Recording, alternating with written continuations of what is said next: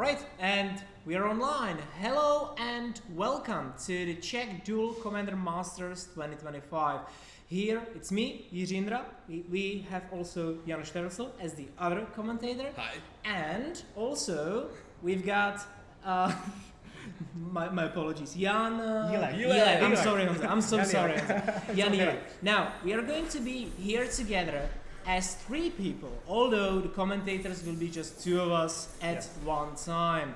Now, just so you know, there is one really important thing to say, and there is something about the legality of sets for today. It's something we should mention at the start, right? That's the important thing.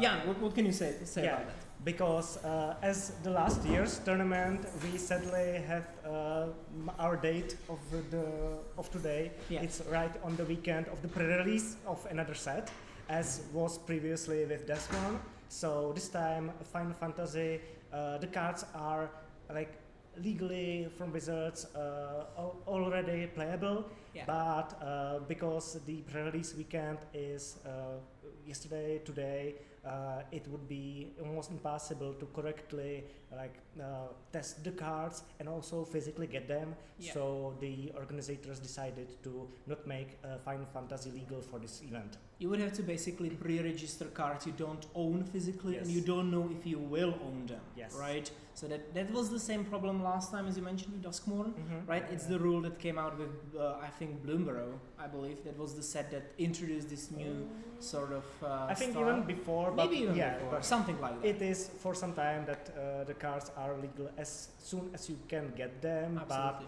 But since the can get them for today is not really 100%, we decided to not bother and keep the Final Fantasy and its huge potential the set has for Duel Commander, which we'll be talking later for another time.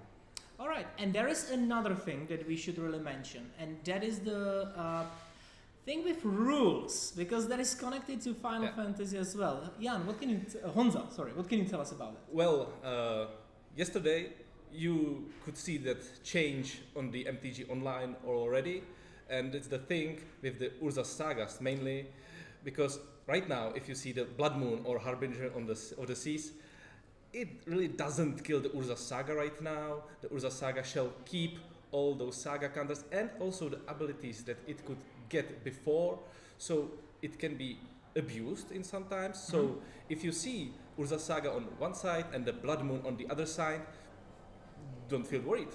It's possible. Yeah, actually it's a huge buff for the saga, let's be real. I do understand the rules change for limited, sort of, because it would be very hard to explain to some new player that their saga creature, like the summons from Final Fantasy, are just dead because they have no counters, so they should die. Yep. But it really affects the Eternal formats, especially those with Urza Saga. Yeah, the rules change. Well, previously the rules. It was already a very weird interaction rule-wise that didn't make much sense. It was like a combination of two state-based actions and a combination of what a saga permanent has as abilities, what layer Blood Moon works on, and what the saga has rules about the counters. But the good thing is you don't need to worry about it anymore. Have you talked about the keeping the ability? Yeah, Honza already mentioned that, and that is the thing that can be quite scary, because if you let the saga go to the second chapter, which gives you the ability to create a card and constructs, you can just do it forever. And then comes the Blood Moon that first makes lands not have abilities, because they're nonsense. Based on the layer things that I myself not fully comprehend. Because Blood Moon works on layer 4 and the adding ability is layer 6, which means that you get the ability still. Yeah. So just to recap. If the Urza Saga is already on the second counter and has the ability to produce tokens, and then comes the Blood Moon or Harbinger of the Seas, whatever that makes it a mountain, you can still make the tokens, you still have the ability, and the saga won't progress further, so it stays on the battlefield. Absolutely. It's just about proper timing. Yeah. That's all. Technically, it even works with the first counter on the saga, but the colorless mana is not really that important in Yep. many cases, Yep. at least. Although if you have something like Eldrazi and you really need the colorless Sure, card, absolutely. you can produce that. Yes. You can have that. 100%. So we will probably get to seeing also the scene of the tournament. We would like to show you the players that we have here. We would like to show you how what the hall looks like, and then we will continue with the commentary and our first match as well. Yeah, we are excited. Let's go. All right, we will see you there.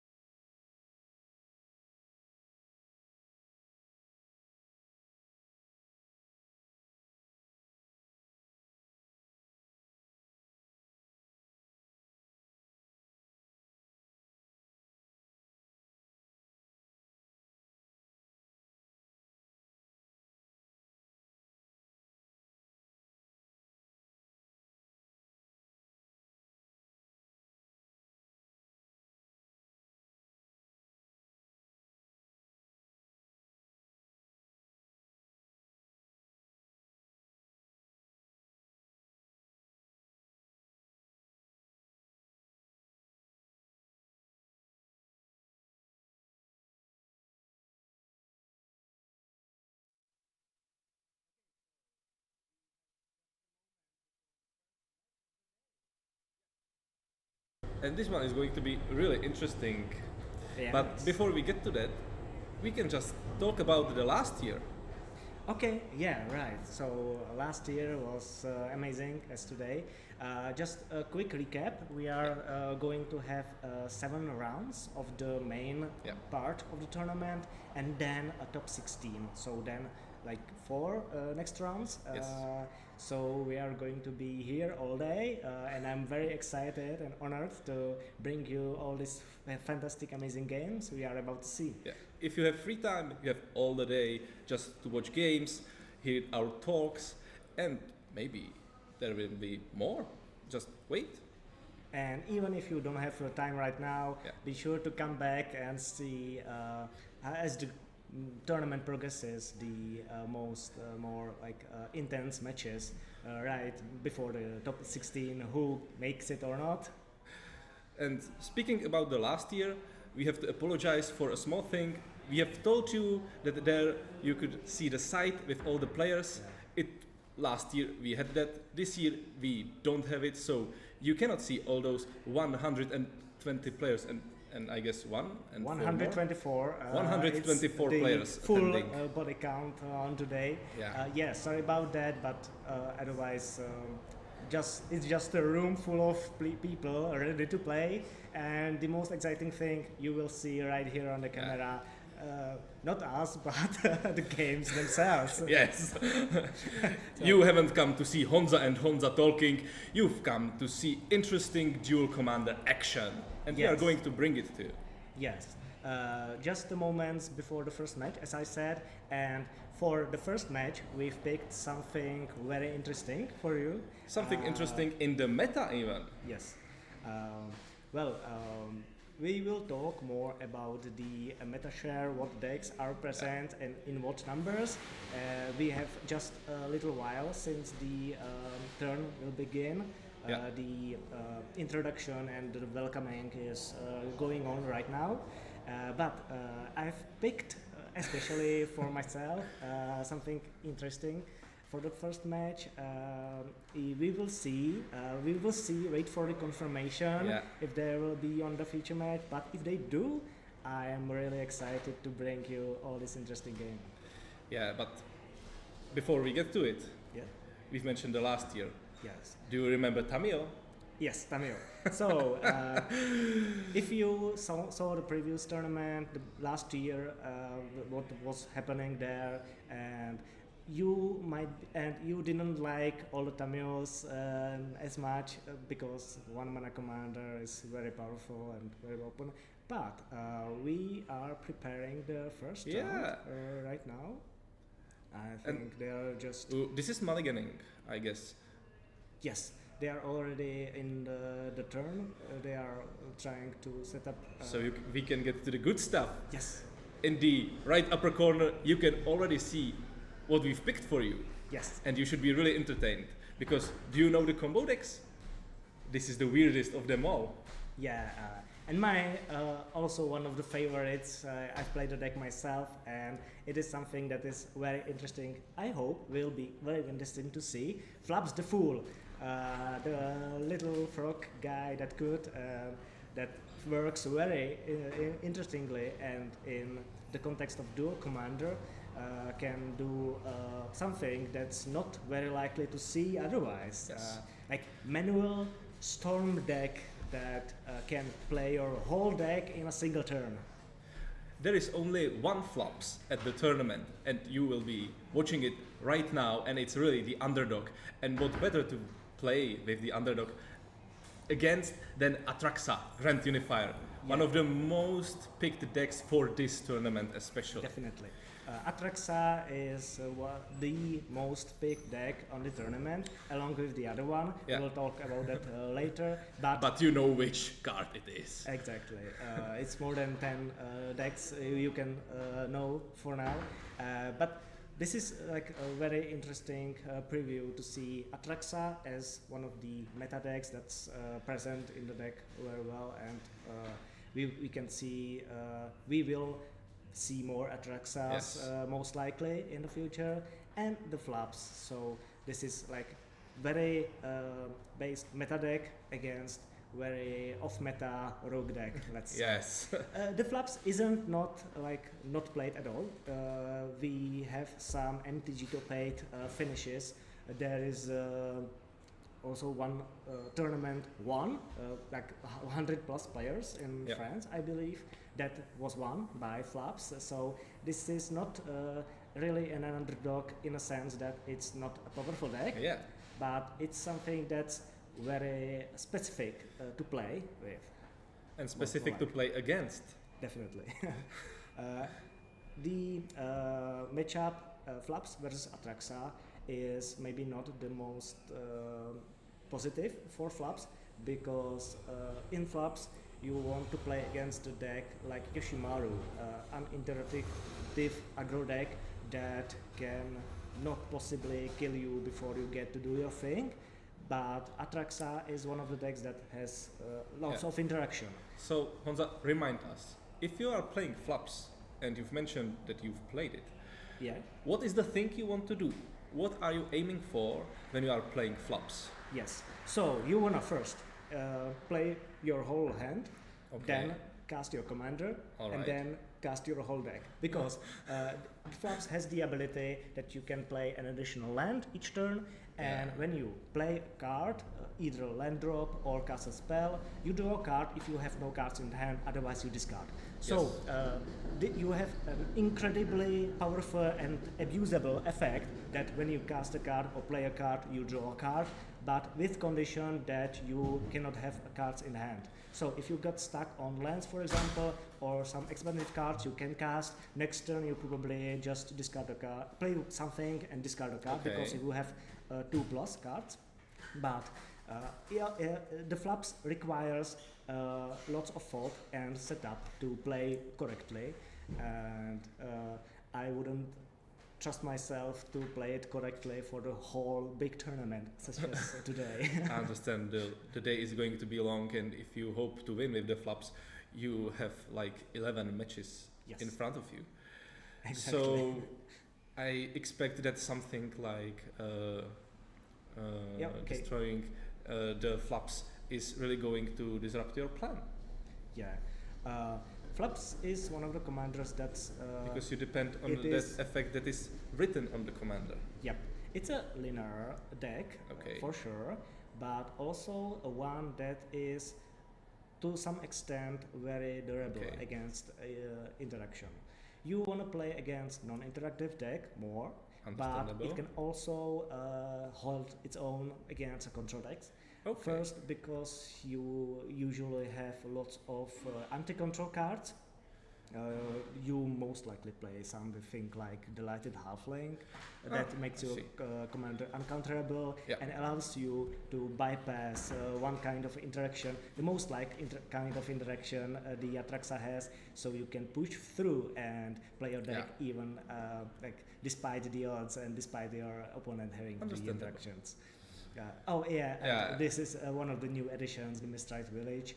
We cannot confirm at this point if that is in the deck, but this is definitely an example of the card that can prefer. Let's see. We are most likely having some changes, but the turn is right about to start for some moments, so we will see what are we getting in store for. Yes. So, considering the previous tournament, we had some very interesting plays, very interesting decks. The meta changed pretty significantly because there was Tamil, like one of the played commanders, as you mentioned earlier. And she has been banned immediately after the tournament, almost. Was it immediately? I think it was like 1 or 2 months. I know, of course, that it was banned, because I would not say or come today and see how there are no Tamil. New competitors have been printed since then. Right. More commanders got banned after that. For example, Ezio, because that's an interesting thought with Tamil in play next year or last year. The Ezio was almost not played at all. No. At this time, the commander was legal, Yeah. but players like didn't know, but or It wasn't with cooked already. Yeah. Yes, The players were cooking if the Ezio is about to be played, and it was. It had really short period, and I think wasn't the last banning, but the banning before that, the Ezio caught the ban. Yes, the very impactful bans that we can talk as well. We'll get to them. But I wanted to explain the situation that most likely the focus at the time of our previous tournament was at the Modern Horizons. It's a huge impactful set, and if I'm not wrong, the Assassin's Creed that Ezio comes from was right before that or right after that or something like that. Very short period of time, so the sets went very close to each other time-wise. So it was a very difficult period of time to adjust the meta, adjust the gameplay, and that explained. There was so many cards to play. Yes, that explained the more volatility considering the bans. The meta needed to be adjusted multiple times. We needed to see what's broken and what's not. Okay, so we have some last-minute adjustments to the player pool. So you will be getting flops. Don't worry, it will be there. Yeah, I'm counting on flops. I am waiting for it. I'm really excited. And we'll see. We more likely think that flops is going to be not against a control deck, but against a control deck. In case kind of Aragorn control Kingdom deck, but Gondor. yes. Yes. Yeah, I would consider Aragorn definitely a control deck. It's one of the control decks that the meta can offer, but most of the players I'm talking about that are playing Aragorn wouldn't say it's control. They say it's control-ish, but you can build it the control way. It's just about how you want to approach that deck. Pretty weighted heavily on the tempo side of approach that or against some certain decks it can play faster gameplay or just the late game grinding, etc. And we will see now the players, and we probably are going to start pretty soon. Yep. You can see there's some glow on the top, but we will have flops against Aragorn up there. And what I said previously against flops being up against a control deck, I think this applies too. Flops is going to have possibly pretty hard time fighting up against all this interaction that Aragorn tends to pack. But we will see what the deck is there and. Probably there is going to be a lot of counter spells, a lot of kill spells that can handle flops pretty easily, just using 1 or 2 mana, which is something I understand the flops do not want. And we are going straight into the game, and there is going to be, I guess, like the Triumph in a full art version, answered with the Wooded Foothills, fetched immediately. Yep. You possibly don't want to wait for it, especially flops is one of the decks that 99% of the time has a play turn 1, possibly and most likely some kind of mana dork. The Aragorn going first is pretty bad for flops because flops wants to empty their hand as soon as possible, but going second is not so bad because it applies that Aragorn most likely can't kill flops before flops do his thing. Oh, and we got exploration. That is a huge play, huge card for this flops. Helps to get rid of your hand. Yeah. What applied for the previous is what I said, that the tempo is on the side of Aragorn when this changed drastically, and flops is now definitely in the leading position because exploration is incredibly huge. Once you deploy your commander, you can play 3 cards, 3 lands per turn, and just run away with the game possibly. Okay. Aragorn is 2 mana open. Yes, Aragorn is definitely prepared to face the impact of now up to 5 ish mana available for Yes. flaps now. We'll see if there is a commander or something else, something powerful to handle for.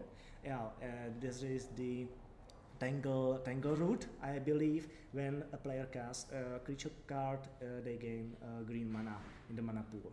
Another like very interesting and very powerful storm engine, because Flaps gives you all the cards you need, and Tangle route in combination gives you all the mana you need. Because Flaps most likely combos and storms through creatures. This is why it got probably exactly. countered. As we see, Phyrexian Walker, 0 mana creature that serves as gumming up the board and giving you extra mana with cards like you get rid of the card in your hand, and you also get the mana, and you can just chain it and go forth. Yeah, can serve as also as a blocker or some sorts against some aggressive matchups. We see right now it's not the case. Arena of Glory on the side of Aragon that possibly can give a haste. And this is something we were talking about. Yeah, the Mistrized Village. Yes, so possibly there can be some uncounterable stuff coming the Flaps way. This is an interesting thing. We have two like very similar types of cards that give 1 mana of 1 color and enter the battlefield untapped unless you if you have some particular type and have some very powerful effect combined with it. The Tarkir Dragonstorm provided many cards for the dual commander. Yes. This one being one of them. If we talk about lands, Mistrized Village is each one of the most impactful ones, and we see Green Sun Zenith for free. What could it be possible? Do you have any idea what is possibly coming on, or it gets countered? Probably. Yeah. What we see, what kind of this is the issue we are going to have a lot of times because the special arts. The special arts. Especially with my photographic memory, I see art and I know exactly what the card it is, and if there is some very fancy foil special art, I can't know exactly what it is. This is a small game we are going to play like a whole day. What's this card? And if you know, you can help us. You can write it in chat, and maybe we can then be acknowledged with what are we dealing with. Right. And this is Spellskite, and this is the card that can really help the Flaps, I guess, against all those skill spells. You have something against counters, something against skill spells. What more do you want? What you want more? Aragon player missing their randoms. Yes. And also only have 1 white and blue mana available because the other 2 are red. So the player cannot cast the commander yet, cannot do 2 spells that are not red at the same turn, and Flaps is still being definitely in the driving seat this game. Aragon has at least something going on with Fairy Mastermind. Yeah, I've seen interesting card in that hand, and it was Tishana's Tidebinder. On Aragon side. On Aragon side. Yes. Does it help? It helps tremendously. Imagine if Flaps player resolves their commander. Yes. And they wanna trigger it to draw a card, and then goes the the trigger binder. And the Flaps doesn't work. Yep. The Flaps is 0/4 with no abilities for the rest of Tishana Tidebinder, and combined with the fact that Flaps has very little amount of interaction in the deck, it can be devastating, and it can turn the tide of the game incredibly a lot. We see about World of the Door that's possibly some very interesting angle the Flaps can attack their opponent, in a sense that if your opponent is most likely prepared to deal with Flaps, all you need is to diversify your threats and provide something else your opponent has to solve. Possibly a Nadu? Maybe? I've seen that there is a Shuko in that deck, so it's possible. It's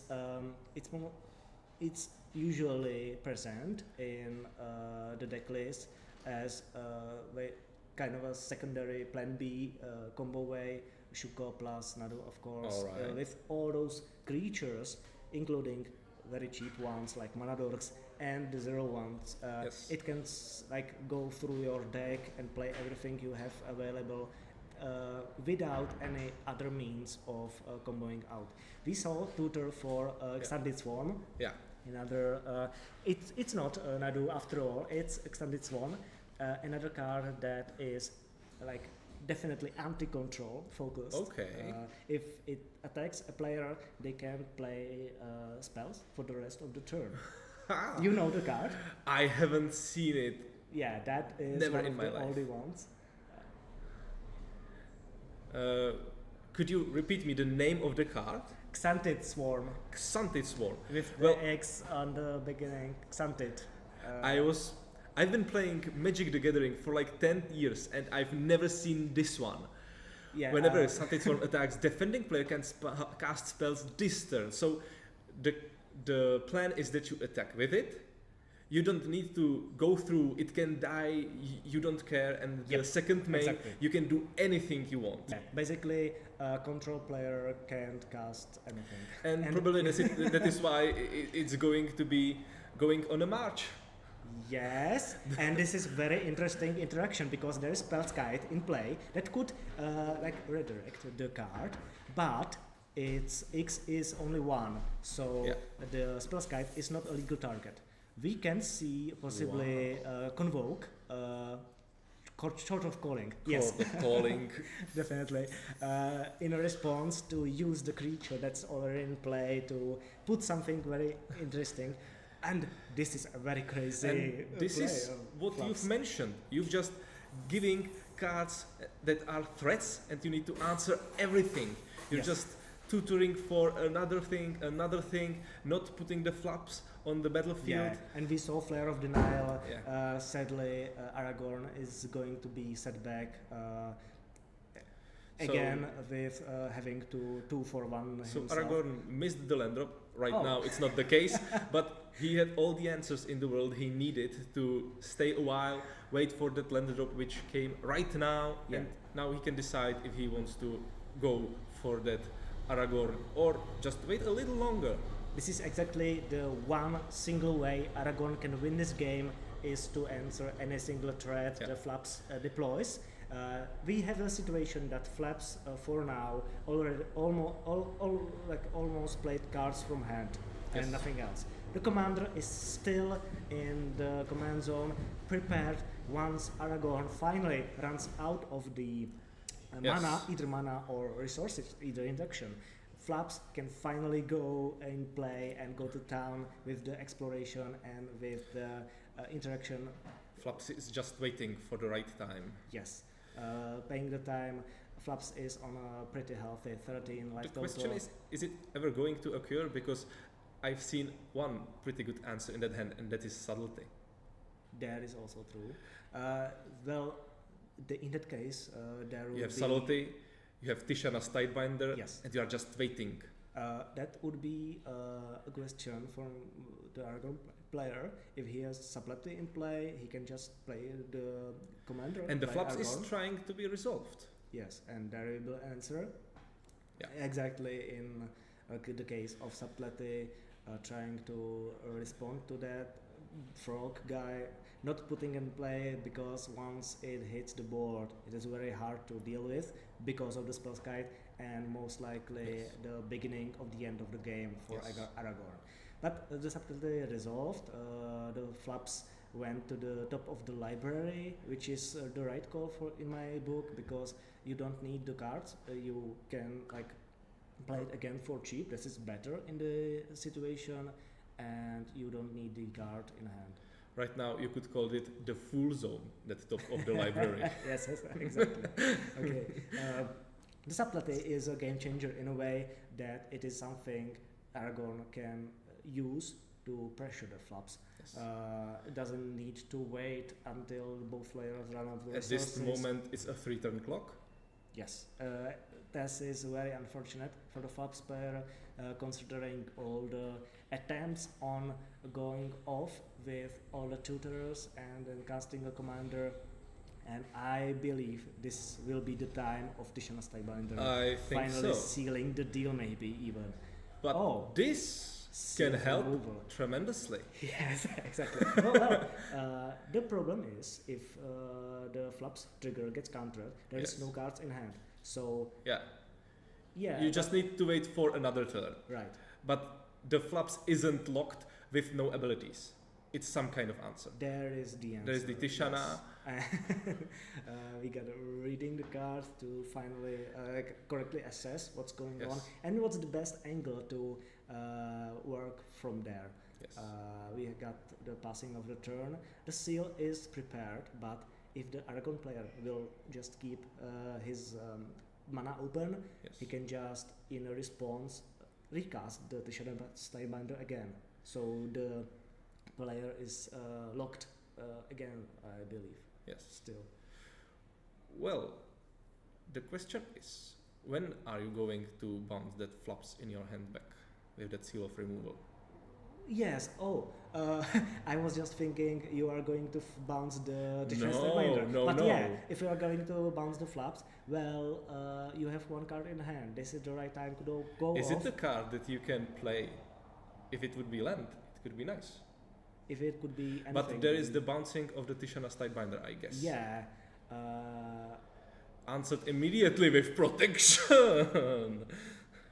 It's a protection on a creature you control, or it is something Protection you can from a color, I guess. Yes, I know, but it is something you can retarget with Spell Guide. Yes. By chance? No? Yes. I'm not quite sure right now. And the last card was the land. Apostas Blessing, you control, okay. Yeah. So you can. So if you targeted your okay. own flaps, you could replay it, play a land, and start going off. Unless there is a counterspell, which is Yes. also pretty likely. And we see this is a GG. Yeah, I think Oh, that was so the score. Aragorn won the game 1. Wow, that was a crazy game.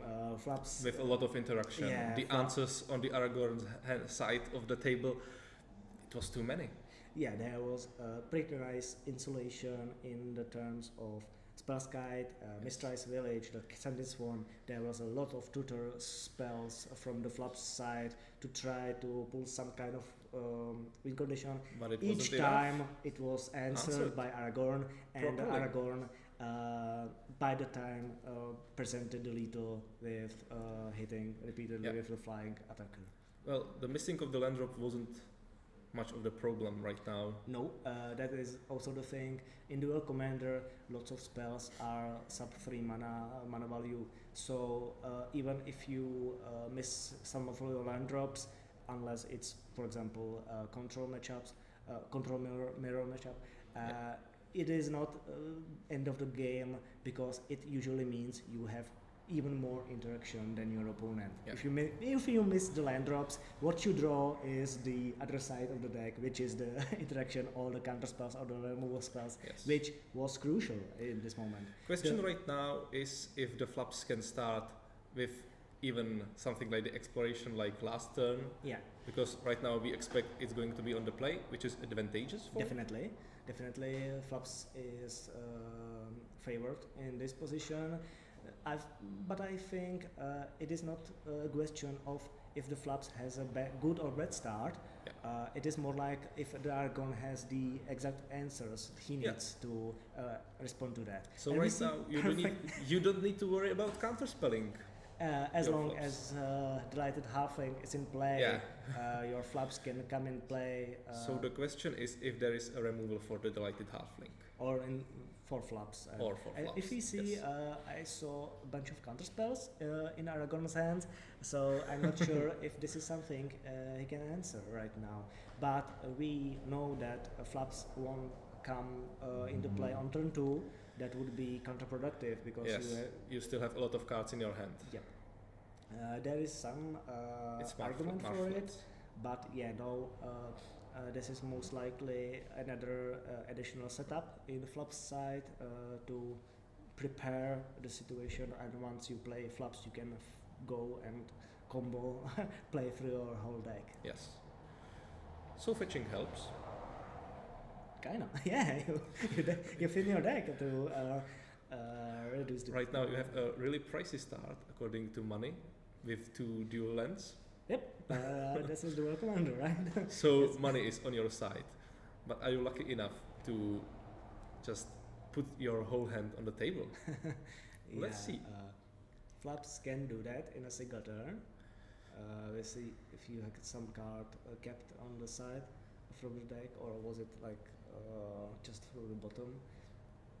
And Is it going to be Nadu or Ooh. Oko and something? Or just This is 0 mana spell. Javelet Amulet. Yes. It is just very bad Mox type of card. Very, but very bad It Mox. helps a lot with flaps. It is a zero And card. another 0 mana. Yep. This is This what is the deck better does. 0 mana. Yeah, it gives you the card back and possibly some information. And we get attack possibly? I think No. No. Oh, it's Shuko. All right. All we need is Nadu right now. Right? a lot of artifacts. Oh, and it is like oh. And we are going to Shitterstorm. go a storm off. This Oh. is going to be bloody. Storm on turn. 1, 2, 3, 4. You are going to get like 4 Four squirrel squirrels. tokens. Yeah, this is an initial card.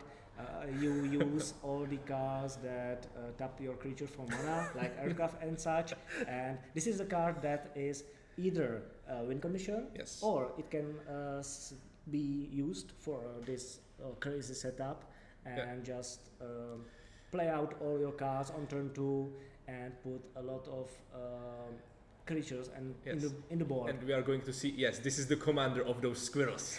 Yes, Yes, Shuko, the leader. the leader of the gang of squirrels. Or you can pass the Shuko to another squirrel and they become Yes.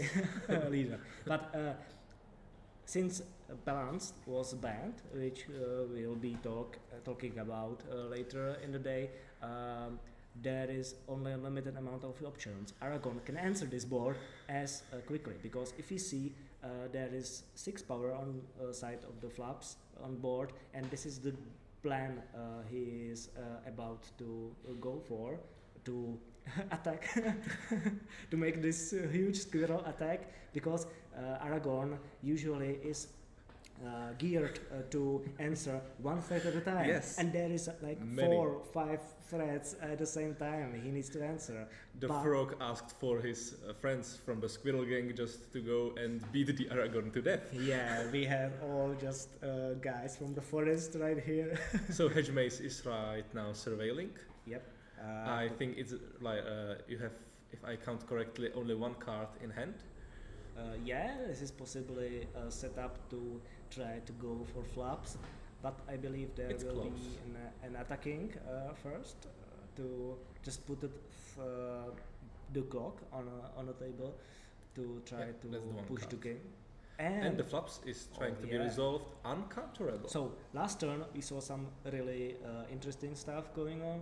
This turn we can Ooh, see possibly and it's something. another in the- land. Yes. It's Prismatic Vista, so are we going to see what, This is a second what the land fool and the has in its surveil sleeve? kept on the top. Yes. So this is more like another card. Yes. There will be like 90% another cast going on right now. Flaps is willing to continue, and even if they don't play through the whole deck, which is in my opinion very unlikely, since the land drops are spent for now and there's Yes. only 1 mana available. You don't have that Tangle Root or Yeah. something like that.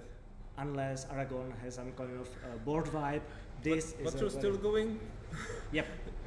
And perfectly, this is a problem for Aragon, because there is not many answers that can deal with this board on 2 or 3 mana. The board is getting wider and wider. Yes. Right now And we are even- getting Arbor Elf. Yes, exactly. And even if the pressure is stopped or like flaps is dealt with, the player is just so much ahead in terms of value and card advantage and mana advantage that Yes. even if Aragorn has all the right answers from this moment on, there might be too late for it. It might not be enough.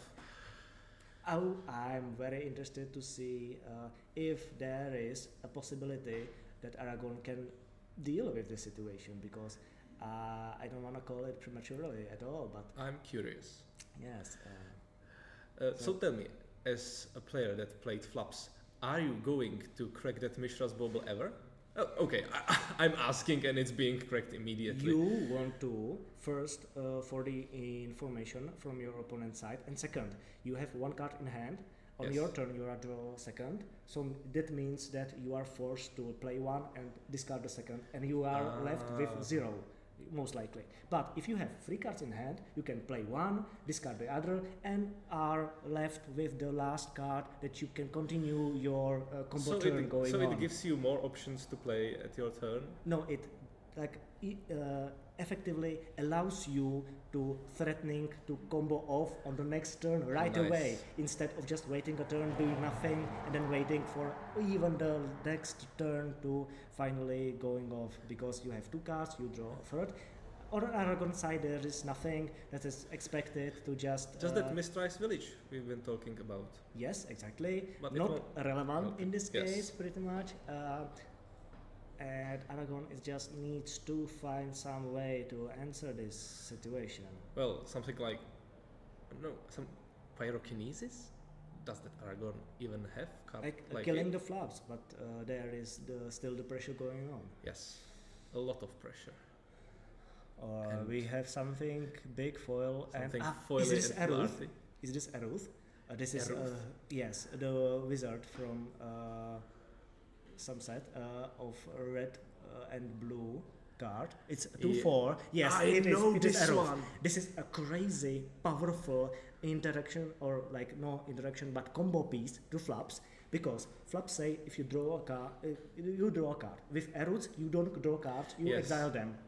So if flaps and Aruth would resolve, there is like 90%. This is the end of the game right here, because you can draw card each card you play, Which is like this and answer? you throw everything in the exile. Okay. Yes, it is answer. It's not an issue right now. It might be a recast because that was like Only put into bounce. hand. Yes, and it's going back. Yes, We are getting Eruth. we get slightly less mana to work for in this turn, but there is 0 cards in hand. Yes. Meaning, Next next turn. time Flaps draws, Aruth exile 2 cards. That means both cards can get played and draw each one.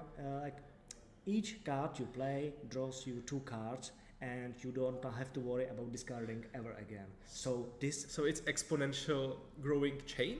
yes, it is like 90% Flaps is able to win the game next turn if this is not answered. Aragorn now can forget about answering squirrels, playing Aragorn to not die to combat, because Aragorn has a much bigger issue right now. If Flaps plus Aruth is in play, and unless Aragorn plays something like Granite Magus Chat that will deny the opponent playing cards from exile, for example, that would be a huge and almost game-ending situation. Flaps is going to win unless at least Aruth gets denied, because even if it's land or non-land, this is at least 4 cards Flaps will have at their disposition, and each card provides you with +1 card. So you can go like through our whole deck and do anything you want. Exactly. So especially on the Aragorn's checklist, there are 2 sentences.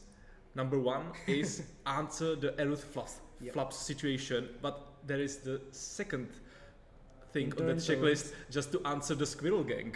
Yes, and we see Aragorn in play, handling the combat side of the situation. Yes. But since the second one, and I believe this is my favorite situation. This is what I've been hoping for, that I invited Flaps to be on the feature match.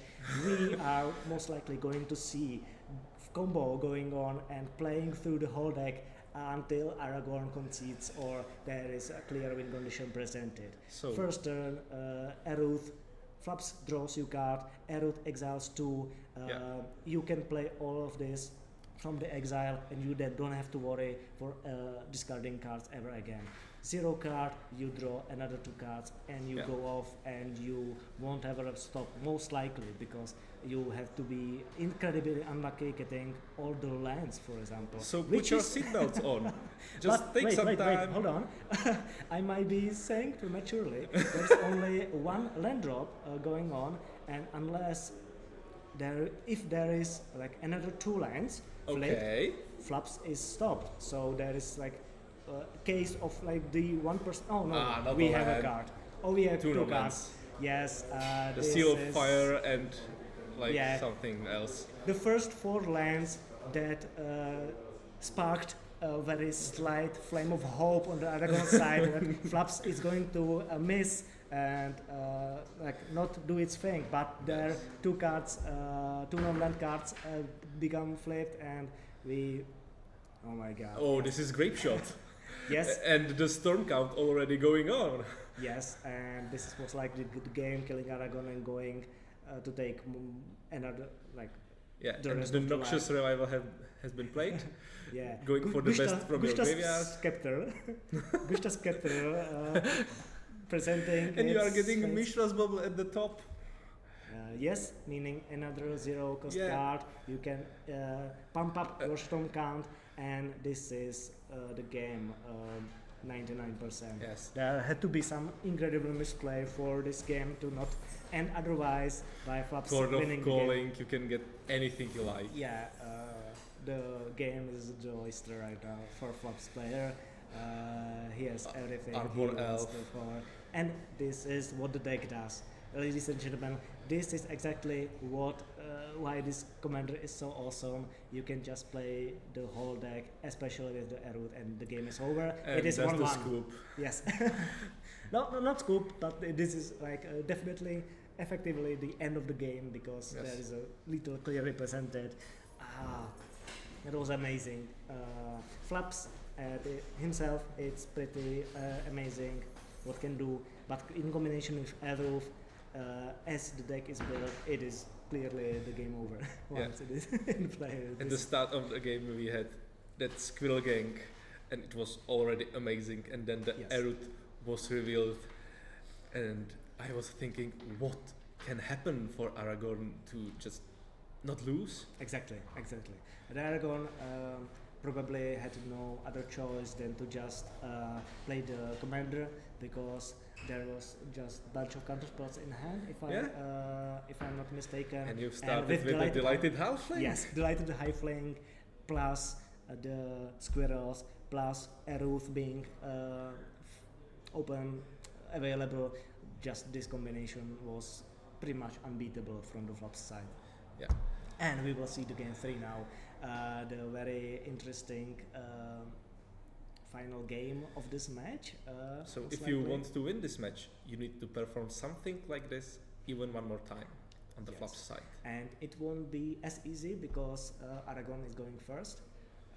So there is a bigger chance of Aragon having the interaction available for the even first place on the Flaps side. And from those experiences that the Aragorn player had the last two games, he knows how to mulligan even better against that Flaps. Yeah, Aragorn definitely needs to up the mulligan game. I don't know what exactly was the decision that kept the last game.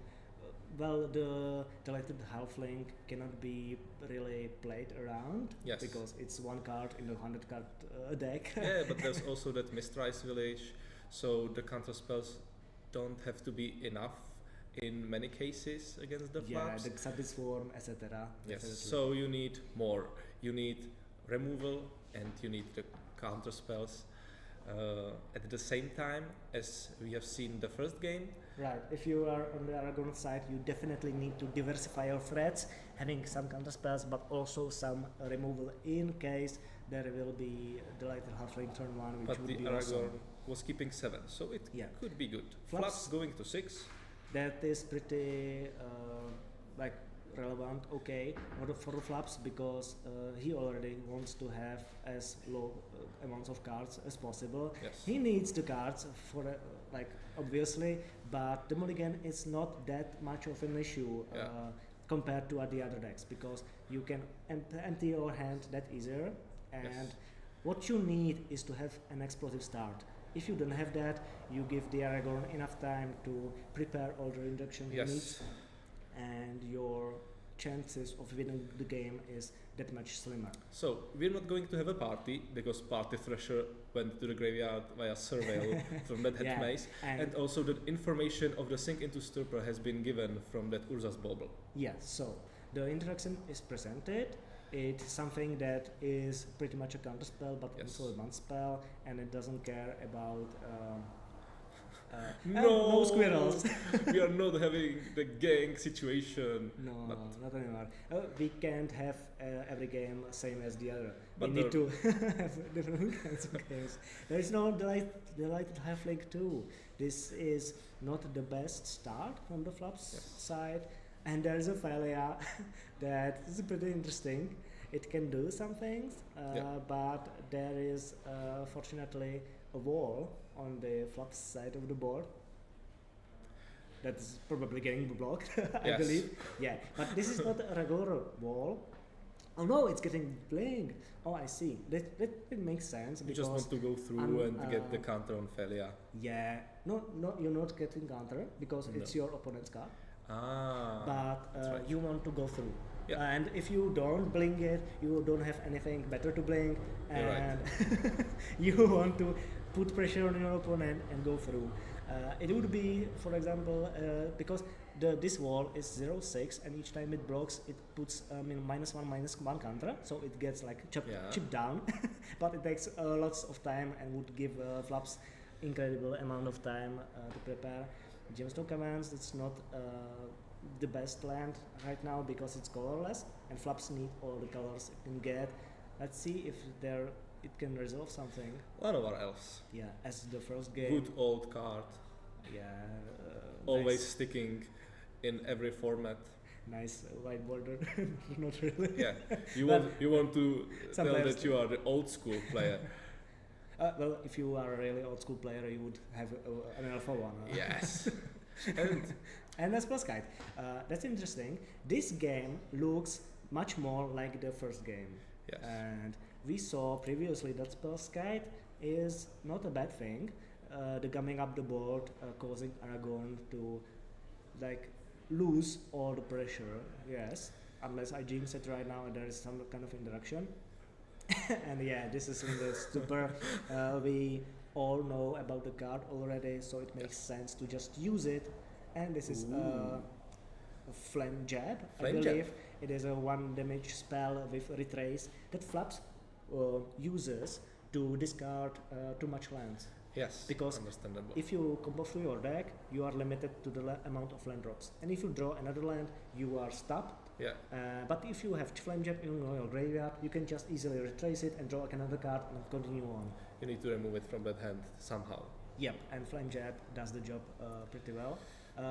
So the same play as before, blinking the wall with failure, Yeah. just going through because you need those one of our elves. I don't know what types of color it has OTPS Prowl, and if we can see like double Flame Jab into failure to get rid of it. So we are Possibly. getting back to the spell guide Yeah. situation. It's not likely. Bouncing Yes. it changes nothing. Flops is on 16 right now, and the ball is on the Aragon side of the table. Flops right now tries to Ooh, come up the board I and guess brainstorm. this is brainstorm. No, the 3-mana brainstorm. Brainstorm. Brain search. Yes, Yes. yes. You are getting the more. You right now you are watching the 6 cards and you are to pick 4 best of them in case of Yeah. interacting with It the is flops. bigger and side of kind the of board. nerfed brainstorm because you for 2 more mana you can see 1 more card basically. But it is played also because like potentially drawing with parentheses Yes. to 4 cards is pretty good. If you have enough mana to dump it into the brain search, you're happy. To Yeah, play it. this is the one of the like late game draw spell that Yes. control decks in Dual Commander use in this time. That was a draw spell, but not an interaction. Yeah, So spell guide resolved. yes, this is This is some card from that print this run. is from bridge. The bridge you can attack unless you got cards in the hand. ensnare and bridge. snaring bridge. Ensnaring bridge. I completely passed out on name. And Ensnaring Bridge, that is a very interesting card for sure because it can like tremendously stop the pressure from Aragon's side. Aragon can abuse this fact by just playing the commander and keep drawing cards from the Monarch trigger, Yes. and Flops has very little chance to steal the Monarch from the other player. So this is the potential potential. Unless you have angle something to like block. Sentry Swarm that can fly. Yeah, but this zero power creature, so Yes. it can can, Yes. can really steal. Yeah, but nice idea. Unfortunately, I don't think Flaps has any like flying creatures in deck that have power to steal. Yes. Well, except Nadu, I guess, I suppose. But and- the Aragorn can make sure that he has enough cards in his hand. Yeah, this is a pretty interesting situation because there was, in my opinion, right time to play Aragorn and just start going to the end game when you all the time have more cards than your opponent, Yes. and the Flaps at some point will be like stopped each time. Yes. But I guess Aragorn like really needs to win this game. Really needs to have his mana open to prepare all To be the prepared for introductions. anything. Yes, and possibly get rid of the bridge or put some another threat on the table. And it's getting harder and harder because there's also that Spellskite on that battlefield. Right, which is also an artifact like Ensnaring Bridge. So there's a very short amount of cards that can answer the bridge and not be stopped by Spellskite. Yeah. And Ooh, Bergie. Another storm outlet with The combo combination decks with- love Bergie. Yes, because as I said previously with the Tangle Root, this is basically some kind of Tangle Root as well.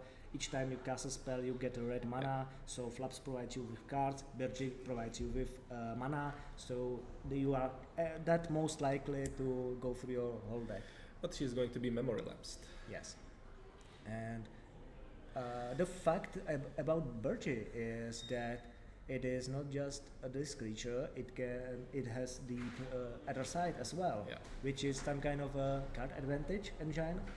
You discard a card, the Horn of Harfnell or something. Yeah. You discard a card and you exile the top two, and you can play them. So it is something like Flaps card advantage with arrows in play. Right now, Flap- it's doing nothing. This is that 2/1 flash flying that gives something on your board hexproof. Yeah. It is Plum Creed Escort. Yeah. Escort. It is a hummingbird basically. Yes. that, basically hummingbird. I don't see in Aragon Yeah. list as often. Yes, this is a bit. It You is don't see it on any list as often.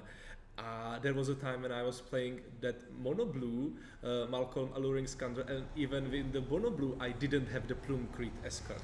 well, which is pretty sad about the bird because this is like 2/1 flash flying. Yes. This is no Stonecrow. This is like pretty good creature on its own, right? The Stormcrow being the best creature in Magic, and you can't say otherwise. Yeah, but Plum Creed is maybe in some extents even better, but because you can keep your mana free for interaction, and if you don't have to interact to anything to your opponent, you can just Yes. deploy this flying threat. Problem is that Flaps is on one hand, one card in hand, So they can attack. anything can attack. Thalia can't attack, nothing at all. And Aragon, what now does is either find a way to deal with the bridge, which is unlikely, Yeah. or just finally, in my opinion, deploy the commander, start drawing extra cards, which is uncontested from the Flaps side of the board, and you are guaranteed at some point of the game to have all the interaction you need. I believe like keeping all your mana open, it is not the best decision because As we Flap are, is not as likely to combo out. as we are right seeing, right there now. are two cards in the hand of the Aragon, which are Tishana's Tidebinder and Unable to Scream. Wow, nice, Uh, nice that eyes. we are provided Yeah, with unable the to info. scream. Yep. Unable to scream is But not because there is that ensnaring bridge, yeah. I think that the Aragorn is the player that is unable to scream because you can do really anything. You cannot affect the board. You Yeah. have that Arena of Glory, but you are basically doing nothing.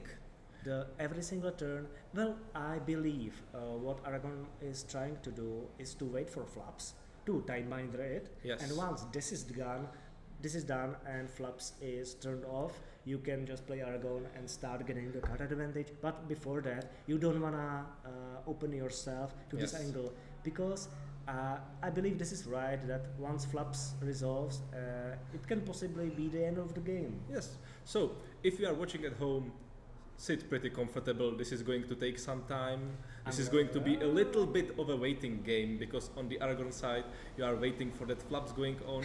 On the flap side you are waiting to just find some preparation for that combo. And we have a ritual spell in the case of kobolds, Yes. because they cost 0 and gain you 1 thanks to Bergy.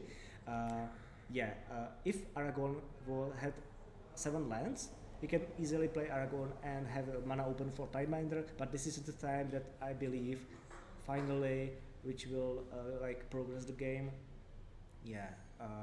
Aragon is going to answer this right now with the Tidebinder, Yes. and that is a But real the question is- setback Yes. in that situation. Again, reading the Tishana's Tidebinder, making sure it works the way you don't really like. Yeah, and unfortunately for the Flaps player, it works exactly the same as the previous game, which means Flaps is now a 0-5 with no abilities, and this game is potentially going to last way longer, because Flaps is incredibly low mana curve, so he can play each card he draws, and Aragorn is unable to kill him because of the bridge that is protected by Spellskite. So I can really see, this is finally the time for the general And to drawing put more the cards. monarch in play. Yes, drawing more cards and find maybe some combination of interaction pieces that can deal with both Spellskite and the bridge, and to finally. But even if this is done, there is still the issue that there is lots of creatures on the flop side of the board. So even if Aragorn finds a way to deal with Spellskite and with the bridge, he still has to go through 16 life, and since we have something like 13 minutes. And on side of the flaps, you are not turned off either, because we know there are cards like Seal of Removal. Yeah. I would But like to this is the answer. The Otawara channel is going to get rid of that ensnaring bridge going right into the hand. Yeah. And the bridge has been broken. Right. I don't know why there wasn't bouncing of Spellskite instead, because there was the possibility. I'm not sure, because it could be. Yeah. The Tishana used against Spellskite can be, because you are turning off creature's abilities of the creature that triggers. So you can possibly, I believe, try to retarget the ability, but the Tishana's Tidebinder still won't turn off abilities of Spellskite rather than flops. And now we have But attack, not attack going on. retargeting that channel ability.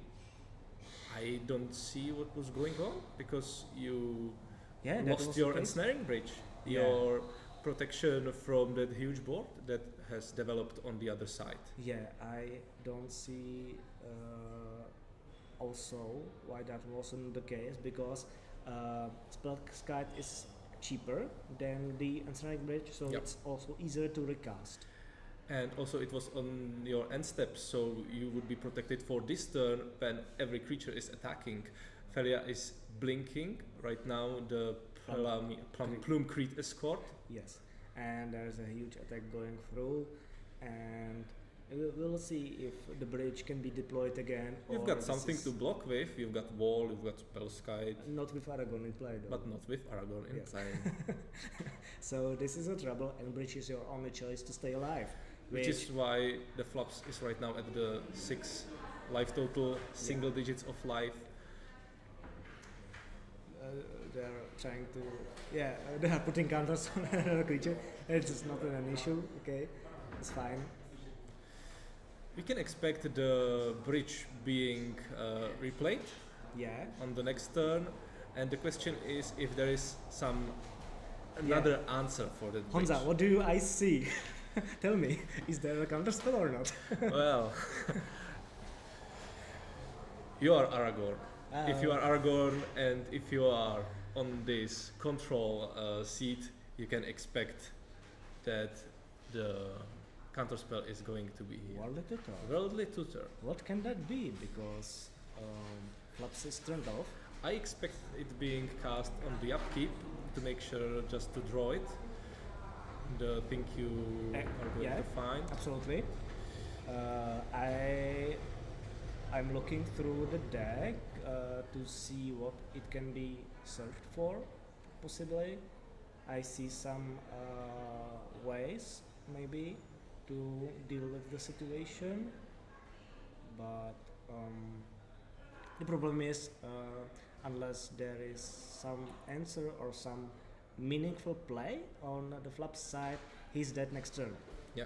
He has to do something. I think now. that single card gotten from that Worldly Tutor is not going to really decide anything. You need to have something going on in your hand also. Well, there is a possibility of one creature, Maria, Scholar of Antiquity, that works an actual storm outlet. There are two artifacts in play. It can like ease or walking ballista that can kill the Tishane's Timebinder. Yes. The thing is, you got what, 5 mana? Yeah, Walking Ballista. Yeah, walking ballista. So you basically want to turn on your flaps again just to go off. This is the Ensnaring Bridge. You've asked me if there is a counter spell. Yeah. Is there? Let's see. There are 5 cards in Aragorn's hand. Oh, that's a lot. So the percentage that you are having a counter spell is pretty high, and yeah. that mana is being tapped. And it's the last card, and it's Alter again. So it's the mystery counterspell probably, but because the Force of Ensnaring Bridge. negation, it's 3 mana, right? Yes, I guess it's Force of Negation, 3 words, the middle is being off. I don't recognize Could be, that, but I unfortunately. think it's not the Force of Negation because the Ensnaring Bridge is in the graveyard, not Exile Zone, but there was that handshake, and I think that Flaps Yeah. realized that he cannot We are done. answer this, so we Okay. are done. Right. So this was the first round of our long day. You've seen anything. You've seen one of the best control decks in the meta right now. You have seen the Chatterfang, like the Squirrel command. Yes. Yeah. You've seen the Eruth That with second game flaps was comboing sweet, off, definitely. which was why we wanted to have the flaps on the feature match. Yeah. Unfortunately, Flaps couldn't make it on the third game. It So- looked pretty good with the Ensnaring Bridge like closing up and maybe like waiting for the end of the rounds, but unfortunately that was a timely answer for it, Yes. and the match is over. So players are putting results, and now they are being. There is the decision for the people on our feature matches. We Yes. have 2 things that they can choose from getting. The winner gets to choose, the loser gets the other thing. And the 2 things are the mystery booster from that first original mystery. And the second thing is not the mystery booster, it's the mystery sack, which is now being Mystery bag. unpacking of the mystery sack. Yeah. You are getting playmat, box, and something else. Yeah, notepad Yes, the notepad and the sleeves. and the sleeves, and also the sack, because Yeah. and the dice. Many dice. Nice. So- Fantastic. Aragorn won the first round and won the life because there are pretty beautiful things in that mystery sack. But hang on, wait a little bit, because there is going to be the unpacking of that mystery booster, so we can see what is going to be the consolation prize, and we are going to it immediately. Right now, going through. I see Frantic Search. That is a good card Yep, also. for probably It's a command, but Aminatu definitely and something playable. like this. Yeah. Even maybe Flaps can use it to some Yeah. extent. And the Rograk Silas also likes it. Definitely. Gnarlit Snarl. Do you remember it? Very, very important card is. Yeah. Changelings. Yeah, 1 mana channeling. Dwarf for Magda. And the rare Kolagan's is being Command. Kolagan's Command. And the triplets. Yeah, foil triplets. Foil triplets is pretty nice. They are so, sweet. So It's the infamous, very annoying commander back in the day. In Yes, multiplayer. back in the day. Yes. If you are from our older audience, you totally know it. So in a few moments, there is going to be the interview. Unfortunately, no, it's not going to be right now, but in some time we are going to see. Now you see us, Honza and Honza. Hey, hello. That was nice games we got there.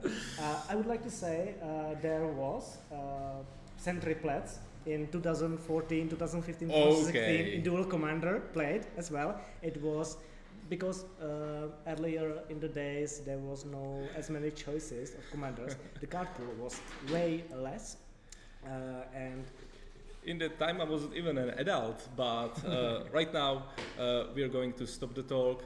Stay around. We are going to take a 5-minute pause. and we will be right back after that for a Yes. second round of the tournament. So stay a while, take a break, and come back.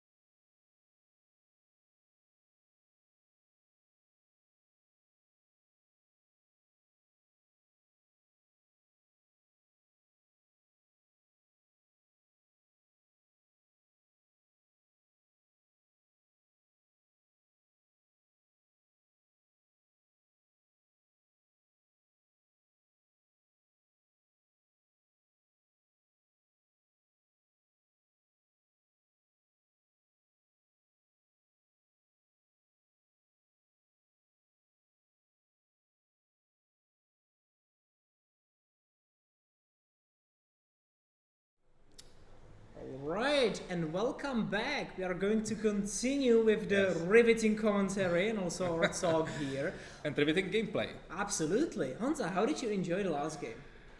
I was amazed. I have seen the flops for the first time because the other Hansa told me it's something to watch, and I was entertained absolutely. That second game, where we could have seen what the flops can have in its sleeve, it was interesting. Absolutely. I even expected that they might win the last game. You know, the ensnaring bridge could have just been the game, but Aragorn managed to get through. Yes. It was crazy, yeah. It's actually nice to see some deck that is Storm-like or Storm-based without being Rograg-based Storm deck. Absolutely. Or without being Nadu-based Storm deck. Oh yeah, but Kind of, not Storm but combo I deck. think there was Nadu in the deck, right? In Shuka? I saw Shuka. Yes, there was Nadu Shuko plan in the 99, so... Right, it was great though. Yeah. I really enjoyed that. Now, we will probably take a look also at the decks that we can expect today. Because, let's be honest, Flops was great. I loved it. But it's not the deck we will see today. What else is here is the question. Yes, and absolutely. Right now, you can see what else is here. Just to start off, you can see that basically half or more than half of these decks you can see are just some, I don't want to be mean to our players here, but random commanders, sort of, or like sort of off-meta, sort of older commanders that are not commonly played. But could be powerful, because there is that Flaps we have seen. Yes, absolutely. Actually, my favorite that we saw here last year is the first Sliver. I even saw the player, it's the same player that played it last year. It's a great deck. But we should probably focus on the top meta decks. Yeah. The best decks kind of copies the results that you can see on the top 8 in just the positions aren't the same as on the top 8, but the top 3 decks are pretty the same. 100%, yeah. We can also see the rise of a brand, well, I don't want to say a brand new card, but basically a new card. Yes. That's the Deadpool trading card. Which is giving the whole Duel Commander community a big... There are big conversations going about Deadpool. Yeah. Some people think it's alright. Some people find the Deadpool pretty toxic. We're probably going to have some Deadpools on the feature matches, 100%, so you can decide on your own how you perceive this card as a commander. Just to give you a little idea of how the deck plays, almost always is basically an aggressive deck or sort of a mid-rangey but more aggressive deck. Yes. And the main appeal is that Deadpool basically steals abilities of another creature and then gives them basically a sleeper agent. And it's without being the triggered ability on the stack. Yeah. 100%, because yes, you can't counter the ability, you can just, it just happens as it resolves. And if it resolves, you are giving your opponent the ability that will bolt them every single upkeep. Yeah, absolutely. The sleeper agent effect is just crazy in there. The other deck we have here is something that we saw last year as well, right? It's something that just appears a lot. That's Atraxa. Yes. The deep control, I would say, just the good stuff. But just whatever you want to play. Basically. Whatever you want to play with Dream Halls. Absolutely. Which once you resolve Dream Halls, I think your opponent is cooked. Let's be honest. Yeah. We can say the interesting thing is if you are having the Atraxa mirror, because Dream Halls is the mirror effect. It goes on the other side of the table as well. It is symmetrical, it's true, but I think that you are trying to play it so that your opponent has no chance to deal with that. To continue the list, we see Aragorn, which we just saw in the last match, right? It can apply pressure, we've seen it, but it also has the answers to deal with the situation that is going on the opposite side of the table. Yes, precisely, and it can be very controlling, but also go for the tempo play. It can have a punch, absolutely. Hard punch.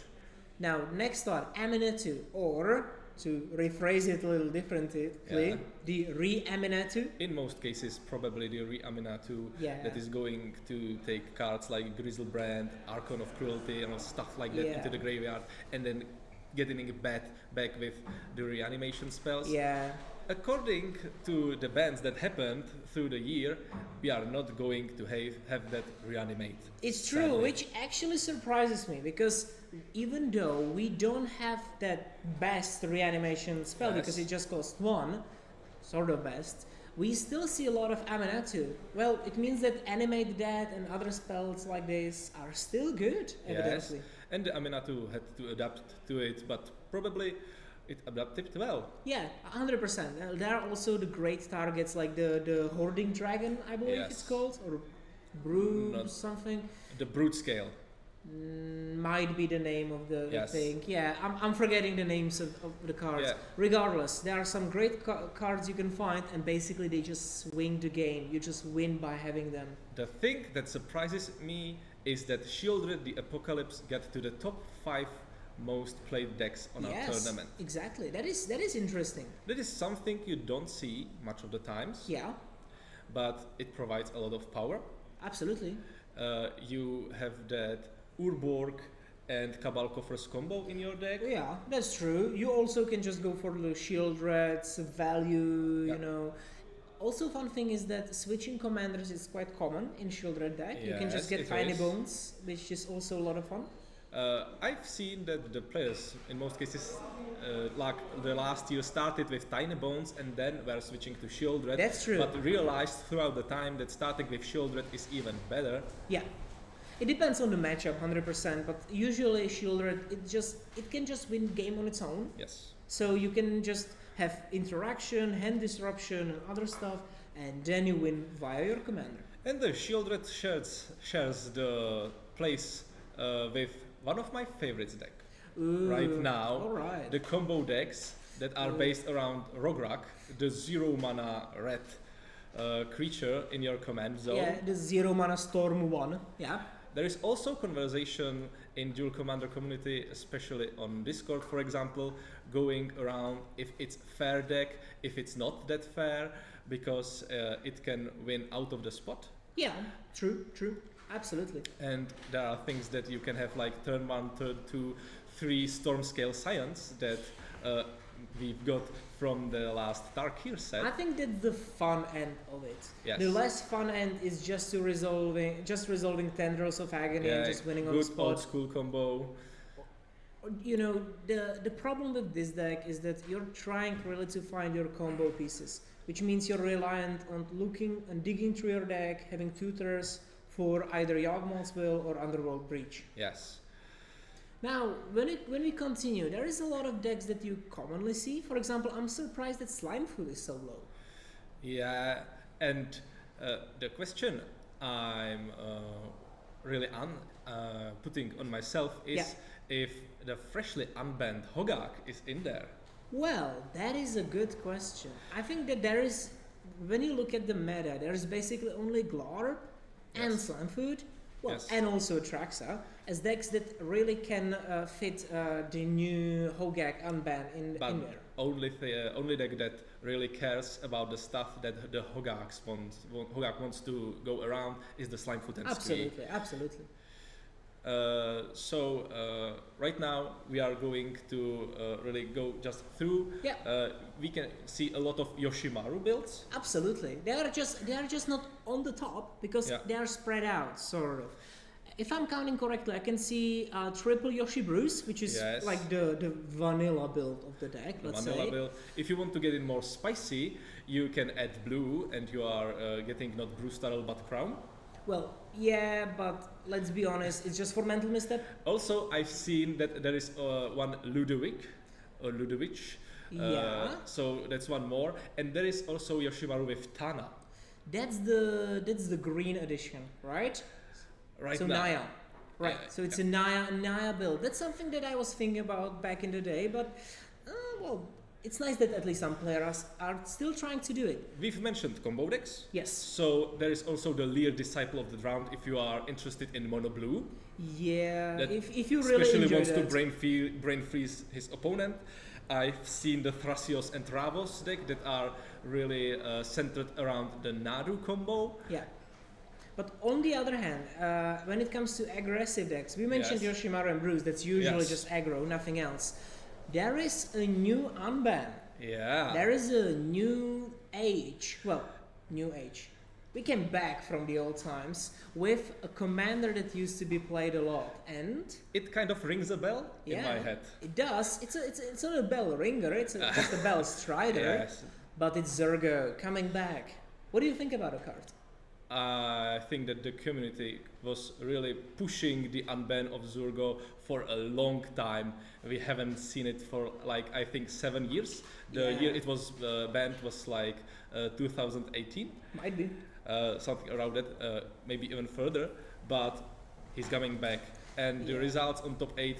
They say that it's going to be a new ruler of the mono-red tribal. Let's be honest, it was long time coming unbanned because we had a lot of 1 mana 2 power red commanders, Yes. such as Norin and then Kellen. So we were quite sure that these cards are maybe even better. Some people could argue that Kellen is even stronger than Zergo. Yeah, there was something like evolution of the mono-red commanders, Yeah. going from Karizev to Felden to Norin to Kellan, which is also in our tournament. We have one Kellan, Yeah. Planar Trailblazer.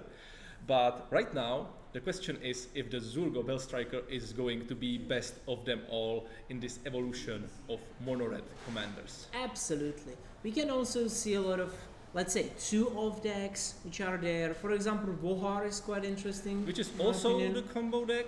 Yeah. Just you lack that red color and the possibility to combo throughout the Underworld Breach. Yeah, absolutely. When it comes to combo decks, Prosh can also Yeah, bring you the it's combo. kind of. There is also interesting deck which is Hidetsugu and Kairi, hoping to reveal big spells from your from the top of your library and hitting your opponent for Yeah. like let's say 10 mana and getting 2 extra turns or something like that. Yeah, the rest of the deck is just like normal mid-rangey stuff, you know, you're trying to control that, and you can just win via your commander as usual. That Yes. just happens sometimes. The thing we need to mention also is Fleisch, Yeah, because that was the addition from that Modern Horizons 3, yeah. performing pretty good. The results are pretty alright for it. Also, if you see the top 8 results as a whole. Yeah.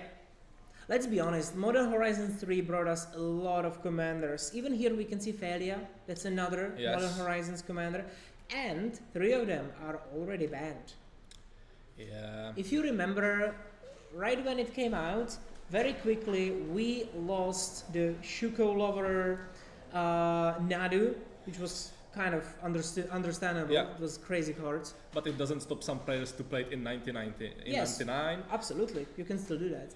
And also there was the ban for Ajani, Nikatul Pariah, which you can still play in 99, Yeah. but the card was just too And good as a commander. Too good, so it found home in many decks like Fleisch and Yoshimaru in the 99. Absolutely. And if you remember our last tournament, our last big tournament here, Yeah. it was actually dominated at the end by Samio. Yeah, we've mentioned it. Yeah. And right now you also cannot see it. And Which is good. let's face it, the Modern Horizons 3, pretty good set, as Yeah. it turned out. Well, 100%. The set really gave us a lot of cards. Actually, when you think about it, you can see a Modern Horizons 3 card probably every single game. Yeah. We've gotten the flares. Most of the decks play some kind of flare, Yeah. either being the flare of denial or the red flare for some Yeah. decks. And the black flare is also good at the Slimefoot and Squee. Yeah, Arena of Glory is also the land that appears a lot. We've seen it Fleisch. last game on Aragorn side 2 times. Yeah. So Modern Horizons 3. Yeah, what a Pretty good. set, am I What a set. right? Yeah. Okay, now we will slowly get our next deck, and we saw from production that we are going to see Satya and Magus, Muxus. Goblin Grandee. Yeah, now the Goblin deck is very interesting, but we haven't mentioned Satya. We have Yeah. 4 of them here. Now, let's just quickly take a look at what does the deck do. If you want to play Jeskai colors Yeah. and you don't want to play Aragorn, you don't to get to the most of the decks that are being played in the dual commander, you pick Satya, Yeah. which is something that is more aggressive, Absolutely. more creature based, but it doesn't mean it doesn't have the responses. It does have a doesn't lot have of interaction, response. but the interaction is stick to the creatures.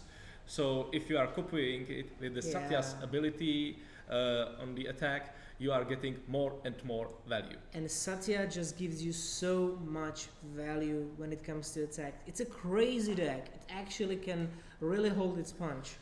And when it comes to your options, it sounds like Jeskai could be a control, sort of a control deck, Yes. right? But you have a lot of aggressive cards you can abuse. Yep. It can be really something like tempo, I Yeah. guess. But on the other hand, there is Muxus Goblin Grandi, which is interesting.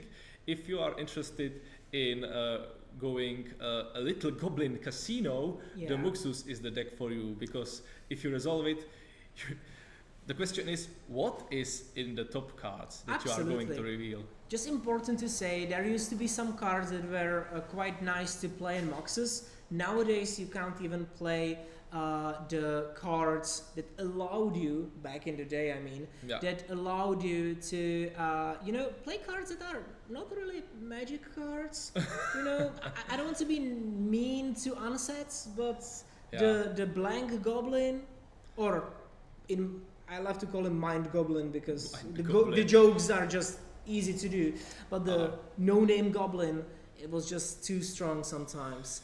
Ooh, and we've got a first goblin. That's the new one from Tarkir Dragonstorm. The goblins are already mobilizing. Yeah, that's the one that mobilizes, and I think it can Voice of And Victory. speaking of Tarkir Dragonstorm, the Voice of Victory Voice also. of Victory. I honestly love the card. It is a nice aggressive thing, and in Satya, it does allow you to actually do a lot of nice stuff.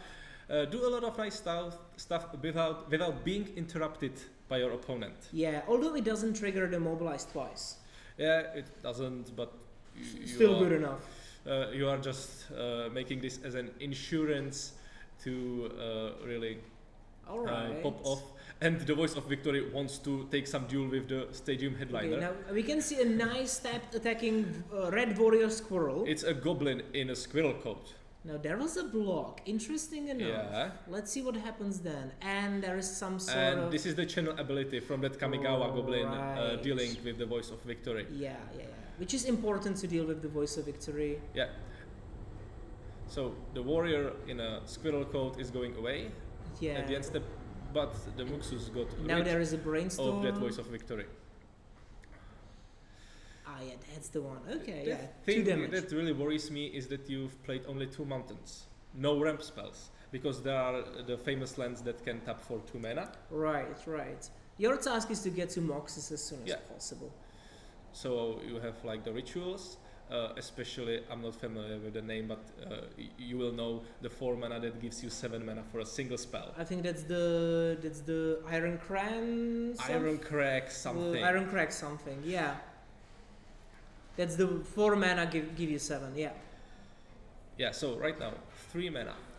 The goblins just want to smack the Muxus on the battlefield as quick as possible, and if the cards on the top are good enough, you can just finish in a single turn. But it's not just blind belief. You can set up the things. There are Yes. ways to set up the top of your deck via some very old goblins that just allow Yes. you to set up the top with goblins, and then Have you just heard of into the it. card Goblin Recruiter? That is a nice one. That really helps to set it up. Now let's see what happens on side of Wojciech. Ooh, Now there is a goblin probably.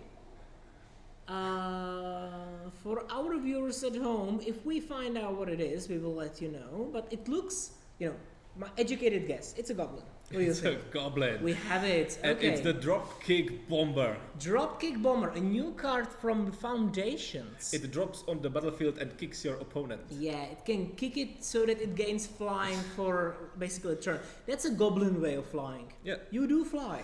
but there is the defender for the Malcolm. flying battlefield on the side of Satya, and it is Malcolm, Alluring Scoundrel. Yeah, so there will be a lot of options for Yiri on the other side. Actually, Yiri should be at 19 if I'm counting correctly, because there was the mobilize trigger. I hope that they will update it for us soon. Yeah, let's Regardless, go. remember that he is at 19. Right now, the Satya can come in, and the thing is that even if you don't have much going on in your hand, you still apply a really amount of pressure because it's 3-5 haste and menace creature that can go around. But the Malcolm is going on. Stifle is going away. Okay. Which is interesting. There is I don't probably a lot of understand interaction. what is in the hand, because if the Muxus goes on, you can just stifle that triggered ability that goes out of him. You're right. It is an option, but there might be the case that, you know, maybe Jiří just has a straight up counter spell. If you take away Stifle, it means you've got something even better. But the problem with countering the Muxus is that he's going to cheat mana in another way, and that tax he's about to pay is not that much going on. If you stifle the effect on the Muxus, he's staying on the battlefield. That's and true. There won't be that ability resolving. Yeah, and how do you blink it? Right, in a goblin. You are mono-red goblins. It's probably not going to be the case. Well, you can just fling it by the dropkick bomber. So there's another, probably goblin, but I think it's the goblin matron, the pro. It looks like a 1 mana goblin, and there it's is 1 mana. A mental misstep. Okay, so we don't have to say, worry about what it is. It could have been Mock Fanatic, it could have been something else. We don't Mock have to Fanatic, I think it was. It's a DCI promo, and there is the defense grid. But the voice of victory was some insurance. You don't interrupt me in my hand, in my turn. And the defense grid does the same, but for the other side of our match. Well, you can interact. It's just very pricey.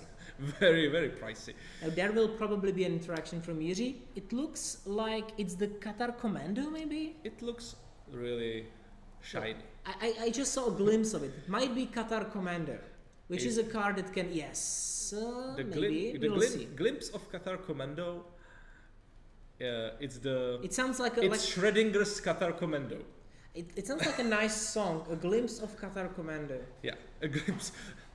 Or a fable. Yeah. Okay. There is the surveillance. We'll see. And you're right about the Schrödinger's Qatar Commando. We still don't know, but it might have been played in response. Might. Just to get around the defense grid, and then Jiří can just activate it. Some other flash card that just wants to go around the defense grid. We will see. But it was 2 mana, definitely. Because you wanted that surveil going on, so you didn't want to spend all of your mana. Yeah, okay, there was nothing. The interesting thing I'm worried about is that the Malcolm got through once, and there are no chorus counters on. I think the chorus counters just exist. They exist virtually. Virtually. There are Schrödinger's counters. No, you just need to remember. You're Satya, you're playing Schrödinger's counters, Schrödinger's creatures. Yeah, you don't even notice you get hit via the mobilize token. Yes. Yeah, the sloppiness can sometimes happen. And we are people. We are people. Now, there might be the case. That's why maybe if it's Qatar Commando, there might be the option, Qatar Commando. And you can actually copy it and sacrifice the copy after damage is done. Which might be the case here. But there's still the dropkick bomber. It was Qatar Commando. I just saw another glimpse of it. Another glimpse, yeah. Yes. When there is the shade from the hand of the Jiří, you can see that there are a parts of Qatar Commando. Now it gets the first score. This is interesting. If the Qatar Commando is attacking or not. Because if it's not attacking, and you protect it from that dropkick bomber. It's true, although, by the way, I can see Force of Will in Jiří's hand, which is another option to deal with Yeah, Moxes. but the Force of Will isn't going to protect your Qatar Commando, original Qatar Commando against blocker. But I believe you really want to destroy the defense grid now. Yes. Because the Force of Will doesn't work really if there is the defense grid. Yes. So I think there is going to be the damage taken. Absolutely. We will see what 8 is a lot. Let's face it. That's a lot of damage. Let's be real. Like Wojtek could be that's a lot of damage. That's a lot of damage. It can actually Wojtek could be dead next turn potentially. Could. Yeah, could. Okay, now they recorrected the chorus counters. And now I understand the stifle because you had everything. You had the stifle effect and the counter effect for the Muxus. Okay, so you just spend the 2 energy to keep the Qatar Commando around. Although he to build the army. He has the time. Yeah. He doesn't have to get rid of the defense grid just now. True. He just can ramming up ruins. create bigger board than the goblins can create. Yeah, and I don't really know what Wojciech can have to really like manage. as I mentioned, the first 2 turns there wasn't really the mana acceleration going on, Sure. which was sure. kind of issue for the Muxus. And you can see now that Wojciech is under a lot of pressure. There is Force of Will in Jiří's hand, maybe with a blue card, I believe at least. And I don't know what can be done. So Okay, Pyretic let's Ritual. see if there is something. Pyretic Ritual If being played to somebody gain can more do mana. something with it, it's Muxus. And Moxus. Now, Defense Grid is going to Yeah, be destroyed, and and there the is the Force of Force of Will. Will. Oh my. Yeah, that was the plan, right? The Satya had everything prepared. Or we should put away the Defense Grid? Yes. Okay. Well, now you can see that Wojciech basically just lost all. For cost of 2 life Yeah, and 1 mana, it's brutal. you destroyed your opponent's game plan. And there is only a 2/3 to defend, Yeah. and there's just gonna be a swing. Another I think Qatar the next. Commando.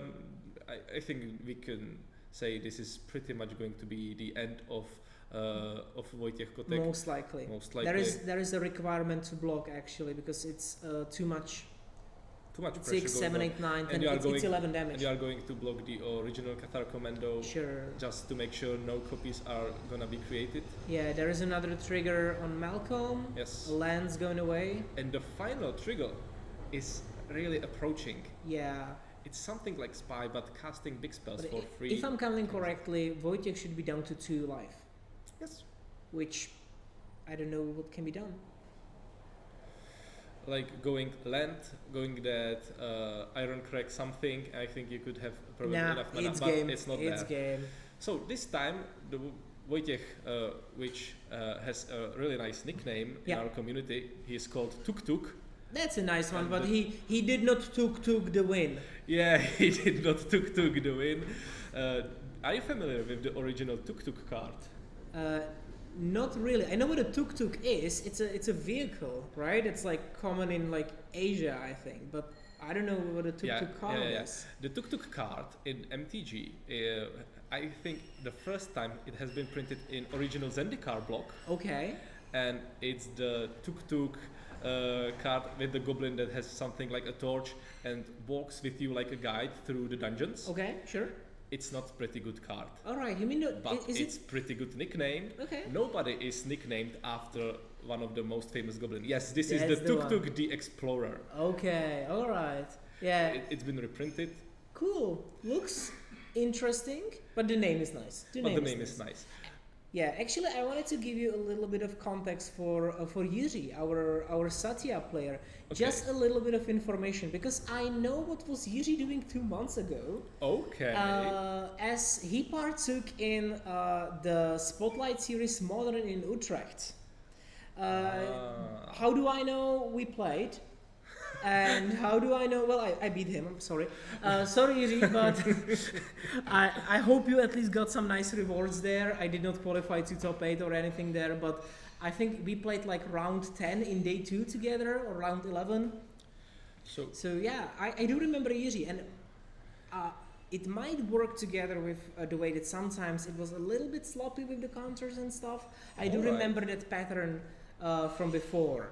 Which it happens, you know. We are people. That's quite. What a normal. beautiful coincidence, because Yes. you know one player, I know the other, so True, we can true. give you some kind of context. This doesn't happen that much. Does that mean you're rooting for Wojciech, Well, the tuk-tuk?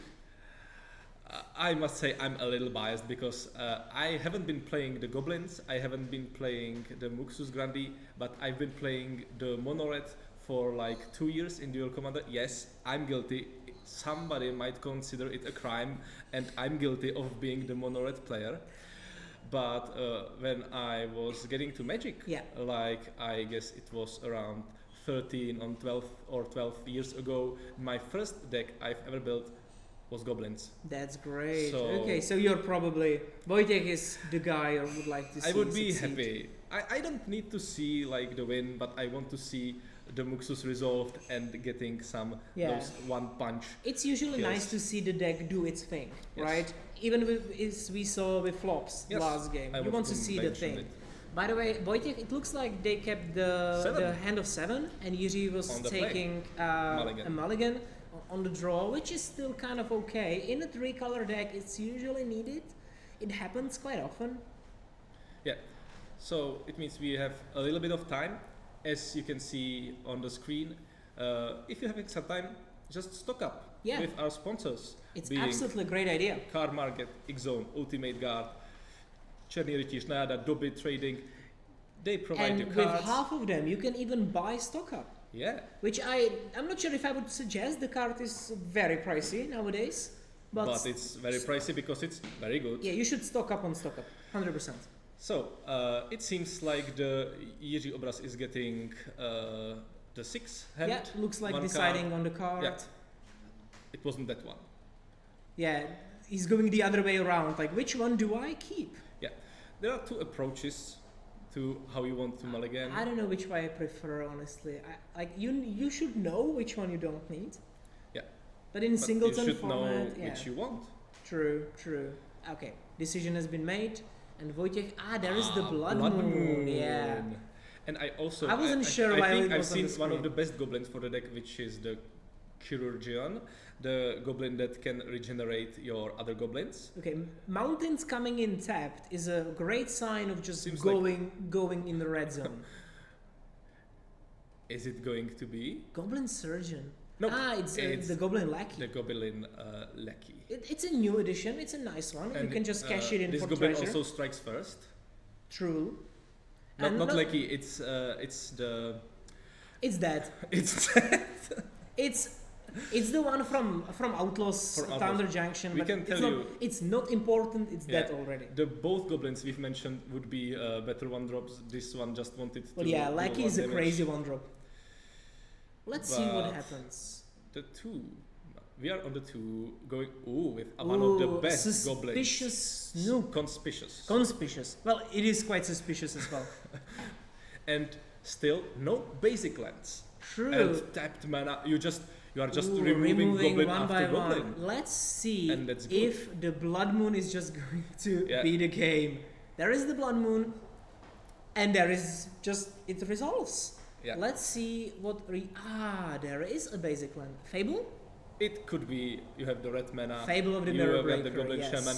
So you will probably get the treasure, and the Blood Moon situation is not Which going to affect you Actually, that much. mean next turn there could be the Nice Blood Moon, nice mountain. Yeah, that's a nice mountain. Absolutely.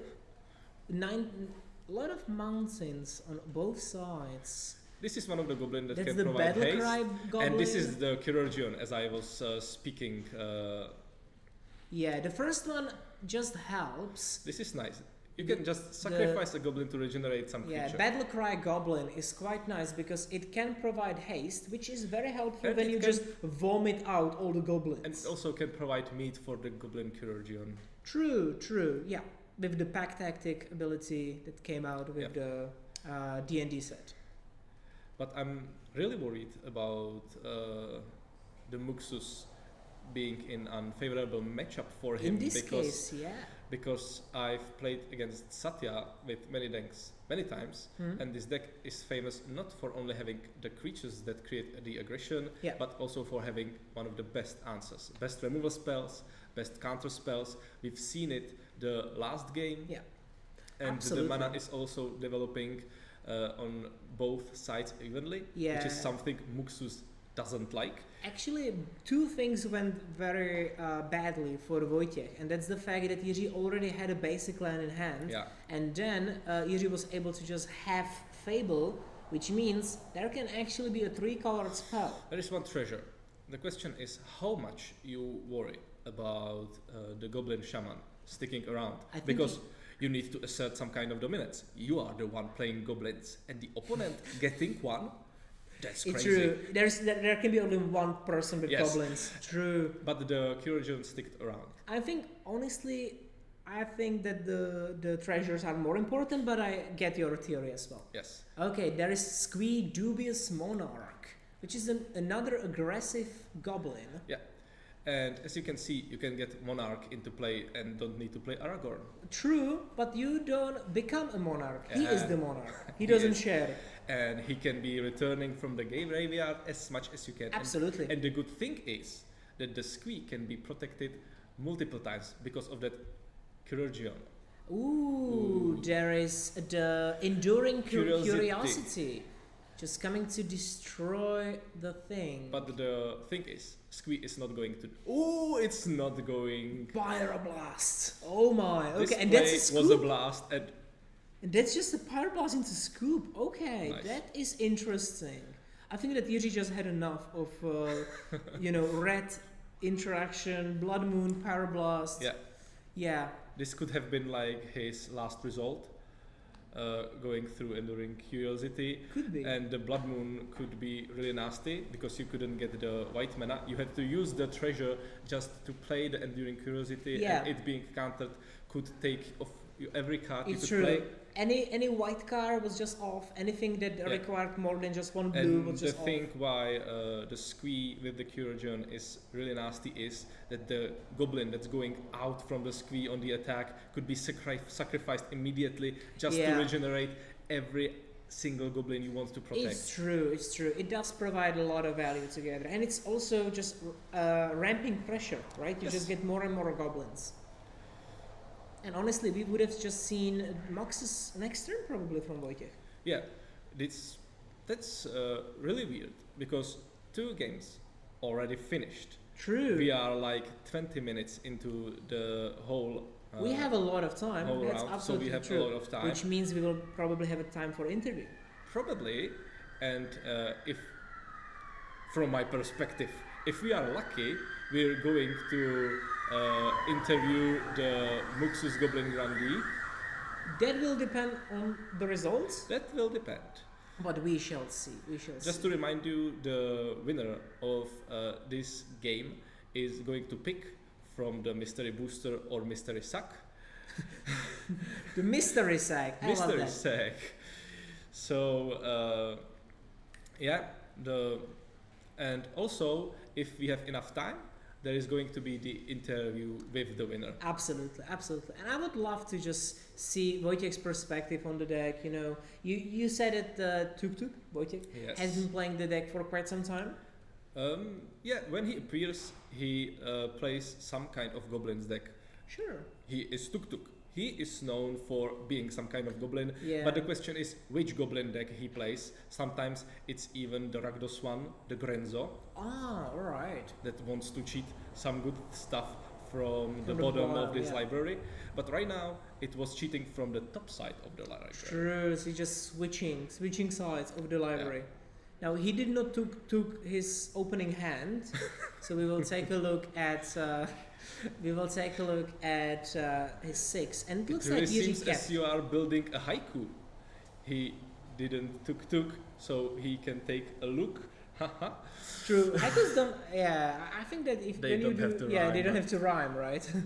Doesn't matter. Now we will see how well can actually Yuri manage this deck, because even though it's a mono red, Yeah. there has been a lot of interaction.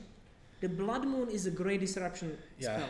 The Defense grid. the defense grid is just fantastic. Pyroblast. The Pyroblast was crazy in this case. There is, when it comes to mono red, you don't really expect this kind of thing.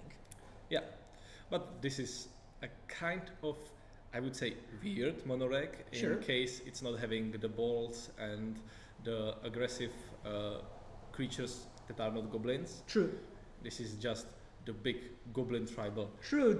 Because the main win con is not just killing them with bolts and cheap creatures, but the main win con is to resolve Moxes and then do the same. The thing you want to have is as many goblins that can provide haste Absolutely. immediately, Yeah. because when they are put on the table from the Muxus ability, they are going to pump the whole goblin squad that Absolutely. takes. You don't want to allow your opponent to just have a wrath effect. Yes. It's something like a goblin police. A Goblin Police. You mean that Yuri is now playing Goblin Police deck? Ooh, there is Gemstone Caverns And- as an opening. I'm very happy because the last 2 games we haven't seen much of the mana cheating stuff from the side of This Tuk is a Tuk. great ramp. Yeah. And just Marsh Flats. Sorry, that's the Bloodstained Mara. Bloodstained Mire. Just been put away. So you don't. So it seems that you have enough lands. Okay, And this suspicious is good. Snoop. Suspiciously conspicuous. Ah, Snoop. true. Conspicuously suspicious. But it's Being removed. it's been discharged. Yeah. Right away. And there is one energy still left, which is quite important Yeah, for in Satya. in this deck specifically, the energy matters. Yes. In most of the decks, it does not. Absolutely. Now we just maybe we will see the same approach as we saw in the first game, which is just Yeah. Yuri trying to interact in the early game and then just turning the corners. I just think that this removal was kind of crucial because the expectation of the match from the Tuk from the Wojciech could be I will play the Conspicuous Snoop and probably play some goblins from the top of my library just to get to the good stuff. Sure, sure. And- And it's just value, right? And with the Conspicuous Snoop removed, this is not going on right now, so you depend on the top decks and on the few cards that you've kept in your hand. Absolutely. Also, don't forget that Wojciech passed their second turn with just with three mana open. Yeah. There is the Giver of Runes, which Yeah. means there are probably going to be some creatures coming maybe next turn. And also the planes. Right now, you are True. and the Scalding Town. So at this board state, you are Blood Moon proof. Absolutely. And I think that Yuri learned his lesson Yeah. last turn, not to get completely destroyed by Blood Moon. Yeah, playing around Blood Moon is something you have to learn only a couple of times, Yes. and it can really get you. Now, we did not even get to the Urza Saga thing with that, but we might. We might. Today we As might. you can see, the Blood Moons are in here, and we can assure you that the Urza Sagas are here. 100%. Also. 100%. I know that some decks don't really like it. That's true. Like multicolor, like Atraxa, for example, is not really a big fan of it. Yeah. But if you're playing like two colors, or if you're playing Shuko or something, you really need that. Or there's the Shieldred deck, and you can get the Expedition map to get That's half of your true. land combo. You can find the coffers. Yeah, It's you true. can find the coffers. So it Another helps. pass. What is Wojciech cooking in there? Must Is be he- something really gassy. The because question is he cooking or is he getting cooked? that is the question of the day. Now, Yuri chose not to go with the, let's say, more safe play of getting. Yeah, he wants to improve his hand probably. Yeah. True. The draws can be improved much better, and because there was no Blood Moon, there was no need to get an island from Yep. the deck. So we will see what is Yuri going to do. And I guess I've seen the Brainstorm in his hand. True. So there might be. Okay, chose The not top to. card is good, probably. Well, he kept it. Okay, Steam Vans going down to 18, 4 mana And the for Satya. Satya. This is Right. good because if you get the copy of Giver, Yeah. the issue with the Giver of Runes, with known as Daughter, is because Yeah. you know who's Yeah. the mother, who's the real mother right now. Absolutely. The problem with Giver is that it can it cannot give the protection from the color to itself. True. But if you are creating a copy, You can They- just do it, yeah. among themselves. Absolutely. They City can- of Traitors Ooh, and this Moxes. is and Force of Again. Will again. Okay, so Moxes is gonna stay in the command zone. so City of Traitors kind of there was a betrayal. Now is problematic because, Wojciech can't even ramp because City of Traitors will just get sacrificed. Yes. Okay, another attack with Satya, not leaving behind both daughters, as you said, Yes. and once again attacking and ramping on energy actually. Creating an army of Giver of Runes Yes, is pretty good. because basically anything on Yuri's side has double protection now, Yes. or 2 instances of protection. Ooh, this is That right. looks like Rite the of Rite of Flame. Flames. So it's 2 more mana. Yeah, Yes, more yes. mana and you are getting it. just Moxes. You are going again, and I think it's been miscalculated. Yeah, miscalculation. So Yes. that's the pay up 1. Pay 2, Pay 2, unless right. countered. True, And true, it true. also has the cycling and and the Felia Felia as being well. Yeah, we can see that Yuri is really ramping up the board state. well. I don't know if Wojciech has another way out of this because now Moxes costs 8. The Muxus right now costs I guess 10 mana. 8? No, it costs 6. Right, now it's 10. And City of Traitors is gone, so I don't know what can be Even done though here. if you would have something like that Iron Crack spell we've been mentioning, True. and you get something like the land drop, that's not enough. I don't believe. And That's 9. and it's also just a blind top 6, right? Which can win the game out of the spot, let's be clear. Yeah. But in this case, having Army of Givers, having Felia, and having, this is, I guess it's a Kellan. Could be. No, it's the discard to draw to, you know, that. That's a new one? No. The monored it's been printed in Modern Horizons 1. Seasoned Pyromancer. Seasoned Pyromancer, You're yes. thinking. Okay, it could be Seasoned Pyromancer. It is. I've seen it, and Okay, sure. because it was the last card, and the Satya player just drawn 2. Yeah, It's- true. It's it. Now, actually, remember the fact that with 3 givers, there is basically no need to even block.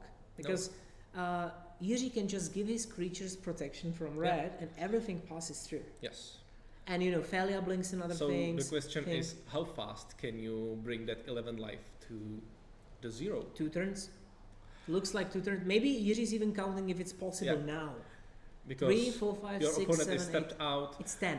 Yuri has 10 now. Ah. If he Alright. finds a creature that has more power, maybe, or some haste, You maybe. meant Wojciech is 10. True. I meant Yuri has 10 damage. Yeah, 10 damage. That's what I was talking about. Because Satya has 3, Felia has 2, that's 5, 6, 7, 8, and 9, 10 as a copy. 4th El Lingus. And this That should be the game. This That should be the game. is Because enough. that's 2 more damage. now the counting comes on. True. We will see something like handshake probably when the counting is done. Yeah, but Let's see if there is Yeah. something. But it looks like the most probable end of this game is just a win for Wojciech, as he does have. Sorry, win for Yuri, Win for because he Yuri. does have lethal. So we brought the Muxus to the feature match to see some crazy goblin Action, but shenanigans. yeah, we did not But in the end, really. Now there is we've another tried so hard, copy. but in the end, it doesn't True, even matter. and And it's that's the the handshake we've been game. talking about. Okay, that has been quite dominant performance from Yes. Yuri. Although he did lose a game, he did lose one game very easily. Now, honestly, I expected a little more from Wojciech, but let's be real. He This matchup. tried. He tried. And as I was talking, this matchup with this pretty disadvantageous for the goblin side of the Absolutely. table. Any kind of interaction heavy deck that also has pressure is just brutal. Which is why we wanted to bring it to the table. You cannot see Okay. these decks most of the times. Now we can see Wojciech choosing the sack or getting the sack. Getting the sack And because usually he's choosing the choosing booster. the mystery booster. True.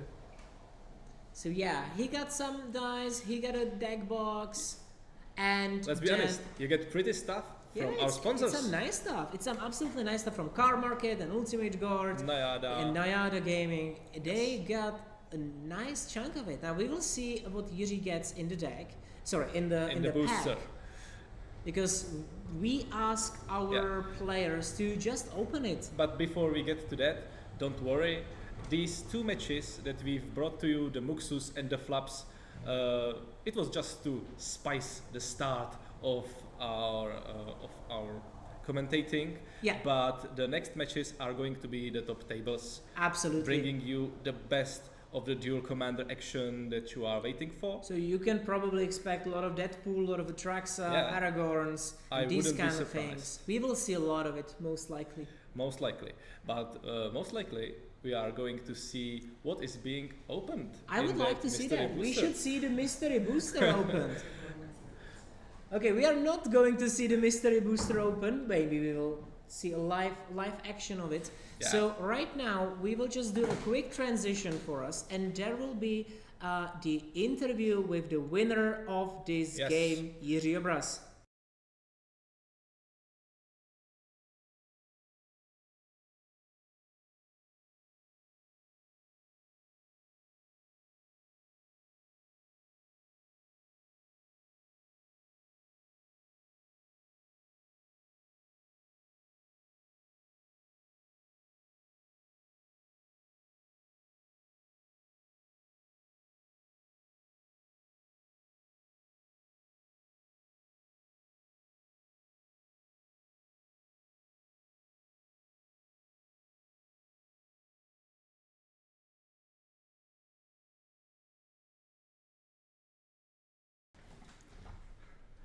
And welcome back.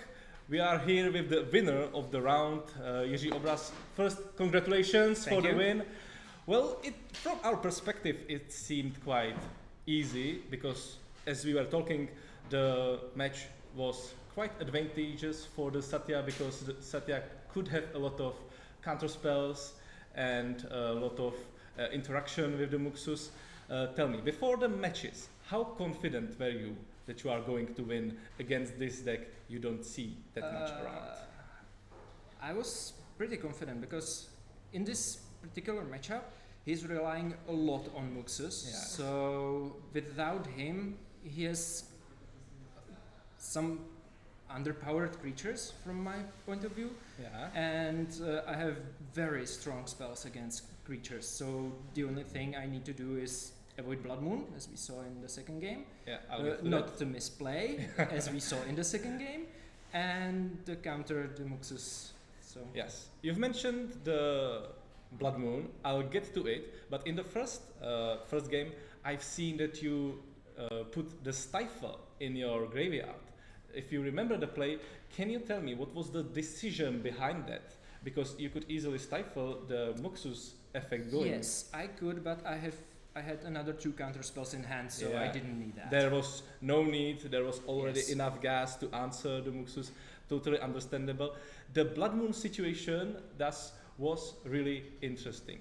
We have seen the Blood Moon that was in the opening hand and we thought, well, what is going to happen? We've seen the first non-basic land, second non-basic land, then the Blood Moon going on and we were like, what is going on? And then came the island and the Fable and we thought, okay, the Blood Moon doesn't matter. Why came the Scoop? What was that misplay?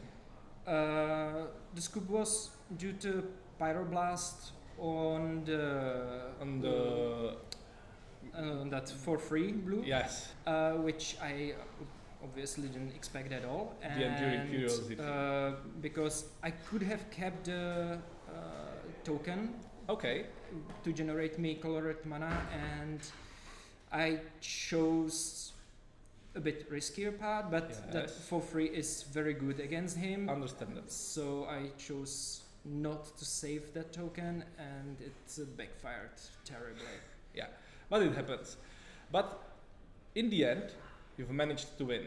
The last game, the army of the givers of runes gave you some runes in the end. Runes Yeah. that meant the end for the Muxus player. What was, I guess that you've been mulliganing the last game, No, my No. opponent did. the opponent. Did you know about the giver from the start and went from that game plan straight, or did it just occur I on had the way? him in opening hand. I just didn't want to play him, or Yeah. I didn't keep the untapped white source of mana, Yes. so I couldn't And play you him. also have been answering the goblins that were Yes. coming on the way, just hoping for it, that when the situation is settled and clear, just to put the giver and make sure that everything is protected properly. Yes, and the plan was, well, it's not a main plan to copy the giver. It was like the only target for it, so Okay. I just used that. So, but when you have 2 or 3 of them, it's pretty much impossible to Yeah. kill any of my creatures. We've seen the army, and we've also mentioned that if any goblin would come to the battlefield hoping to block, they cannot, because the protection of the red, you could just say every creature you want is unblockable to the current state of the board. So it seemed from our perspective like a pretty good win. Yeah, it's well, I wouldn't be even using that for unblockable because Satya has menace. It's problem to block. His creatures were small, so I would just trade them and Yes. limit their number on board. So. In one moment, you were tapped out, and the opponent had the City of Traitors, and he just played the Rites of Flame, tapped City of Traitors for 2 mana, played land, and played the Muxus again, but you had the Force of Will. How much you think that the Force of Will decided the game in this case? Absolutely, it was the main factor. So because without the force, I wouldn't be able to tap out and put a lot of pressure on him. So with it, it was Sure, you It will was- play it, you will spend a lot of resources. You didn't have to cast be it, so- worried about tapping out, Yeah. creating pressure, and that he somehow would manage to play the Muxus. All right, pretty nice. So, where you have been given, you have chosen the mystery booster, but we have signed kind of rule that we want the boosters to be opened for our viewers. So right now you've brought the booster to our interview, and let's see if there is something interesting. We've seen the triplets, we've seen Kolagan's command on the last booster from the first game. So just go through the cards, and if there's something interesting, we can like try to show it to the camera. Okay. I'll be the one providing the useful and interesting information. Right now, going through the comments, seeing probably nothing Yeah. interesting. One of the older Flame Tank Kavu. It would be nice for draft. And we are getting to the rare slot, which is level up card, and it's quite nice. We've got Kargan Dragonlord, which is card I also haven't seen a lot, and if you are familiar, Chaos Warp. Chaos Warp is pretty nice answer, probably not in the Duel Commander, but in some other formats. So you're taking it to home, you can probably change it with something interesting. But right now, this would be the end of the interview. We are having more interesting matches right now from the top tables. We are hoping that you will do well in the tournament. Probably we are going to see you again. And we are right now going to the 10-minute pause. So take some time, take some bio break, and we'll be coming next after some time. Bye.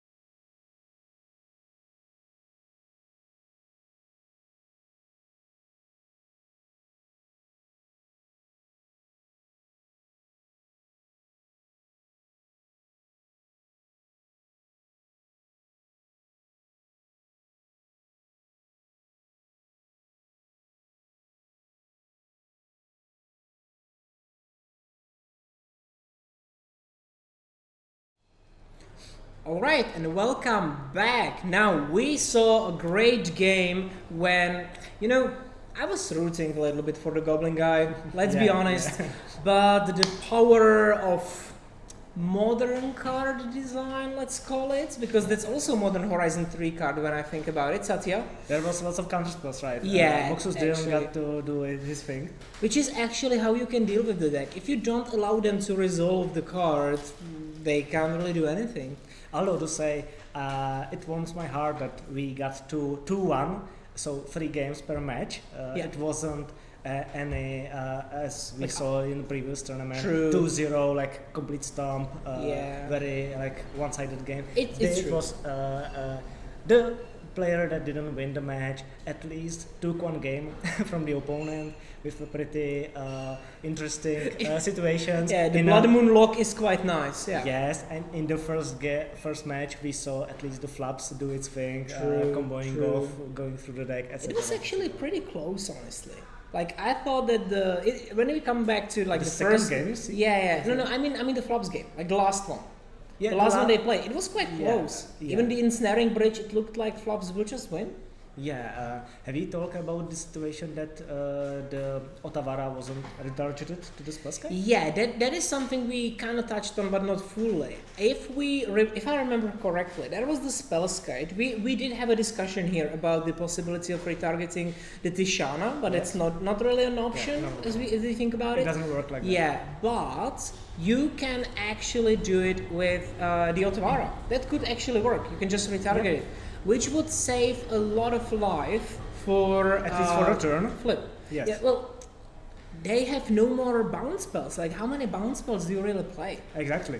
I think for the play was for Aragorn to deal with the spell sky first, and then trying to touch the bridge. True. But the Dragon player just went straight for the bridge, and for some reason it stuck. It worked out, I guess. It worked out, evidently.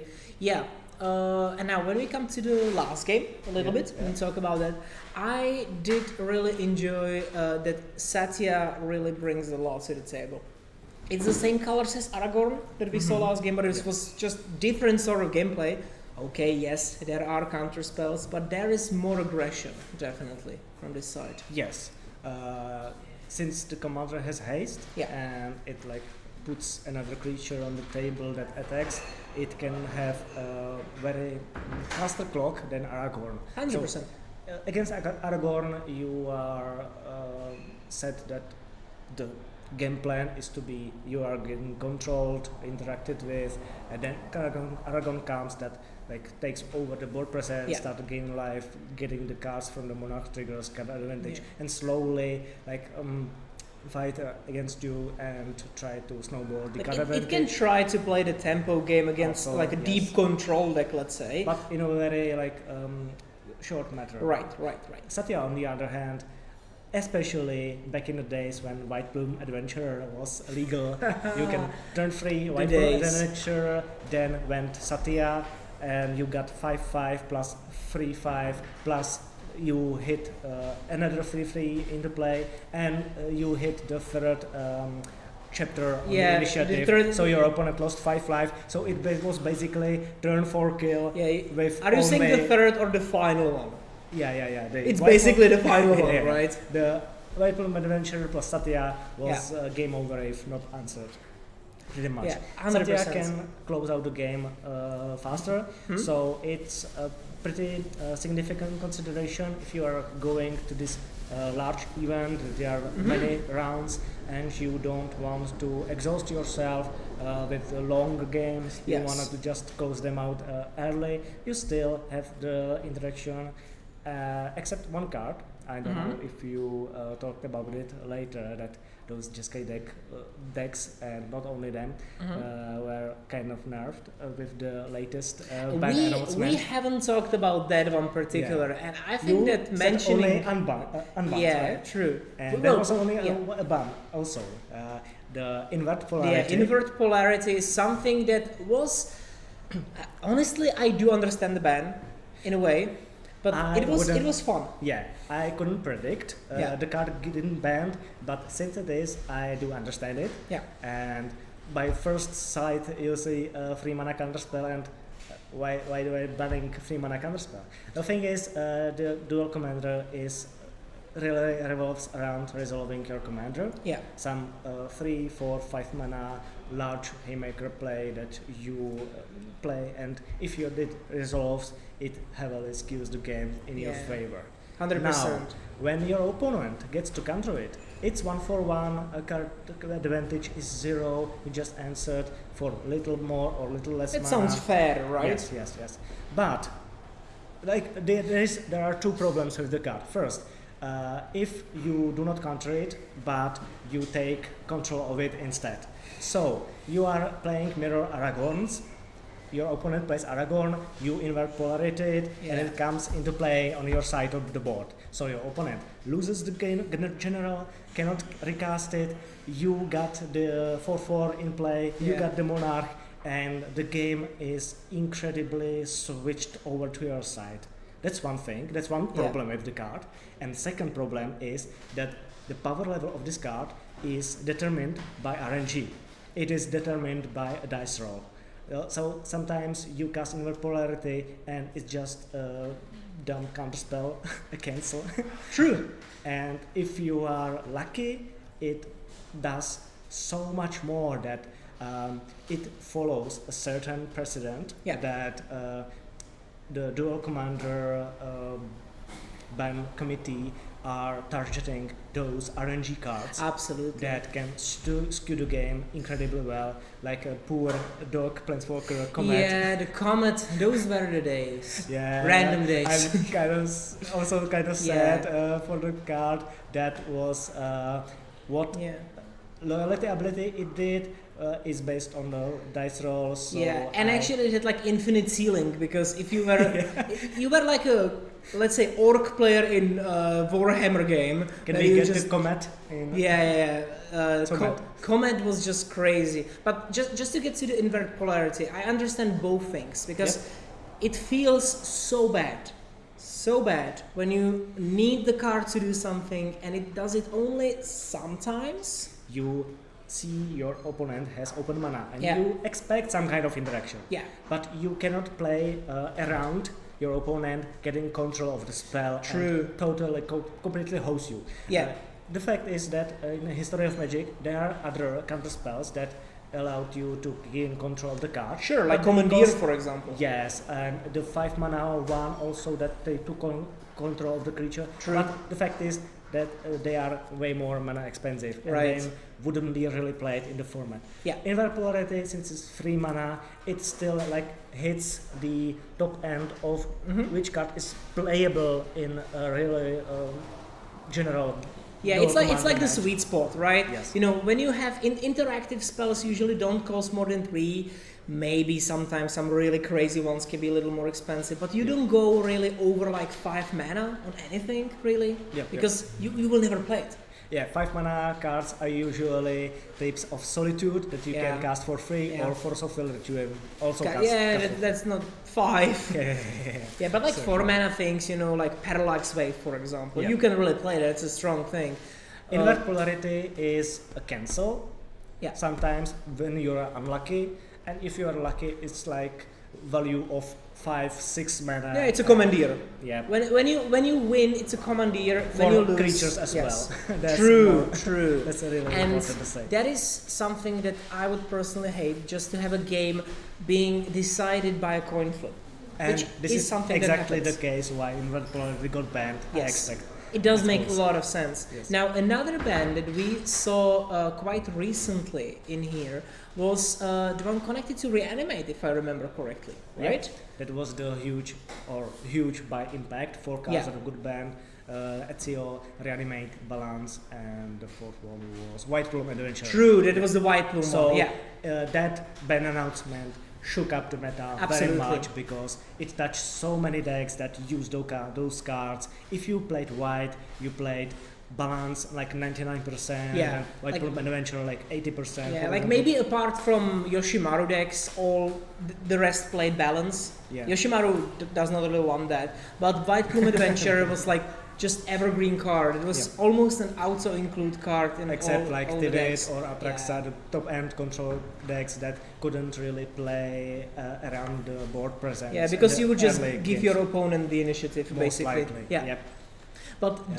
these changes really did a lot to the format. There has been a lot of changes actually when I think about it from the last year that we had this Yeah. this The meta is pretty nice time different. together. Yeah. Yeah, there has been a lot. Personally, actually, if I remember correctly, it was quite like a week, maybe a couple of weeks after the last big tournament here, which was actually won by Bologna and Tamio. Yeah. That Tamio got cut. Yes. I think it was because of us here, right?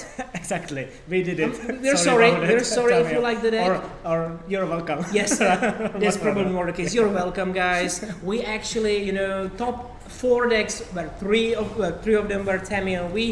We chose to have these results, right? We made it, so it goes like this. But yeah, it really showed the strength of the card, just Yeah. crazy value as As a we control talking deck. about that, the funny thing, Ezio was not really present in the metagame. True. Appeared later, even it was legal. True, by it by was time. legal. That's absolutely true because it came out. I don't know if little after or little before Something Modern like that. Horizons 3. It was in summer. It was in summer, so it was legal for this tournament, but it did not appear yet. The spotlight was focused on Modern Horizon cards, Absolutely. and it took the player base a while to adjust to that. Yeah. And then it could find out about Ezio and the incredible potential of having a win condition in the command zone Yeah. for an enabling 5 color. But that's in the past. True. Okay. Let's be honest. Like the difference between Modern Horizons when it comes to impact and the Assassin's Creed, the difference is quite high when it comes to impact of these cards. Yeah, but as an Yoshimaru player, you should appreciate the Assassin's Creed Yeah. getting all those legends. I'm in there. honestly, I think I'm only keeping 2. I think I already cut Cassandra and the spear. sword. Yeah, and the Cassandra and spear seem No, good, yeah. but now with Final Fantasy, which we will get to 100%, I actually managed to cut it, but there's like I'm forgetting the names of the assassins, but there are some cards that are quite good. Yeah. The 2 mana, the Abrasmir, I believe, That's- the yeah, red white that's and historic Yes. cards come into play. True. upon that. Brasmir is just fantastic. I love the card. And there is also Senu, which I actually even saw in Modern, like in some attempts for the Blink deck. Yeah. There were Yeah, some right, attempts to play right. Senu because it is Modern legal, right? Yeah. But the impact of Modern Horizons, as we said, is very much visible. Basically, you see Modern Horizons 3, especially Modern Horizon 3 cards everywhere, right? Yes. And even Satya is a Modern Horizons 3 commander. So there is a lot of it. We lost some of them, but we already spoke about them. Now, when it comes to new additions and new commanders, there has been a couple of sets from the last time that we played. But do you really see anything that's like brand new and that's like crazy good that you really like it's to on the see? top of my tongue. Ketramos. Okay, Ketramos. You really enjoy the card as a commander in Duel. Yes, I really do. It is a nice connotation with Senu. That, Absolutely. The card is also pretty insane there. Yeah. And with Ketramos, I've played it. I have some top 8 finishes with it Great, myself. great. It is a commander that in my player base there was voices like it is probably going to be banned really quickly, Okay. and I am glad that he is not as OP, so it gets banned immediately. True. But it is not like nobody plays it. It is like the sweet spot when it is present in the meta. It has its definitive stamp in there, but it's not so omnipresent that it is like talking about being banned. and so on. True, true. It is a very interesting card design and interesting commander because your playstyle revolves about exiling cards. you can talk what about the card does. True, like I do personally love Ketramos because I'm playing Modern quite a lot and I'm playing the Blink deck, the Urza of Blink, and this was the card that really made me go for it. Like I completely went for it because I am playing the version with Ketramos and card is just great. Basically, whenever anything goes to exile, either from the battlefield or from the graveyard, only during your turn though. Of course, during your turn, you get to lose a life and draw a card. Oh, that's the better part. Also, Ketramos it basically has like the God clause when it comes to being active. Yeah. And it's online only when there are 7 or more cards in exile, which sounds like a lot, but it is doable if your deck is dedicated to it. For example, I would say that Serum Powder sounds like a good start for the deck. Yeah, in my opinion, this is a kind of funny card because it has its own in important disadvantages. Yeah.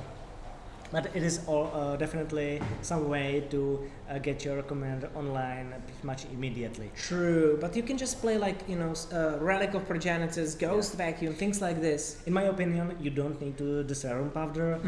It can even hurt you in some way because first you are throwing you are playing a bad card in your deck, in a deck that draws lots of cards during the game. That is a high percentage that you are. Yeah, the going to probability draw of drawing just during the 3 game. mana, tap at colorless is quite high. That's the first thing. Second thing is the mulligan itself can kind of screw you over by throwing a perfectly keepable hand just for the Serum Powder trigger, and then you got a bad hand and you need to mulligan again, etc. Like, if you have a Solitude in your opening hand and a Serum Powder, you're just like forced to sort of do it. And also, since Ketramos usually played Attendant Pact as like addition to the tutor package, it sometimes occurred that you exiled something in the Serum Powder hand that you wanted during the game, but you got some of the cards from your deck inaccessible for the rest of the game. I understand. Also had this. So you would say it's more of a meme approach with the Serum Powder. I would say so because in my opinion and in my experience with the deck, I never had any trouble getting the Ketramos online. If it stuck in play and opponent didn't have an answer, usually it was online pretty soon because you might not realize, but there are so many things that exile cards. Not only the 1 mana Grave Hate, as you mentioned, the Relic of Progenitors, that is by the way, very huge source of card advantage. You can draw 4 in one turn. Yeah, I know it from experience. Activate first, then you pay 1, exile the card, then you draw a card, then you exile all the graveyards and other cards. Yeah.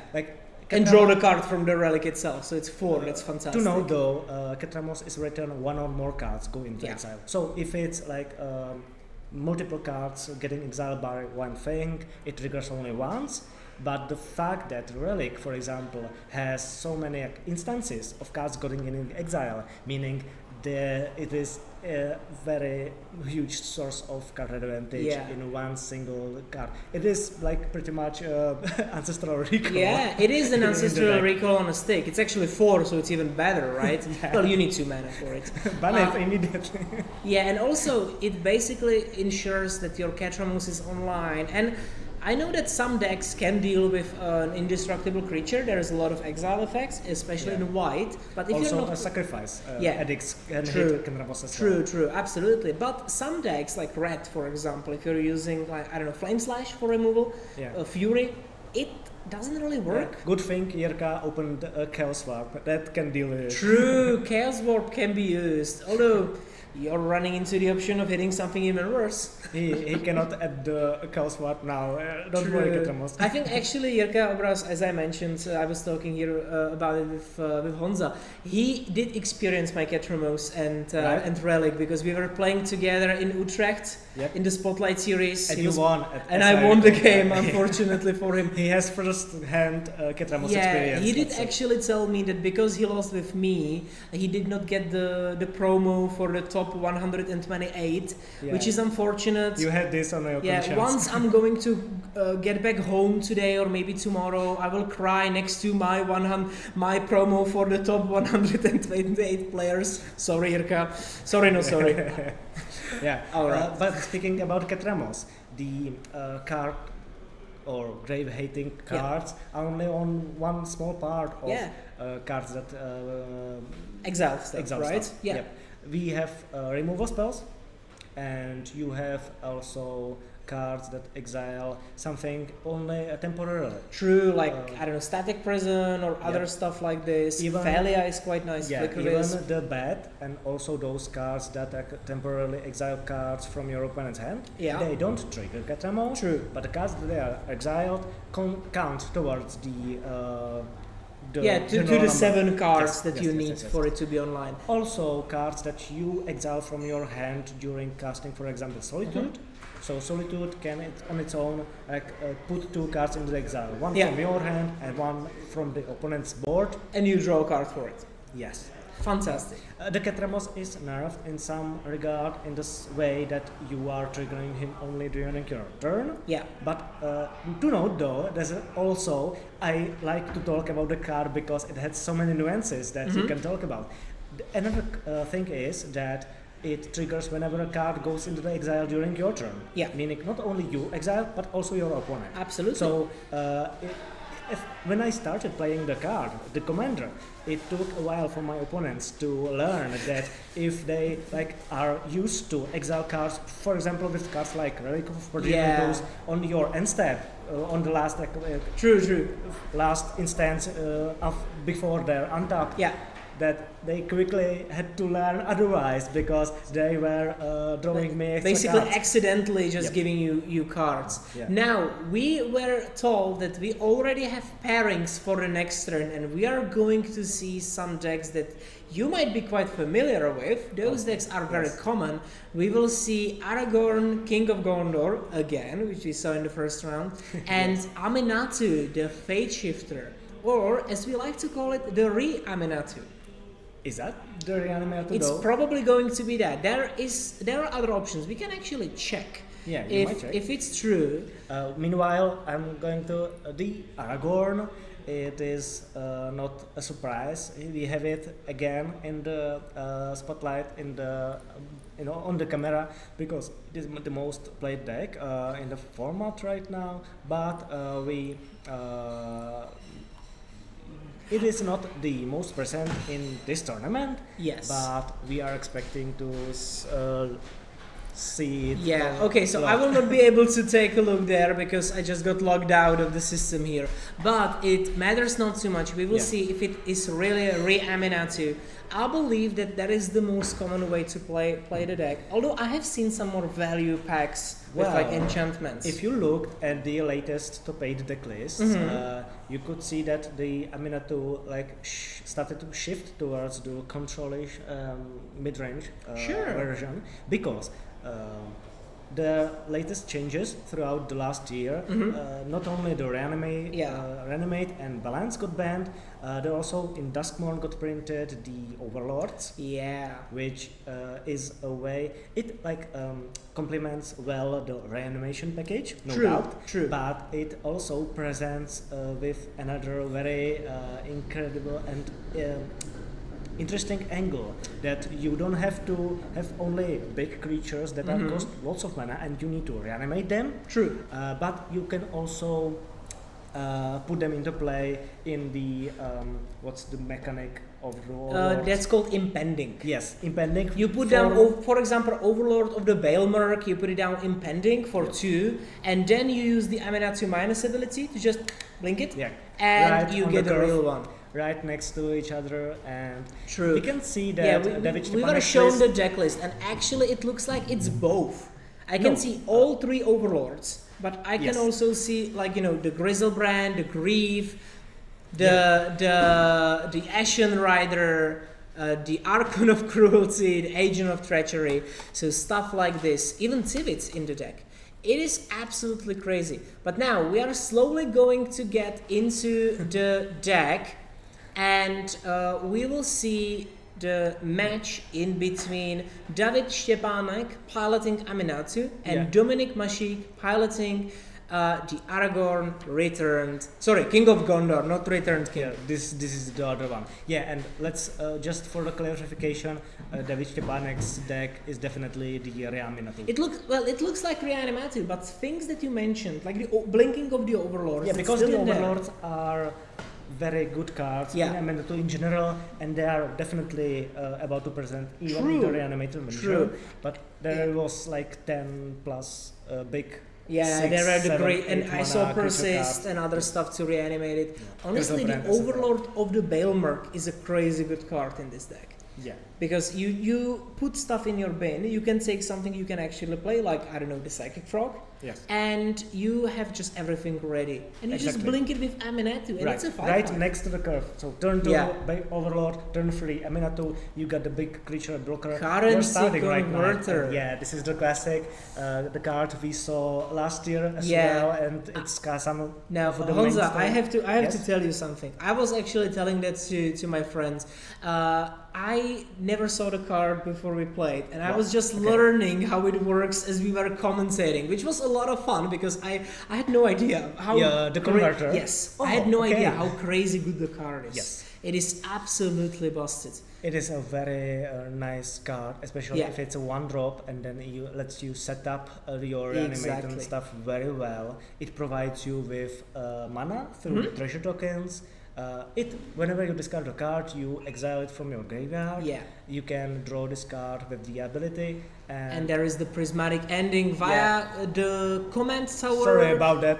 Command No discourse. worries, but that's the SpongeBob command tower, I think. Yep, SpongeBob is Yeah. there and exiled the converter. so, Universe is beyond, baby. it's cruel. We are not gonna see converter shenanigans. Yeah, there. that's true. And now There's this the is the priest of the dawn, I believe, which is able Fell to rights, priest of fell rights. Fell It is rights. That's this, true. basically reanimation on a stick. Yeah, reanimation on a stick. That's the main idea of the card. And Yeah. also a nice combination with intuition because it also works from your graveyard similarly Right. to Umbrella Rights. So you can because this is basically Umbrella Rights in a creature form. True, true. And here is the brainstorm coming. Yeah. I think that Dominic is really trying to dig for some answers here. Definitely. Oh, and I saw something in Dominic's hand, and it is a Ooh, containment priest. Containment Priest. That is a brutal card. Perfect in this matchup. Absolutely. Because when Aminatu blinks something, or if Aminatu tries to reanimate something, Containment Priest just comes in and says no. Like, nice try. yeah. Thank you. But no. Yeah, because if the creature would enter the battlefield, it is exiled instead. The word instead is here absolutely important. The if and then instead, because it doesn't have an ETB. It doesn't get exiled after it Yeah. comes in. It just doesn't come into play. Yeah, it can be responded to by a removal spell True. to not affect the effect. True, absolutely. And here the priest was just destroyed by Unholy Heat. Yeah. Nice and simple way of dealing with problems. I think the main game plan of Aragon is just interact with everything he can. Absolutely. And then in some Okay, and later there is the stages- containment priest because Oh. David just played land and passed. wow, this is And an interesting. There is some sort of interaction for it. Swords to Plowshares or Might be. It It is- looks like a red card, but it's not the case. no. It is a fatal push, I believe. This this stream is sponsored by Alter Arts and Secret Layers and other things that really help us casters know what is going on. Yeah, it's 1 mana convent. It is a fatal push. Okay, we Yeah. have the confirmation. Oh, Simeon Spirit Guide Hold on. exiled, Okay. not played. Surprise And we have Aragorn, Aragorn. in play right here. And Okay. resolves. So David Stepanek just Yeah. lets it go or It, responds in it some looks way. like it might resolve. Oh no, Dominic just went too fast, I believe. Ooh, might. because, He might have. There is some thinking going on. And at I can least. see Enlightened Tutor on the side of David. And, in his anything hand. else interesting. I don't see anything else, but Yeah. I see the Tutor, which is nice, but it doesn't stop Aragorn now. Considering the tempo gameplay of the different decks, Yeah. Aragorn has the commander in play, presumably, depending what David decides. But if it's the case, the Aragon is definitely. There is the Enlightened Tutor. Yeah, Now we have a question in the chat. I can see. Did Aminatu fetch Underground Sea with Arid Mesa? I missed the land it was. Was it a mesa? No, I believe that was It Mr. looks like marsh flats. to or me. marsh flats. Yeah, it looks like marsh flats to me. That's the Zendikar, the new Zendikar, Yeah. invitation things. It Yeah. looks like marsh flats. I believe so. Yeah, but it could cannot- be the case. These things happened. We can't. No. We can have the confirmation if that was a bad play. Yeah. Because- Actually, as I'm looking at it, I think I see the word M. Ooh, and that is actually interesting. The Enlightened Tutor, because the overlords are enchantments. yes, You they- can just fetch them. Yeah. The thing is, this is the white overlord. Yeah, right? that's the white one. Yeah. So it costs 4 mana. Let's see if it can fight against Aragorn. It could, especially if then you just flip it with Aminatu next Yeah. turn. The and- first thing first, you need to put it in the play. True, it needs to resolve. But if it does, Aragorn has two flying creatures to worry about, Mhm. and when the Aminatu next turn flickers, the Yeah. Overlord, there are just too many creatures for Aragorn to Absolutely. go through. So this is possibly a very nice play, and the angle Aminatu can decidedly Okay. take control of the board presence. Absolutely. Now there is the Overlord. We will see impending, yeah, and we will see if it resolves. No other choice. Yeah, no force of will in If, Aragorn. if there is no force of will, it just I believe so. gets there, Yeah. and then Aminatu will just flip it, which is fantastic option. If it Aminatu resolves, Yeah, because we shall see. the Overlord in itself won't change the situation. Oh, and there. Oh, it sounds like there is a judge call at the table. something. At least that's what I heard. Yep. Physically next to us. Considering and what impending does. Yeah, I don't there might be like a question on impending, maybe like if it's a creature or what is it, and we will probably soon get a confirmation of what was the problem and if it's resolved easily. Possibly just a question from a player to really understand the possible interaction or It way could be, it can be cast. for example, not a force of will, but if you have a force of negation, for example, Yeah. you can't actually counter the Overlord because it is still a creature even though you're casting it for its impending cost. Yes, it only enters as a not creature on an Exactly, enchantment. exactly. But the card is still a creature spell. Yeah, that might can be force of yes. negated. So that looks like that was most likely the case. Yeah, and also we see the Yeah, the aftermath moths. and moth are there. The moths, they are And- coming to the flame. Next turn is going to definitely be crucial about what's going to be on the Absolutely, play. absolutely. If Aragorn will prevent Aminatu to come, and if Aminatu could take over the game. At least I the think board presence. that because is a neat option for the opponent. There is There are guess multiple stifle counterspell. or some kind of snap or what is it? Okay, Vendalion a Vendalion click. I'm not but sure how. Aragorn tapped their mana, so means Yeah. he can't prevent the But, Aminatu. but there is the force of negation. It is actually in the hand. I just saw it. it makes sense. Which because was probably the player judge was- call, and Yep. then okay, okay. Interesting. So there is the intuition, and then there is the angel that that either- yeah the one board that vibes. destroys. Yep, board vibes. Yeah, or board everything. vibes, right? From conspiracy. Yeah. So there is just an attack. Wait, no. Vendalion click presumably didn't put any cards. Right. So there was nothing. Just like Yeah. nice hand. A check and a flying attacker / blocker. True. But there is the monarch. Yeah. Business it. I love the reminder on there. Like if you forget what monarch does. Yeah. Yeah, but there was nothing being played. I think that the Aminatu player really respects the fact that Dominic most likely has some sort of interaction. Yeah. And if there was the call, David can imagine if it can be about the force of negation. True. And it doesn't prevent intuition of Yeah. the opponent's turn. That was True. just a pass. Okay, and just regular a normal counter spell. normal counter. Now I'm gonna be honest. I don't see like in this position. I don't really see if David can truly manage this race because Thing is- Dominic is winning. Yeah. David has only 6 life, and there is both Aragorn and Vendelion Plague, Yeah. and he needs to take over the Monarch somehow and Right. put some blockers in play. And you know, And- he can attack with one of them, take the Monarch, but Yeah. then the other one will just get to not block because of Yes, Aragorn. definitely. So this doesn't solve the situation. It is just and Aragorn looks like he has enough interaction to yeah, prevent like anything. there might be going on. lethal potentially. Yeah, we can see, since we can see players' hands, we Yeah, I can see Gitaxian Probe, I can see the Force. can be pretty sure that Yeah. the game is most likely Most to be likely in over. Dominic's favor, absolutely. Aragorn is most likely going to win. Okay, an attempt to play Aminatu. And we will now see most likely, Yeah, Force of Negation, putting away that's a Pyroblast, I think? No, No. the Hydroblast. yes, the it's other a blue one. one. The blue one. Very useful in this situation. Yeah, in this situation, this was the best thing to use it for. Right, yeah. Yeah. In this matchup, definitely. Absolutely. Now, and I think that's probably it. Because, Yep. yeah, and that's the game. Concession from That's the game. Concession from Stepanek. David. Quite logical.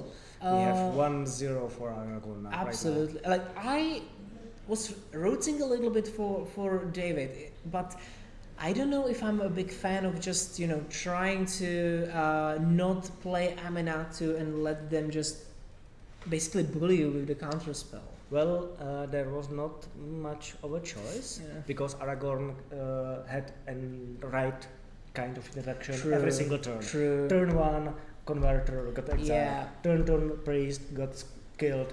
Turn Yeah. 3, there was the tutor, and I True. was surprised Aragorn on turn 3 That's true. resolved and That's took true. over the board presence. And since that point, the Aminatu got in backside, and Yeah, and Dominic had enough cards basically to just, you know, use free interaction Yeah. via the Force, have counterspell and Force at the same time, just anything that they needed. since Aragorn hit play, Monarch Yeah. trigger allowed him to keep Yeah. having interaction every single turn. And with from the Aragorn. click, he was completely sure that he was winning the pressure game. Increased the clock Yeah. so much because True. it was like 4 turns because it's on 17 life. Yeah. But thanks to the click, it was only 3. Yeah, absolutely. And like, you know, 7 damage a turn is quite a lot. Yeah. Especially if you're fighting a resource game at the same time. Yeah, and from that point, Aragorn just chills and Yeah. keeps the counterspell in hand, and I think Minifill can just respond. True. Just like, you know, play whatever. I don't Yeah. care. I don't Just- see Aminatu. And calmly drive the. Let's hope that Aminatu is not shuffled. yes, that is something that does happen from time to players. I understand. Yeah, especially if you might be slightly tilted to Yeah, lose the yeah, first game. completely. But let's believe it's not the case. Ooh, that's something that just got countered. Yep. That was a careful study. Ah. Discard 2. Okay, careful study. Pretty mainstay in the Yeah. Aminatu decks because it allows you to set up a turn 2 Yeah, reanimation the that discarding spell. can be is great. backbreaking. Absolutely. This is Arithmeza, so once, Yeah. once there is undercurrency again, that we Yeah, can once again, react to that. we can now confirm that it was not the Oh Eric no, Mesa. no, we are not confirming anything. There is a stifle. True. Oh my, a stifle on a Mesa. That is brutal. That's like automatic thing early in Yeah. the game, just preventing your opponent to basically get the land drop True. and shorten the possibility if your opponent like have only 2 lands Yeah. or something. It is this can win you basically- the game. Absolutely, it can win the game because they are just not able to do. Rolling And Dragonstorm, That looks like the new edition, a Rolling Dragonstorm. It is actually very sweet because it discards cards, and you need to discard cards in In Aminatu. history, there was the Out of Chase Yeah, played in Reaminato Yeah, version, yeah. the earliest versions. and it got I think 4 spiked. Yeah, It looks like a 4 spike, so it was allow just you countered. something to draw cards and discard a card to set up your Mhm. graveyard and can be blinked with Minato. Mhm. But this card is cool because it's only 2 mana and Right. get the okay. same effect. And now Hollowed Fountain, 3 mana You can into confirm Minato is not. Aminatu. Okay, it was not shuffled in, and But it is then just countered. got mana leaked. Yeah. Dominic has got everything. Now Aragorn just Yes. slammed down, drawing cards. This is a very tough situation. And it's brutal because Answer any single turn, then Yeah. Aragorn comes into play, and there is from this nothing point- resolved by David. yeah, David now, if he attempts or if he manages to get something big in the graveyard and then reanimate it, Yeah. he can turn the game around. But It's at this gonna, point, Aragorn has tempo, Aragorn has card Exactly. advantage. It will be uh, harder and harder because the Aragorn player is drawing more and more cards. Yeah, can overwhelm who over the time with the card advantage. But David still can force through some play. So let's see if True. I What happens? don't want to close this game, absolutely, but this so far looks as like a dominant performance by Dominic Mashi.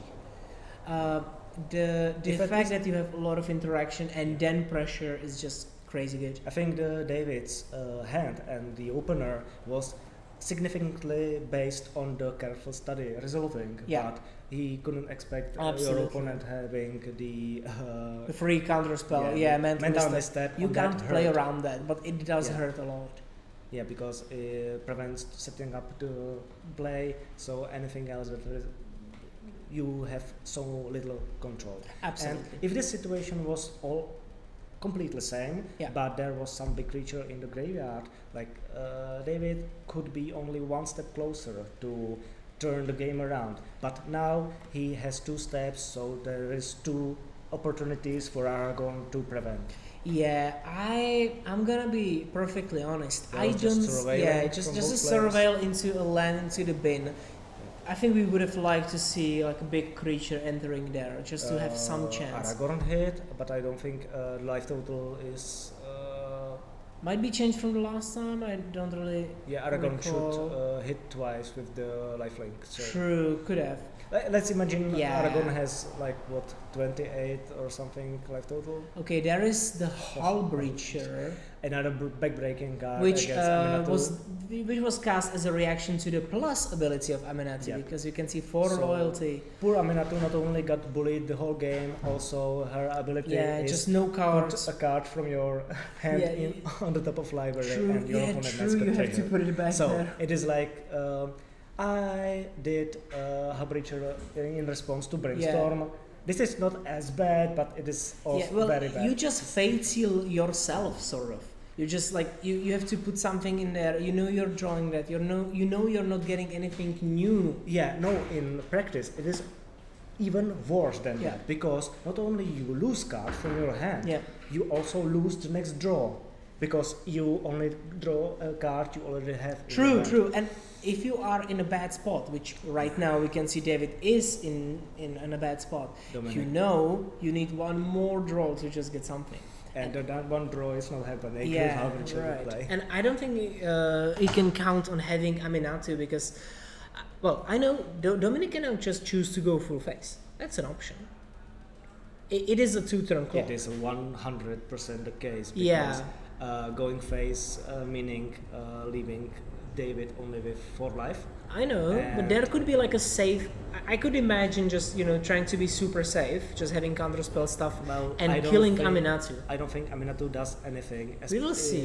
Considering. There was the kill on Aminatu. Well, okay, conservative play. Let's say conservative play. Right. I don't know if 21 really counts as the number, and Yeah. that's the scoop from David. So it was based on this was so a much. brutal performance. all the Okay, interaction, all the perfect cards Dominic could have Right. to respond to anything, and David just couldn't do anything. Those two absolutely, games. absolutely. Both of them. I will. Nothing I will probably just check with the players if they have the rewards they Definitely, need, because and I will also ask them for the interview. Wow. So considering I said that I'm glad that previous 2 matches were close ones, or at least 2-1. This one wasn't the case. Commentator's curse strikes again. So let's see what's going on right now. If there is some follow-up in case of interview or something.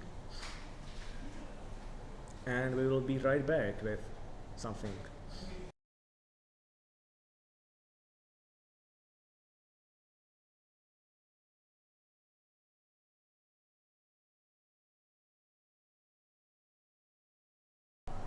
Okay, we have the winner chose a booster pack, and let's see if there's something good in it.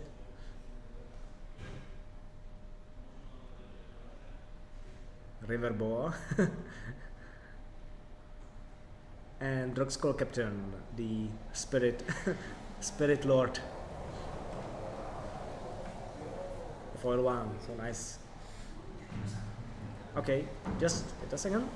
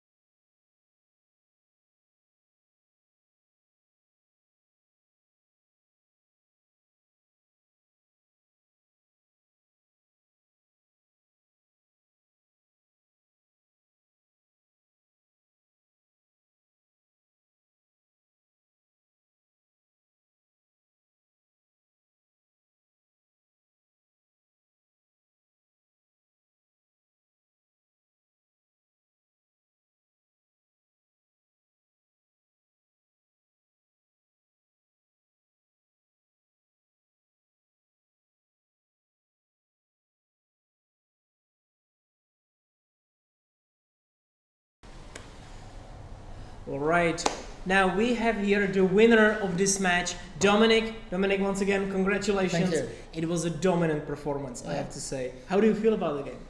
I feel all the game that I can lose. So the deck, the deck is really good. And, It is fantastic. Like personally, I do love Aragorn just to see it perform. And in both games, you showed us that it is important to have interaction, just to be ready for anything. yeah, right? for Deadpool, and you will see the Hydroblast I play. Yeah.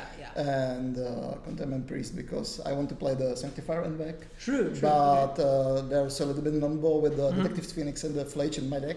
Makes sense. So I cut it and play the Containment Priest instead. It works kind of the same way, right? And also, in some matchups. yeah, and also you can actually host your opponents. You know, like I would like to use Persist.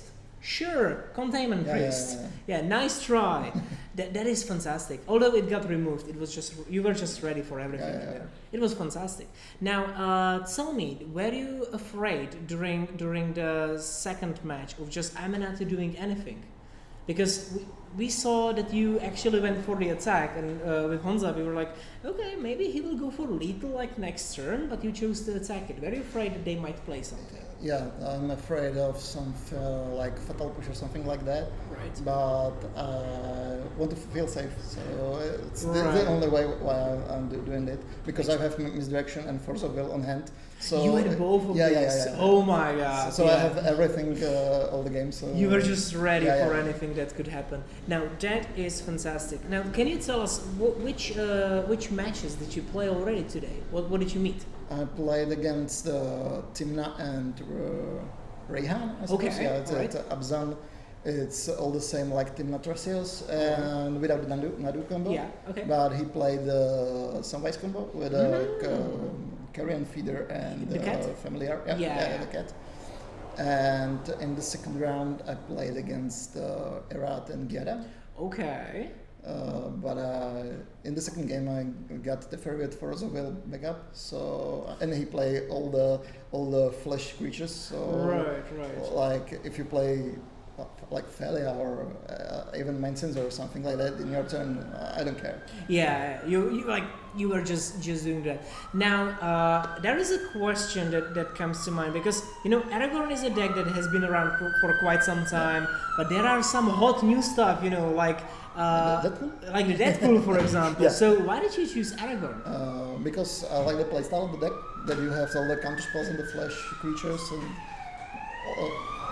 when you play Aragon in like safe position. Yeah. Yeah. So I like this a lot, but I hate Deadpool. So You don't like the card. no. Okay. Well, Because it's not a triggered ability, so Right, all right. my stifle effects is not that good. Like yeah, like once it hits the battlefield, it just happens. Yeah, yeah, right? yeah, yeah. Like you can't use Tishana's Tidebinder or Stifle. yeah. True. Exactly. You just have to counter it, right? Yeah. It's the only way. But I want to prepare for the Deadpool matchup, Mm-hmm. so I bring in the Dress Down, I bring in the Hydroblast, Mm-hmm. and some other cards. That's good. That's good. I really like the approach. Like you need to be ready for everything, Yeah. right? With the Aragorn.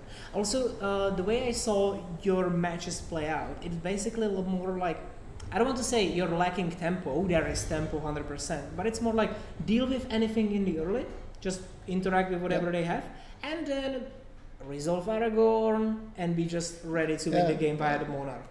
I think the Aragon is really popular in meta, Yeah. but I don't think all the people play it correctly. Okay. So Hot take. Well, it's not a hot take. You're just throwing shade Yeah, at other yeah. Aragorn players. Makes sense. I'm just we built it with my colleague, and we want to have counter spells and flesh creatures. So many flesh Yeah, creatures. yeah. But there's like Deadpool. If they dark ritual into Tatsis or something like that, it's really hard to beat it. That's brutal, right? But it's great that you can do that, deal with that. What about any matches that are not really great? Are there some like really bad matchups for Aragorn?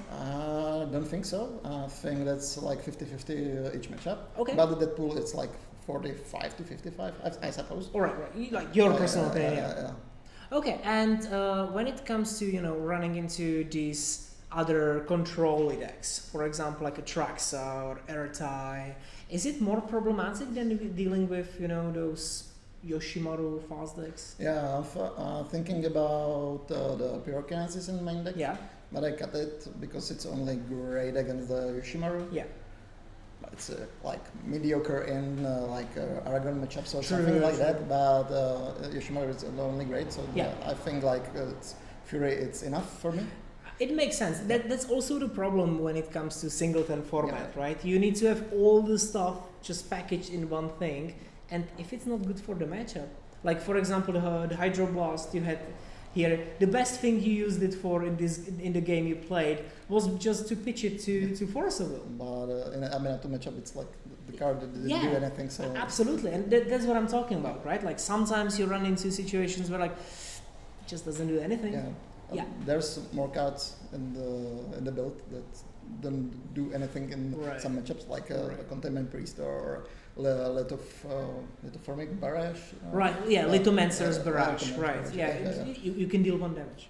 Yeah, it's like, It's fantastic, right? Yeah, and there is a great idea. We actually saw Satya last time here. It's more of an aggressive style when it comes to the colors of Jeskai. So what do you think? Well, obviously you prefer Aragorn, right? Yeah. But how do you feel about Satya and this approach to playing the colors? If I play the Aragon and Satya against me, I think I'm really behind because he plays all the hasty creatures or Right, something like right. that. He can play like Birdside Bombardiers and Satya have haste. But I prefer the playstyle of the Aragon, so that's why I choose it.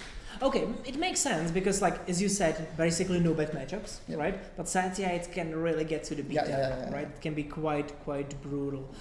All right, now Dominic, I will wish you the best of luck in next rounds, and we will take a short 5-minute break, guys, and then we will come back to you with more talk about the meta, the bans, and also Final Fantasy. So we will see you. Thank you very much, Dominic. See ya. Thank you. Bye.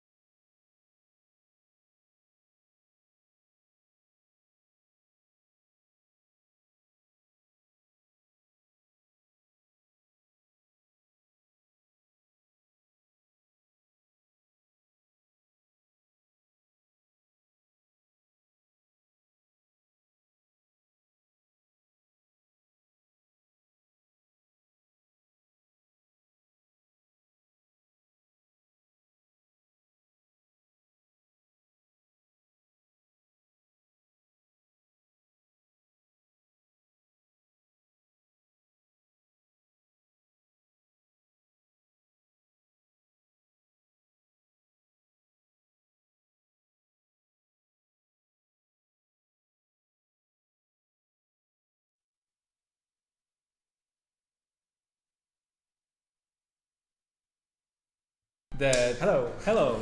So, welcome back. You can see that there is some other face you haven't seen before, and it is Ondřej Stransky. Welcome here. Thank you. There is pretty nice reason why we brought you up, because you are here trying to show to the others a card game, as I know, which is not Magic the Gathering. Can you tell us what it is and why are you here? Yes, so hi, I'm Ondřej. We are developing, me and my friends, we are developing a digital card game called Showdown. Okay. So yeah, we basically were invited here to come around and show the game to other players, the Magic Gathering players who could be interested in our game. Yeah, we like I said, it's a game we are creating, so it's still in development. We have been working on it for around the year, and the goal is for the game to be mainly a digital game. Okay. It's actually it's based on Texas Hold'em poker, and the basic idea is to kind of like mix Magic and poker. So we're basically like playing a 1v1 poker game. And then we have these cards, we call them action cards. So you build a deck full of the action cards, and the action cards kind of influence the poker gameplay. So you can imagine cards like create, put aces into my hand, or destroy some cards on the board, or swap cards with your opponent, and stuff like that. So yeah, it's kind of rough to play in the physical setting with the physical cards, because there's like a lot of card creation and stuff like that. So yeah, when you play a card like conjure up 2 aces, you kind of have to have like proxies for everything. It's kind of confusing, but yeah, we are working on the digital game. But you've managed, I guess, to bring it on the paper for the players here to try it. Yes. So the initial idea for us, I'm working on this game with Stan Sivka, who's one of the greatest Magic players of all time, and Jan Kotrola, a former Czech national champion. So a great company, and the original idea was to just give a gift to one of our friends for his birthday. Okay. And the friend is a poker fan, so we came up with this idea for a game where you would just like play a normal poker, and then you would have these cards that would just influence the game. And at the start we also had like a, as in poker you would bet and actual money, and so the game will work that you would like bet and then you would play the cards, and it was kind of confusing. So we kind of streamlined it in the end, and there is no betting at this point, and instead the cards have like point numbers on them. So that's kind of a replacement for the betting mechanic, and yeah, that's basically how it came out to life. And we started with the physical version. That's kind of how you have to do it, right? That's how Magic gets created as well. Yes. They start with playing with the physical cards and just proxies with something written on them, and that's exactly how we started. No art, no nothing. It's just like Magic cards flipped and some proxies written on it. And yeah, so we have the physical prototype here with us, so people can try that. We also have the digital version right now. We are in the closed alpha stage, so right now we have only like a couple hundred players who have access to the alpha version. Yeah. And how can we play the game digitally? Do you plan on distribution between the operating systems, etc.? Yeah, so right now, like I said, we're still super early, so we have the game in web browser, and like unless we invite you to play, you can't really access it. So that's why we're here. Alpha. Yeah, that's closed alpha. So that's why we're here, because if you're here and you're interested, this sounds cool to you, you can just like tell me, and I can invite you. So if anyone watching here wants to try the game, just message me on Twitter. We're brilliant with letting people in. We kind of want to control the number, because we still don't have we're still early, so we don't have like thousands and thousands and thousands of people, but we're fine with having like a couple hundred, and so we're still inviting new people in. The more player, more like data to play test. It's definitely like for us right now, we're in the stage where we just want to like collect feedback. We just pushed our new update with new card frames, so we want to know if people like it, if they don't like it, and obviously the card balancing, stuff like that. So everything we can get feedback on is very important for us at this stage. So about the game, it is only a 2-player game, or it can be played in multiples? Yeah, like right. Poker is played in multiple people, and Magic also can be played. Yeah, for sure. Right now it's just 1v1.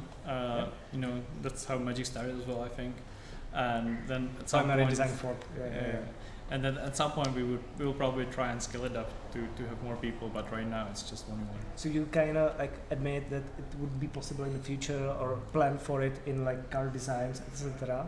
But it is primarily 1v1, right? We would have to change some of the car designs, but Okay. you know, this is the question. This is like the first question everyone asks us. Well, Yeah, is this like multiplayer is 1v1? So we definitely thought about it, and we're trying to figure out how it would work. But right now our main focus is for the 1v1 version. yeah. Okay, let's now for a little moment enter the dream zone. What is the finish line probably for your work? How do you expect to build up this, and what is going to be the final product? Yeah, so like I said, the game is based on poker. So the initial idea, or like the main idea for us is to kind of be competition for that, for online poker specifically, because we were trying to be a digital only, or like mainly digital. And like poker at this stage, online poker has some issues. Like for one, the game is kind of solved. So when you're playing online, you don't really know if you're playing against a person or against a bot.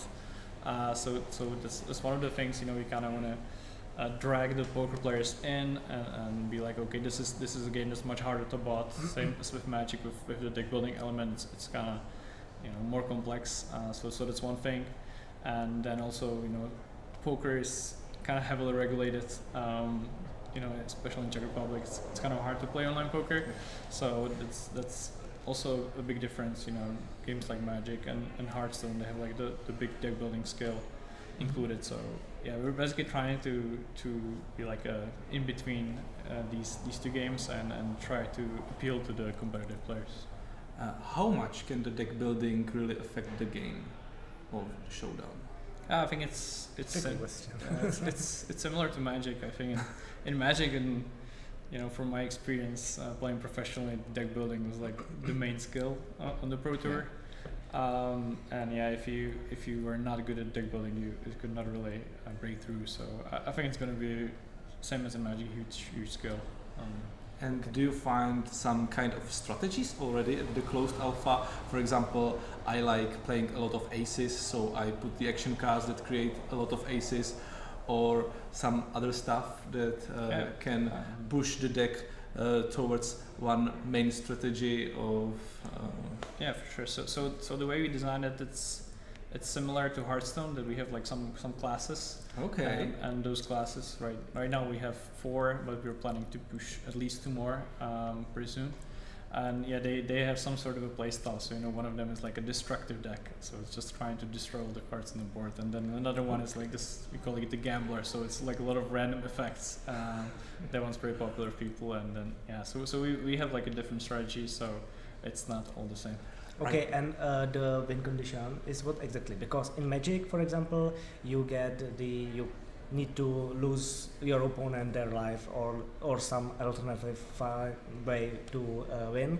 In poker, you need to have the higher like value, right?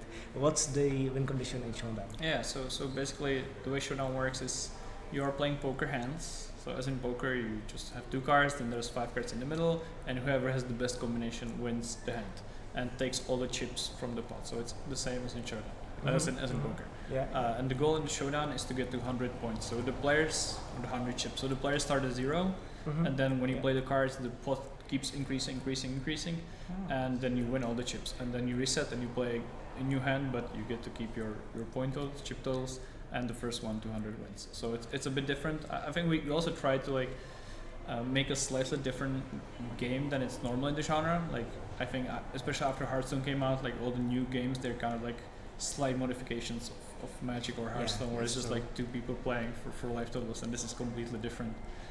So yeah, there's also no mana system, which I think some players from Magic, you know, might enjoy. There's no mana screw, no color screw. So the only resource is just the cards you have.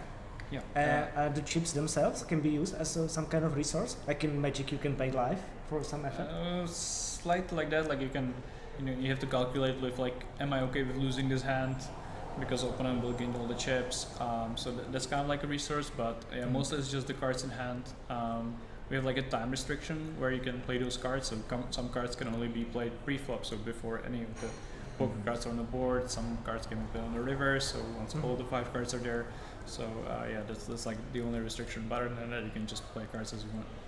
All right. I wonder, you've mentioned action cards, but one of the most favorite effect for like every game is something like negate effect, counterspell. Magic also has it. Do you have some action cards that can stop other action cards from occurring? Oh, we actually had some sort of like a Force of Will card when we started, but it wasn't all that popular, honestly. And right now, Obviously.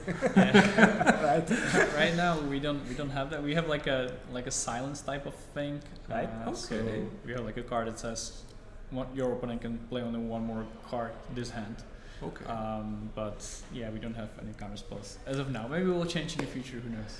Okay, take us over like what types of cards is there? You mentioned the action cards, so there are like different types. Yeah, it's only action cards. So Okay. the only different types are the restriction.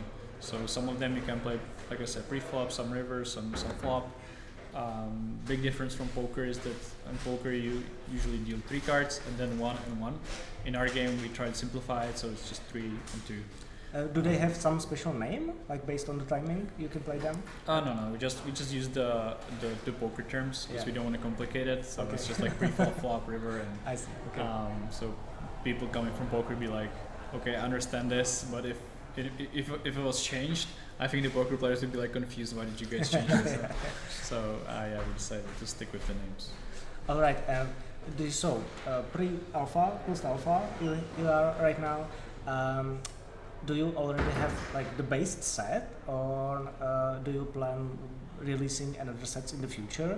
You said you want like 2 additional classes to enhance the full roster, and will there be like additional sets you can play on, like the DLCs or something? Yeah, but so I think we're gonna do it the same way Magic does it, or at least used to do it. Our plan is to release like 1 set every 3 months. Or Five something. sets. So the way it used to be like 20 years ago, but not how it is now, where every 2 weeks there's a new set or something. And secret letter for But yeah, we plan to work on it continuously and keep providing more and more cards, so there's more combinations and people can enjoy that. Do you have your favorite card, or is there any? I think it changes. Like we're still in development, so basically like every 2 weeks. You like a card, Yeah, it's too powerful, yeah, you it's nerf it, and you don't like it Exactly. anymore. So Stan is in charge of our card design. Okay. He's the mastermind. So whenever we play and I beat him with a card, next week I turn on the client and it's just What? completely different. I'm like, Yeah. okay, yeah. So I don't really have favorites, or I can't think of one off the top of the head. Okay, alright. Or different, like a favorite strategy or favorite class, for example. Yeah, I like the gambler class. I think it's fun for it, and it's true for me. There's like a lot of random effects, and like I think one of the things I enjoy about the game the most is that you can always come back from behind. Like I think it's in Magic. I don't like the fact that sometimes you just like stumble, you don't play your second line, and you get run over. We've all been there. It's part of the game.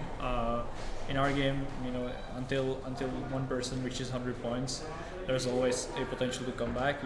I came back from 99-0 a lot of times. Okay.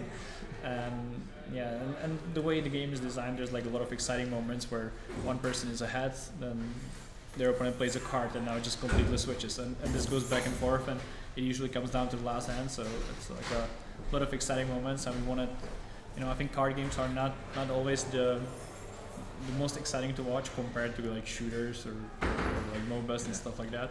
So we wanted to definitely put in as many exciting moments as possible. So since the chips are, as if I remember it correctly, not used as a resource, if you have like 99 chips already, you are not like most likely to win or more likely to win, like or powerful.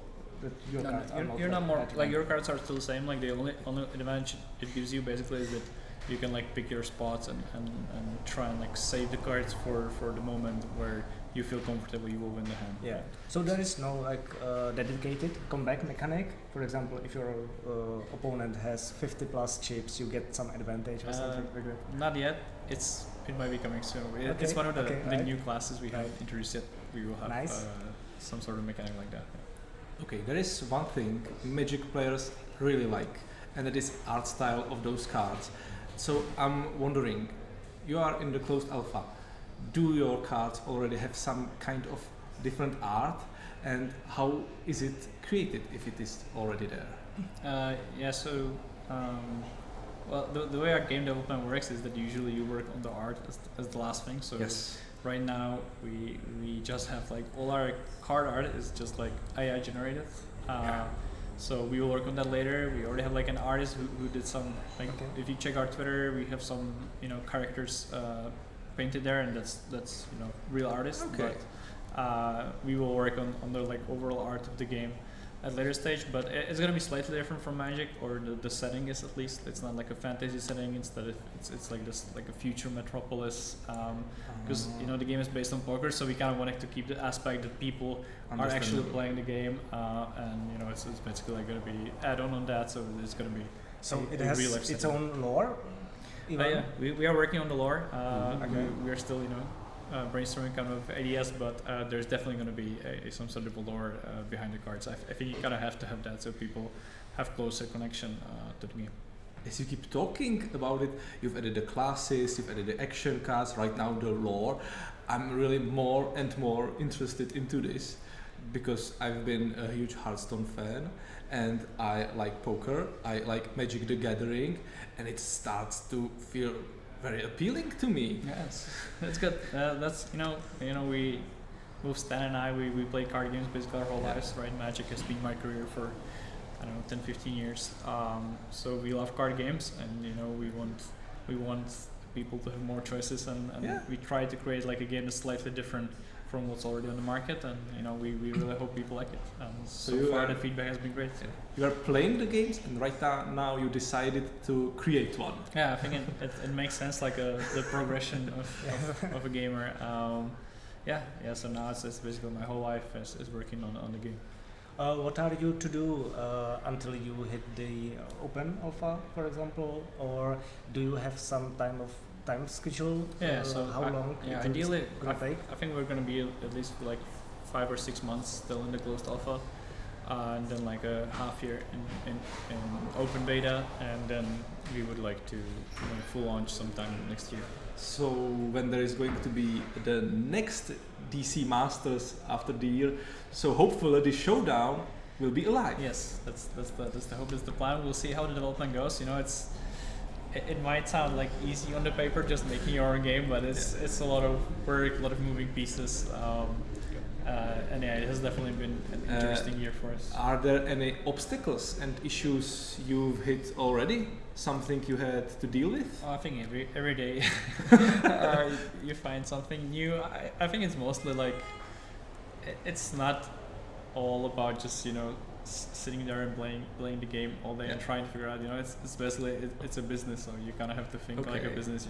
You have to hire employees, and it's a big boy job, I would say. So you say you do it. It's like basically your life, as you mentioned. How does your day as the showdown developer look like? Yeah, so I can't code, so I don't do that part. But every day is kind of different, For example, today I came here just to play the game and show it to the people. For me, it's I'm more on like the community side, so I communicate a lot with the people we have in closed alpha, and I try to play the game as well, give feedback wherever I can, and it's like a founder's job. We basically do everything. So. Okay.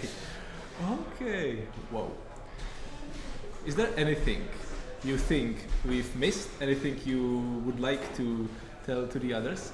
Like, where can people follow you? You've mentioned the Instagram. So we have like Twitter. Mostly it's Twitter for us. So it's showdown_TCG. The game is pretty simple. The name is pretty simple. So that's our main. Or you could just follow me, Andrei Strasky, on Twitter. Yeah. If you want to get in touch, if you want to get invited to the closed alpha, I think that's the easiest way. So your Twitter is the opening gate to the showdown community and to the closed alpha. Yes, right now it's probably the easiest way to get there. Yeah, I don't think we missed anything. You guys asked some great questions. Yeah, do you plan any openings, physical events, for example? Uh, I don't know. That's like pretty far away in the future right now. We're just like our main focus is to create a digital product as good as it can be. Yeah. Okay, Andrzej, thank you for your presence here. It's very interesting, and thank you for this interview. We are very excited about it, and good luck to you. Yeah, thank you. To, Wish you to your great game. success. Yes, thank you. That'd be nice. Yeah, if you want to play the game, just let me know. I'll try and get you the invite, and let's make sure done great. Okay, perfect. See you For next us and our Duel Commander event, we are right now going to take like a 5-minute pause. So don't go anywhere, stick around, and we'll be back soon. Thank you.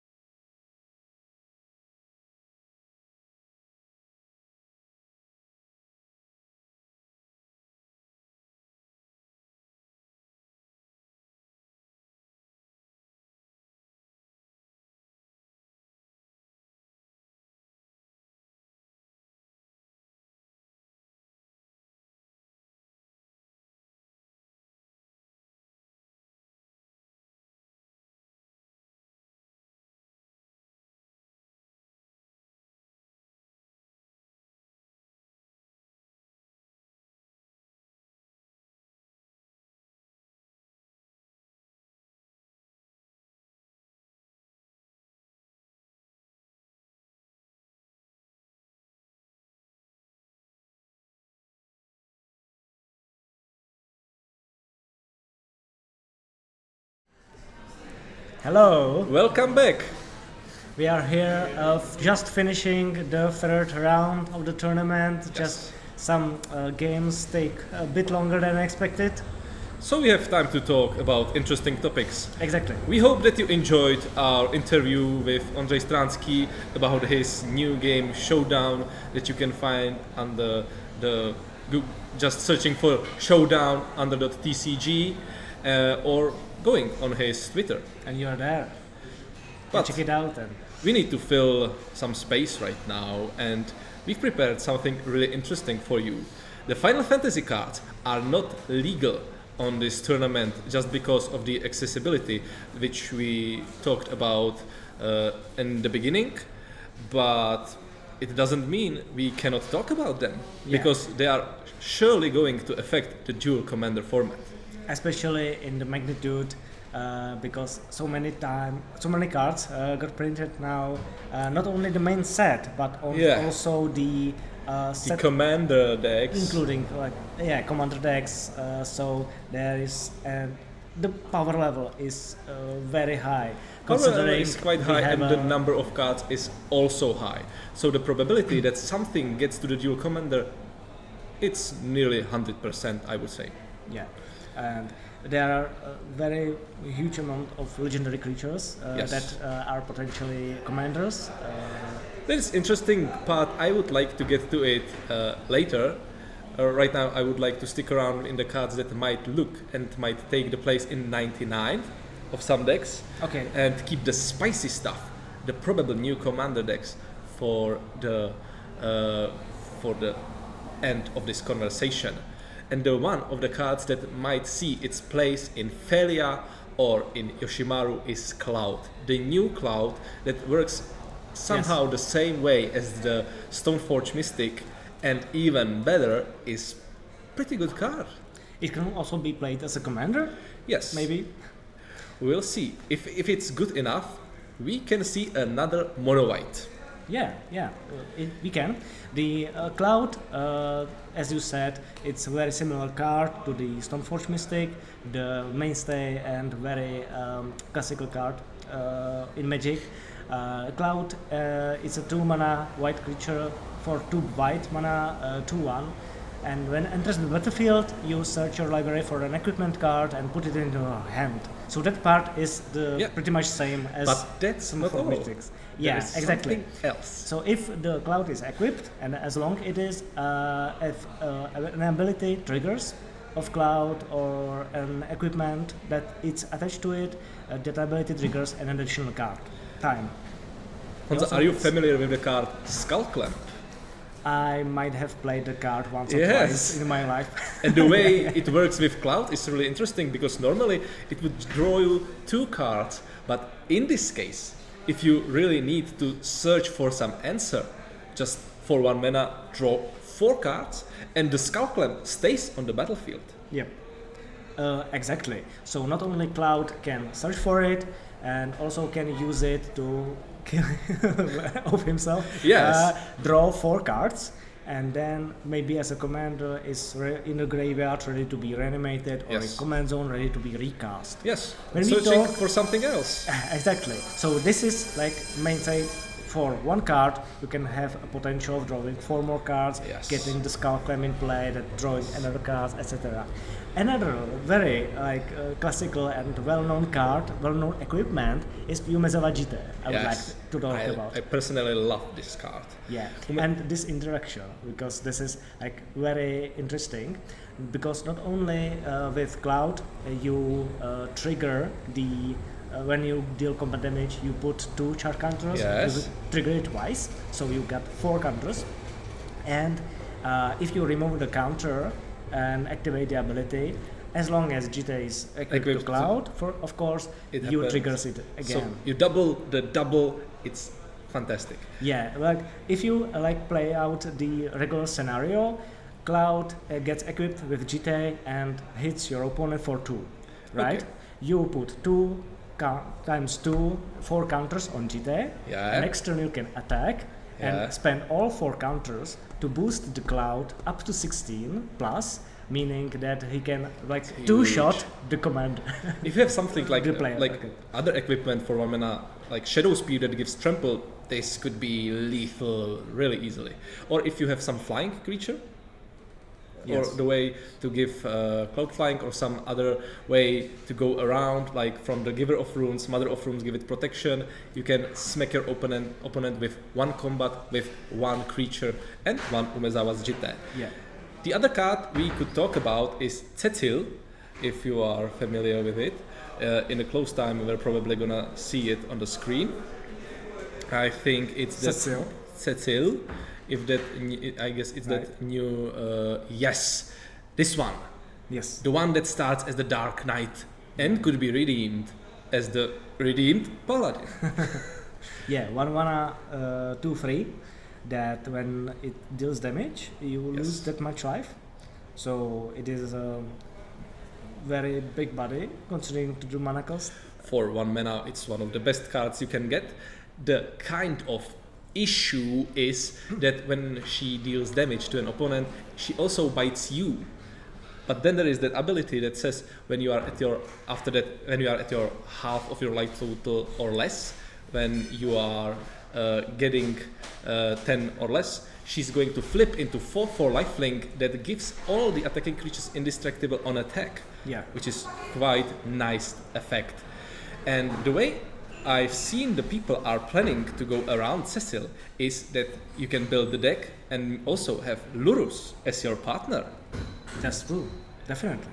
Yeah, right. So even if Cecil gets removed, you can recast it again Yeah. from your graveyard, and also Lurus has lifelink that Yeah. synergizes as well with Cecil because you lose the life, you flip it, then you use the lifelink Yes. attackers to get the life back. You need to go back to the life total to edit. Right now, if we're talking about Ozov decks, we have Ketramos, the new edition from the Adder Drift, performing in Duel Commander. The question is if Cecil is going to go to the 99, or if she is going to remove Ketramos from the meta and be the new Orzhov go-to commander. Before that, there was an Amalia Benavides Aguirre. Yeah. So a lot of Orzhov commanders popping up and trying to perform. It's not only that there is only one Orzhov commander in play at this time, Yeah. there can be multiple ones, because there are also like completely different strategies. Yes. The Cecil basically, even with Lurus, tries to go aggressive. The Ketramos, on the other hand, is more like a mid-range and control deck. So we will have time to talk about Final Fantasy set later on. There will be a lot of time. We'll get to it, but right now there is a next match being prepared. It's go. Kellan, Plenar Trailblazer, the one of the mono-red decks, against Vohar, Vodalian Desecrator. And this is something I'm really interested in, because Vohar is another combo deck that wants to go either through Tendrils Way or through the Doomsday. The Right. player that is piloting it is Mateusz Pawlowski Fiala. I know him for quite some time, and he's been the Dimir player as long as I know him. Before that, he was playing that Ertai, but the Ertai doesn't have combo potential. Right now with Vohar, there is interesting combo potential, and Mateusz is doing particularly good with that deck. Getting to most of the top 8s from the tournaments he's attending, and right now we are going to see what he can perform on our feature match. As you can see, it's one of our star players from Najada DC League. He finished first in Hradec in I think it was April, playing Vohar all the time. Win rate 64% is pretty high. Yes, especially during 4 tournaments. So this is Yes. a very huge spread we saw. And he's not drawing that much. I think that those 4 draws, might be from the board states where he knows he just draws to the top 8s. Yes. So most likely he's either winning or losing. And we are going to see if the winning or losing is going to be this case. Because Kellan is mono-red. And Monored is kind of treacherous because sometimes it can really kill you with a lightning speed. Yeah, especially in hands of Pavel Podlešák, which I know because he used to play a lot Duel Commander and he was the go-to mono-red player. So we have two very good players, Two very experienced players. fighting against each other. And there is the Kelan, that is not Zurgo. Yes, yes. I'm interested in this. The Kelan is like the way where you can dump your mana if you lack the spells in your hand, so you can improve and not you are not. The issue with Monored is that when you are flooding, you have nothing to use that mana for. With Kelan, you have always something to do, at least like leveling him up to something better. Yeah, the thing is that you have one mana commander leading your mono red deck because you really want to have play on the first turn every single game. Yes. But with Kelan, you also have the late game potential when all the interaction is spent, and if you leave your commander in play, the Kelan can get you back very much, because a 3/2 with double strike, exiling 2 cards when it hits the opponent again, and it might be a tremendous opportunity to close out the game. Yeah, as I mentioned, I played Monored for like 2 years, and I know I would be really happy to go against Vohar, because one thing, there is not much creatures, so there is not much going on in case of blocking Kelan, so you can get the free stuff from that exile effect if you manage to level up Kelan. And the thing you were talking about, the issue of having one drop, there was an era where Felden was the dominating mono-red commander, but the issue was that you had to have a lot of one mana stuff to start with that one drop.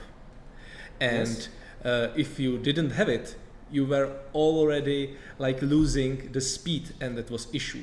With the one mana commanders, and right now we have 3 legal targets, this completely solves this problem. You don't need to put any one drop in your deck except for the best ones, like I guess Lightning Bolt, or if you are interested in Lithomantic Barrage. So we are going to the match straight, and what would you expect as the first play from the Kelan, which is on the play? Right. That's interesting, and that's huge. That's huge. That's something you want as a mono-red. Winning the dice is also the part of your winning strategy. Right. So you mentioned that Vohar, this is a good matchup for Kelan. Thing is, we don't exactly know what kind of Vohar this is. It is a control deck. It is a It's reanimator. not control deck. It's not control or reanimator. This is straight combo deck. Right. I know. I've seen this deck perform many times, and you just want to go for either Doomsday or for the Tendrils of Agony combo. Yeah. So cards like Intuition and stuff like that is really your daily bread. Right. So if your opponent, you play mono red, and your opponent can place a combo deck which you cannot really interact with. Yeah. How fast do you think Vohar can close out the game with the combo? Depends on the amount of rituals he can afford in his hand, and I think I see some in his hand. Also demonic consultation, which is part of the combo. Yes, which these cards are really something that can assure that you are going to be fast in your comboing. The start from the Kelan was also pretty fast. I've said that there aren't many creatures in Vohar deck, and there is one on the battlefield, the Vohar itself. And in a blink of an eye, what did you say? It's not here. Yeah, right. I think it's the Arclight Trail that will deal 1 damage to Vohar and 1 damage to Ember. It was just the prowess. Don't mind me. This is the mouse. This is the like Emberheart champion. That will just prowess, and right now there's 5 power on the battlefield. The question is if there is going to be something more. 2 mana open, some bolts, some hasty It's creatures. pretty likely, right? Or Kellan can be upgraded. Yes. For the first time. But I don't think that's But the case. yes, this seems like the chain lightning. If you have such an like full hand with all the cards, you want to play them first and then have Yeah. the Kellan. Because And in the Matouš case is of already interaction, at 5 life total. yes. We've come to our feature match and it might be over really quickly. But let's be honest, you don't see this much. This is peak, so you can see how are you gonna die, and this is brutal. The Ghostfire Slice, the Yes. mana, the Confluence, red one, and Yes. the Pyrostatic Pillar, or what? It's the sulfuric No, vortex. sulfuric vortex, Sulfuric yes, vortex. So many ways to die. Not conflux, sulfuric vortex. It goes circular, but the sulfuric vortex is actually going to kill you. Yes. Many ways that Vohar needs to Be worry worried about. about, yeah. Yes.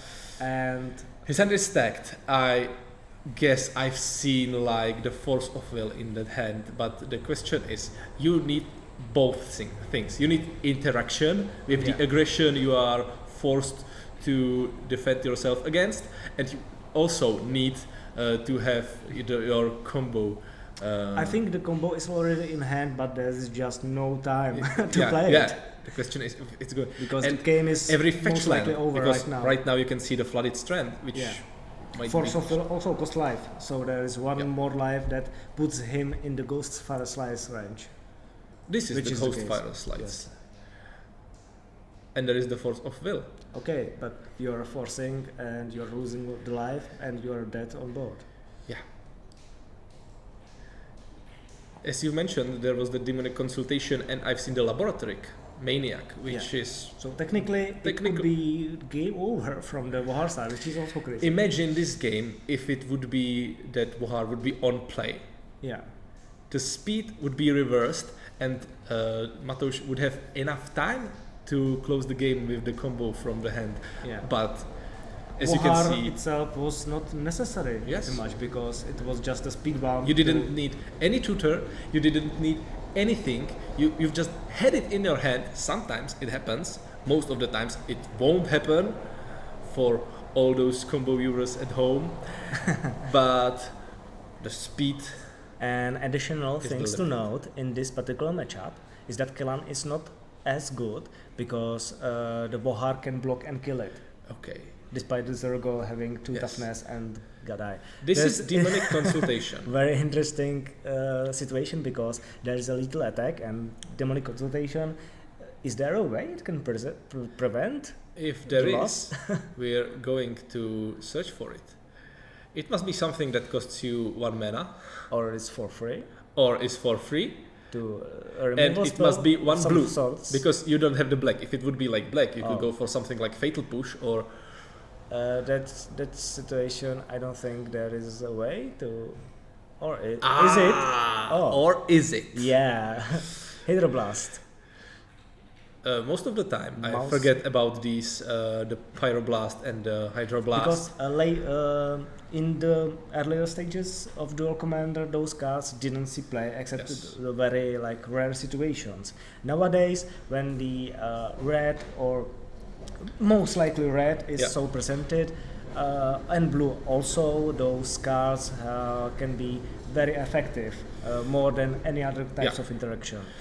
With red, you have mono red, you have Deadpool, you have Aragorn. With blue, you also have Aragorn, Aminatu, If we look at the top of the meta, I guess like on the MTG top 8 right now, the top 5 decks have red in it. So Oh, the Hydroblast is absolutely must have.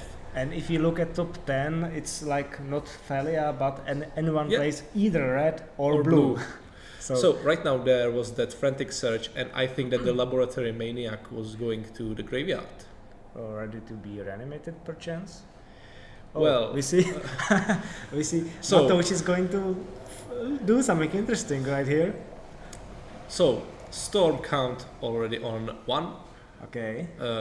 Don't mind the card from other game. This is just for the case of making sure that you know how many spells have been cast. And the Laboratory Maniac stayed in the hand Okay, right.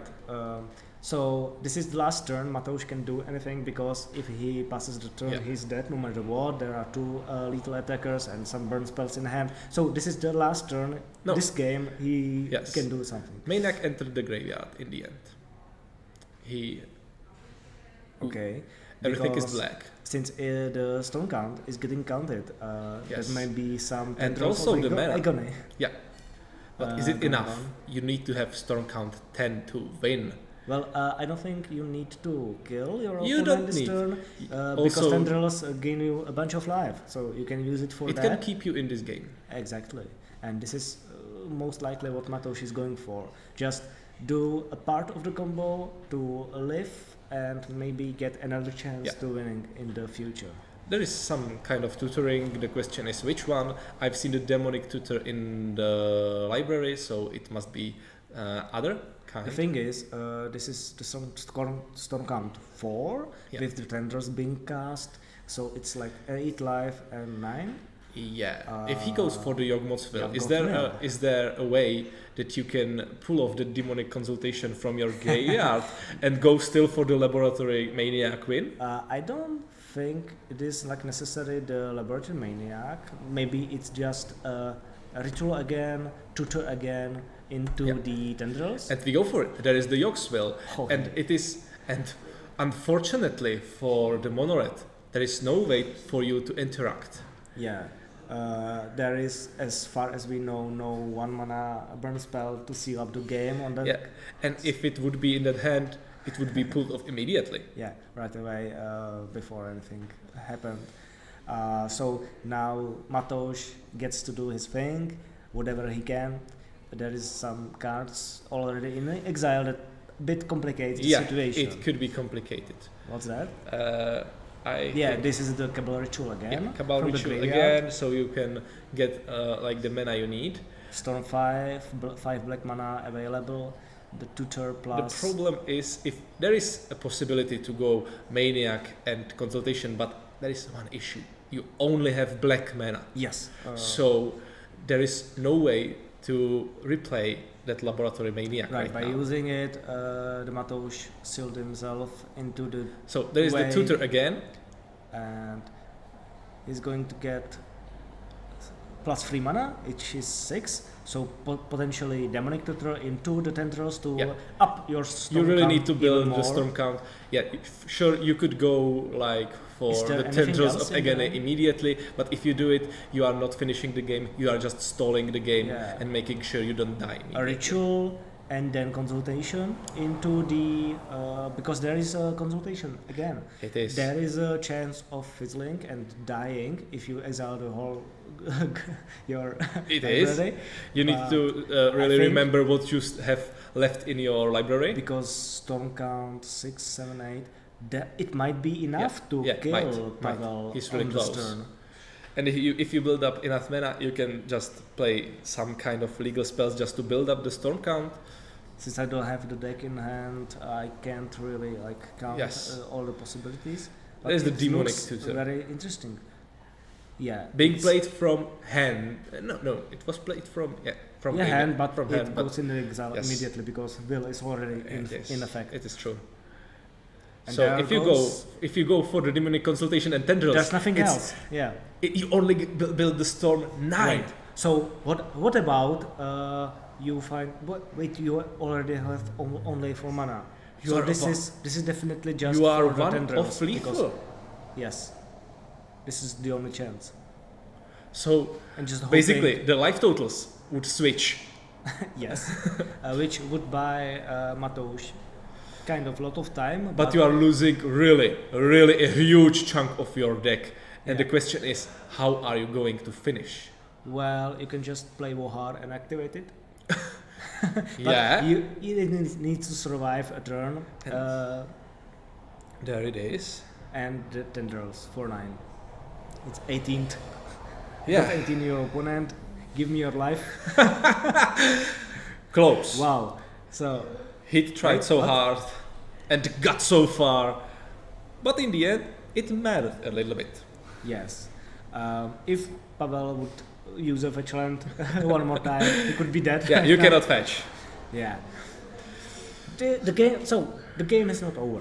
Yeah, Matouš just gained back all the life he lost And during the game. we couldn't hope for anything better because the game plan of the Monored is to win as fast as you can. The combo, the game plan of Vohar is combo as fast as you can. But both of the players couldn't manage to do this, Yeah. and we are still in the game 1. Both got pretty close, pretty Yes. damn close, in fact, because both players kept in one life, so we couldn't ask for a closer game in Yes. this situation.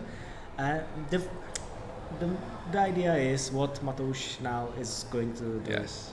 If, for example, some creature to try an attack, because Pavel is now like very close to death and Yeah. needs to be careful. This is one of the cards that can help you to end the game really quickly. Yes, but not right now. This is just. Yeah. Oh, and Kellan stays back because if He there has is to. some hasty Ooh, and this is the monument. thing. The monument. Can- monument of something, I don't really know right now. But if you draw, discard a card, Yeah. you can make your opponent lose life. Monument to endurance. All And right, I this think is the the game. win. Wow. So Matouš had the monument the whole time, only not Yes, mana. and so also his the way plan to is- discard a card. Okay, that was the possible win condition, which he had in hand. So this But is I very think convenient. there were like situation. 2 cards left in his library. Only 2 cards Yes. in library. Yes, everything either exiled or in his graveyard. Wow, I This didn't was realize one that. of the closest game with the Vohar and one of the least likely ended up. Yeah, definitely. This was amazing. Like one player being so high on top, closing the game on turn 4, basically. And then according to getting the win, the Matouš needed to be really creative to achieve it. exactly. The first use of the demonic consultation seemed like the desperate measures to just survive the Yeah. aggression. In that situation, on the Pavel's side, I wouldn't be worried in the slightest. Like, Yes. okay, what you are going to do? Yeah. But the hand was almost perfect, and I would be very surprised I dying think like that, that. the during thing that helped was that the combo potential was already in the hand. You didn't need to tutor for anything. Right. So you've got you had the tools. It was only about how you are going to use them, and as we could see, Matouš used them pretty good, perfectly, just to achieve the win. Yeah, you can see that there are also very interesting decks in the meta, because this is a combo deck, but it is not like a combo deck in a way that you need to play card 1 and card 2 as soon as possible, Yeah. and only those 2 cards. Yeah. You can also figure out and like drive through your deck and play through multiple rituals and Yes. tutors to pull out the win seemingly out of nowhere. I was talking with Matouš once, and he told me that some cards you don't even want to have them in your hand because Right. they are better for you in your library. Mm-hmm. So yeah, the Matouš has done his homeschool because if you lost the dice against Monored, you need to win at least once when it's Yes. on the play, and he already managed that. Yeah. So right now, It is one even if you power. lose, the next time you are going to be on the play, and it's going to be advantageous for you. Right. So now Pavel needs to pull out this A game to win 2 games in a row and to seal the deal on that. He goes first. Thank you for showing hand. We see I've seen the something. pyrokinesis, Oh, and I see the days. the days, So and a lot of lands. The players are being really nice to us and also to you, viewers at home, because you can see what they are cooking this with. is an Inquisition Of or, Kozilek. I believe some discard spell, Yeah, because he is putting on one side the cards. and we see the hand again. Yeah. Good for us, right? Yeah, searing base. Oh, the searing base is probably go-to because it is a way to deal with Vohar. Yes. It is a card he can play very early, or the Lavamancer. That also works, Yeah. I believe. The Lavamancer can really build up a lot of damage over the time, making sure that you recycle the cards in your graveyard the most effective way, which is in the Monored considered damage to your opponent. Yes. Thing is, do you expect this game to go that close?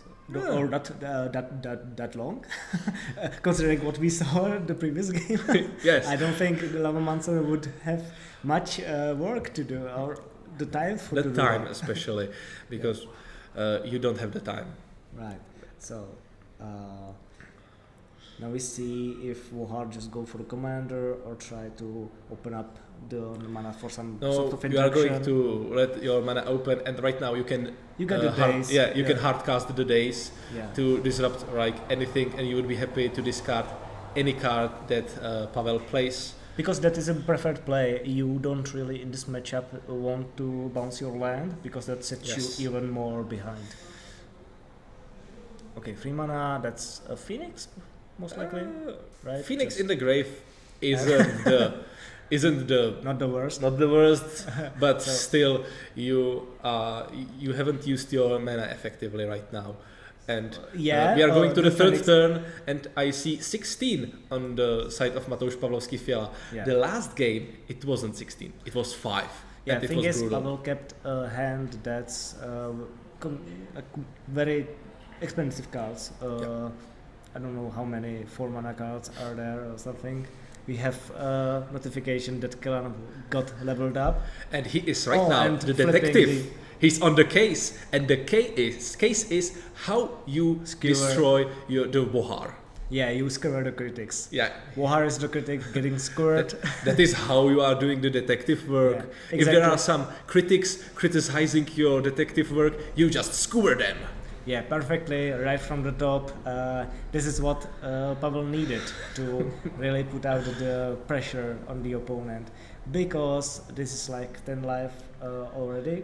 And you now. can keep the cards in your hand, because I think it was exiled with the detective work. Yes. Oh yeah, it was an extra card you got. Yes. Because basically for free. One unfortunate thing is that the pyrokinesis cannot target your opponent's face. Yeah. It's free spell, but it mostly deals with creatures. Yeah, it's not a fire blast. How many is going to be there in Wohar? Yeah, Wohar. he has And drawn. we saw the another baleful tricks Yes. there, which is pretty good to be able to get rid of that easily. Yes. Because you really need the Kellan to get in. But and Matouš get the knows damage. about the pyrokinesis, so I think that he wouldn't be dumping his mana into the baleful tricks just. What's the other case? I see lots of Japanese special Yeah. art cards. There is going to be Jitexian probe. for 2 life, additional 2 life and spend. these cards, That's interesting. you have more fire, more gas. Incinerate and Fireball, Yes. I believe. I guess so. It is 5 additional damage from hand. This is almost lethal next turn. Almost. Yeah, It is. it can be. So we get another hit you, If you get down the- to 1 if and you then get land- I die If you get situation. land, it would be nice. And as you mentioned, the Strix.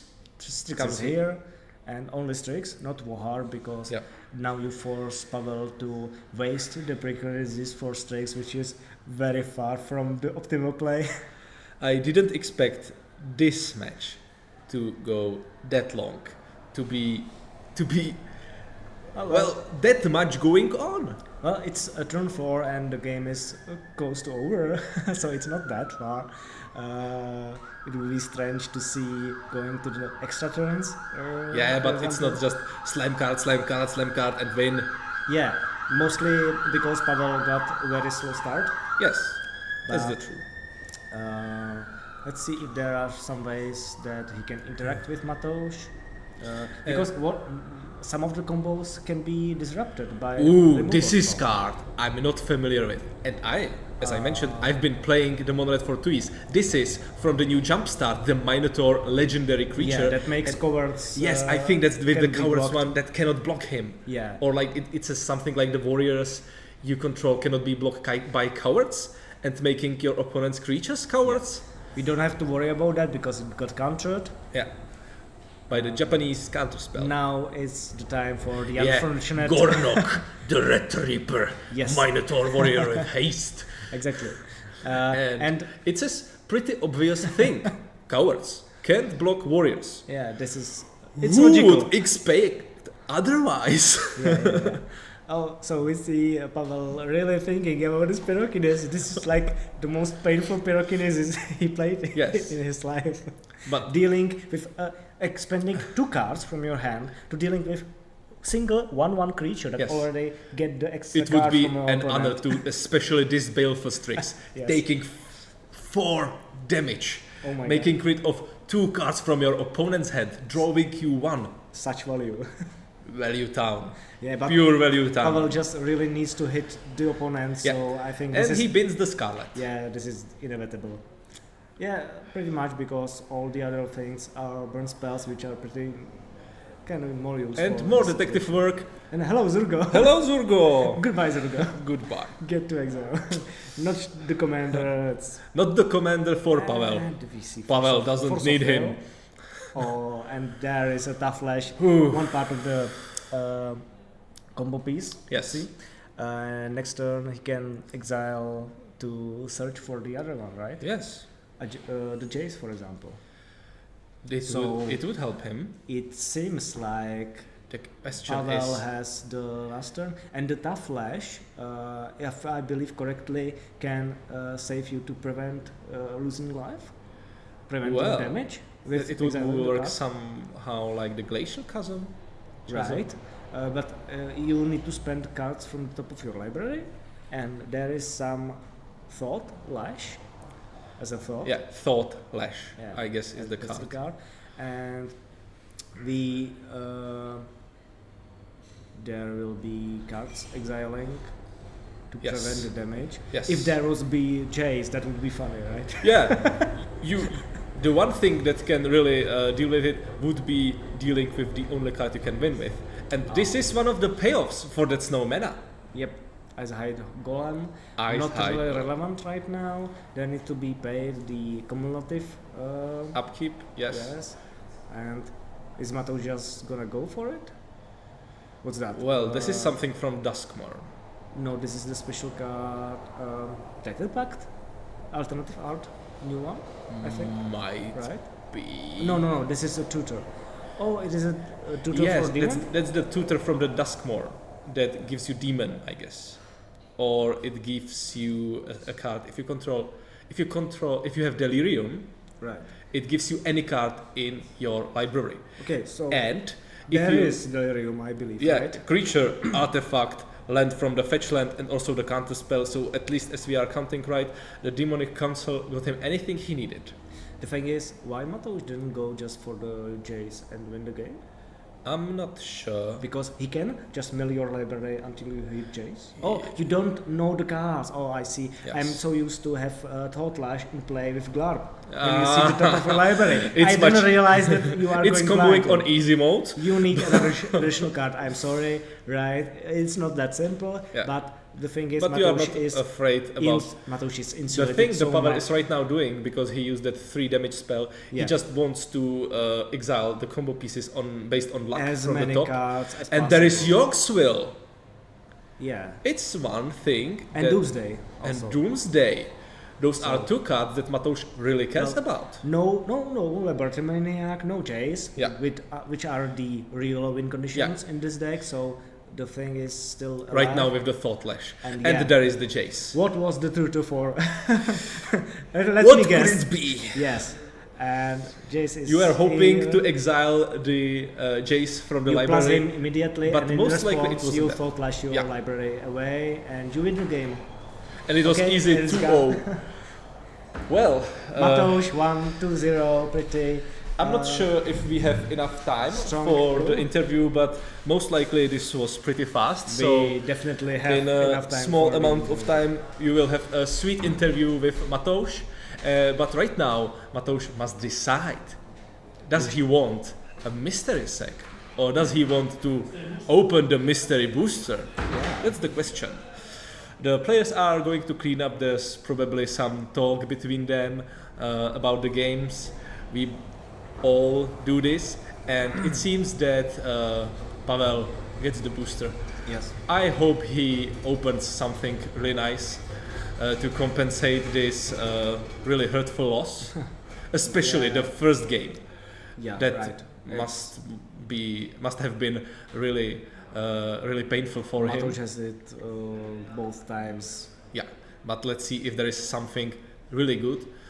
I like this vampire, and with lifelink and death touch.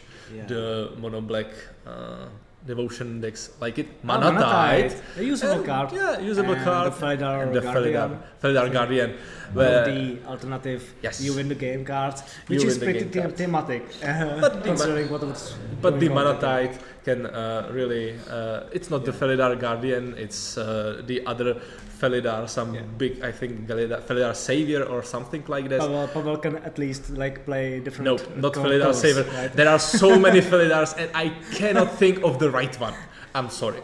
Sovereign. Felidar Sovereign. Sovereign, yes. Yes. It's not the Savior, It's it's the Sovereign. king, I it's meant the that it was original an one. S. Yes, that's the Yes. one. Vigilance, lifelink. If you are healthy enough, you win the game. But in Duel Commander, you start at your 20 life total, so that's not the case. So Pavel can now play red-white decks. Yeah, Not so only mono red. we are right now going to a little fade out, and after a really small amount of time, there will be Matouš going to the interview.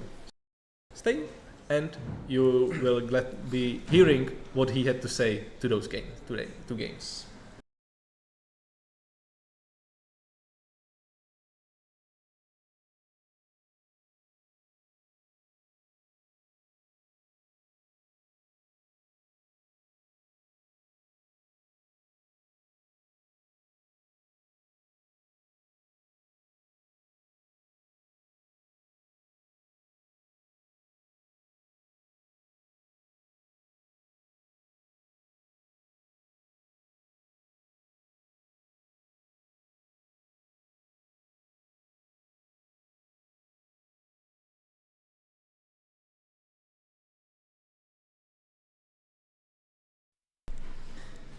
So hello Matouš, welcome you to our booth to the interview. Congratulations on your victory. Thank How you. do you feel? Lucky. Yeah. I think the games were pretty lucky. The first one especially, that was pretty bullshit. I feel sorry for the opponent because loads of things had to go exactly my way to win that one. Right. Fortunately they did. The second one, I think opponent kept kind of a slower hand and it was very playable, but the first one was very unlucky Okay, for him. so congratulations to all. Considering, let's see at the beginning. So, Yeah. what about you and Wohar? How Oh. long are you playing the deck? I've picked up the deck I think last September, Yeah. where I was playing airtype before, but I am very combo-oriented player, so I really Okay. like playing combo decks, and I found out that there is a Dimir combo deck where I had most of my blue and black cards from airtype, so Yeah. I just very easily switched into this, and I've been playing it ever since. Okay. First I played deck list that wasn't really mine, but then in January I think I made up my own version where I play some weird cards and weird mana base. Okay. What about the weird cards? Is there some like addition you would like to say? I mean the deck, the weird cards in this case are probably lands, because I decided to play Tainted Pact because I think it's really great in the deck. It But- needs to be, right? It's part of the combo. Yeah, of course, it's part It of the works with combo, the combo but cards. it also doesn't work with lands very great because you, Yeah. the deck is weird because you have Tainted Pact, so you need to play each land only once. You need to play Gush for Doomsday because that's the main win condition where you need 2 islands. You need to play Lake of the Dead because that's another part of the combo where you need 2 swamps. And Yeah. you also need to play like Doomsday for 3 black mana and Jace for 3 blue mana in the same turn. It's like really weird. But the mana base has been working great so far for me, so I think it's nice. Unfortunately, these times you have plenty of dual lines, so you can Yeah, fix your mana pretty good. I think people are too scared of tap lands nowadays. I think I Right. have like 11 tapped lands in the deck, and if you play tapped land on turn 3, it usually doesn't bother you that much, so it's great. Okay, so what about the mono red? What is your what were your expectations? The matchup is weird. not played it that much, but I think it doesn't really go my way. You have played against Yoshimaru though, I believe. Not today, but generally, yeah. In the past, so it's pretty similar matchup. You I think are it's getting pressure to I think move it's quickly. actually a lot worse than Yoshimaru because Right. versus Yoshimaru you are usually at least sometimes able to keep your Vohar in play. Right, there are Because lots of less removal spells. there's right? lots less removal spells versus like Mono Red Burn. You don't usually keep Vohar around, so I think the matchup is not great. I was not very happy when I saw I'm playing into Zurgo or Kellan. I didn't know yet. I found out it's Kellan, which I think it's a bit better for me than Zurgo because you can like block him with Vohar and kill him or Right, that's what Yeah. I mentioned in the stream because there are more Zurgos than Kellans. Kellan is only one there, Yeah. and this is the Kellan that you are playing against. yeah. And I you think can attack. generally Kellan is a bit better than Zurgo, I believe so. but Right. I think he should have swapped into Zurgo for game That 2. might be the case. Yeah. Yeah. Well. Yeah. What are there any worse matchup even than Mono Red for you? I'm not sure. I think probably Rakdos Agros, but not literally Deadpool. I think Deadpool is not that bad because the commander costs 4 mana and it Yeah. doesn't really pressure that much. It's too but late, and Judith you can- and Yurei are a big problem for me usually. Agat also maybe. Yeah, God. I actually don't think I've played against God, but Rakdos Right. God is probably It's not a problem as- as well. Yeah. Okay. Tell us more about the game 1. You Yeah, got down to 1 life, Yeah. and then it switched, and then you won the game Yeah, in so- matter of 2 turns. So I kept a pretty risky hand because it didn't have that much interaction. You but had the whole combo there, right? Kind of. I had Cabal Ritual and the Dark Petition, which work really great together, but you need Delirium first. And Yeah. I had some cards that could be discarded. And but, consultation, no? I'm not. No, I didn't. I think. Oh, maybe. Yeah, Because yeah. It began with the consultation, yeah, right? it began And with you- consultation because I needed You had that. something, and I also kept the consultation. I was like thinking it's not really great because it's usually like mulligan to 6 when you keep consultation, but Yeah. it sometimes does something. And As we saw on the street yeah, today. of course, as we saw. And then I really needed to draw my 3rd land on turn 3 because I only kept 2, which didn't happen. Okay. That slowed me a lot. I think if I do Yeah, it, it would be really great because right. I could have played Frantic Search first, then discard the cards, then I would be really close to Delirium. It would be like fine.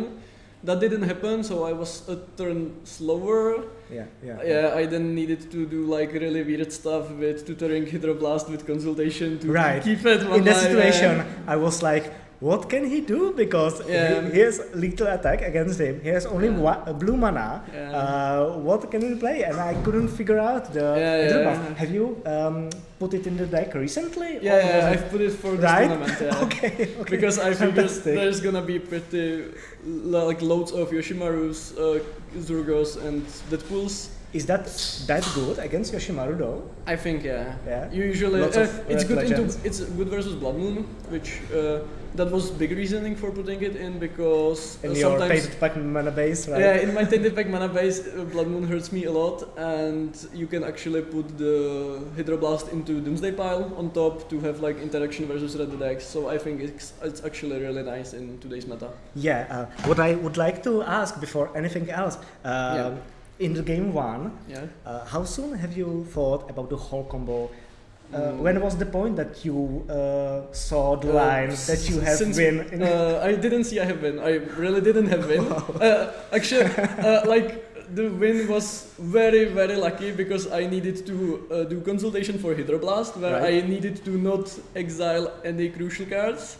And then the next turn, when I was comboing, I had to play another consultation because then I wouldn't have mana for the tendrils. So I had to play another consultation. But at that time, I already had like the second. I didn't need really anything else. Well, I needed the second damage, the last damage somehow.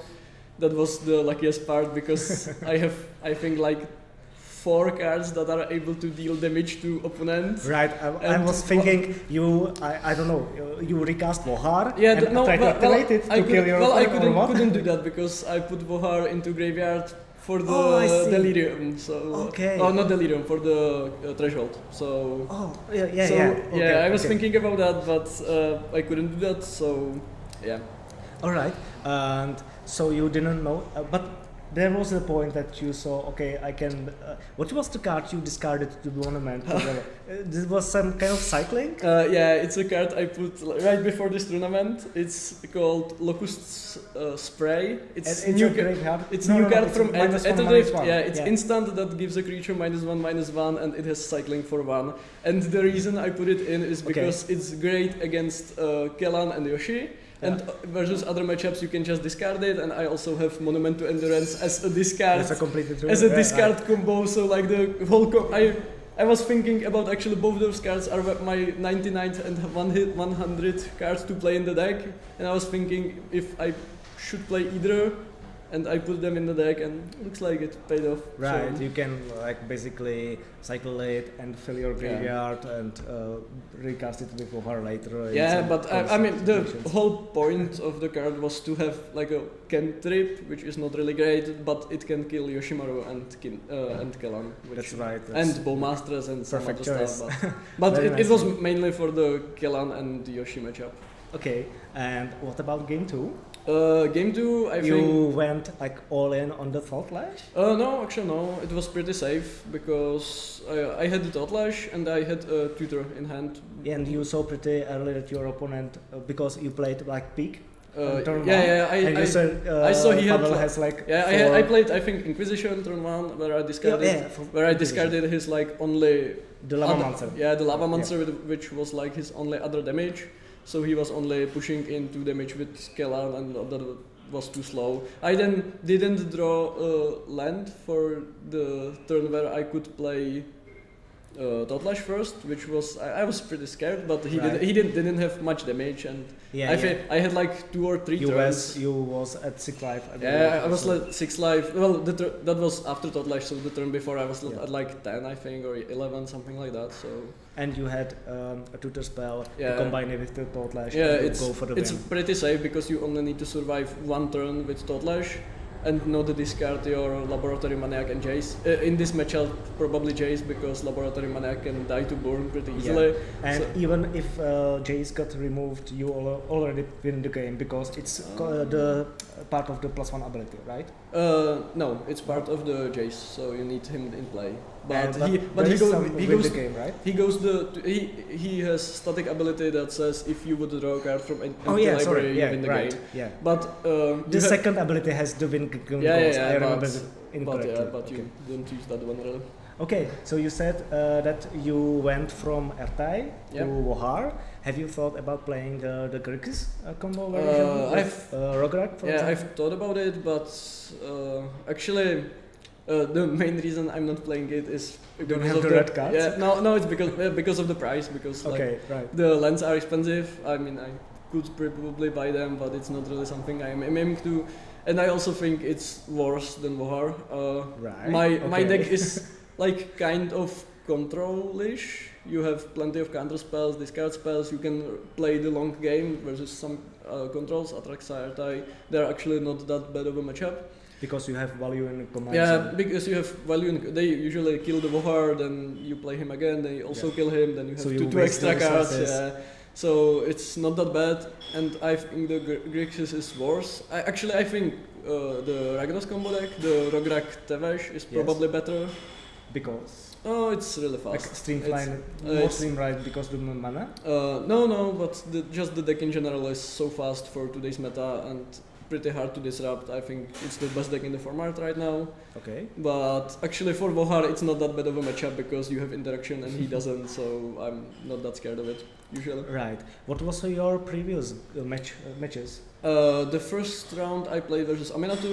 That was pretty close because like the deck can do some unfair stuff and you Reanimator? Oh yeah, Okay. Reanimator Aminatu. Then second round I played into what was it? Into Prosh.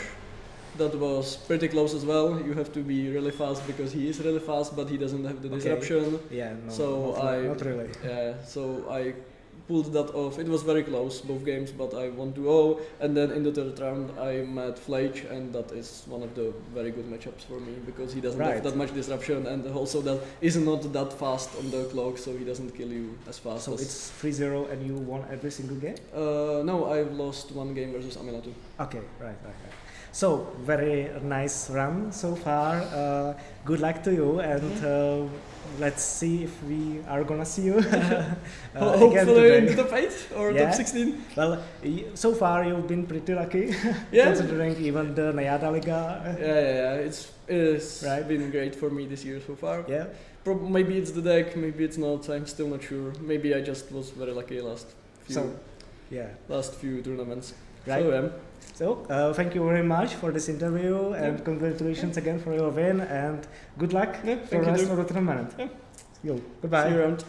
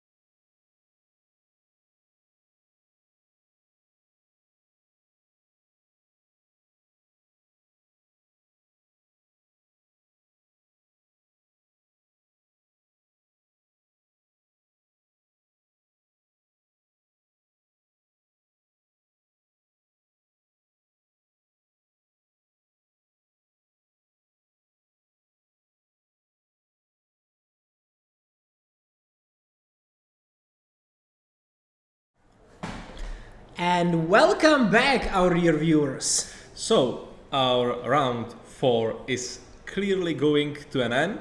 Yeah, they're gonna be, as usual, you know, the big tournaments, there's gonna be like 5 or 10 minutes of extra time, just the usual. But we are coming close to the end of round number 4. Yes. And I think we saw some dominant performance in this round. I love the combo deck.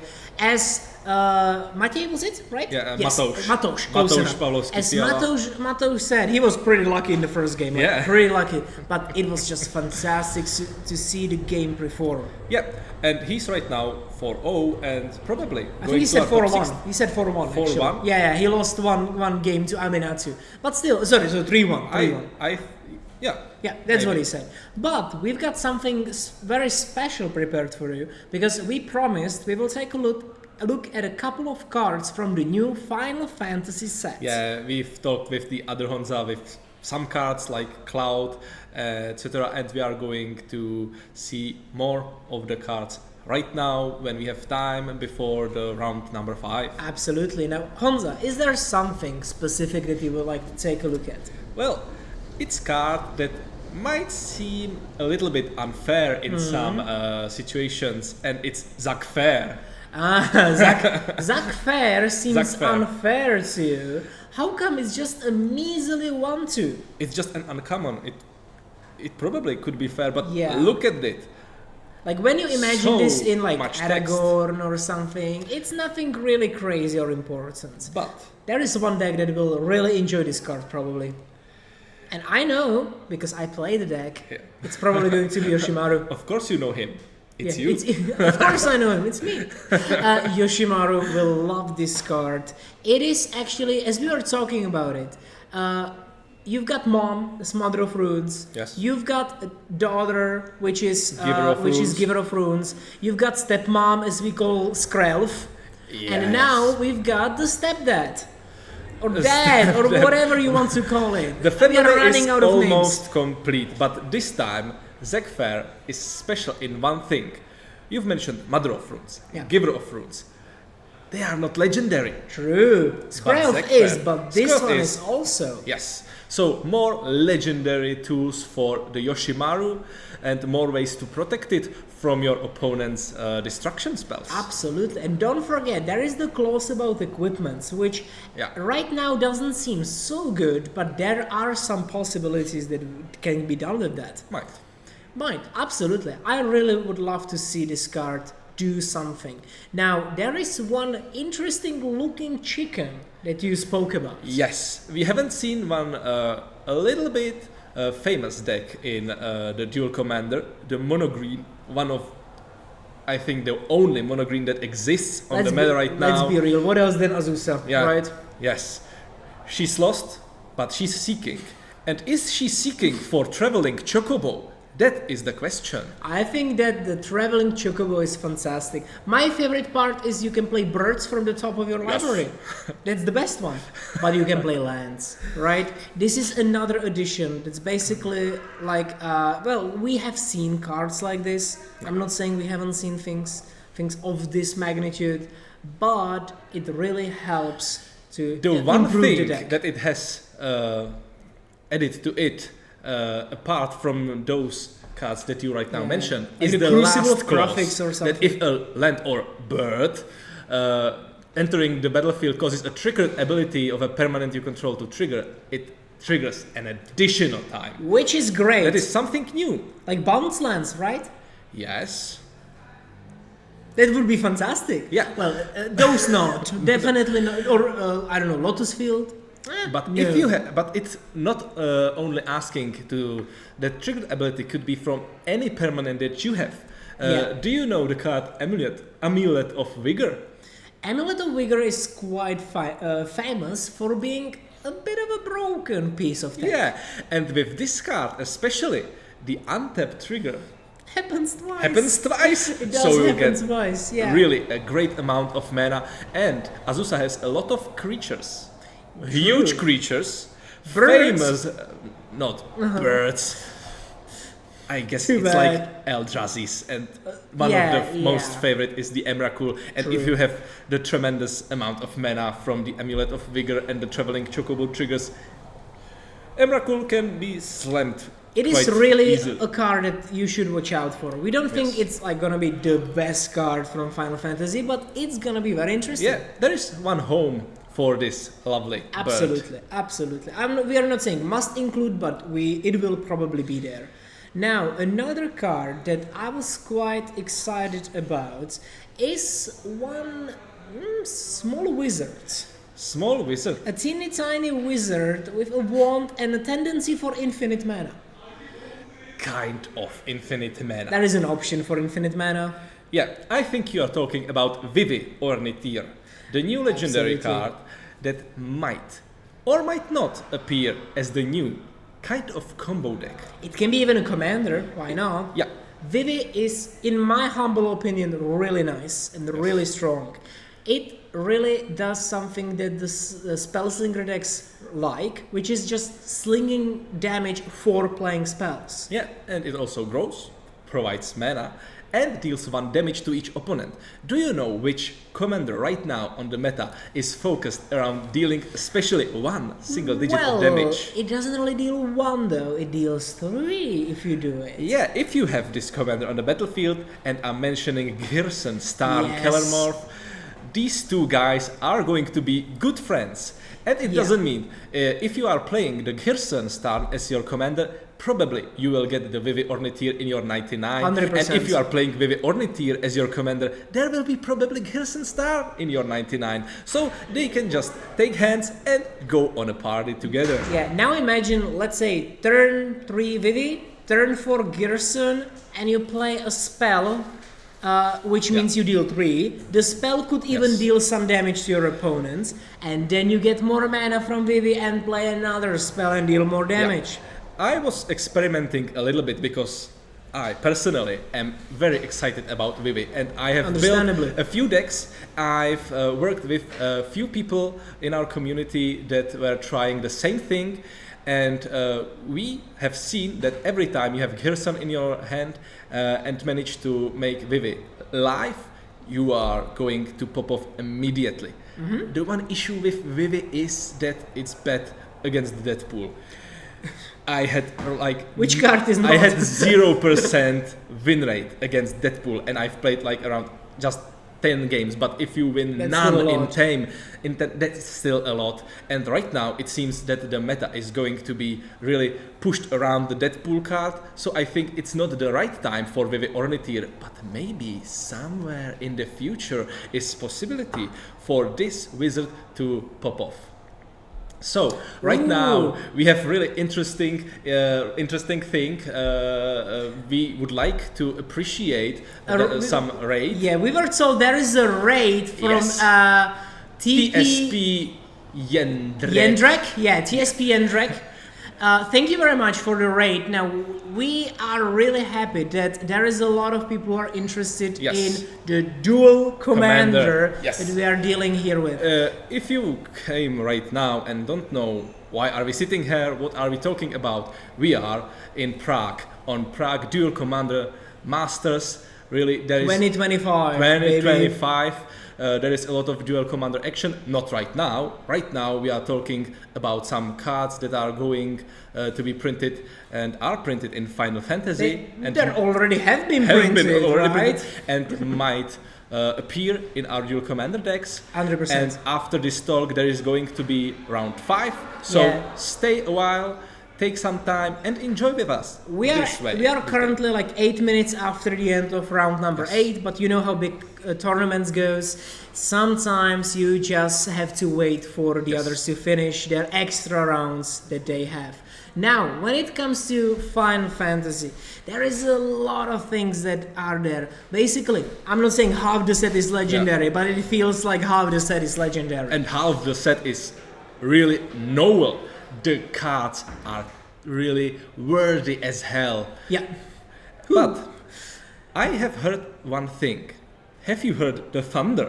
I haven't heard it thunder because I only saw the things that comes before. and that's lightning. Ah, Now, lightning, I think it's called one person army, something like that. Lightning, one person army.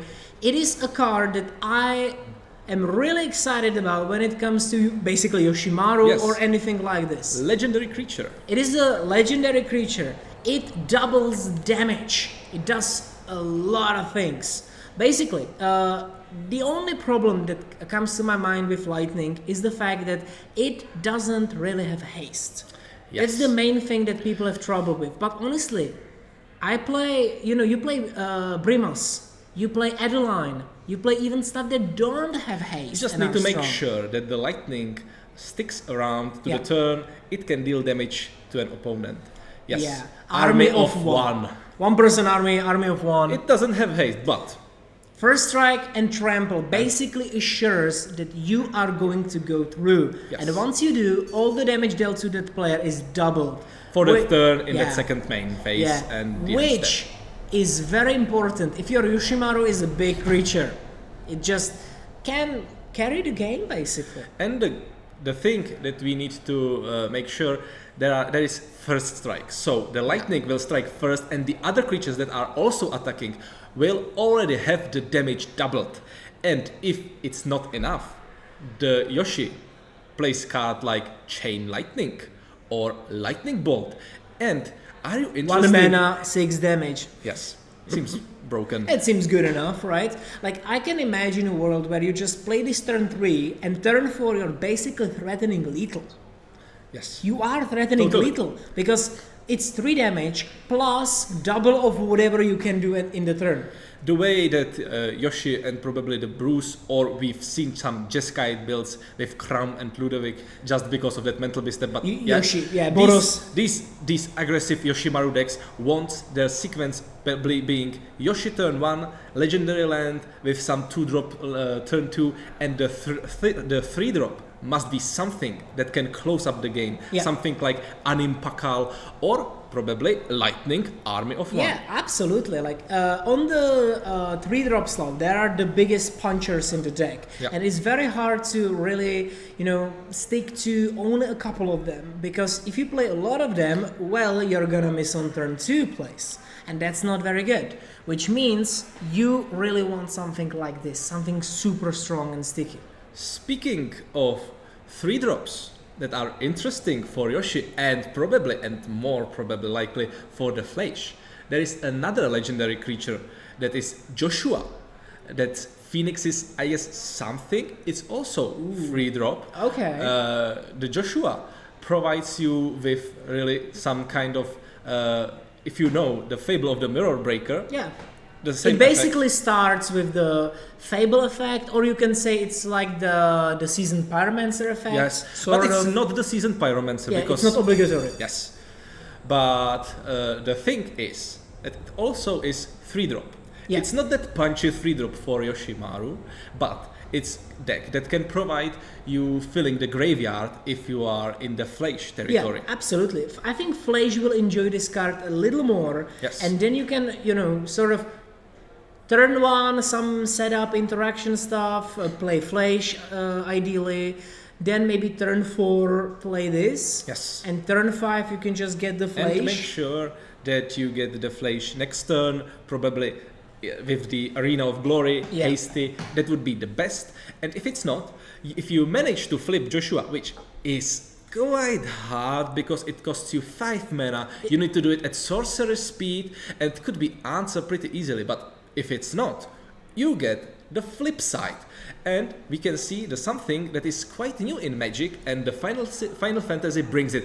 And this is Creature Sagas. That is actually most likely the reason why the Saga rule was changed. Now, we Yes. spoke about it at the start. Just to quickly recap, until a couple of days ago, the Saga rules worked in a way that once a Saga permanent had no other chapters to fill, or it lost the abilities, it would just immediately sacrifice itself to the last chapter, which probably even wasn't there, because that's how sagas work. Yes. They need to fill the chapters and then they just go away. It was okay with enchantments, that's fine, but if it's a creature, it Yeah. feels weird. Here. let's imagine you would play, I don't know, some humility effect or some lose ability effect. And it would just die. It would just die instantly, and you would just have to explain it to people. So the Wizards that's how decided it works. it's not the case anymore. Yeah. It ended up Urza Saga being better than that it is already. We will see how big of an impact it has, but a lot of people are predicting the thing that we Urza are Saga right now will talking is break. just assumptions. It's been active since yesterday, so we'll see what will occur in the future. But the Saga creatures. Yes. There are also summons. That is a different style than this one, because this one actually on the last chapter just flips And back. there is this one flips back, but the summons won't. They will sacrifice themselves, but on the way they have some pretty strong effects, and there is one which is colorless, is pretty huge.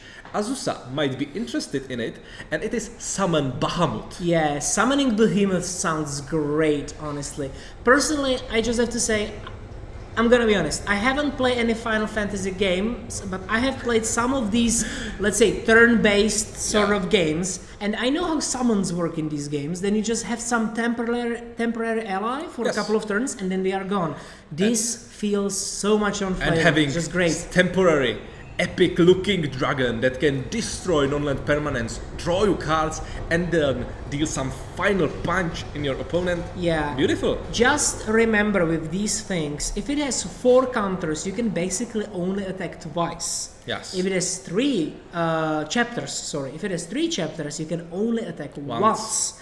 This is very important. It's gonna be very important even limited. If you are going to enjoy some limited events, I hope so. Which because are right now happening. Right now we have a lot of limited events from Final Fantasy. Remember this. Although Summon Behemoth is a removal spell, it's a card draw spell, it's a big flyer that will finish the game in 2 swings. Let's be honest. Yes. It's everything you need. And if it doesn't end the game in the 2 swings, that last chapter makes sure that it's ended. Absolutely. Now there is another colorless card that I was quite excited about. I know it's not the greatest. But I really like it. And I think that if some sort of ramp shell could Is it work the with it, ultimate card that I'm thinking it is about? the ultimate card of Final Fantasy, and it's the Ultima, But not this one, Ultima that white. Origin of Oblivion. Yes. It is a god, and Ultima feels so nice when it comes to playing a colorless deck. Yes. My idea is even playing it in some sort of Eldrazi shell. That could also work because there is a lot of colorless mana being produced. The thing that I like about it is that you can shut off your opponent's land. Yes. You can just say, okay, you like colored mana, right? What about no? Who doesn't? Yeah, who doesn't like to bully their opponents? You know, when you play Blood Moon, okay, everybody knows about Blood Moon, but this one, This one is interesting. Yeah, let's be honest, this is probably not going to be the card of the set, but I do not appreciate gonna the be style. the card for the dual commander. Yeah, absolutely not. Well, I could imagine it. I could imagine some sort of, you know, maybe as you said, Azusa ramp shell or like a colorless sort of ramp shell. I don't know if you don't really want to give up colors in commander, in dual commander, but some sort of green based ramp shell or something like this. It could potentially work. Just might. Yeah, the bullying potential is there, and also the ramp potential.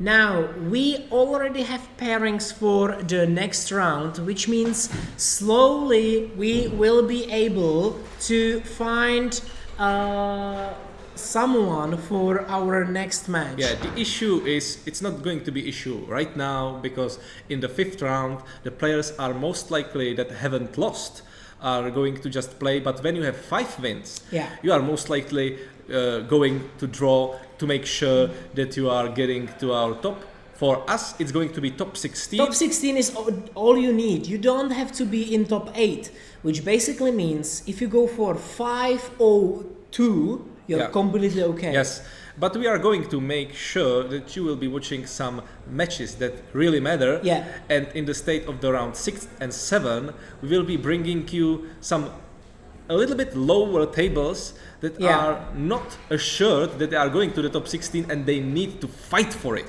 Absolutely, because The worst thing that could happen is just have a feature match of two people who will just say, okay, it's a tie. Alright, now we will slowly get to having the next pairing for us. And next sort of people. Now, you can imagine that we are basically not even in the middle of the full play. Of the whole tournament. Yeah, because honestly, the round number 5 is not even halfway point of your whole career here. Let's say the main standing is 7 rounds, which means 3 more rounds still, even including this one. And then there is the top 16, which is 4 more rounds. So if you are thinking about winning the whole thing, you're gonna be here for quite some time still. Yes. And if you are interested in watching it, stay with us. Yeah, stay a while and listen, as Deckard Cain would say. Yes. But we really have to say that these players are doing a lot of work here. They really need to stay focused for a long time, and it's not an easy task. I can attest personally when I remember from my experience back in Utrecht playing a big and large tournament. It is grueling to play for a long time. But And we can see the commanders. And you've mentioned the Utrecht, where you on the modern you were playing the Orzhov Blink. Orzhov Blink, and baby. one of our commanders that we are going to see is the card that you are very familiar with. Yeah, my love child, the thing that made me fall in love with the deck and really made me say like, okay, I was thinking about Ruby Storm before that, but this really made me say yes, I'm playing Blink, and yes, I'm going to, well, I hope to win it there. And I it's did not, also God. but it's great. It's a Does god. it mean you're interested in gods? Might be. A bit of Egyptian mythology. So if you're not a god, don't even talk to you. Yeah. You need to be god. But to be on here. the other side, there is going to be Frog, Wizard, and also Noble. Yeah, I think he is his own god, honestly. Glarp is only a god of his own. He's himself as a god. Absolutely. The god of Sultai, god of Sultai control. Yes, we will see a lot of value on both sides actually. Yes. Both decks are going to play for a lot of value. More particularly, Glarp will have access to counter spells and some ramp. Ketramos will have access to like exile effects and other stuff. But both of these decks really want to grind out the game. Yes. And who is going to grind it more? We're about to see. The interesting thing about Glarp is that it only doesn't have counter spells and some ramp. The main thing, it's why it is good, is that you can play cards from the top of your library, and the word play is really important here, because you can make sure that all those lands that are on the top of your library are being played, and everything else you are just getting either binned from his surveil ability, or you can cast it. The card is just crazy good. I remember when I played it in Limited when it came out, just in a pre-release, and it felt so stupid good. And I believe that we will see how dominant Glarp can really be in a game. Yes. When you use it to get a land, get a creature, and then maybe some interaction on top. The interesting thing just is that crazy. sometimes you get the mana open and the counter spell on the top of your library, so you don't need to have it in your hand to be able to answer some cards like Skyclef Apparition, which is in the Ketramos' hand right And now, now. yes, absolutely. And Ketramos is going to basically be enjoying a lot of exile effects and thus a lot of card draw. That is the main idea behind playing Ketramos. I can also see the Witch Enchanter, I believe, which is a nice card. And Demonic Tutor. Yes. Yeah, and there is the Artifact Lands. Which this is one of the only couple of places where you can actually play these things. Yes. Okay, Answered with Underground This is Sea the and Pass. Guile. This is the Kaya's Guile, I Yeah, believe. this is Kaya's Guile. That is also a nice card. It can do a lot for And the deck. that can exile, which is There something is- you're interested about. There is Manatite, by the way. Ooh. I can see Manatite, which And on the other side, there's Force Spike. I So quite similar effects, but Actually, different mirror colors. yeah, that is the Mishra's Foundry, I believe. So there's going to be a little bit of Stare of Death Okay, they are Everybody just, holding their yeah, 1-mana counter spells. just playing stuff.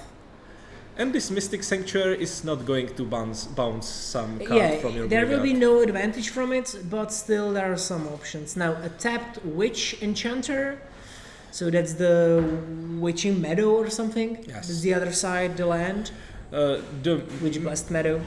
The main thing is we're probably not going to be destroying some artifacts or enchantments Most likely no. if there isn't something like flicker effect to Yeah. bring it back on the creature The side. fun thing in this match, I think we will have plenty of time to talk, just to have a lovely time spent together, Honza. If you have because something these- tasty, you our viewers at home, Yeah. some popcorn, something you really enjoy. Maybe go and brew a Yeah. cup of coffee. This is going or to take some tea. time.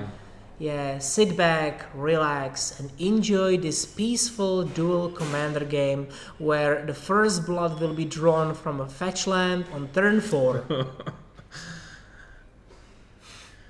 And actually, the first spell might be even played. Yes, that's Be- true. That's Only- Bajuka Bog, maybe?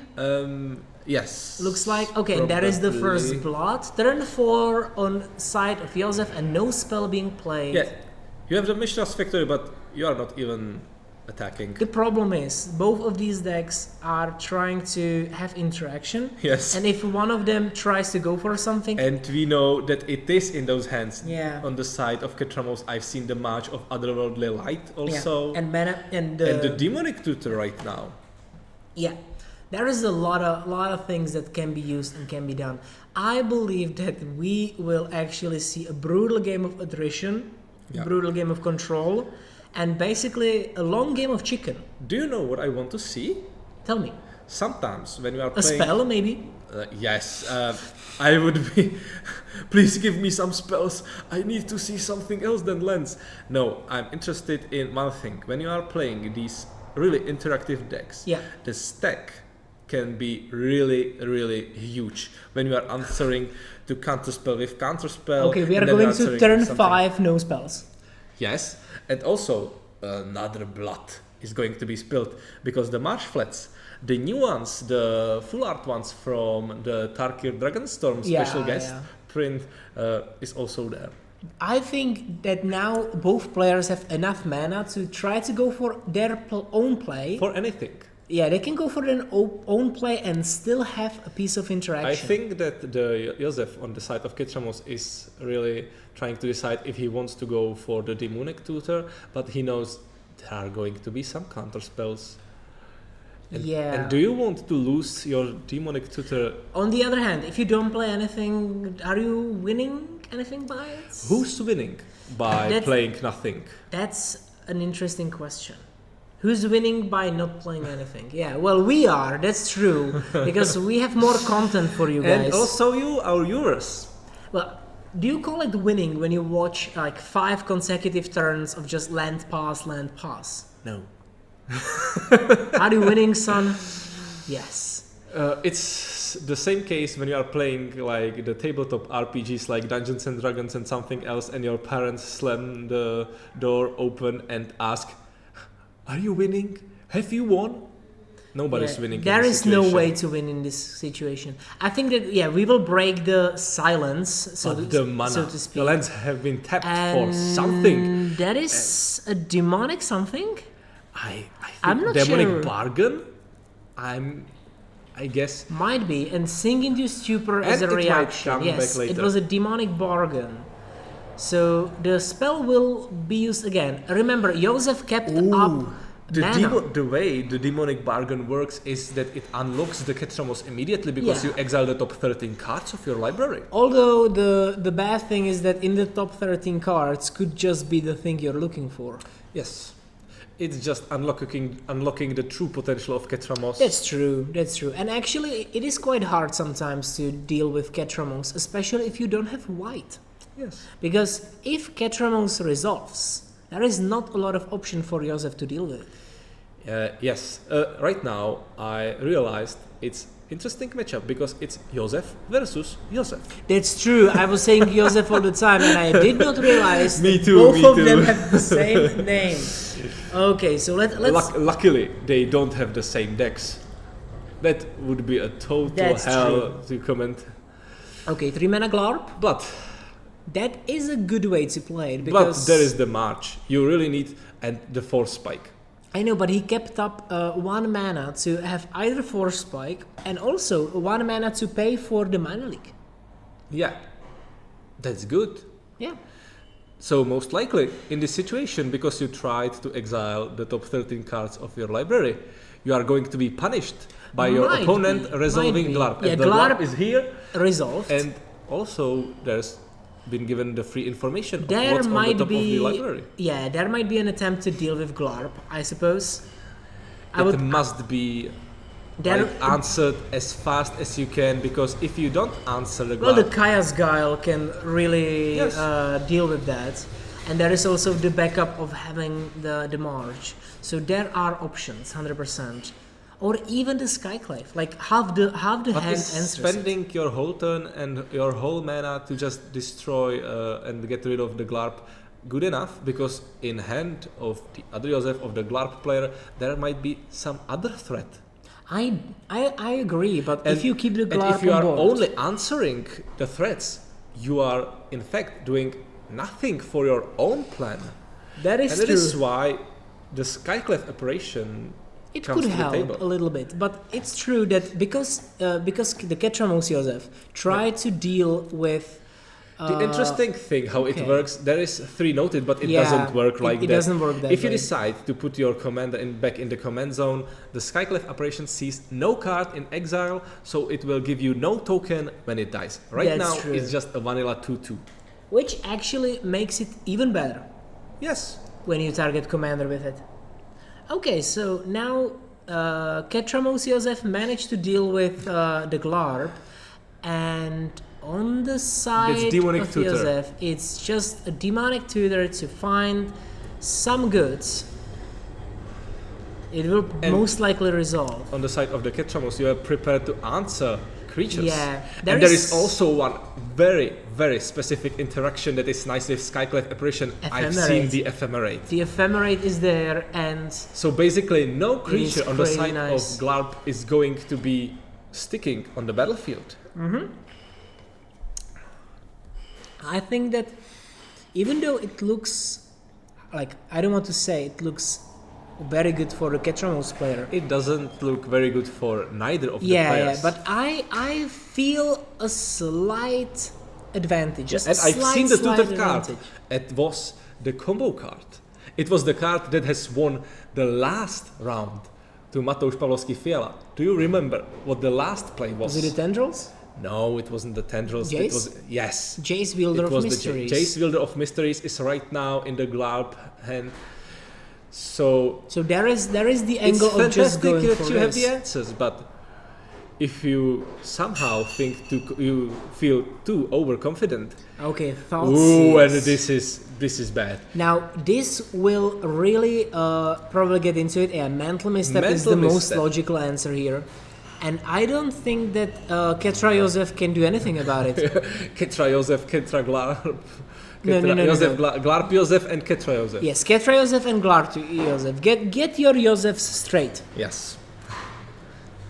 Okay, now there is a lot of options for Joseph when it comes to dealing with creatures, but dealing with a combo, like playing Jace and then Yeah. just trying to go for The answer demonic he consultation, decided it's to not go there. for is Go face. Go face.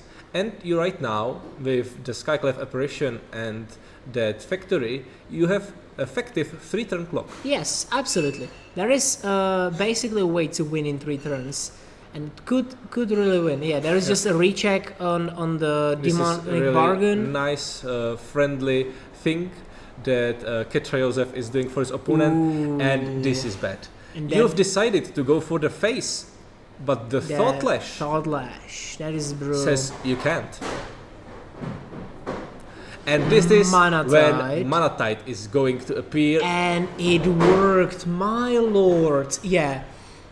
Getting dunked like this by Mana Tide is brutal.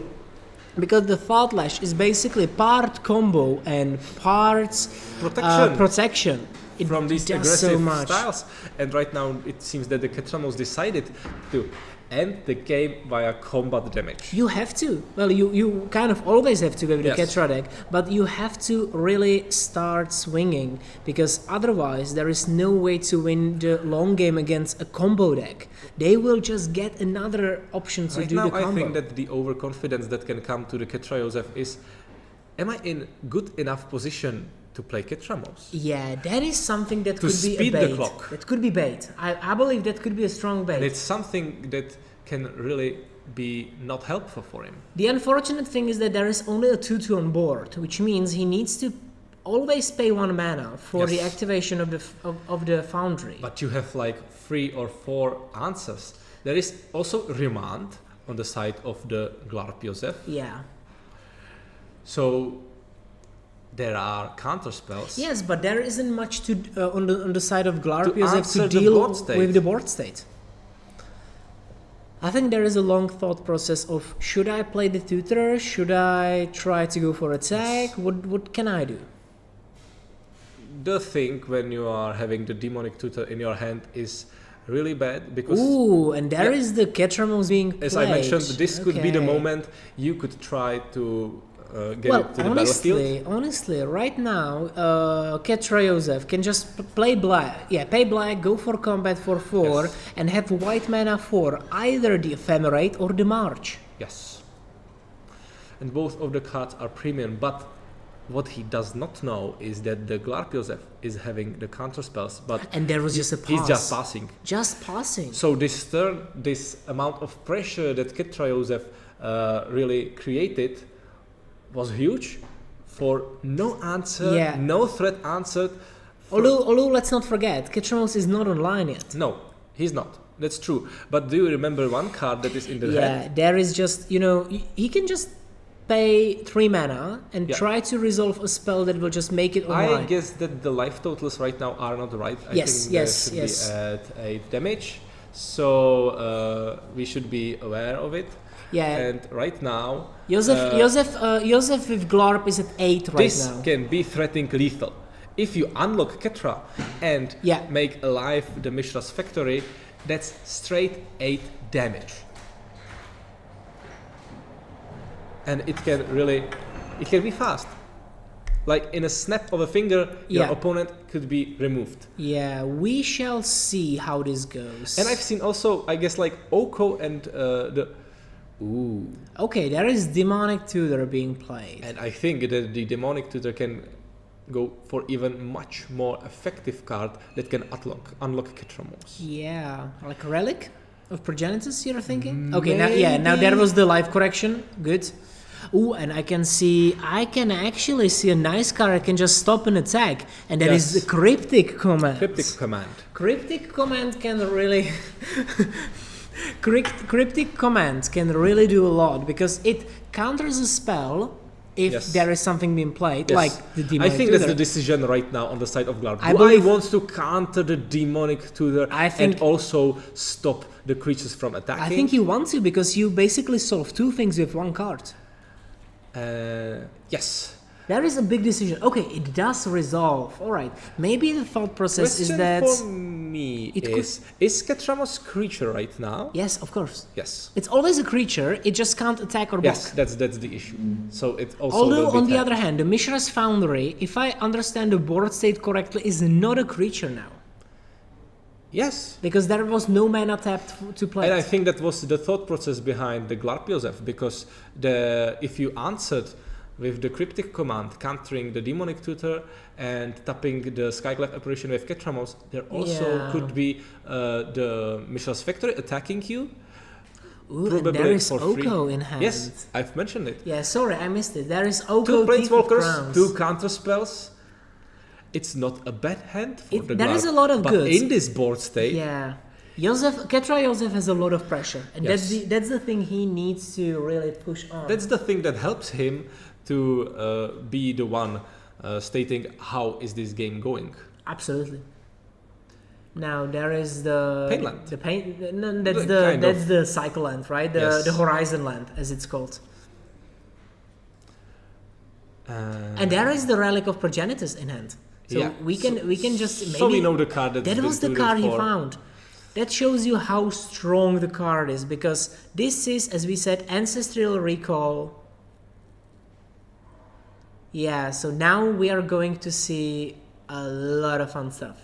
Yes. It was set to resolve, evidently. And I think I'm really surprised that if you have the cryptic command, that is going to be Yeah, resolved. now there was the correction for the Foundry. Okay, there is a peak. Everybody wants to do some peekaboo A sneak- into your a s- opponent's a hand. sneak peek, yeah. Sneaky peeky. Now we will see what happens.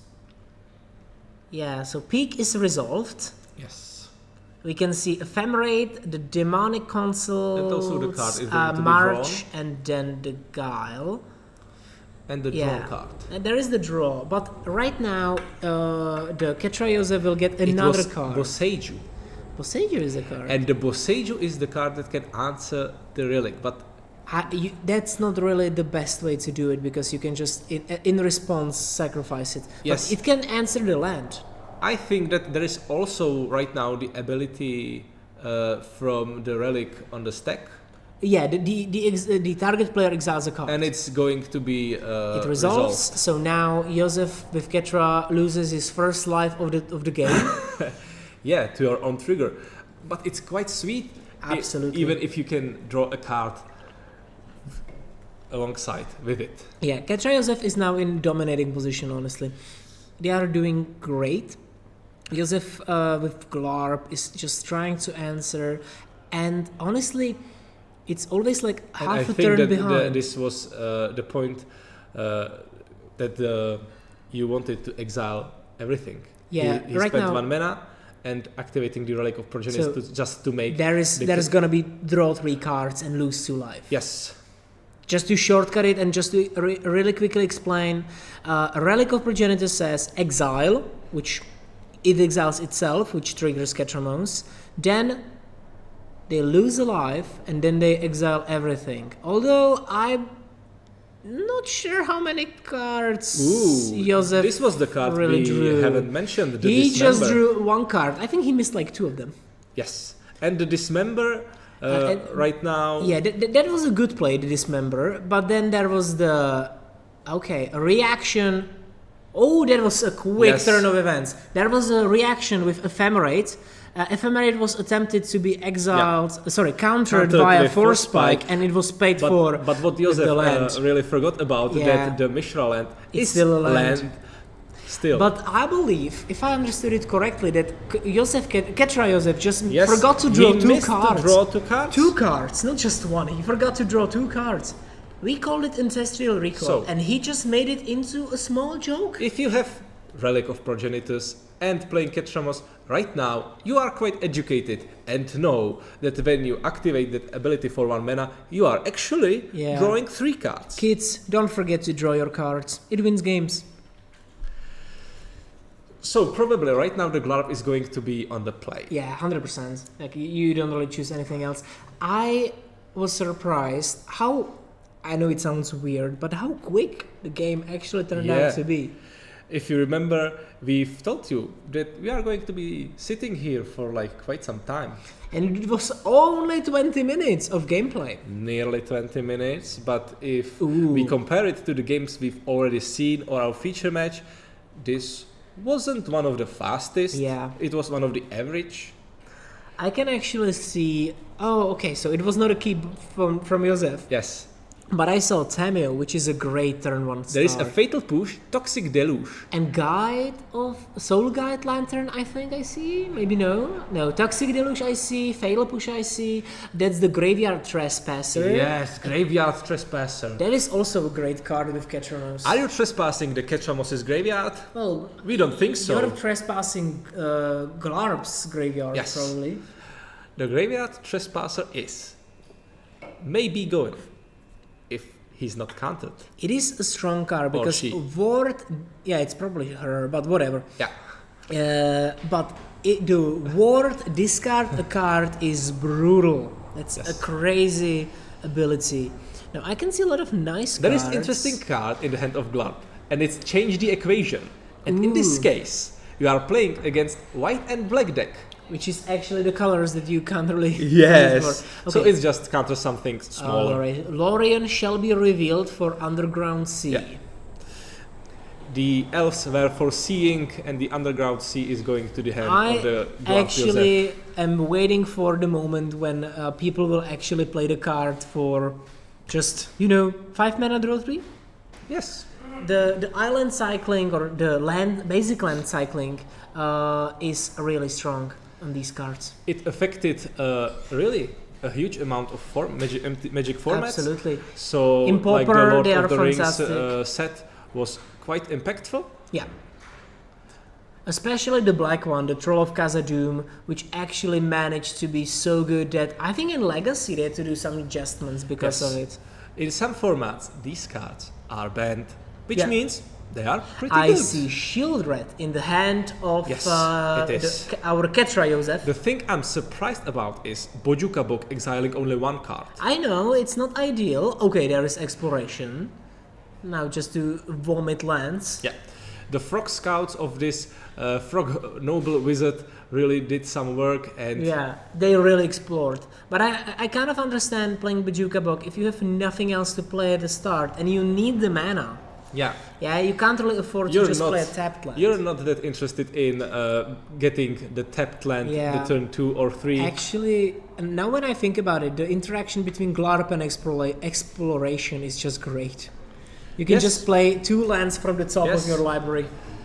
The issue is when you are playing Glarp without exploration is that you play the land from the top of your library and want to see something that you can cast. Yeah. But if it's the other land, you are not that happy. With exploration in play, you don't care that much. Yeah. And having like 3 or more lands stacked on top of your library can happen, but it's not that likely. And even if it does, you have the tap surveil too. Yes.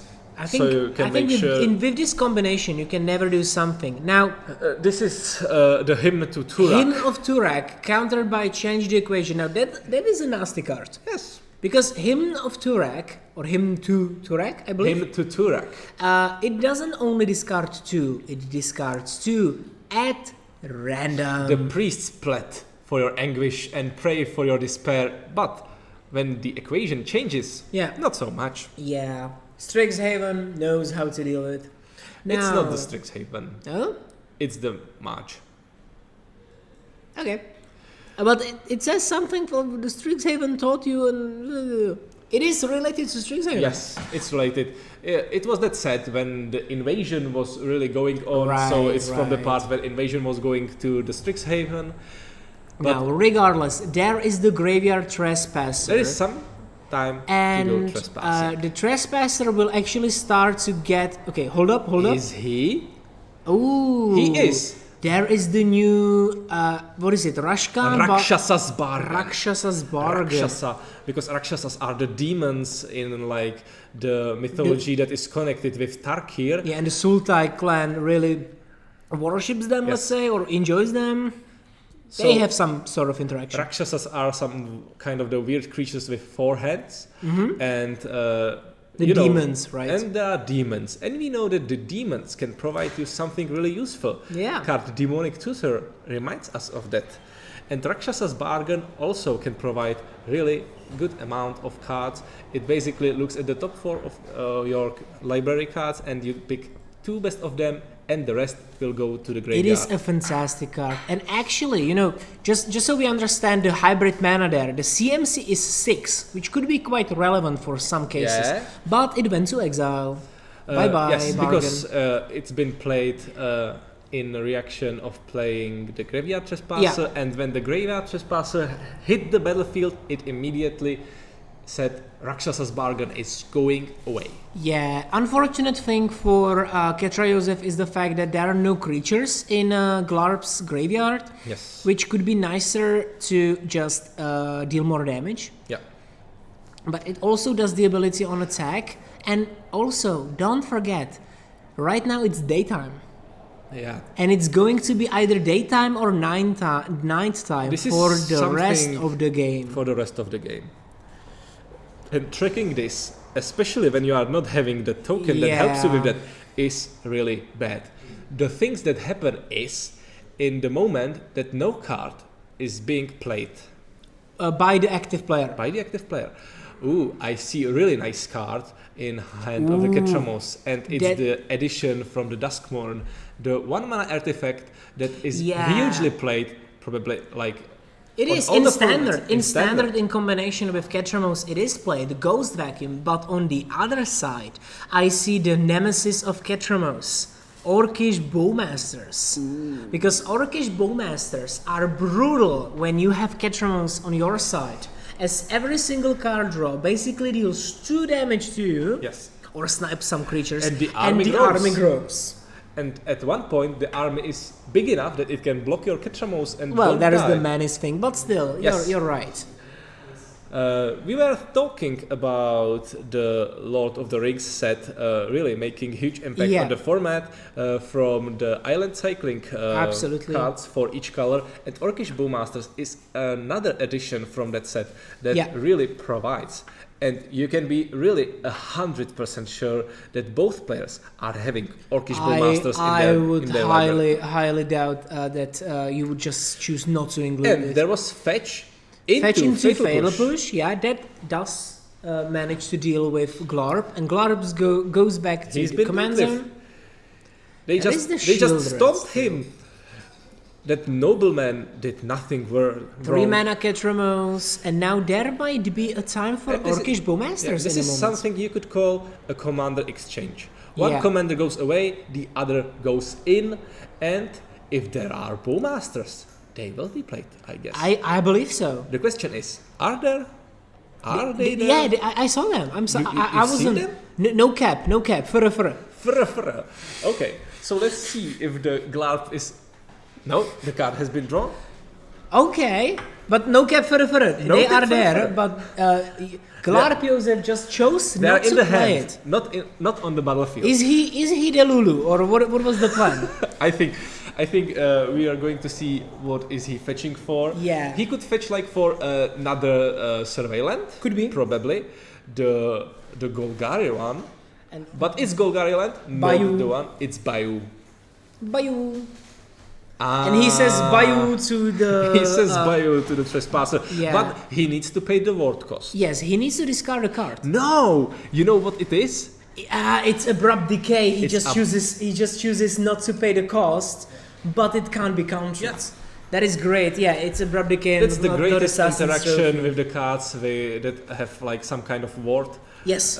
If you are using the cards like Abrupt Decay, Lithomantic Barrage, or Yeah. else just Long goodbye. Long Goodbye is really long goodbye. Yeah. One of my favorites. Is it last or long? Long? Long Long Goodbye? goodbye. Yeah. Any kind of uncounterable killer spell actually just ignores ward cost. Yes. Well, it doesn't ignore it. It just Yeah. doesn't affect The- it. let's not forget that the shiny card on the right is still Ketramos, Yes. which means that Ketrayosef has some value ready. And there is the Glar being played again.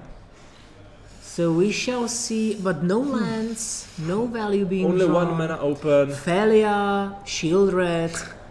There is just so much on the side of Ketrayosef. There's so much going on. Although, only for lands. Yeah, if you are not interested in the land, in that exploration interaction with Glarp, you also have the Witch Enchantress in your hand. That's true. And there is one of my favorite cards, and that's the Opposition Agent. Yes, I saw that. Okay, Ghost Vacuum will just allow you to start just chugging cards. Yes, and making sure that at some point the Ketramos is going to be active Yeah. and ready to Yeah. go for the action Yeah, there's gonna be a card draw probably.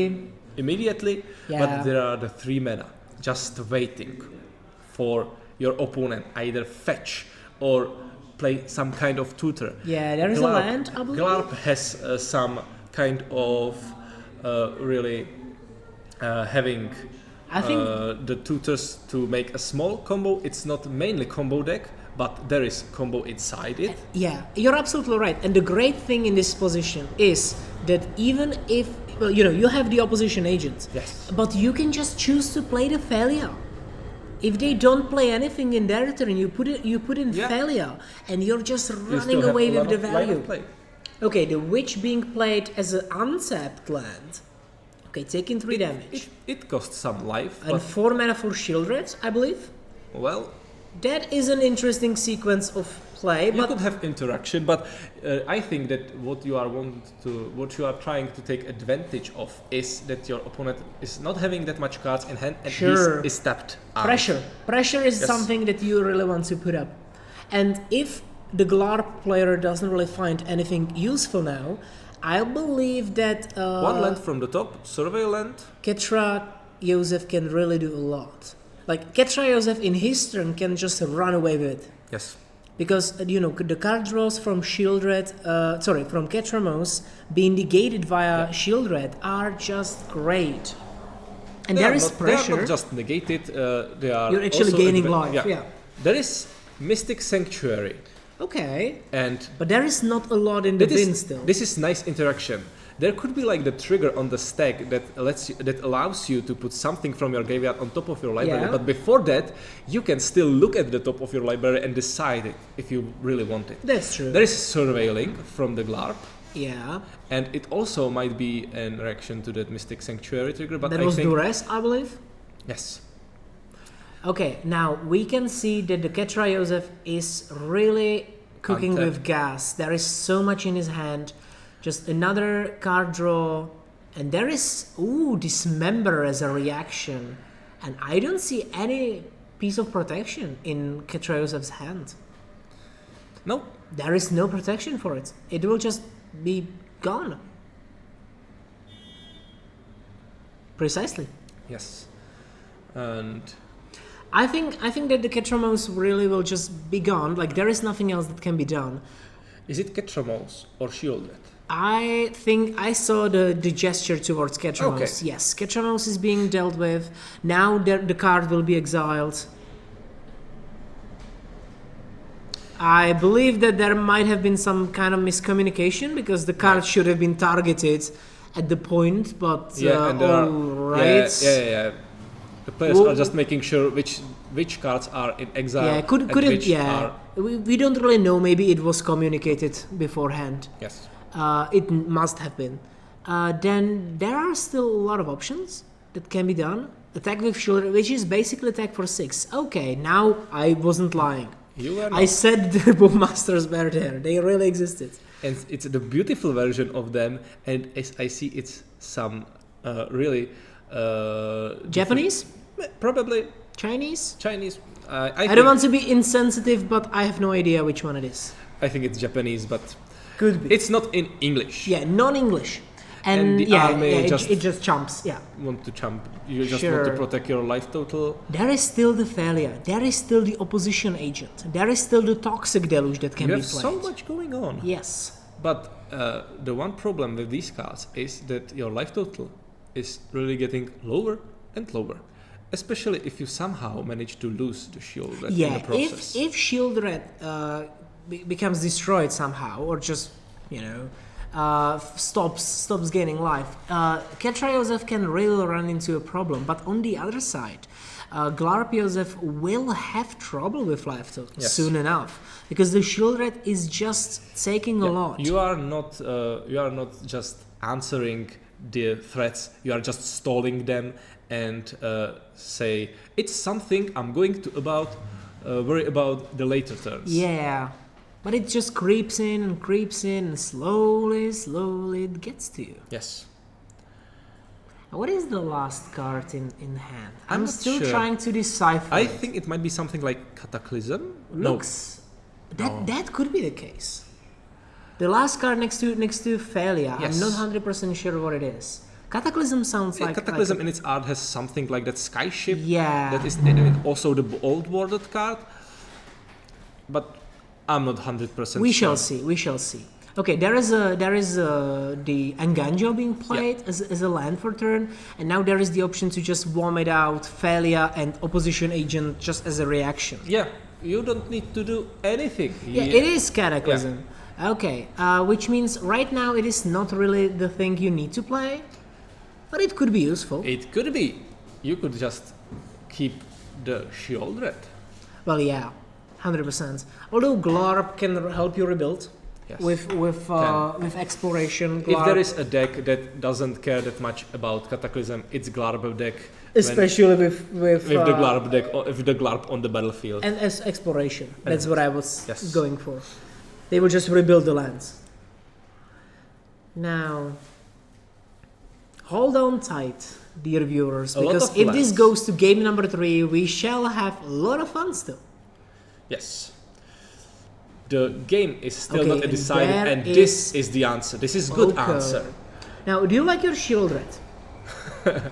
Do you think that Shieldred would be nicer if it were a 3/3 elk? Yeah. I think so. I think elks are cute. And Much the one nicer who than thinks Praetors. that- And look at the battlefield and the position of Glarp and Oko. It is full art version. They both are sitting on the throne. They both have the same position which they are sitting. It Are is you really saying interesting. that Glarp is actually Oko? Well, I didn't think about it since now. Yeah. But right now, it's Oko with one extra color. It is Oko. It's just Oko. Look at him. And look at them. They are just chilling, lazy lying, sitting. Okay, opposition agent being played as a reaction to Oko? Yeah, it doesn't do... No, it's in the reaction to fetching the Bloodstained Mire. True, it's in reaction to fetching. Okay, sure. So you get free exiled card, you get a free land drop if you wish. Yeah. And you get to see your opponent's library if the opposition agent comes through. Sure, which it will probably... Well, there is still the Glarp, right? You can just play with the top of your Yes. library. And you haven't surveilled. So True. you can like surveil and look for the answers. The question is, do you bother that much about being opposition agent into your land? Yeah, just into a fetch land with how many lands is that? It's like 8 lands on the board? Yes. Probably. Yeah, 8 right now. Yeah. It's going to be You 9. don't really mind. So the Oko is here. Oko resolves. And the opposition agents was just dealt with? Like, failed to find, maybe? I'm not sure. Maybe failed to find shortcut just Could to keep the game fast? Yes, because the game is not decided yet. Yeah. The Oko is pretty good. And Did I see a force? I'm not sure. I think I saw a force. Although... I thought I've seen Spell Pierce. Okay. But it's some blue card in the hand of the Glarp Joseph. Yeah. We shall see. We probably will. Although, what I'm thinking about is the fact that even though the guys shortcutted, they should have shuffled the library of Yes. Joseph Which Bon. Because the fetch, But the card right now yeah, is we will being probably go played. and stop them because we need really to deal with stuff. Yes. The library, the library, it was shortcutted, but the library should have been shuffled because Yeah, it always. is not a May effect. You do just shuffle. That's really interesting. Luckily, only Cryptic command has been played from the top of the library, Which so we will just this get. can this can be returned in time really easily, just as we've seen on the feature match. So the Cryptic command can be put into the library, shuffled, and lands untapped. Yeah. But let's see if that is the case. In a short period of time, we are going to get the judge really to decide, because it's not on us. We are Absolutely. just commentators. It's on the judges. We are just saying what is most probably going to happen. Yeah, like I do understand shortcutting. It does make sense in some cases, but here the most important thing Yeah. is that Glarp Joseph can see the top of his library, and then they just chose not to shuffle the library because they knew there was something on top The that issue they is liked. you tried to shortcut the whole situation, but in the end ended up with prolonging the situation, which Yeah, is well- not ideal. Yeah, well, the problem is that it changed the outcome Yes. because there should have been a different card on top completely. Yes. Yeah, so right now they are going to go to the shuffle fail to find. Yeah. Is it or no? Yeah, he haven't seen his hand. That's the issue. when you're playing opposition agent, you get to look at the hand of your opponent when you are searching in their library and you are in control of them, and that is really bad because you need to know which cards were in the hand in that specific time. Sure. Okay, that was the issue here. Okay, understood. At least we are happy that we managed to resolve the situation without too much trouble. The situation hopefully. is somehow being handled, so we get to just sit and wait and see what is going to happen. But in a short period of time, it was a force. It was a force. I said so. Hey. Force of negation. You always. It is an alternative art force of will, but full art, really beautiful. Could be. Art. Yeah, but regardless, this situation can sometimes happen because because the problem is that Glarp knows what's on top, and it is important for the deck. And if you choose not to shuffle, it is actually for your advantage. Yes. Because you knew there is a counter spell on top. So the Ketra Joseph knew that there was a force of negation in his hand. This might result in a warning. I'm not an expert on this, but it does look like a situation where let's just shortcut it. But it was very advantageous for Glarp Joseph to just say, okay, let's just shortcut it. Yes. I don't know. I'm not the judge person here, and it might just be an honest mistake. Absolutely might be an honest mistake, but it's an honest mistake that was very advantageous for him. So if situations like these happen and you see it, and you don't need to be a commentator in the slot, you can just be the player at the table, call the judges immediately. Absolutely. Always, even if you're unsure about one small interaction, some situation, there has to be sort of something that happens. Now we will get a short briefing in a moment about what happened in this situation, but it looks like it just was resolved. And the cryptic command is being resolved, bouncing the shield red. Okay, so there has been something done at least. But if I remember correctly, the Glarp Joseph has nothing in his hand. That's true. The jazz hands are really the issue here because the Ketra Joseph managed to draw some extra cards during the game and right now has more options to deal with anything happening on the board. All right. Now, there is still the top of the library for Glarp and, the options to deal with that. With the expedition, you basically know that you can just, go through a lot of cards. Yeah. So it's only a card. Get through the kind of bad cards in the situation because you already have enough lands and get to the good stuff that can help you end this game. Honestly, we might even... I don't want to predict, but if this game goes in a way of Joseph with Glarp, it might be a tie. It might be, Because time is of the essence. Yeah, right now we have 9 minutes. Okay, so I can see now. The 3 counter on the Ghost Vacuum actually signified the fact that it became an elk. Ah. That was the 3 there. So it is an elk and Oko is being attacked. And I'm not sure if the elk or opposition agent got to that throne of Oko, but one of them hurt him.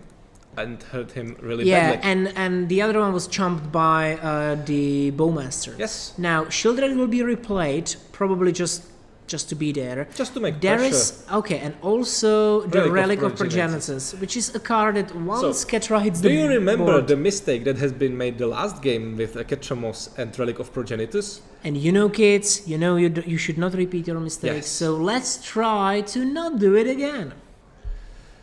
Although it's not in our power to change Ketra Joseph's approach to if he drawing manages cards. to win, we can tell him in interview. Sure. If he manages to lose, we can tell him too. Yes. I think we can just tell him. And and if we are not nice, we don't have to tell him. True. Yeah. It is sort of a feedback. Hey, you can just draw more cards. Yes. And it's legal. Yeah, it's not like drawing 2 cards at the start of your turn just because. It's not piracy. It's not the crime. Absolutely. Now there is the elk. No, the food being generated. The food. Yeah, Oko's feeling hungry. And also needs to get some loyalty counters. Okay. Yeah, absolutely. Actually, I don't think that Oko will be able to survive for long. But if if it were to survive, I would really love to swap it for swap the food for Shieldred or something. But that's probably not going to be the option. It would need to stick around for a much longer period of time, and I think that the Ketra Joseph is not making this happen. Yes, and there is still so much pressure coming from Ketra Joseph. What really surprises there is the me Shieldred. that the Glarp Joseph managed to survive for such a long period of time. Yeah, now I believe that players forgot to change life totals, but that just might be mistrigger from Shieldred. Yes. Because Ketra Joseph drew a card and forgot to gain 2 life via Shieldred. Maybe they corrected it. Okay, Nice. it was just a small forgetful Perhaps things. they've heard us. I don't think so. The door are too thick. I think they've heard my thoughts, thinking like, You were Come on, manifesting life plus 2 life. Yes, Okay, yes. understood. Now I can see that there is not a lot of cards on the side of Josef Lach. All the same for Josef Bloom, but but there is a problem. Once Ketramos hits the board, Yes. there is the Relic of Progenitus. Yes. And once Josef starts to do the shenanigans, and hopefully in a correct way, it basically means 4 more cards. 4 mana, draw 4 cards. Draw 4 cards. Draw 4 cards, let's be For honest. 4 mana. Well, And yeah, also, you get it along the 3/3. side, you get active 4/4 menace, indestructible Lifelink. lifelink creature. Yeah, it is actually crazy. So, full swing. Now, there is a full swing, might be even going face. Because, let's be honest, Oko doesn't really do too much. Glarp right now becomes the killer of the opposition agent. Yeah, Every okay. noble hates agents, double agents in his court, and this one is making sure. Okay, so there is a kill on Oko just to be safe. Yes. And there is also opposition agent just being killed. I think Was it's it a not full ending the swing? game right now, but it's kind of prolonging the Yeah. game, but it's making sure that the Glarp Joseph cannot come back from Yeah, this. absolutely. It's basically like closing it around Glarp Joseph just to deal And with this anything. is replaying the Ketramos. Yeah, tails end on Ketramos. Ketramos's tail will end for now. Well, for now, but there is just 1 more mana, it can be replayed. Yes. And don't forget, there is still the pressure from Shieldred and from the Ghost Vacuum. There are going to be, I think, a card, 2 cards, 3 cards. It looks like Pit of Offering, Yes, Pit of Offering might which be exiles, the case. I believe, 3 cards from a graveyard. The main thing why it is in the deck is because it exiles cards. Yeah, but it can also help you because, Sultai really likes to play with the bin. Yes. So the Pit of Offering. So if there is something really like helps. the Snapcaster or things like that, the counter spells, right now managed to get through the exile zone and making sure they won't see play. Don't ever forget, again. there is still the Shieldred, which means Josef is at 9, and if Shieldred survives, they will start next turn at 7, basically. Nice thing Which is exactly how much those 2 creatures can deal. Nice thing is that you do not rely only on your top decks because you can use the Glarp Surveil ability True. and look for some kind of answer from the top there is of the your food. library. Okay, he's gonna be a healthy boy. Yes, And the food also helps to give you some time just not to die the next turn. and a fatal push. Okay, he omnom-nommed into fatal push. You feel like eating and then kicking some good big praetor. Okay, and And Gush. Gush is being played for not Gush free. with Mystic Sanctuary being returned, which means Wow. you can loop it. You can loop it and draw a lot of cards. Well, yeah, 4 at with least. the exploration, it also helps a lot. This presents a nasty option. This is Although, Nice. forget not, once Mystic Sanctuary is being played, there is the Relic. It can be activated to react to the whole thing. if there wasn't the relic, it would be huge. But right now, there is both players, both users, right now need to communicate really precisely. Yes. What are they going to do and at which timing they are going to do that. Precisely. Which I don't want to be mean to Ketrayosef, but with the approach that he misses some triggers, I hope he will not mess it up, because there is a way to make Glarpiosef basically lose the gush. For all of you, our viewers at home, we need to remind you that the clock is ticking, and right now there are only 2 minutes left on the clock. Did the gush just stay in his hand? That is... Okay, yeah, good. It's like, sorry. Honest mistake, I just wanted to have another one. And another one. Right now it's in the graveyard. Yes. The question is, when is Glarpiosef going And to actually, probably return it with that Mystic Sanctuary to the top of the library? And is there a way he can somehow manage to the gush being returned? yeah, honestly, when the relic is it here? starts to look like Ketrayosef is losing pressure and Glarpiosef is slowly gaining, I don't want to call it momentum, So but I would right say, now, yeah. Mystic Sanctuary goes And to there is gush, the in correct response- response. So all graveyards being exiled, a card Yes. being drawn. Okay, that So we is- were dreaming of a big gush, yeah, but it was just a small one. but still, Glarpiosef still has a lot of cards in hand. And there's a lot of counterspell. There is Force Spike. There is Loose Focus that can be replicated yeah, multiple times. let's be honest. Force Spike at this point of the game is quite hard to use effectively. Yes, but the Loose Focus, when you have that much mana, can be straight up counterspell. Absolutely. I see there is Sorin on the side of the Ketrayosef. That is a nice card. And that Extort ability can really help you to drain your opponent dry. But you don't have the time. There is 30 seconds until the round that's ends. the problem. There is not a lot of time. Maybe there was some extra time added for our players because of the judge call. I think they had 3 more minutes. So the Sorin comes in, and one thing that really can occur right now would be the 1-0 win. the what? 1-0 win, that the Ketrayosef can Ah, win this true, whole yes. game, this Yes. whole round, by just winning that first one. That could be the case, honestly. Because if, and I'm gonna be honest, I don't see a way for Glarpiosef to just win. There could be a combo. Yes, 100%. Could. But if You have it. If it's just an honest, trying to play and then somehow win, I don't really see any other way. And you're absolutely right. It could just end with a 1-0 win. Which would be the best scenario for the Ketrayosef. The Yeah. best scenario for the Glarpiosef right now is just tying. There is just an attack. And at the round 5, it's not that great. And there is Swords to Plowshares, Toxic Deluge, and also the Cataclysm still. I think the reasoning here might be the idea: pay 3 to play Toxic Deluge, Yes. pay 1 mana, pay 1 life, and just kill the Glarp. Because it already took 3 The Toxic 3 damage. Deluge is here. Yes, and pay 1, I believe. Yeah. There is the Spell Pierce, Yes. so pay mana for it, And and right now Force the Spike. Force Spike. Yes, those work, but the life should have been lost regardless.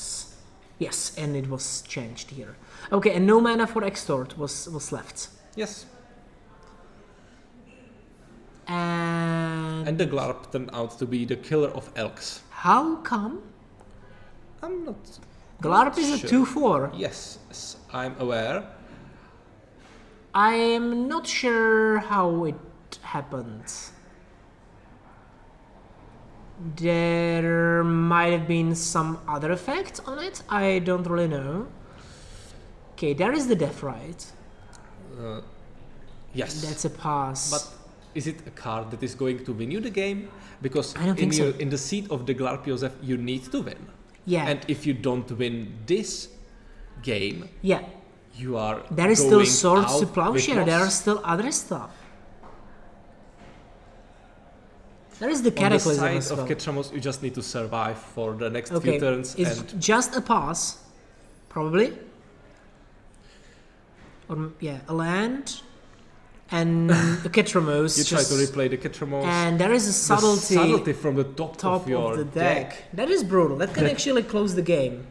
There is that touch. We on forget. Glarp. He is 2-4, but the Glarp, the thing we are forgetting about Glarp has that touch. Yeah, So, he's so stinky that he just touches you and you're done. do you know the Amazonian frogs? Yeah, Those really colorful ones. that's probably him.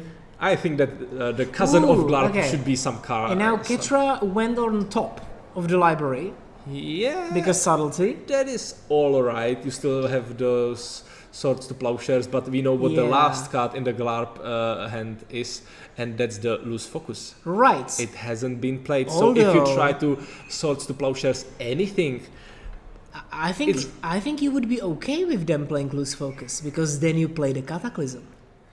that's true. And when you play the Cataclysm, you know that the game is basically finished. Yes. How do they Yes. win from that?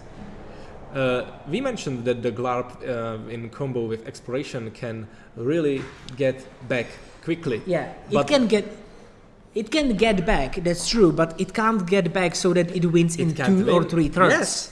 Yes. So right now we Yeah. have only a few cards, And the and dice the full are- information of what is Yeah. happening. And we were informed that the die actually represents the extra turns. So this is the first extra turn that they already have, Yes. which means that Ketra Joseph, really just wants to stall the game. Yes. That is the main idea. Just not lose. It doesn't look like they can And win. I think that is why the Ketramos is on the top of your library, because next turn you can play it for 3 mana, use the Cataclysm, and then you have lifelink blocker, which makes sure that you are going to survive. Yeah. And I believe that that Ketra Joseph will just use swords. So right now the swords to to- plowshares to- on the subtlety. I would say to bait, just to bait out Yes. loose focus or something. Let's see if the Glarp Joseph have the nurse from steel. We shall see. He's going to lose some pressure anyway. Lose Is it- some focus. lose some focus, lose some pressure. Is it going to be just subtlety or almost your whole board? I believe that actually, regardless of what happens, both of these things end the game for Joseph. For Joseph Glarp, I mean, because Yes. you don't have enough I time. think there is only one option for the Glarp Now, this Joseph, is the second- and that is trying to combo off. Yeah, And and if 2 lands from the top of your graveyard. that's nice, This untapped breeding pool. is untapped breeding pool, yeah, because you are trying to make sure that you have as much possible mana Yeah. as you can get, just to replay everything. Just to remind you, this is the second extra turn. Yes, the dice the die on the Yeah, table right it now. wasn't updated, but it should be the second extra turn. We are now- here to update it. Absolutely. Right now, Glarp surveil. I Or remembered Glarp attack. one interesting thing that happened. Glarp attack Yes, and pass. Okay. so you are going to have like only one more turn to win on the Glarp Joseph. Right now we should go to the Okay, now okay, sorry. So Ah. that was a little bit Our off, mistake. but still, is it enough? There are just 2 attacks from Glarp Joseph, Yes. and okay, yes, there is the death right. Yeah, It let's not is. forget that Yes. death right can do 2 damage I each don't turn. think you are trying to win through life totals. I think you are trying to win through combo. Do you have enough? But do you have enough is the question. Now there will be and the do you have the Ketra. right cards to try to combo? Now Ketram was being played. I 3 think the mana for the Vendilion Vendilion Click. Click. This That is good. very good. Because right now the Cataclysm is going to be revealed. Yes. There is no way to interrupt it from the side of the Ketra Joseph. Yeah. And probably it's going to be replaced with some card from the top of your library, because you don't want your opponent to play Cataclysm Yeah. right now. Precisely, because if Cataclysm is Or played, it's you can- the end. You can keep it in the hand and use the loose focus. It still hasn't been played. Yeah, but if you get rid of it, like, you know they have a good card Yes. when it comes to Cataclysm. You can just give them a random card and counter Catramos, and maybe, well, what else you do? You can need- counter. Yeah, that's true. Yeah, You you're right. must you can do it counter this way, Catramos. because otherwise, how do you win? Yes, you can't win through the ground if the Ketramos sees Yeah. the play. I know we're talking about like a potential of combo win. That is always an option. But yes, and Glarp bottom- Josef chooses to put it down. And there is some new card, There was which a we card do draw. not know about. And there is the loose focus for like 1, 2, 3. You need to 5 4. mana, I guess. 5 mana is you need to 5. replicate it thrice Yeah, because just to be like there is 5 mana open. exactly. It needs to be 6. Yes. Like phase 6 basically. Yeah. Sure. So it is destroyed. So Ketramos Or can- sorry, countered. My bad. Yeah. It is countered. Now it we shall going- see. Yeah, the Ooh. Ketramos is There is the mystery card. It's the mana type. mana. Mana yeah, type, the mana type using just to it's just pay to make for you the healthier the extort. through the extort. Yeah. Right now we are in overtime, so if you are hoping to see either one of those players going to the interview, we must tell you a bad news. We are sorry, but they're not going to be talking to us. Also, I believe that they are going to be super tired after this prolonging match of complete grind. Yes. Let's be honest. Now let's see. This is so Josef Böhn has 2 turns to win, Yes. which is actually possible when you think about it. It Because is. Vendelink deals 6, Glarp will get through at least once. Yes, and there are also the activations of the Of the Deathrite Shaman, yes. Deathrite Shaman. And then, honestly, Josef Böhn can just, attack with click, Yes. deal 6 in 2 turns, and activate the Shaman twice. And that's it. Yes. That's win. It will be enough. So right I now think the attack this is going gonna on. be one of the closest games we have seen. And it might just be a tie. The Vendelink click was crazy good in the moment. Well, we've told you this is going to take a long time. We and were we not provide kidding. it. We were not kidding. This is probably going to be the last match finished in this round. Yeah, we are sorry to prolong it via feature match, but that's just how it goes. Yeah, right now at this moment there are only 2 games still going on, and this is one of them. Yeah. Now we shall see what happens. Now, yeah, Josef just took the damage, went down to 4 life. I believe that Josef Lach really needs to find some crazy cards. Okay, so 2 more damage.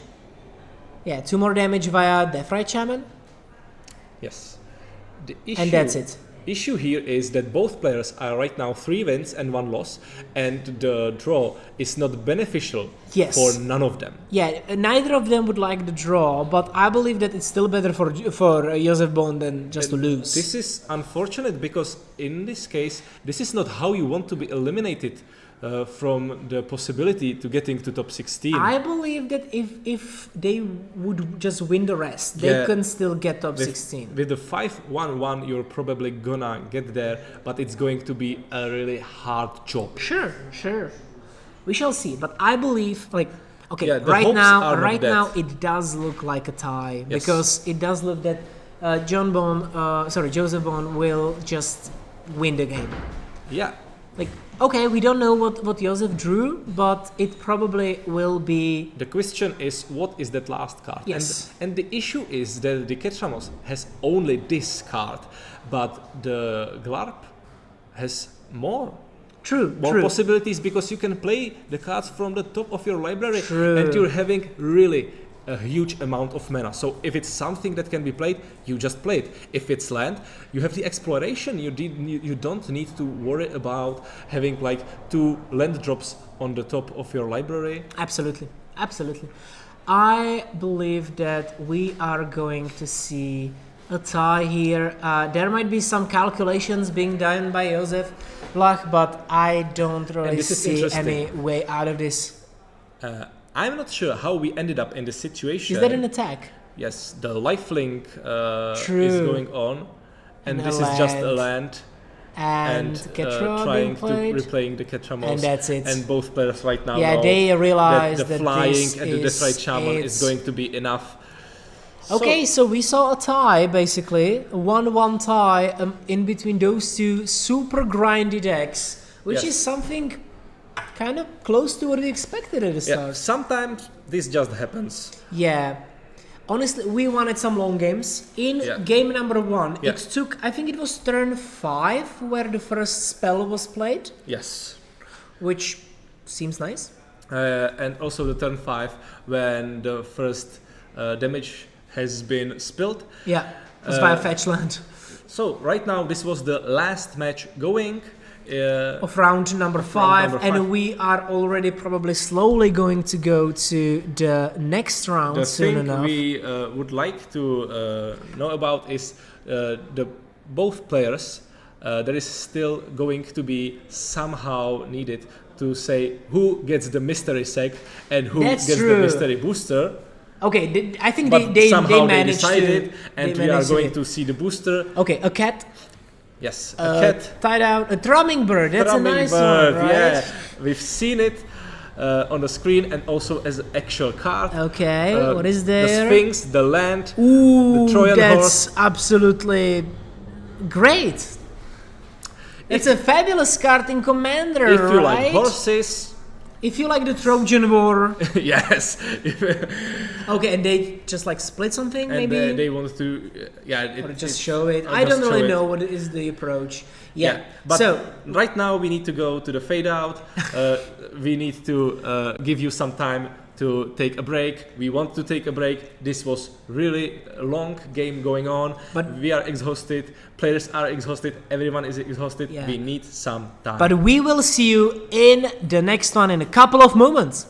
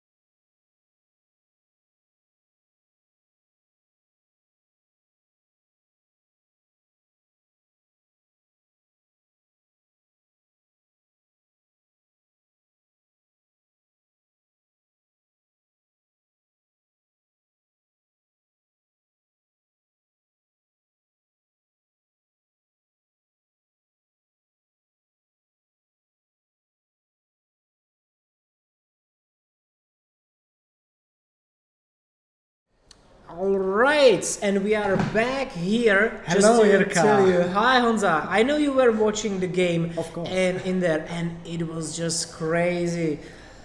It I'm was really, long. Yeah, I'm really glad the matchup that I picked went that well. Right.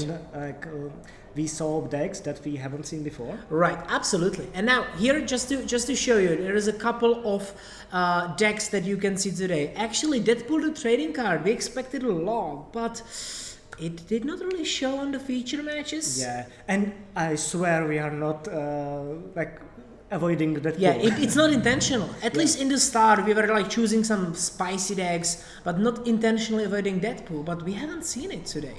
I would really like to see at least one game. We with had them. some information that the Deadpool decks didn't do as well. As we That's expected. true. That's true. But maybe in top 16 we might see like one or two potentially. At least one. I would be glad to see it at least one time. True. Since it was so hype. Absolutely, considering now, absolutely. It is quite a new card. I'm not sure how long ago it came out actually. Like a month maybe. So it's Some- being this something like special that. guest secret lair. I'm not really sure Yeah, which yeah, set like it came from. That's also a problem. Like it was revealed at one moment and then when it came Yeah, out. and now we have also Ooh. two decks that we haven't seen today That's yet. true. Well, we have seen something a little close to at least Rograg and Tevisat. Right. Because we saw the Wolhard deck. Yeah. And that was a combo, and here we have basically a combo deck as well, although in different colors. Yep. And on the other side, we see a great mid-range deck, Flage. Flash. It is fantastic. Now, yeah, okay, Lotus Bloom being suspended. Cool, interesting. That is So a it's like- nice brutal start. So yeah, there is some clock. Okay, now Is it? Like, in Starfire, 40 turns I'm gonna come out. it probably is. Pretty interesting way to Yeah. set up Now this Starfire just being played. Now Urza Saga. There is the possibility both decks possibly played Blood Moon, right? to actually see the see the interaction. new interaction. Right, that would be cool. Which I do believe that it might very easily happen that we would have to just go to our players and tell them, hey, we know it's just new thing, or the saga stays alive. Yeah, I hope that at least one of the players know about the new rules Yeah, change. yeah, but it can easily happen that you just don't remember or you just forget about it. Right, on the other hand, since both decks play red, none of the players are really incentivized to play the Blood Moon as the be-all win True. condition, because True. both decks can continue to play even if it on the board. Absolutely. Now there has been the Shamblegast put into graveyard, which is just the one that makes a treasure, which is nice to have on. Survive from the. Yeah, it was from I was the like survey. thinking Yeah. how it went. It was there via the surveillance. Yeah. Now the Shamblegast is a nice thing, but it doesn't really do too much, honestly. No, it's only a fodder for Ooh. the sacrifice ritual, sacrifice. Yes, exactly. A And now Witchclaw here is the Talisman. Witchclaw Talisman. Yes. This card is nasty because it just finds the combo piece you need. And if Flage knows, or at least expects what he is about to experience, he might be Yeah. pretty worried, considering Absolutely. how much interaction he might Ooh, have. okay, there has been just land pass, even no flash being played, which means there is probably something. I hope so. Well, Or because just saga token? I do not wish to our game to end so quickly. Yeah. Because, there is. It must be very tough for the flash player to deal with all this. Yes. As far as we haven't seen any Rograk or Tevesh being played, Right? I think, but it makes sense because Rograk usually comes into play only the turn that you really Yeah. plan on Honestly, abusing it. it's your commander in a sense that it's storm one and a creature to be sacrificed. And also, previous rounds we saw all the dual lands. Look at those basics. Absolutely, they Both are players Blood are Moon prepared proof. for Blood Moon. Blood Right. Moon proof or Harbinger proofed gameplay. Yeah, even with the saga and the new rules, you're actually more than Blood Moon proofed. Yeah. Now, to be perfectly honest, we are probably going to see some very interesting combo plays on the side of Rograg. This turn, this might be just a setup turn. Yeah, absolutely. There will be a setup this He's turn gonna or wait for this the rotation. Lotus. to Absolutely, you need go the off. mana. Right. Or not, because the turn you activate Wishkal Yeah. Talisman is usually the turn that you plan on winning. I right? think It was actually done in the upkeep of the opponent, or maybe the end step. No. You need to activate it only during your turn. That's true. So the end step probably as like a reaction to the activation of Urza Saga. And so Michal just made a token and like a gave construct, the opponent the Wish Claw Talisman, which boosts the construct. It's an artifact. It's true. Your construct is too little. I'm just donating some artifacts to you. True. to use. Now there could be a case where, or like an option where Michael would just use his saga to find something that can interact with the combo. Right, but considering that's next turn. Pact of the Final Fortune. Final Fortune. You get that's next turn. That's the extra instant extra turn, and you lose at the end of it. Exactly. So your opponent tapped out, so the coast is clear, and you can do the second turn, which you get the extra mana from Lotus Bloom. Exactly. So this is just the end. We are probably going to see some comboing. Well, there are two options. Well, one of the players is going to lose. Yes. And like either Dung wins this game in this turn, or they lose at the end of this turn. I don't see him losing, because if he plays the card and you have an opponent that A, tapped out, and B, doesn't have pretty much any zero mana There might be a Solitude, but what does it do? Nothing in this case. Yeah, because even in response to some plays, most of the rituals and tutors sacrifice the creature or cast, the because Culling it can, the Weak is an instant. It can be responded to. Yeah, we will probably see some Storm. Yeah, there is the Delirium count or Threshold count, potentially. That could be for the Cabal ritual. Not Threshold quite, but... Yeah, it's not yet Threshold. And I don't think we've seen any cards from Dung's hand, so we don't know what we are in store for. But they found something. They were looking for a card via the Witch Claw, which means it might have been the Final Fortune. Yeah, because your opponent tapped out. Okay, I search Final Fortune because my hand combined with the mana I get from the Lotus can be winning. I understand, but in that case, I think I saw a Cabal Ritual and Peer Through the Abyss. Peer Through the Abyss. Which is a card that you usually see in CDH and not Duel Commander, because but it is doable. 20 cards. Yeah, if you get the mana for it. Demonic Tutor. Yeah, I think that could find, for example, like the Culling the Weak. No, Underworld Bridge would be my guess. It could be, but if you have the it allows Peer, you to. I understand. Your idea. The breach line can potentially win the game outright and is deterministic. True. With Peer, you can still you can just not draw the cards you need. You're absolutely right. Yeah. So I guess it's something like Moxville or Breach to just abuse your graveyard. Because I already saw the Cabal Ritual in That's true. Although right now it just gives you 3 mana for 2, which is not the thing you need. No, with Tutor, with sacrificing Lotus Bloom, we are already there, and I think it's very close. That's true. 1, 2, 3, 4, 5, 6. Still need 1 more. Yeah, there will be definitely some. Probably. And I am now imagining, because in the bottom of the card, I think there's a storm count. Yeah, there is the storm count, but it's nicely hidden behind our name. Yeah, behind my name. Yeah, behind your name, right? Yeah. So I'm saying that we know there is storm. Yeah. If I remember correctly, it should be a storm 1. Yeah. Right now we have storm 3. We won't be lazy and count it ourselves. There was only there was the Lotus Bloom. Came from the suspend. And the Demonic Tutor. Lotus Bloom and Demonic Tutor. There is probably a first spell getting cast. We both know that it is not going to end here. Yeah. There will be lots and more spells. Yeah, absolutely. Like, the worst thing right now has to be imagining what is Michael going through. Because the Thalia player, because it's just like, pretty depressive for just staying there, like I can't really change anything about this game. Right. If you have it, you have it. If you don't, I win.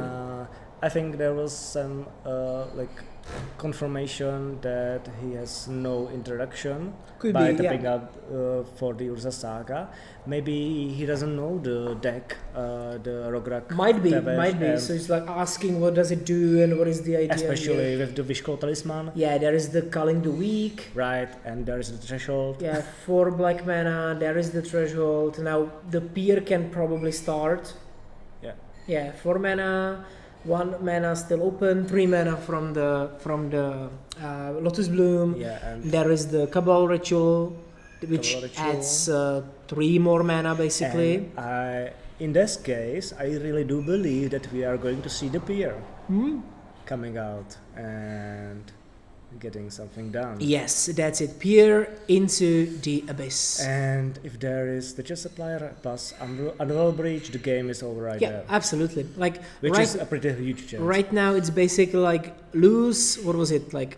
9 Half. life, Which so was 9 8, li- exactly. Yeah, I yeah, think 8 it's life, 16. and Yeah. draw like 40 cards, Right. which is just fabulous. Yeah, and even if the breach itself it's not there, or like both of the cards, both Stitcher and breach, because if there is only breach, there is a demonic tutor. There are all cards that are necessary Yeah. for going for the win, I believe. But we still have some chance that this doesn't work. And Absolutely, it can break. that It can can 100% kill break. But itself right now there is the this count. situation. There is the countdown of the cards.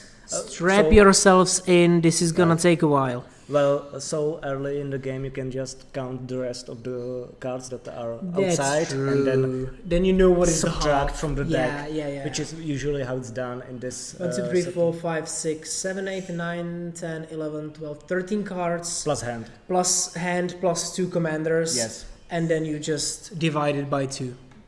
I'll round it up. And then run it up. Yeah. And most likely we see something like some Adder Ritual and then Breach, or even like for an insurance discard spell first, but I don't think it's necessary.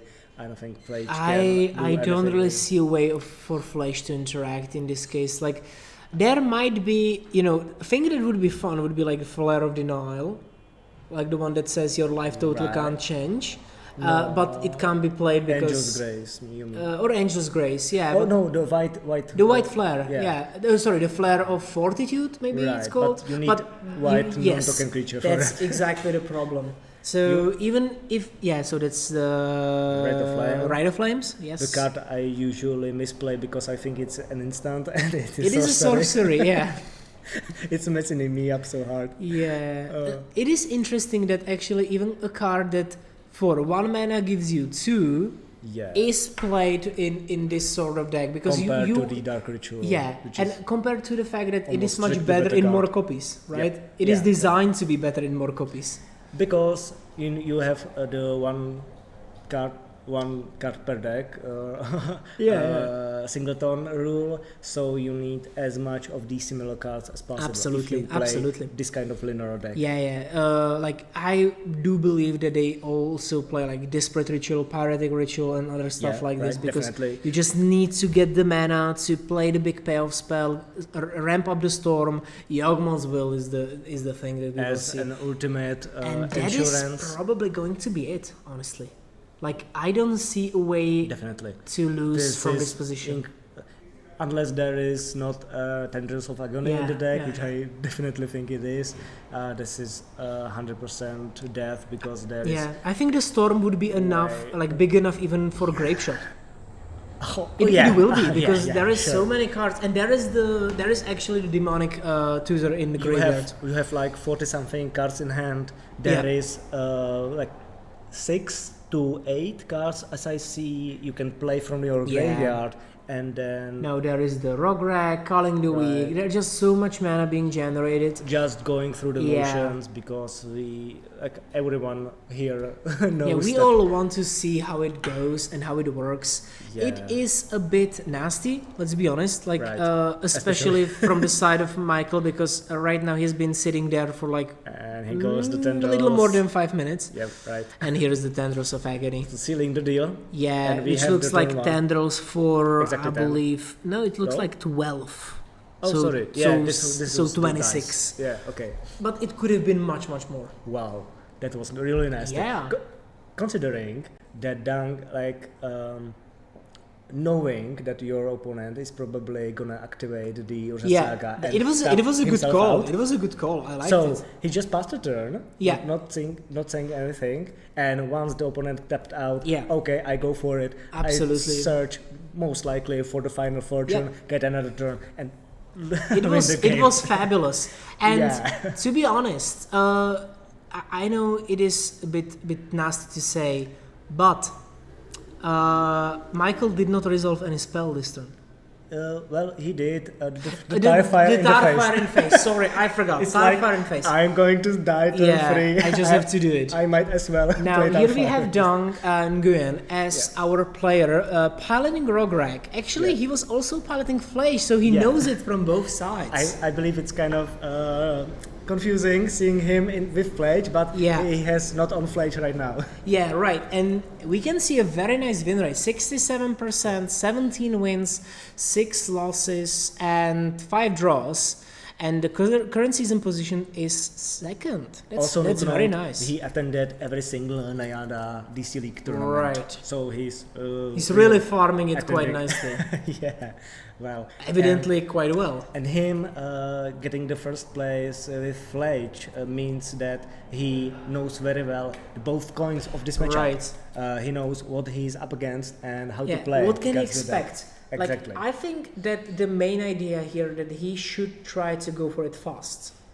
Definitely. Like, there are cards like Sanctifier and Vec, which will Yep. just destroy him. This is like one of the only cards Yeah. that Flage can use. I think Flash, like just to win, Yeah. sort of. I think you would have to I wouldn't say super aggressively, but kind of aggressively you want to try to mulligan into it. Yeah, if you play the card, of with the course. Sanctifier in play, all you can do is manual storm without Yeah. your graveyard, which is very Right. tough to do A manual storm sounds tough. without your graveyard. Yeah, without Without breach, without will, and without yeah, breachless breach. every card you cast is one and done, kind of deal. Yeah, right now I hope we will see more than just a spell Yeah. from Michael. Well, So- if he has the Sanctifier, I that saw might be. I saw the Esper Sentinel in the Yeah, hand, which is swords to quite bullshit. nice. Swords don't do much here. Not at all. Now, just to remind you, Absolutely. it is 1-0 for Dunk, and he is probably going to take a look at his hand and consider. Well, we need first the decision on the side of Michael to follow the rules precisely. Yeah, And- Dunk is not really on showing us the hand. Yeah, we Which don't I really would be see really much. interested in because Okay, so Michael chose not to keep it. Maybe the hand Because was just not too good little enough. interaction or correct kind of interaction. The single Esper Sentinel won't cut Yeah. it because if the game ends in like 4 turns, you got at least at most like 3. Yeah, and the spells to cards cast. don't do much. It draws you some extra cards. Dunk exactly while comboing off doesn't pay the tax much, but if those cards are not useful in the matchup, then Yeah. it is like the card is useless itself. And we see Absolutely. Michael mulliganing again. It looks like a mulligan to digging 5. from the Could be. for the It specific could answers. just be an He aggressive needs mulligan because- into the Sanctifier NVAC. Definitely, and not only that. There are more options, of course, but this is the best Drenet one. Magistrate. Yeah, Dreaded Magistrate can help a lot because it shuts off the graveyard play, it shuts off the commander being Right. played. Yeah. It does help. There are some strong hate pieces, 100%. Okay, and Dunk is on 6. Yes. No, I believe that Dunk did not mulligan At all? at Okay, all. right. I think Dunk just Wow. kept his hand of 7. Oh my, Dunk is on the draw, and on the draw you can be more lenient Yeah, with absolutely. your mulligans.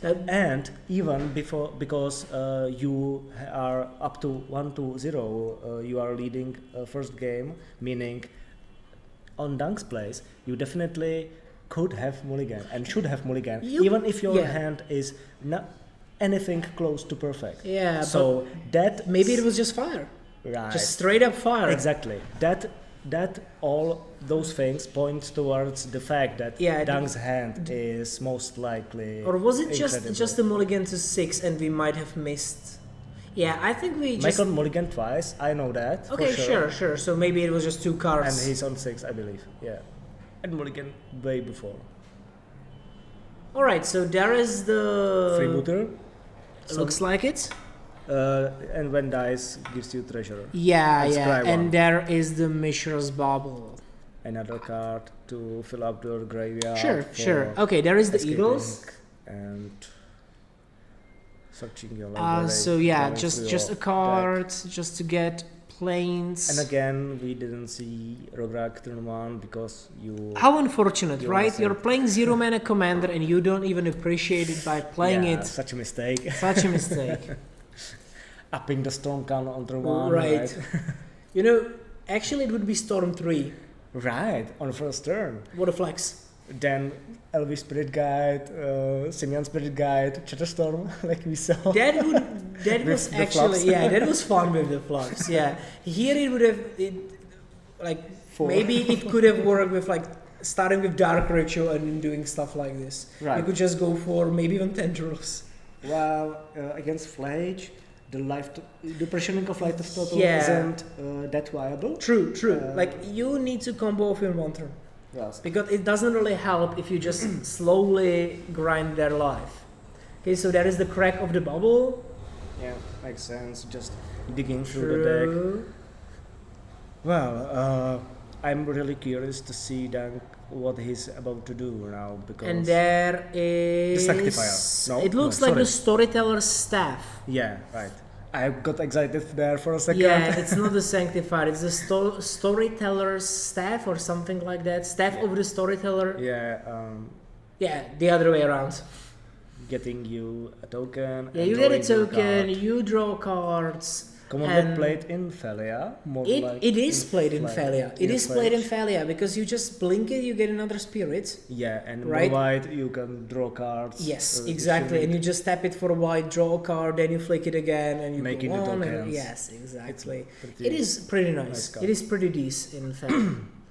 Ooh, okay. There is Diabolic the intent. diabolic intent to get a treasure and find a card. Yeah. Setting up. There is also the scry, but that doesn't matter since you are going to shuffle anyway. True. But he is that one card more Yeah, closer just to the closer combo. and closer to just winning. We might expect something next Yeah, turn, probably. this kind of deck is really brutal. I think it And is much easier if you play against like aggressive decks or like more mid-rangey decks Right. than against control decks. Yep. With this combo, because if you play against control deck with a combo deck, it is very hard to win. Absolutely, you are easier to play against Ooh, combo deck. fourth If you don't have L interaction. Lingus. Absolutely, yes, that is the point. Fourth L Lingus X equals 1, which means the main idea is just to put on pressure. Right, And and Monarch. start drawing cards. Yeah, to the drawing Monarch. cards for Monarch, which I believe that Michael will not lose Monarch Yeah, like Dunk at any has point. no way of pressuring it, Playing Grograk, stealing it, yeah, giving it some power. yeah, like Shadow Spear or something.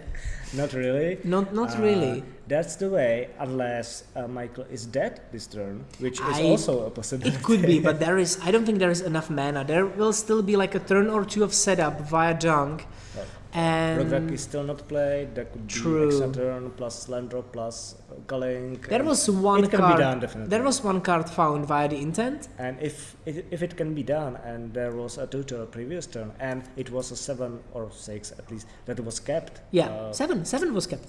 I believe like Right. 90% Okay. that 7 was kept. Believe you, and in that case, It could be. I would bet that Yeah, this turn and might be It could just be win. Like this might be the last turn of this match. might. Yeah. I hope not, because I Well- would really love for Michael to be able to resolve more than 2 cards this Also, turn. the fact is that Dark Two is spells, really sorry. thinking now. Yeah. Which wouldn't be the case if he didn't plan on Yeah, playing absolutely. something. Or maybe just like, how do I set up the best way so that I win the next turn? Yeah, and maybe I'm just stressing out the Yeah. opponent. You know, Am I that? Or it would be not? brutal to lose a feature match where you resolve 3 spells Yeah. in 2 games. in That- 2 games. Okay, yeah, and then there is the start, Rograg. Storm Rograg, Storm is 1. My god. And here we go. Calling the There's week, yeah. If you're coming through Breach, which I believe this is probably the chance, Could be. the thing, you not only need to count your strong count and the mana you have, but also cards in the graveyard. Yes, absolutely. That's like another layer that. Because you need to escape for 3, like Right. exile 3 cards to escape the thing you're and using. considering how many cards you already have in the hand, Okay. you might 5 mana. need to tutor for something, Right. a ritual or something.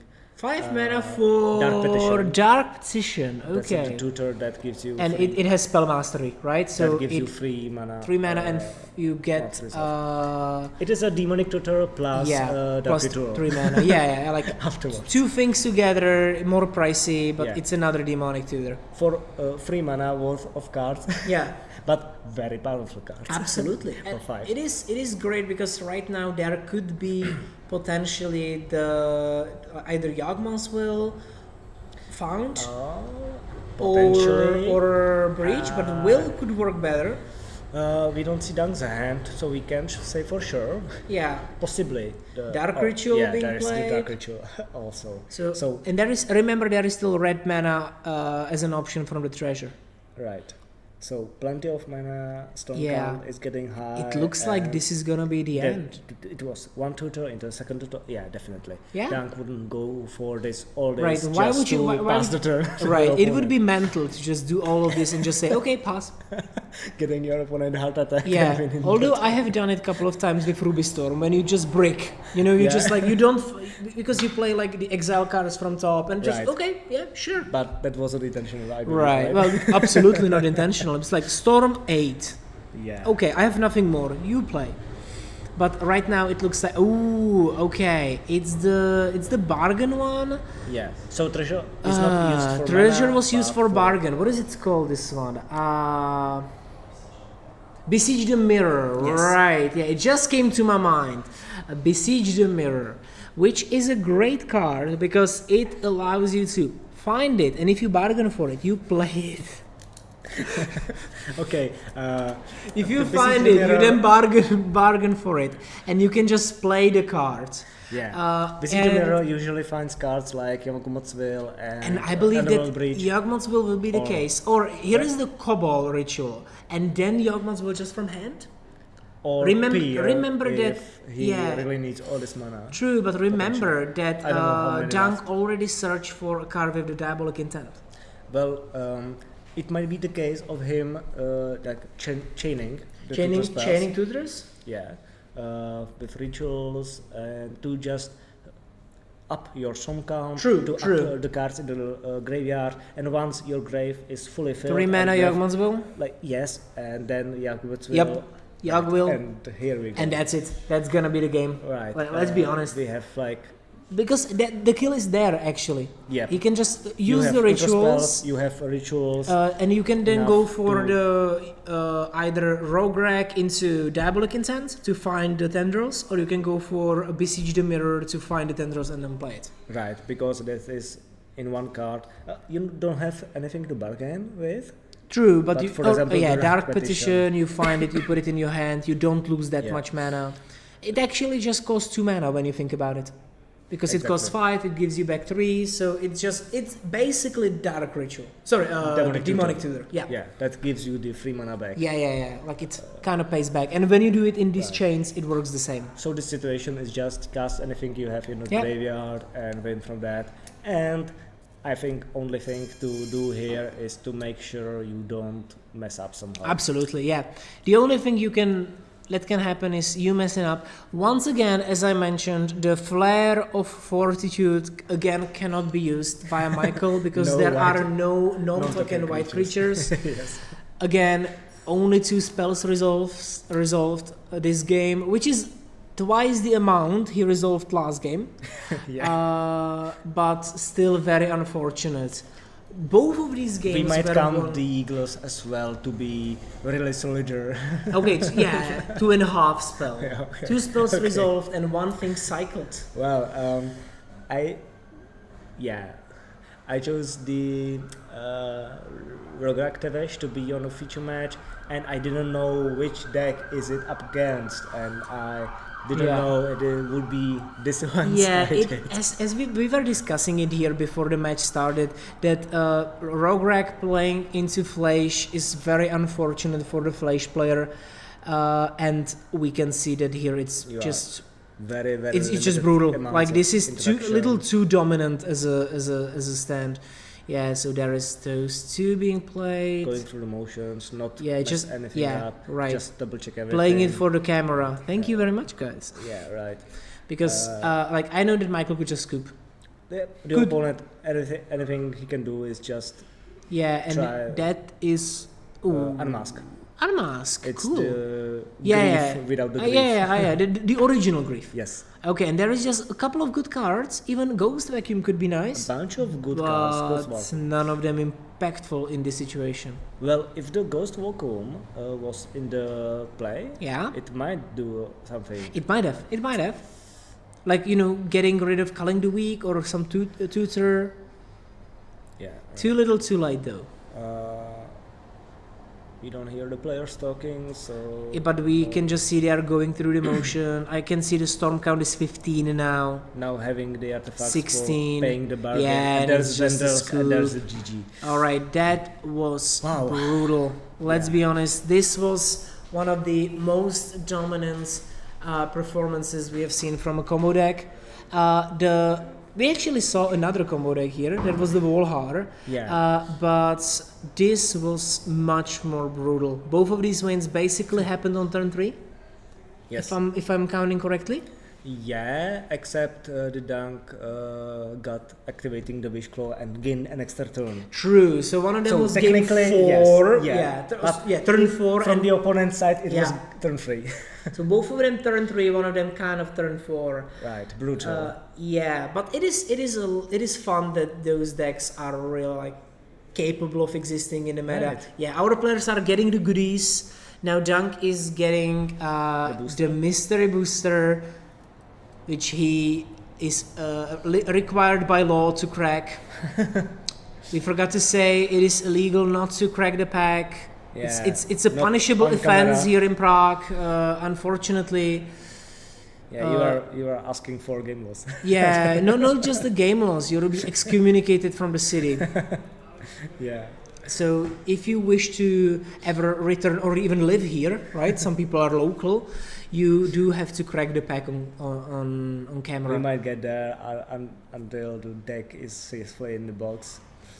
Yeah, we will. To not sideboard from the pack, right?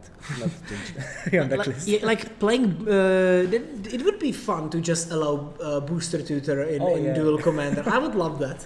I would Yeah. love to play booster tutor just to have a bit of fun. Yeah, like the Chaos Draft, like improving your deck during Yeah, the game. right. Or just like for a bit of a dopamine rush, you're feeling down. Michael could have been Path to cracking. Exile, look at Yeah, that. Michael could have been cracking packs just to have fun during the Yeah. game. The zombie, Walking Corpse, 2-2, Yeah. for 2 mana, nothing else. You can see a lot of these cards Branchfoot Armor, aged a bit. Mortify. The Trans Dynamo is a nice commander card, like a normal commander. And there is the Kamigawa split guy that's not really the greatest. And Living Living Dead. That is nice. That is Yeah. fun. And what else? Some Is there foil? something else?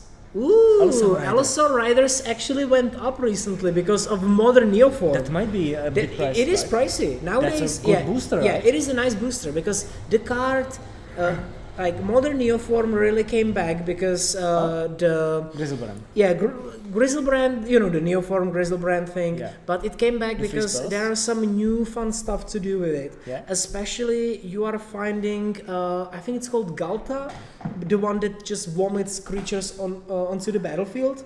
Yeah. And there is also the new big dragon from Tarkir Dragonstorm that has protection from black and white. Oh. And it's like a 10-10 flying, which means you can't really remove it. Like nobody can kill it. The Timurban. Oh, yeah, the Timurban. Okay. All right, and now we will just get a quick transition and move to an interview that we are going to have here.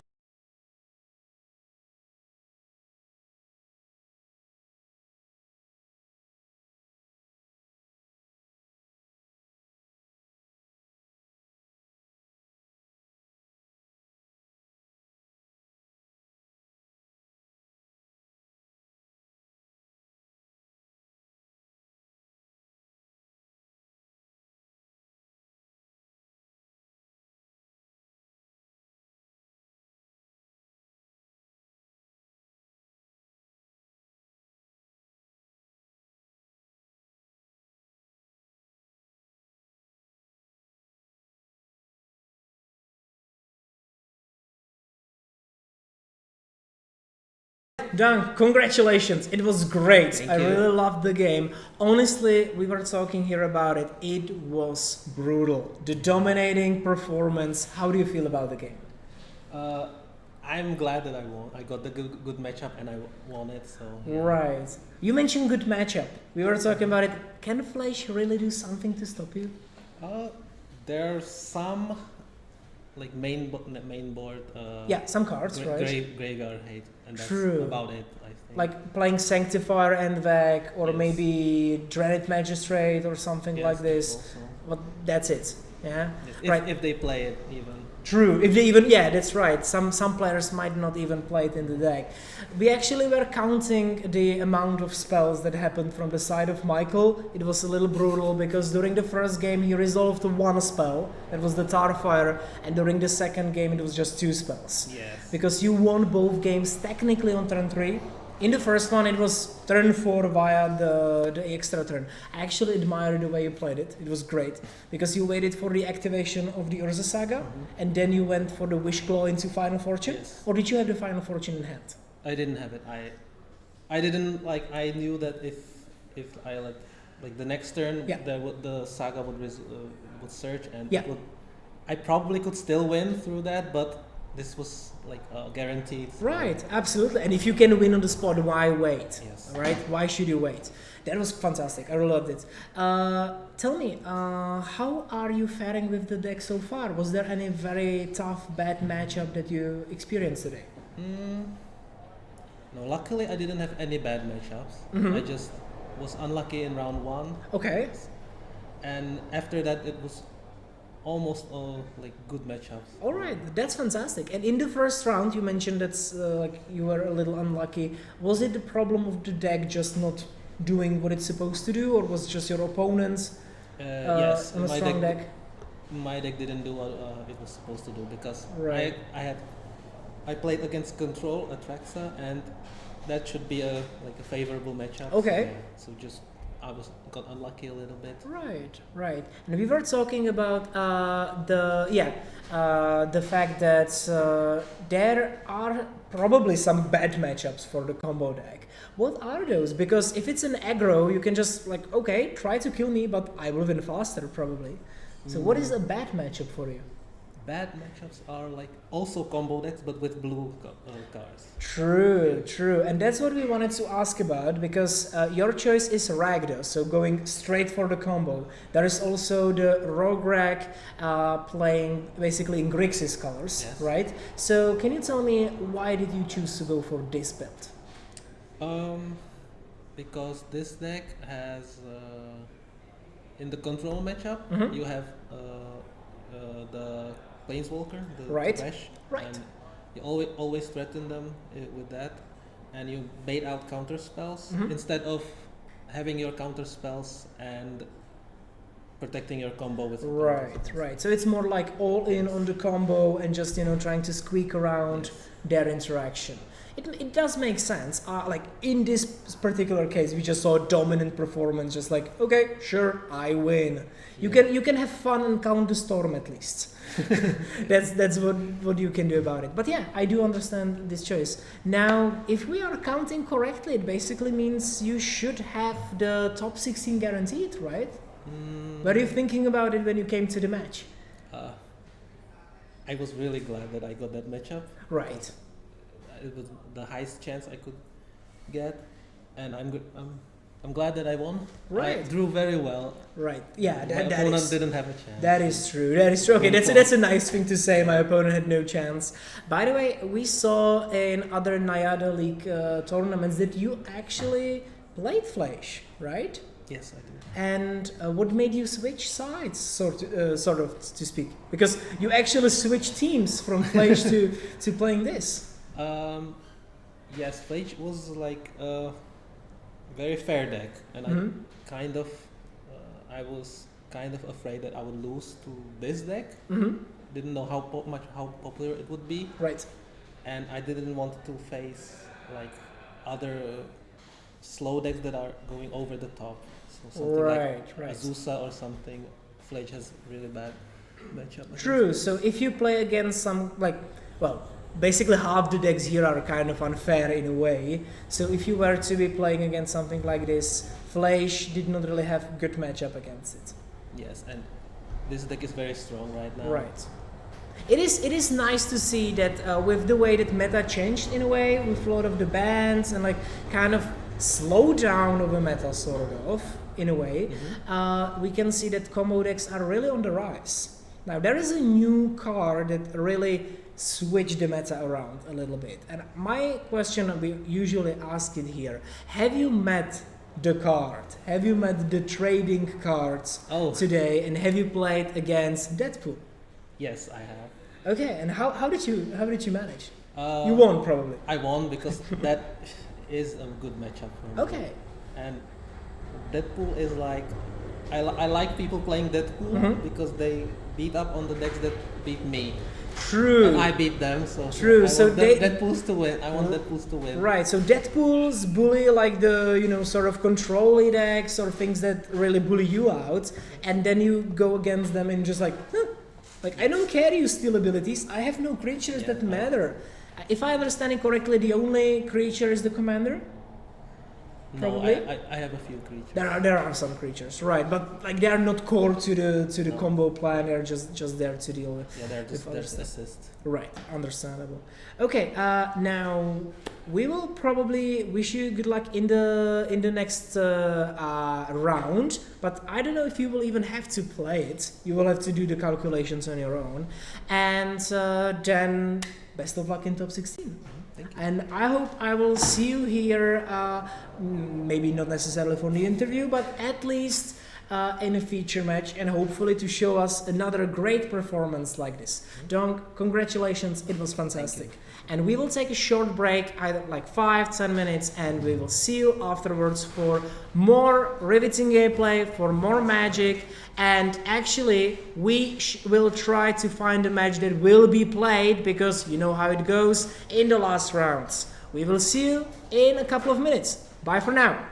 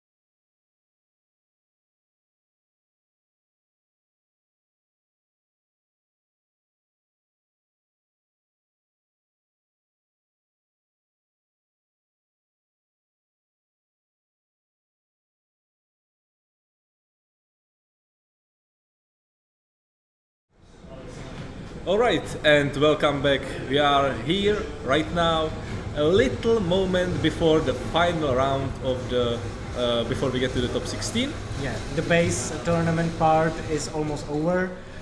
We got only the last turn. So a lot of players like right now made sure that they are going to the top 16. We are going to see them in a few moments after the 7th round and sometime after that.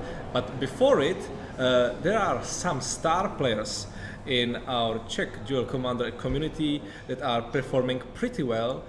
You've seen some on our interviews and on the feature matches, but we would like to show them to you and speak about a little bit about what they play, who they are. Right now we can see Erwin Kuch. This one is not attending our tournament, but as you can see, his win rate and his record is pretty high. Yeah, and he also is a pretty versatile player, not sticking to one choice, but picking up different kinds of decks. Yoshimaru Bruce, it's an aggressive one. Flame War is also a mid-range aggro deck. Yeah, but you just change the colors. Right, With your aggression. And Azusa is quite a different beast. Yes, I've seen him perform on the Azusa pretty well and doing some creative plays that are not very common for that land deck. Sometimes you think that they are done, and they manage to create like from that dark depths the token, give it haste through lava spur boots and things like that, so they can win really in a snap of a finger. So, and Erwin is one of those that can perform. Right. Right now there is one. According to the photo, it's a mystery person, but Honza Kulhanek also isn't attending our duel commander. His win rate is even higher, but the games from which it is picked isn't that high. But still, 86% win rate is pretty crazy. Yes. It's for 2 events, and on both cases there is Satya that is also present in this tournament. In our current Nayada League, you can see that he attended 2 out of 5 tournaments and he placed in the top 16 every single time. Right. Yeah. And that is very good run. That is very good run. Yeah. So I think we can move to another person and see. Yeah, this is Vojta Lavička. Also, it seems like a kind of pattern that the players that are the top players in our Duel Commander League are not attending the DC Masters 2025. I'm shocked by it a little bit. Maybe exhausted by playing another tournament. Yeah, maybe they think they are too good to this tournament. But as you can see, also a little spread of the commanders that he plays. Right, and the latest one was the Rograk Tevez, which became more and more popular these days. You could see last round why it became so popular, but it began in January with Thrasios and Travos, which is also combo deck that is really going around the Nadu card that has been banned as a commander, but in 99 you can still play this busted bird. Yes, already performed sometime in the last tournament. We have it multiple times on camera, never like part of the combo piece, but just big value haymaker that turn around the game. But if you are playing Thrasios and Travos, you make sure that it is the combo. Yes. You've got the Shuko, you've got the Nantuko, you've got everything, you've got that core with nomads, yes. You've got everything you need to just combo off, and a lot of tutors from Worldly Tutor, from Green Sun Zenith to cards like Neoform. So it really shows the skill of a player if he can play such a complete, like not so easy deck to play. Right. And right now we can see another person. It's Honza Hurt. And I remember Honza as the Slimefoot and Squee player when I was playing against him, but he switched this year. He won the first place in January with Aminatu. Yeah, and he already also participated in Hradec in April, I believe, just didn't make the top 8, and he played Elminster that time. To note also that he managed to become a finalist of Hradovice League, secondary league that's running in Duel Commander from Hradec Králové and Pardubice, and he went to the qualification tournament and then got the top place and was done and lost in the finals. Unfortunately. So he is a player that's throughout all the leagues in Duel Commander right now. And correct me if I'm wrong, but wasn't Honza Hurd the one that was the finalist of the last year's Duel Commander? Yeah. With that Slimefoot and Squee, as I remember? Yep. So he also isn't here. The pattern is pretty clear, but we can move to another person. This is Marek Warzik, and this player is really known to the whole community, not only for his good plays, but also for a large collection he has. Yeah, okay. And you can see a pretty pattern going that Rograk Silas. This is not the Rograk Tevesh, the red and black combo. This adds the blue color to it, and as Dunk mentioned in his interview, it's the deck he is afraid of because it has that blue color added to it, which can have counter spells and some kind of interaction that can stop the other player from comboing off. Yeah, and not only that, not only the Marek played only the Rograk and Silas throughout this year, but he is playing this deck for years, even before, maybe even when the partner rule was the original one, the changed. Playing those types of combo decks, and once Rograk was got, and in the Uali, you can see the Dunk really lost against him in the top 4. So I believe he played Flage there. No. It wasn't that. It was not in January. It was right now in May. So it was the moment when he was also playing Rograk. So as you can see, those places were replaced. No, not replaced, but you can see that both managed to get one first place and one third to fourth place. Yes. Okay, so that was Marek Warzik and another combo player. And as you mentioned, he's been playing it for years, and right now the experience is really paying off because in the current meta, it's really good for these combo decks, and when you've got the experience, you are going to be one of the best combo players. According, if you compare yourself to like somebody thinking, okay, I shall also make the Grixis combo deck, they lack the experience. Yeah, it isn't really a deck you can pick up from nothing and no experience, just perform well with them. You need to count everything during your play and plan everything on forward. That's where the experience really pays off. The other player that is really known in our community is Marek Mayer, and his Atraxa, as I've seen it, was really good. And he managed to win, I guess, when it was in one tournament he won against Monored. Even though the Monored switched the commander from Kellan to Norin to just get an extra combat against the Atraxa lifelink ability, because you can just exile the blocked creature with it. But it mattered not. He also managed to win that tournament. And then got tired of Atraxa and switched to another deck. Now he's here, and his score is 4 wins and 2 losses, which means that if he's lucky enough and wins the last round, which we are going to in a few minutes, he still could appear in our top 16. Right, and we might see him again. But he's not playing Atraxa. He's playing. He's playing Zurgo. Hidetsugu. Hidetsugu and Kairi. Hidetsugu and Kairi. This weird hybrid between control and combo, right? Yes, but I was on the decision making. Right now my deck is Basim Ibn Ishaq, which is also Dimir, and I was decided whether to build Basim or Hidetsugu and Kairi. And there is something really weird about showing that really big mana cost thing from the top of your library, like just getting some extra turns, giving your opponent 11 damage and winning on the spot. 20. It's really 10+10 and something. Really interesting. We'll see if he manages to get to the top 16 and maybe show us in feature match. Right. I do not like the deck playing against personally because it seems unfair sometimes when they answer every card and then kill you in a single turn. Yes.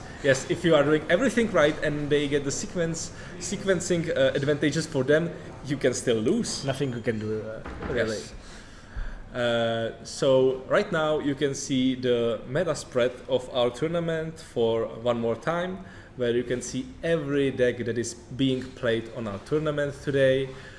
The Timna Raihan is also an interesting choice. That is really one thing that I'm not sure why it happened, but as you can see, the most played deck on the tournament is the card we've mentioned so many times, Deadpool the trading card. Right. But in our top 16 players, there is, I think, none. We're going to see possibly one. One, depending on how the match went. But if you compare it to how many of them are on the tournaments and how the community express themselves as that is the most busted card that must be banned immediately, it's really weird. Right. Last year there was that Tamio we've mentioned, and it got something around that, and the top 16 was full of them.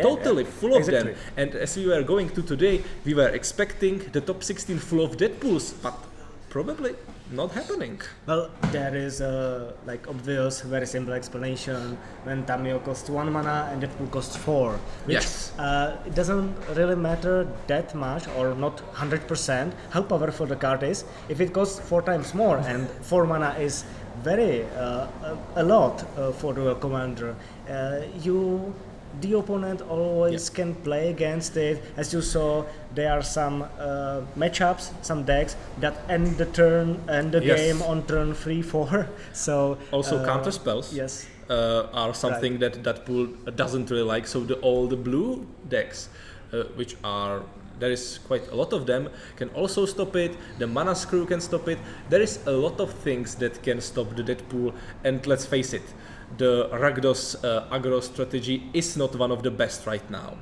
Right. If you don't abuse the Deadpool in your command zone. Well, Deadpool also has some very bad matchups, as in the combo decks, and also if your opponent plays blue or doesn't play any creatures, that also Deadpool is not that good. Yes.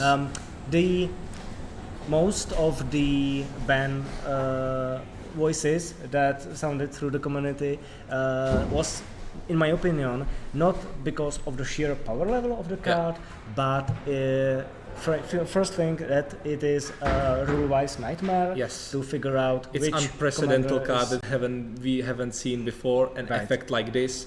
And let's face it, when you are one-on-one, it's kind of toxic to the game. Right. It creates these very unique situations when your opponent really needs to play against it, because in case of, for example, Aragorn or Sheoldred, your opponent doesn't really can resolve the commander into the empty board, because if you Deadpool it, it is like 4 cards in one.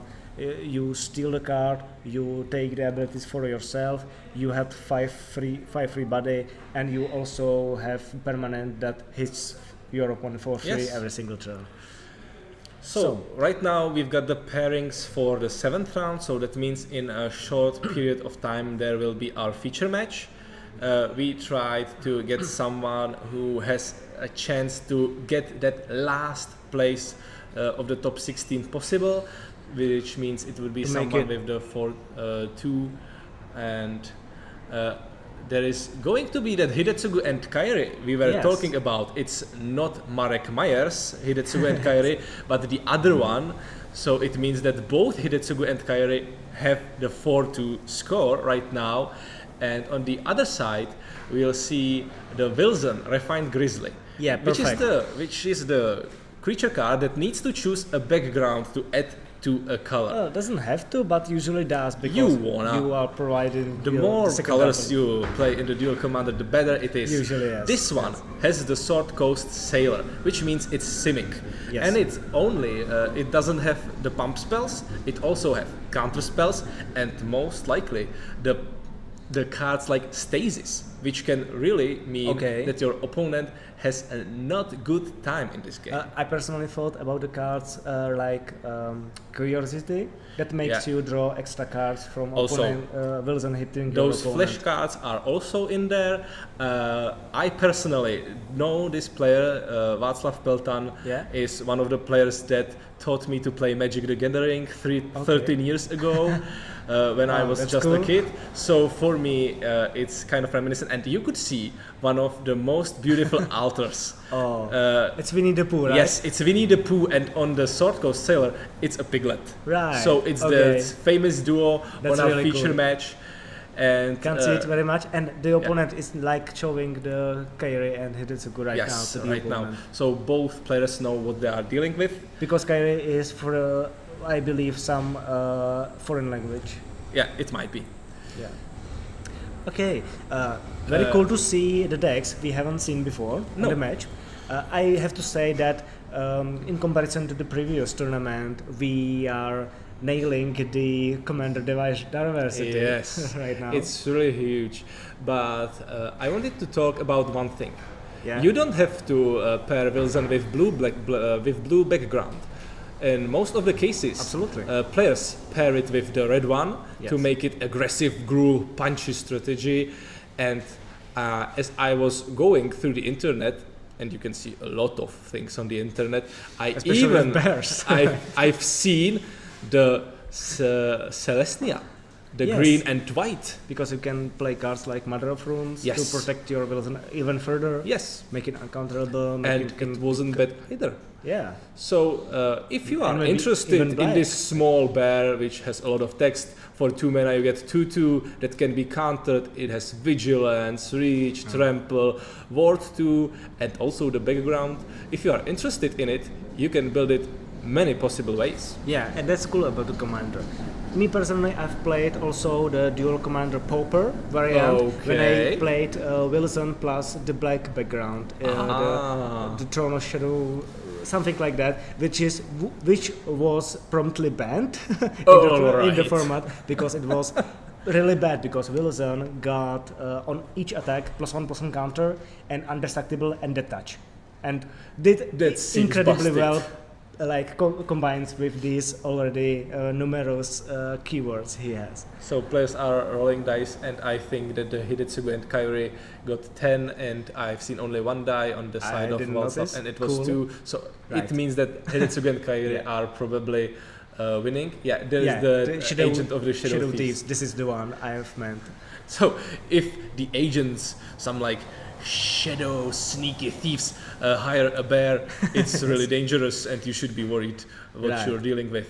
Wilson is mulliganing, the Hidetsugu also. Yes. Right. Okay. So both players want to be keeping better 6, and we never got to really see it, but the background would be incredibly good if it could be played actually with the Commander, right? Yeah, but it cannot. Yes.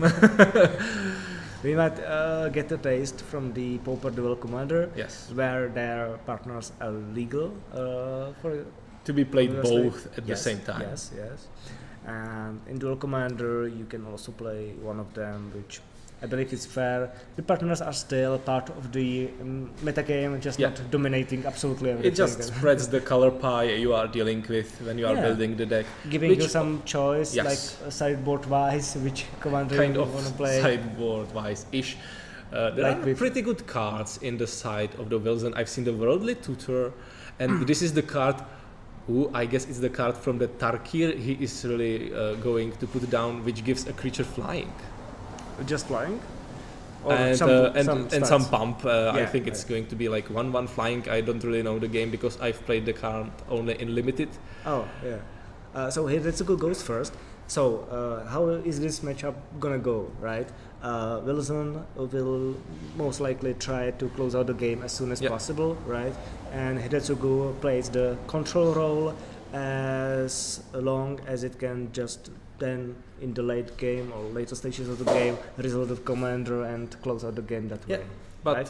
Hidetsugu also can put the pedal to the metal because there are cards like Dark Tutor that can really help him. Dark Ritual, right? Like Dark Ritual, sorry. So you can play it on turn 3, I believe. On turn 3 you can play the Hidetsugu and Kairi, and on the fourth turn you can just make sure that there... Flip the Sorin spell and 20 your opponent from nowhere. Yes, yes. Like pretty much any huge spell. That is the thing I would like to see, even though I'm a little biased and I hope that Václav Pelta manages to win. I would like to see some of those big weird spells. Okay, right. Because you cannot see them most of the times in the Duel Commander. Definitely not. This is the only case. Because even like top end controls like Atraxa, they are mostly consisting of very cheap spells too. This whole format is consisting on cheap spells. Yeah. And when you are playing something huge, it's something with X like the fourth or Lingas. This is one of the best things that can happen to Wilson. Landovar Elves? Yes. Any kind of mana acceleration that you can get. Is this necessary or good for the deck? Do you need the extra mana? We were talking with Václav about this a lot. Okay. And this is the case. Missing the land drop. Missing the land drop. Oh my god. It happened. That was tricky. Like, imagine if Landovar Elves got when there answered. was a version of this like 1-0, he really tried to avoid any kind of creature put in his deck. But throughout the time realized that the creatures can really help him, so he added against the card. edicts, right? Yeah, against edicts, against sacrificing. I've been playing one card against him. Force of negation into the show, I believe, right? To get rid of the Barogoyf. You need to make sure that the Wilson is free to be attacking. And the and Barogoyf would say big fat no to that, big right? Fat no. Because playing the touch combination with bigger toughness that's everything the Wilson doesn't like. Yeah. If you manage to block free and kill it, you're just happy. Unfortunately, there was an answer, right? Yes. And we have turn 3, nothing really going on, just the Wilson will be the pressure. Yeah. And I'm glad because we finally might see some longer games than ending on turn 4, right? Yeah. Some welcome change from the previous match. This seems like a pass and the Worldly Tutor on the end step. The question is if the Daniel can answer it with some kind of counterspell. Or what is it gonna be? Something value-ish like Nadu, or something to put pressure on? It could be, and I think that the Nadu is in here. Honestly, I do not have much experience with the Wilson deck. I have I believe not see it or played against it. I've played against him once in a tournament with my Basim deck, and it was kind of unfortunate because I had all those cards like Long Goodbye, Shieldred's Edict, and things like that. So the Wilson didn't really have fun. Yeah, so you bullied the poor bear. I bullied the poor bear and took my assassin and assassinated. But I think that if I don't want to be like thinking stuff out of nowhere. I just want to be surprised. I must say that I don't know what he's tutoring for, and this is the stuff. Yeah, right. Because the problem is Daniel doesn't have black mana from the basics. But there is one small problem. There is not second blue. There is not second blue. Right.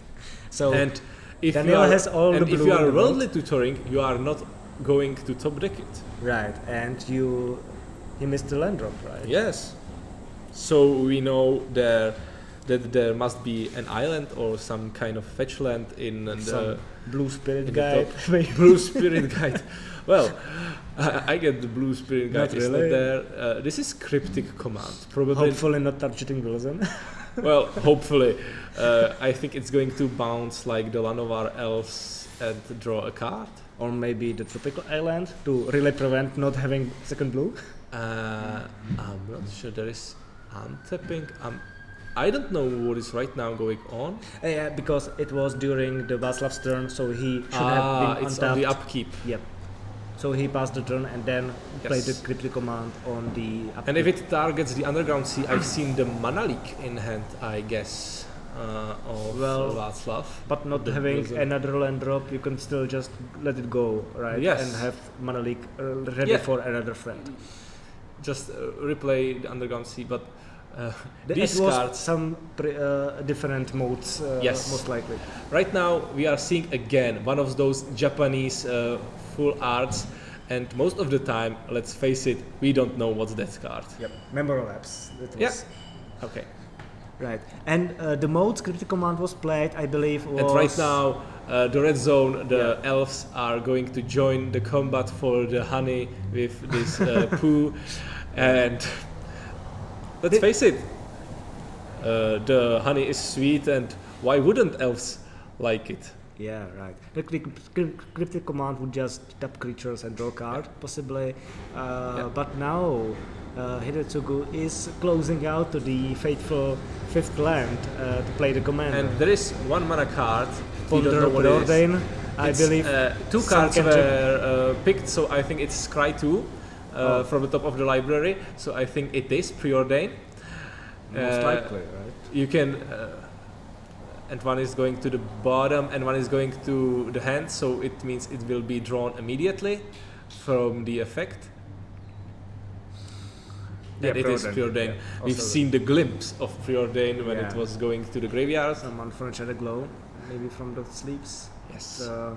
Now we have the 5th Ooh, land. this for is the 3 life. land for on the other side. Is it that removal spell Yeah, for the 4 4 mana kill spell. that can Yep. kill I can either a say the creature or name, planeswalker? Fell the Fell the Profane. Yeah, possibly. Fell the yeah. Profane is the card.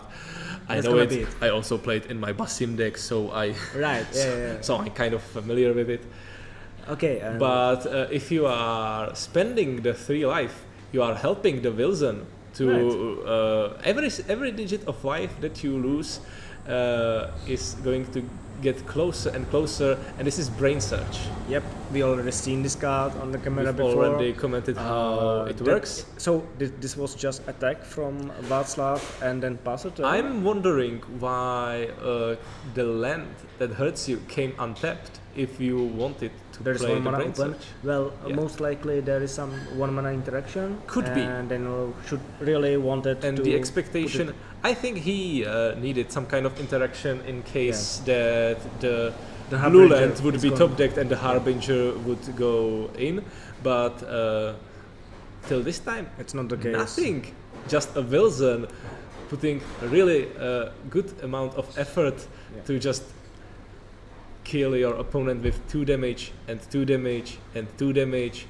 And you Right. can go on and go on and on if the Hidetsugu and Kairi isn't on the battlefield because it's basically free. Yes, and the Wilson, if there was any other color combination, he has to kill as soon as possible. Yes. But since you play blue, you can just wait for it, keep Yeah. an interaction open for the opponent plays, and if you catch any like meaningful play from your opponent, Yeah. you can close out the game with just and Wilson Wilson has himself. a lot more going on than just that Harbinger of the Seas, because there are protection spells, there are spells that give Wilson indestructible, there are bump spells, so it cannot be bolted that easily even though you manage pay the ward cost. So it's Yeah. pretty high, pretty hard to kill this bear. This time Ponder, I believe. It has to be the second one. Yeah. The thing that is really interesting is that we need to decipher which 1 mana draw spell it is from the. Yes, somebody is asking for Basim. Yes. Well, I think that if you are interested in the deck list, it could be found. I've put the deck list on the Duel Commander Discord, and there are like rooms for each color pair, and in the dimmer pair there is like the thread with Basim, and I was trying really desperately to get someone help me with building the proper build around this sneaky assassin, and if you are interested, please help me. But right now let's get back to our game. Because the more spells are being slinked from the Hidetsugu and Kairi side. Another 1 mana card, and I think it was... it was Ponderer, right? And no. The cards went straight to the hand, so it had to be like Brainstorm. Yeah. And right now we'll be seeing That's 2 cards put back, which means that Hidetsugu and Kairi is just digging for answers, and nothing else. Well, not... I would say answers, 100%, but just anything that to pair stops the bear commander. Yes, and the weird thing is that on the side of the Daniel Krutil, he has played so many spells, but there is nothing adding to the board state, and the Wilson is having like a free time. Right now, for 4 mana, there is Go for the Throat, and also with the ward cost being paid. Is that going And the question is, do you have any kind of counter spell or any kind of protection spell? Yeah. Because if you have, the Wilson is going to stick around, and the fact that the Go for the Throat is being cast this way means that Daniel Krutil is really worried about the Wilson. Right. On the other hand, he is at 7 life. He still have some time. Maybe he's not like 100% dead next turn. Yeah, but he might be. Yes. He might be, because there are really cheap pump spells. Ooh, and I think there is also not Brainstorm. any answer. This is Brainstorm. Yeah, so this just is searching for some way to protect the also Wilson. doing the same thing. So we just are not looking sure yet. at more cards and trying. Ooh, and this is good, because even if you manage to kill the Wilson, because I've seen an island in the hand, you can just let it go through. The next turn, play the Harbinger of the Seas, and still have a free game again. Right. Yeah. And the Harbinger itself, it's not the end of a good game, because Hidetsugu still has plenty of blue cards to play. But once you can play your commander, you are very much behind. Especially if Wilson can be easily recast next turn. Because you will have the 4 mana, you have the green, you have Lanovar Elves, you have Forest. Right. I must say that there were some voices worried about this match being really fast and don't having anything interesting, but these interactions, I haven't seen anything like it today, so I think it's pretty good, even for you viewers, to know more of the variability of the Duel Commander. What I want to say, is there an answer to the Go for the Throat yet? Yes. Have we seen something? I think it's still resolving the brainstorm. It might be a hard decision. Yeah. That's you? That's me.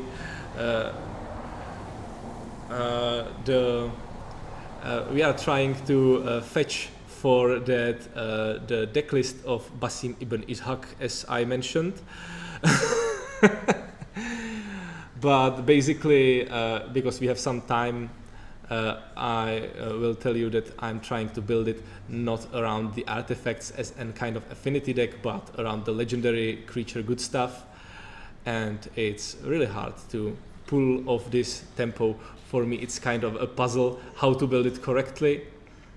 But right now, the Wilson has been killed with the Go for the Throat, and the island has been played. And I wonder why the lands on the Hidetsugu sides are untapped. Because it was the end of the Wilson's turn? Yes, you're right. That makes sense. You want to respond. And this is interesting. This is one of the hugest and one of the most expensive spells right now on the table. This is Intuition. This is not Intuition. This is Intuition, spell. not so intuitive right now. Which is why there wasn't the Harbinger of the Seas, because you knew you've got the counter spells, so you can just keep the Lanovar elves in the war zone and try to really push the life total lower and lower. But there is one thing that you can see. Daniel Krutiel has really a lot of mana right now. If you compare it to the Wilson, you are having 6 lands and also the Arcane Signet that can provide you. Right now the Hidetsugu and Kairi gets the board. On the ETB it gives you effect of a brainstorm, so we are even more brainstorming right now.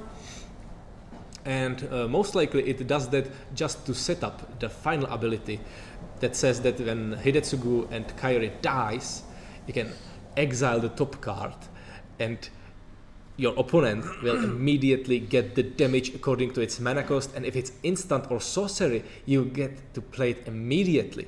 And there are really huge spells that can give you extra turns, spells that can give you army of tokens. Yeah. Really hurtful ones. The question is if Daniel had them in the hand before the brainstorm effect. Right, it usually is the case considering how long the game already went and how long did Daniel wait before casting the commander. When you are on the seat of the Hidetsugu and Kairi, there is one interesting thing. You can put that big spell on top of your library, but is it the first card, the second card? You need to kind of be a little bit of prophetic about when the Hidetsugu and Kairi is going to die. You usually have some kind of outlet, right? Yes. But it can be You've got also the Black played. Flare and other stuff that can really help you, but what it doesn't count with, it's being suspended. Yep. Well, it is kind of, as you said, a guessing game for your opponent. Yes. Do they play against But this is a counter spell on the suspend, and this is Spell Snare. And I have really a beautiful thing for you. Do you know how Spell Snare is known in Spanish? No. It's Chilada Magica. So let's chill around, and these Lanovar elves are right now going to finish this game in a small amount of time if they are not answered, because there was the pump spell that gave it +3/+3. So only 1 life left. +4 or +4. I think it was the Might of the Old Crossa. Might of Crossa. Old Crossa, it's +4/+4. It casted only the main phase. Yes. And Kairi and Hidetsugu went to the command zone. That makes sense because it can be a recast potentially, and just as a blocker. Right. If there is nothing else, I believe there has to be some kind of answer from the Daniel's side. And if there is not, it would be really, really unpleasant to die to a 1/1 mana dork. To get denied top 16 on this tournament because of the Lanovar. Because of the card that exists in the Magic the Gathering for so long. Yeah, and so being so powerful, right? And not being designed to kill others, to just accelerate you. Well, this is Memory Deluge. To just dig through the deck to find the answer to the Lanovar elves. To the Lanovar elves. And some way to remove it from the play.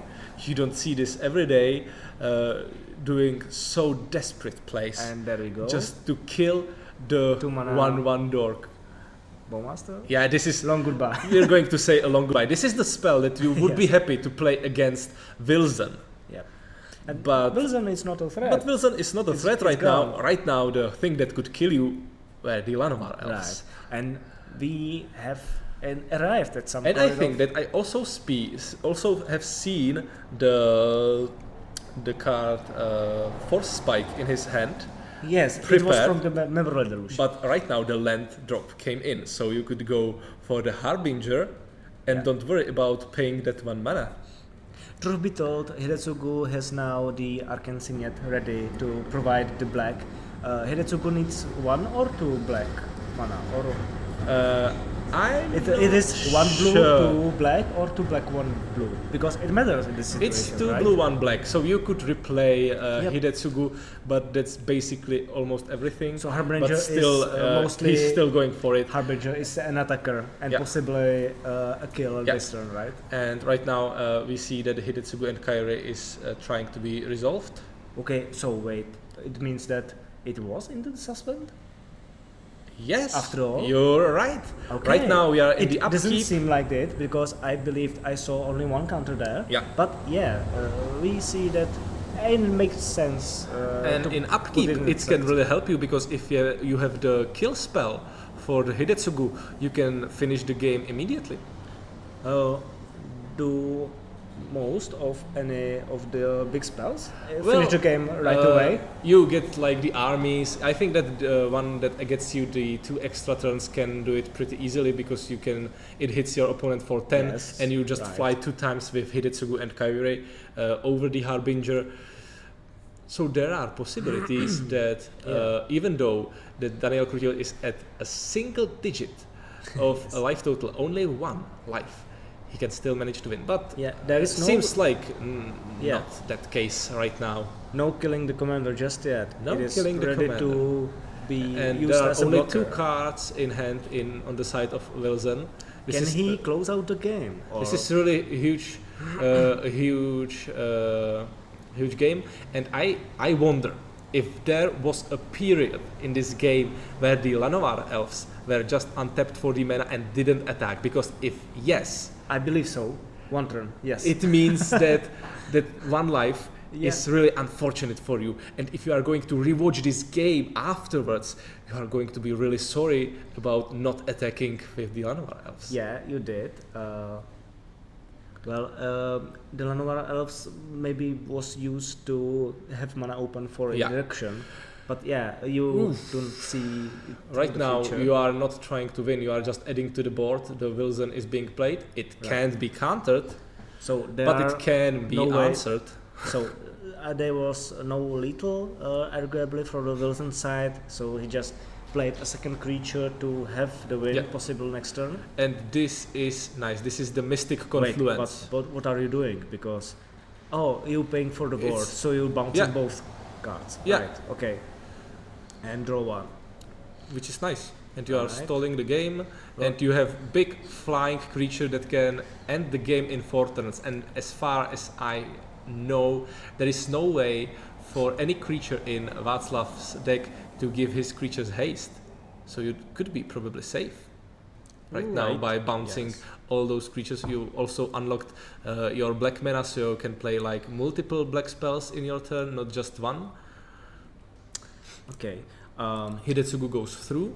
Yeah. In 1 life, but on the other hand, you are playing a control deck that is very geared towards playing in those turns when you have 7 mana open, Yeah. full hand full of spells, and you Well- are just do not let your opponent do anything. Right now, I've seen something hilarious. Both players have Force Spike in their hands, Okay. and Daniel Crutil also has the Force of Will, Yes. which can make sure that you are winning.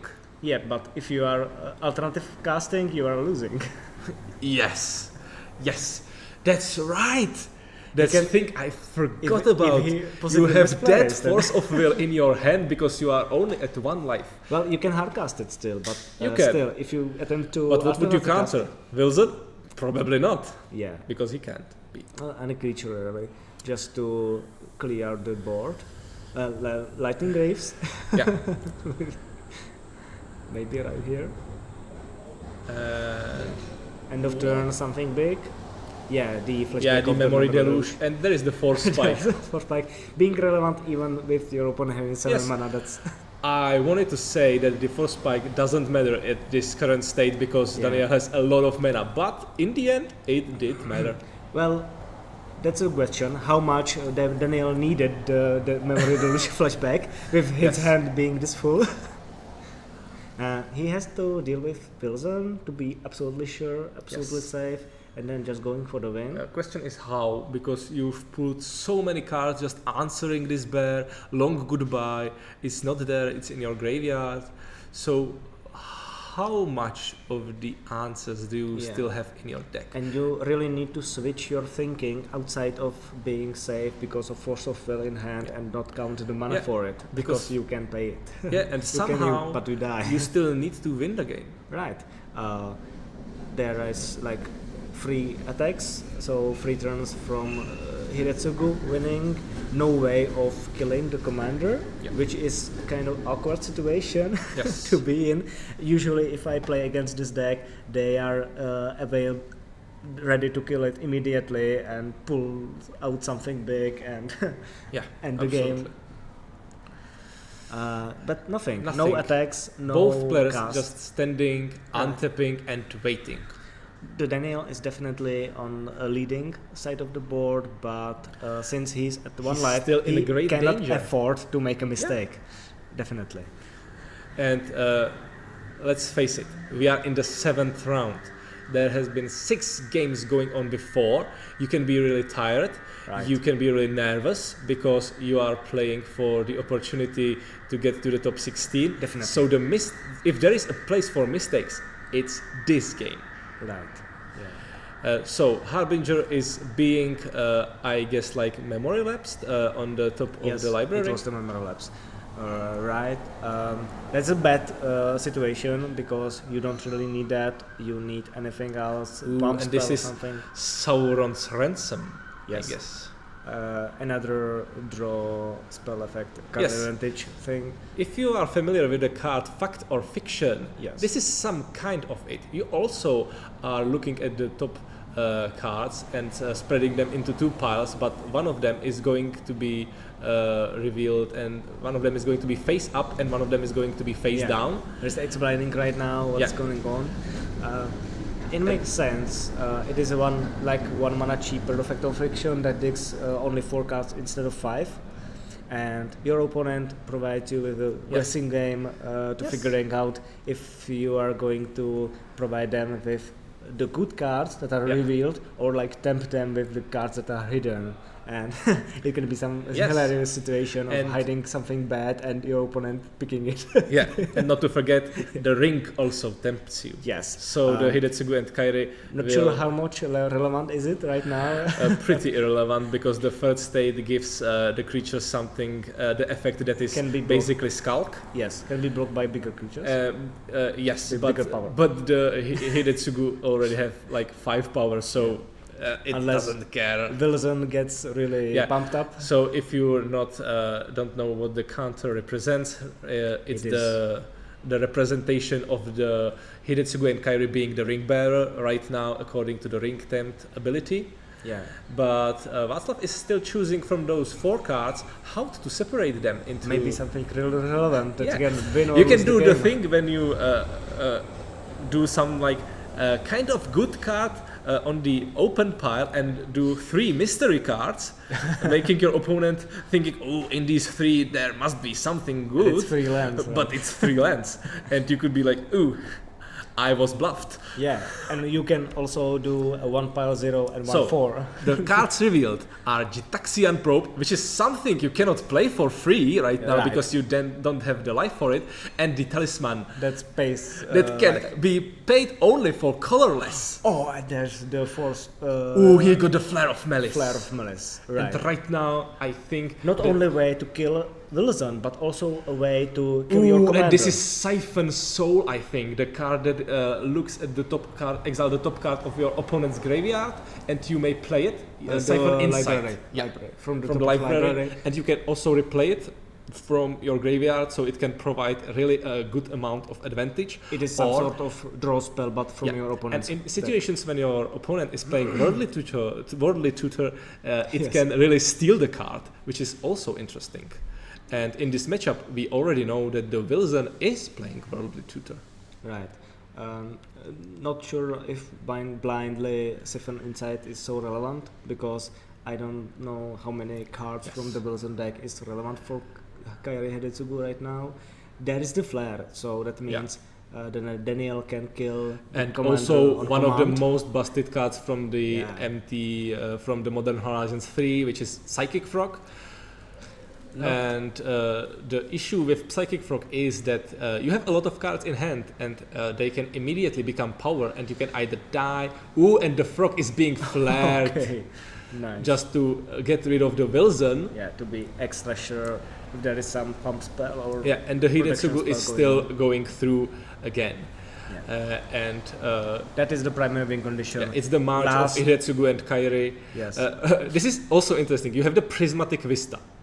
Yeah, not really. But it does nothing. It can kill you. If you feel like I don't want to play this game anymore, you can activate it. Yeah. But you will lose. In most of the cases, the Flare of the Malice is being used just to kill the Hidetsugu and flip the top card. Right now, the Hidetsugu and Kairi turned into a win con, which can provide win through the combat damage. Definitely, because blind flip can screw you over. Yeah. And you are also right now looking at another card from the top of Wilson's deck, because the Siphon inside has been replayed from the graveyard for its flashback cost. Yeah. So you right now have like 2 options from your opponent's deck, a lot of options from your own deck, and the Hidetsugu still goes and goes and there's goes. The high market, so possibly Prismatic Vista can be relevant again. Yeah, can. But will. This is clear because Hidetsugu and Kairi was clearly on a path to just kill opponent with the combat damage. We are like more than half an hour in this round, and if you want to win, you just need to win 2 more times with Wilson. It can be done. You have the potential to win. You have the potential to win really quickly because of those pump spells we've seen, like the Might of Old Crossa and the other things. But is it going to happen? We're about to see in a few moments. Only 20 minutes left of this round. It was a pretty lengthy game and pretty exciting, right?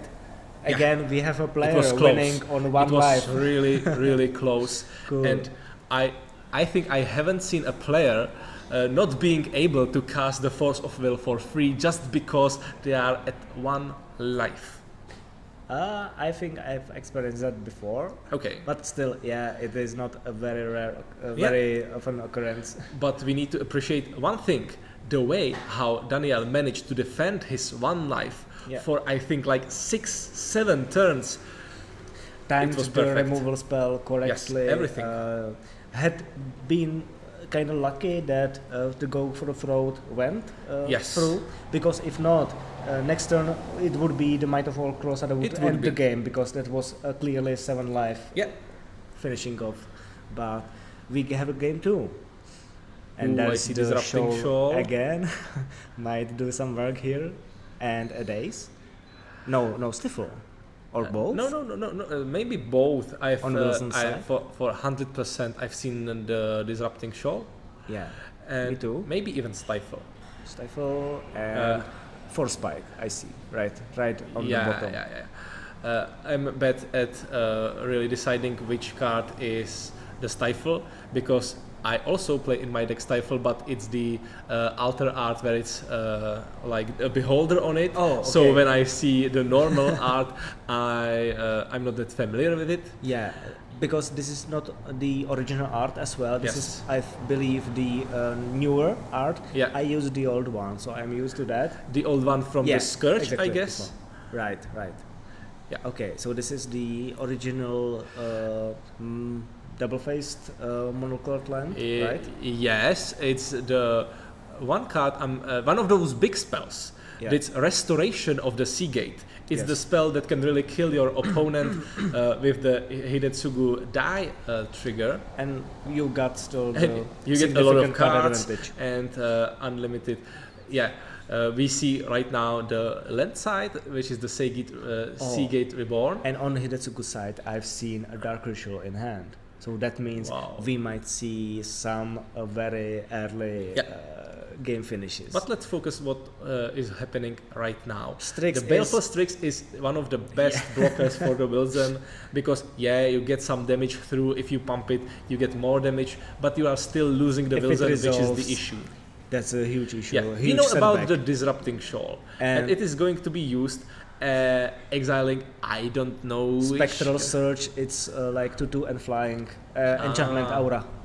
Nice. Spectral Flight. Ooh. Spectral Flight, I believe. So there are ways to give your Wilson flying, which is really sneaky. That's what the blue is for. as well as the counter spells. Like, as long as you can run some bump spells, you might have the extra evasion as well. Blue is good with it.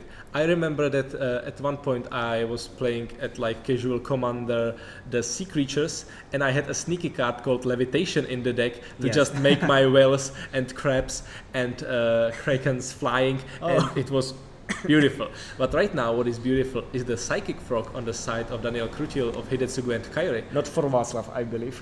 Not for Václav. Psychic Frog here is also pretty good because it can pump on command and possibly there is also play the game of drawing the pump spells from the turn and then boosting it even more. And there is one great thing on that card also. If you see like the flavor text, it provides a really huge wisdom that some frogs poison the body and some frogs poison the mind. Yeah, just thinking about how do you play around the card. Yeah, and Honza, tell me, there is also one frog we've seen on the feature match today, and it was the Glarp. Does Glarp poison the body or mind?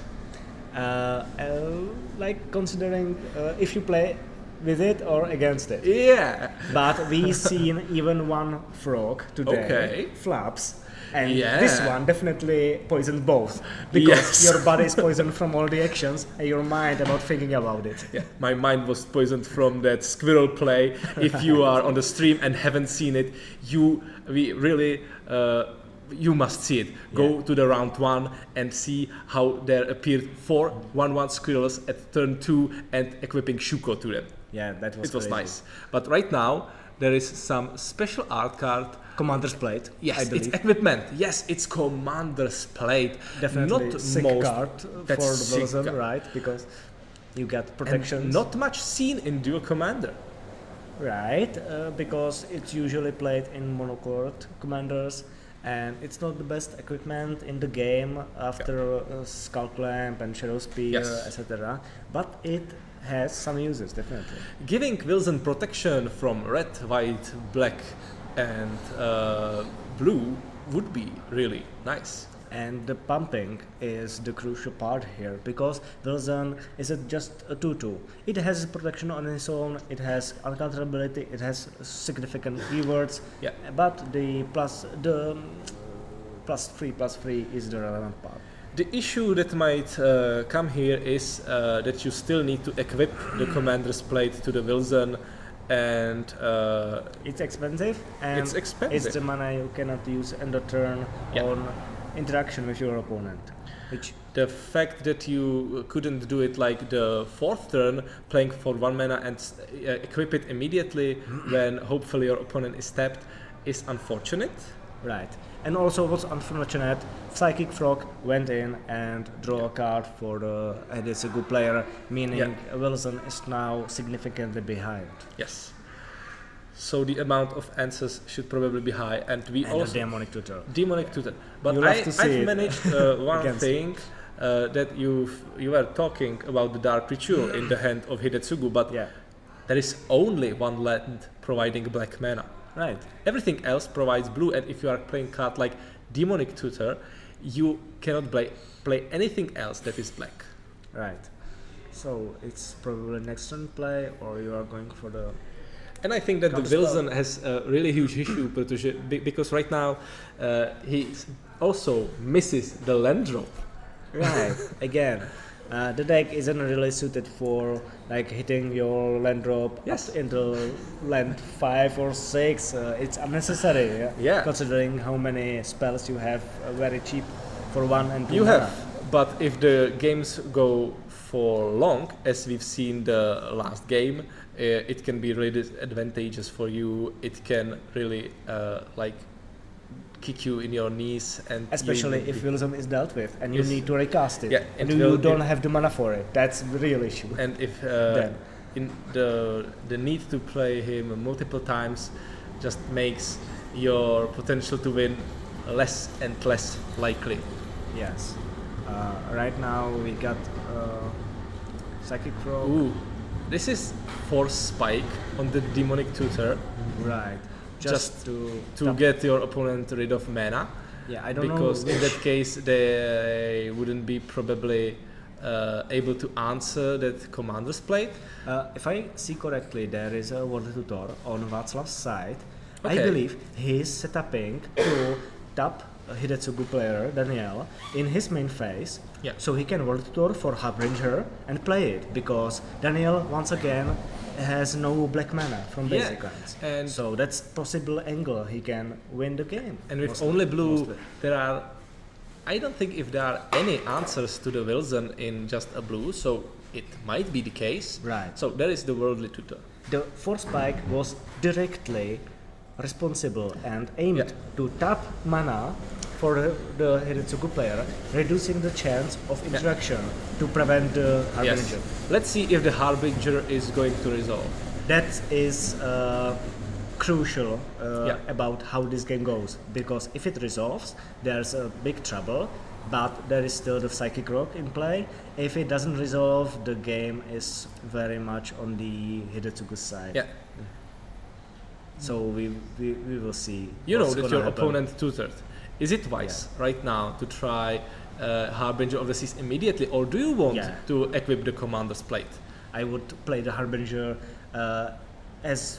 I would be afraid that he could tutor for, like, I don't know, Force of Will or some other similar cards, just to make sure that nothing adds to the table. Right, but consider in which situation the tutor was played. It was most likely a step for next turn. That's subtlety. So, well, it's not resolved just yet. It's just delayed. Most likely. But the more and more it is delayed, you are not sure. It's kind of anticlimatical to. You don't. What are you doing? Are you trying to equip the Commander's Plate, or are you putting Harbinger and you are trying to do it next turn? Considering Daniel has the Dark Ritual, there is most likely something interesting going on here. It could be, but he also could just be attacking with Psychic Frog, building up his hand, drawing more cards, and making sure that the Harbinger won't come to the table, that the Commander's Plate won't be equipped to Wilson. Yeah, you're right, because if the Commander's Plate was equipped on Wilson, he has protection from blue... from blue and black. Not blue, I believe, because of the background. I think that the background doesn't add to the commander's color identity. I believe background is in the command zone, so it's your commander, and both commanders are consisting your commander identity. But so I believe cards so. like but black, so that means that Psychic Rock wouldn't connect at all. It could be blocked. So I think Dark Ritual, and Hidetsugu 2 blue, Hidetsugu, and the Brainstorm effect. And that's a pretty good situation to be in. But still we haven't seen those big spells. We've seen only the Restoration of the Seagate, but on its land side there is the Flare and Malice. Yes, so the setup is here. So only put something back. Put something immediately on the top, something that is really huge. And go for it. You go for the flare. That might be the end of the game. That might be the end of the game. If not like directly, then just sealing the deal, putting your opponent in unwinnable position. Another island. All the islands. no swamps though. Oh, and just passing the turn. Just passing. Is that right? You can do it in reaction to playing Harbinger. Definitely, but you are letting your opponent on top. We've forgotten about that Stifle that still is in the hand. It can stop the Hidetsugu effect going on when it is sacrificed. Which would be also nice, can be relevant. Right. But you need to do it preemptively, not knowing what is on the top of your library. So if you are really scared that there is some huge card prepared, you can do it. But you cannot see the card before casting the Stifle. But still, straightforward plan with the Harbinger. Yeah, right. And I believe why Daniel didn't win for the Flare is there is no big he can do it right now. Yeah. He does that on the upkeep. So to make sure that the card... in response to... Ooh! He has put long goodbye. Yeah. And in reaction to the flare trigger, there is also the long goodbye resolving first. So we are killing Wilson, not even worrying about that ward. And then the flare is going to get rid of the Harbinger of the Seas. And only creature that will stick on the battlefield will be the Psychic Frog. Yeah. sealing the game. And you still all have 5 untapped mana and can do probably anything you'd like. Not paying the ward because uncounterable doesn't matter. And everything dies. Yeah. Psychic Frog stays because we are in the upkeep. The Psychic Frog is correctly untapped, which is corrected, and there is still the draw step. Yeah. On upkeep. And just to make sure that you know what you are dealing with, there is Gitaxian Probe, and now you know that you work with the Stifle, and I think it's the Primal Might. Yeah. That X spell that can pump your creature. Yeah. Pump spell. Definitely. And give it +X and fight something. Yeah. But right now, not relevant at all. Not relevant. And the unfortunate thing is that the creature on the battlefield was Psychic Frog. So even if Václav tried to like get rid of it with the Primal Might, the cards could be immediately discarded to make Psychic Frog big enough to make sure to win the next match. And this is really Nemesis, true name, Nemesis, probably naming Václav Peltan. And Burst of Mana, it's another good card, right? Another good card. Not very relevant right now. Not at this time. You hope to see it in your opening hand just to build up your mana. This is a rough situation. At this state of the game, the Hidetsugu and Kairi has it pretty much in its paw. Overwhelming card advantage. The question is how the game is going to be ended up with. Just throwing the stick right there. Well, or not clinging in response. These are really interesting plays. You don't have to do them, but you do that because it's your last round. You want to perform anything, not just sit at your home doing nothing. So you do at least something. Some plays that might be relevant, that might lead to something happening and turning the game around, but is very, very unlikely at this point. Yes. And because you know what cards are Orcish Bowmasters. Okay, so insult injury. Even the bird, poor bird, cannot enjoy the game. It's going to be sniped from the sky immediately. Yeah, I'm gonna draw another card. Yeah, so to the point where there was the Commander's Plate, it was a really interesting game. Nothing Wilson can do at this point. And Wilson just winning. look sadly into the game. But last 2 turns revealed that there is not much escaping, cling to the dust, to just get another card to really maximize your chance of winning the game, putting the tens of percentage up there. And even if you manage to get like a good blocker with Wilson, give it flying. Sacrifice a creature. Yeah. It's a fair card. I wanted to point out that even if the Commander's Plate would be on Wilson, that the Shielded Edict wouldn't ask if it has or has not the protection. Right now the Hidetsugu comes from the Forgotten Temple. Daniel just counted the cards, saying that it isn't lethal, that doesn't have enough cards to kill at this point, but so just playing everything and just going on. Right now, having all the cards and GG. So the it's game done. is done. Okay, so Daniel 1-2-0, Hidetsugu pulled through. I expected Wilson to perform a little good, better, but we must say that the first game was really long and really interesting, and according to the length of our games, we are not going to have the interview right now. We are just going to have our mystery sec and mystery booster situation handled.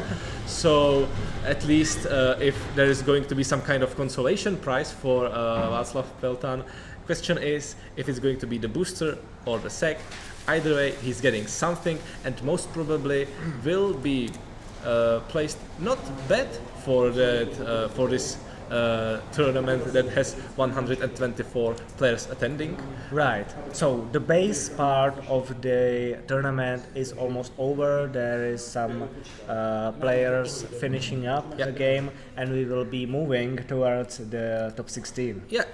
So we'll be getting those really good players, good decks, and probably even lucky ones. Right now, let's see.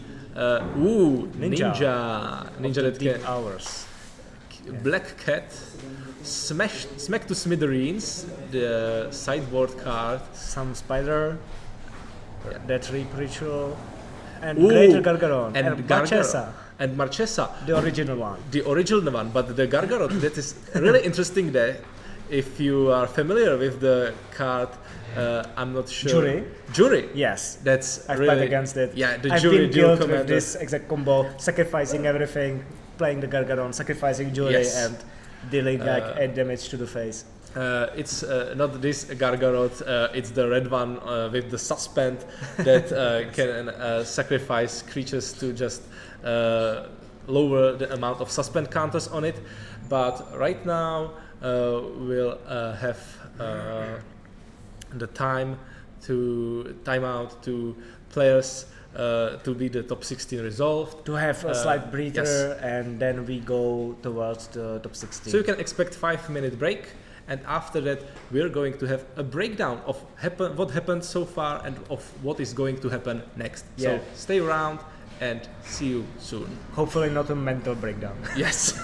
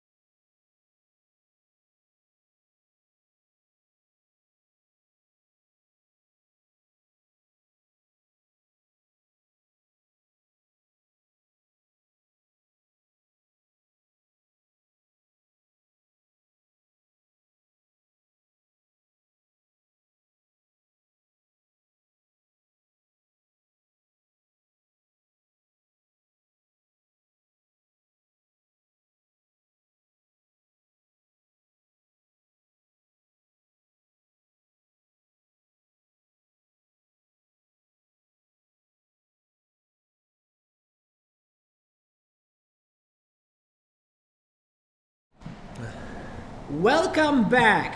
Now, we are finished with the 7 rounds of this great Duel Commander tournaments. How did you enjoy it, Honza, so far, at least? Well, I think it happened really fast. During my breaks, I managed to get to the booth where all the players are, and the atmosphere was really tense, really great. It was nice to see the players, see the versatility, the variety of all the commanders that were here. Absolutely. The variety today is just crazy. And honestly, that is something that is highly represented even in the top 16, which we will get to right in a moment. We know which decks got to top 16, and also we know which deck didn't get. There is one deck that we were kind of, I don't want to say scared about, but maybe people are complaining about it and hating on it. Yeah. There is no deck of this, or with this commander in the top 16. And Honza, can you tell our dear viewers what it is? It's the most played one. You've seen it at the meta share. The Deadpool trading card game won't be seen on the feature match of Prague Duel Commander Masters 2025. Yeah, because we managed to skip it somehow during the 7 rounds. Actually, at the start we intentionally didn't want to see it. Yeah. Because we expected to see a lot of this deck. But from the 3rd round, there was basically one on the upper tables. Yeah. And in the top 16, there are no Deadpools. Yeah. I repeat, no Deadpools in top 16. And to be quite honest, there is only one deck or one style of deck, let's say, that is more represented than the others. But the rest is very diverse. Yes. Just to start, let's get the deck that is the most represented out of the way. We've seen it on our feature match. It has been here. We've interviewed a player piloting it. Yeah. It was the Dunk Nguyen. Yeah, we talked to Gon. Yeah. We talked to him and we saw a crazy dominant performance. Honestly. It was one of the fastest game on our feature match. Actually, when it comes to the number of turns, it must have been the fastest. Yes. Absolutely. And it is the Rograk Tevish pair, which 3 people are bringing this deck to top 16, which is quite nice. And it is high probably that there could be something like Rograk Tevesh mirror matchup. Could be. The likelihood is there. And also, just I don't want to like lump it with these decks, but it is the closest approximation. That's the Vohar deck that we also saw. Yeah. It's different colors, same soup, sort of, similar style. So we can tell that there are like 4 combo decks in the top 16. 4 storm combo is decks. Storm combo. Absolutely. Then there are 2 decks that two of the same commander, and then 2 or basically the same commander. We actually got the results from the booth, and the best Deadpool that has been playing here today placed 23rd with 4 wins, 1 loss, and 2 ties. Yes. Which is good for the player, but not very good for the deck.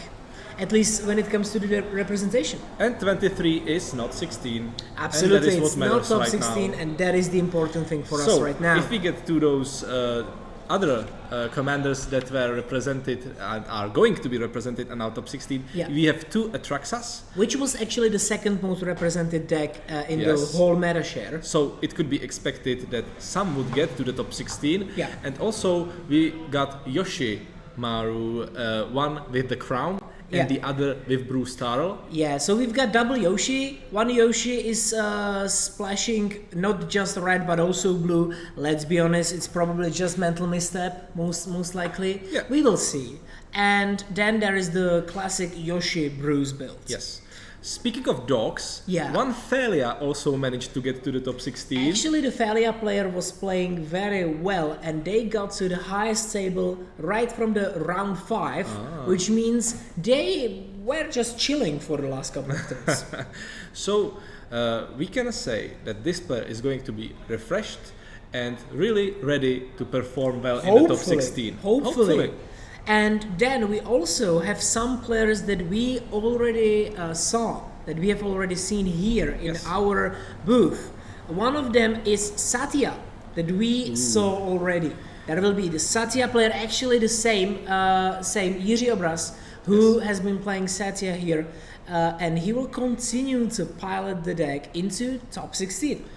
Okay, there is one deck we haven't seen on our feature match yet, and that is the mono green. We've mentioned it when we were talking about the Final Fantasy cards and the traveling Chocobo, and it's the Azusa, Lost but Seeking. Yeah, we actually had only one Azusa, I think, in the whole tournament. I think there were two. Maybe two. Okay, two Azusas, which means that I originally wanted to say all Azusa players got to top 16. At least half Azusa players got to like top 16, which is still fantastic. Yes. Then another player that we already saw here was the one who chose not to go with the crowd. Yes. You know, everybody is saying, play the new unbanned stuff, play the new good stuff, but no, they stuck to their guns, they knew what they were doing, and instead of the hot new Zurgo Bellstrider, they chose to bring in Kellan. So the detective work of the Kellan has been really paid off and made good performance right now. But we must say it's not the only monored in our top 16. Absolutely, because we also have the other deck that we already saw here. We're actually quite lucky with the players. Quite unlucky performance on the feature match. Because that was the only game that this player lost this tournament. The Moxus Goblin Grandee and the Tuk Tuk didn't win on the feature match. But he took the rest He of took the tournament. the rest wins. Yes. And honestly, it was the worst matchup for them. Let's be real. Yeah. They just had Moxus countered one time after another, and I believe they just managed to resolve the Moxus, and they won. Yeah. Another deck that we haven't seen today, and is also monocolored, is Shieldred. The Apocalypse. Shieldred the Apocalypse was quite well represented in the meta. Yes, surprisingly. That's true. It is quite surprising. I wasn't expecting you do expect 2-3 people bring Shieldred. It happens, right? Even those players exist. We have to live with them, you know. You don't hate them personally, hopefully, but they exist. Yes. And one of them managed to get to the top 16. Yeah, which is great for them, absolutely. I'm looking forward to it, actually, because it is a nice deck and it is an interesting matchup. And another deck that we haven't seen today, and I was surprised even with the amount of people who brought this deck. I believe that's because of Deadpool and everybody just trying to play Deadpool. And that's Slifoot and Squee. Yeah. We haven't seen any on the feature match. But we might see one. Question for me, is this Slimefoot and Squee playing newly unbanned Hogak? I hope so, because Hogak in Slimefoot and Squee is crazy good. Yeah, and Deadpool as well. You can just chuck the card in, right? You can just play it. And the last deck that we haven't mentioned, but not least, is the deck that, if you look at the top 8, is the most presented deck at the Duel Commander, and it is Aragorn. The Returned King, I believe that's the title. There is more Aragorns, let's be correct, but that's the one everybody So there will plays. be at least one Monarch at the top 16 Absolutely. right now. So just to remind you, the meta is crazy, it's great, and I love the fact that there is a lot of options. Yes. A lot of people are actually bringing different decks, and top 16, apart from basically one triple of one deck, and then one real double and one sort of double, is just different decks all the way around. And this is what you have to love about Duel Commander. One thing we need to remind you before we go to the top 16, if the players lose in the top 16, it doesn't mean they end in the tournament, because there is going to be upper bracket going for the best things that you can get. Yeah, and the real top 8, let's call it. And there is also going to be lower bracket, just to make sure that the prices are a little bit better. Yeah, absolutely. Even so, basically, if you lose the first match in your top 16, it doesn't mean you're out. It doesn't mean you're not playing. It just means you're going to be in the, let's call it, losers top 8, because that does work that way. And if you win the losers top 8, you're still taking home some nice prizes. Yes. But those players won't be seen on a feature match. Absolutely, because we are focusing on the top of the top, cream of the crumb, whatever you want to say. basically the best of the best. Best of the best. Last year we saw the best of the best. Actually, Bilhoin is reappearing again. Yeah. Last year he was playing Tamio, which was just great. The performance with the deck was fantastic. Right now he cannot. Yeah. So what did he brought? Well, he did choose to bring one of the decks that we saw with absolute dominant performance, and that is the Rograg Tavish deck. Okay. He's one of the 3 players who actually Yeah. brought it to top 8. Sorry, top 16. Top 16. Right. You are quite foreseeing a future. Not top 8 already. Well, he do be in top 8, I believe. All right. So right now we are getting our feature match from our top 16 being prepared, which is going to be Michal Hruby piloting Aragorn, King of Gondor, against Michal Josefek piloting Shieldred, the Apocalypse. Now we are going to see this feature match. It's basically the first person going against the last person from top 16. Yes. And you could expect it the other way around, but Shieldred was the top spot. Number 1. Yeah. The best player today, at least as far as the first 7 rounds go. Now, what do you expect from this matchup, Hansa?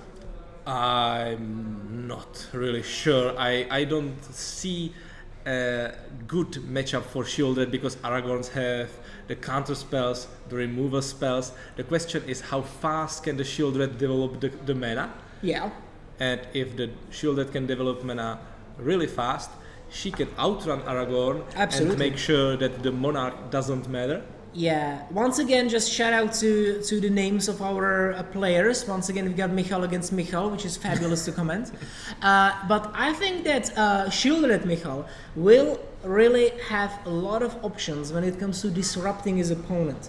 You know, when it comes to removal and hand disruption, that is what Black is just excellent and at. One thing I just realized, Aragorn wants to be drawing cards from that Monarch ability, which is something that Shieldred likes to see. It's a bit of a number, honestly, when it comes to having this sort of interaction. So I personally believe that even though it looks like sort of a favorable match for Aragorn, I think that Shieldred has quite a strong punch.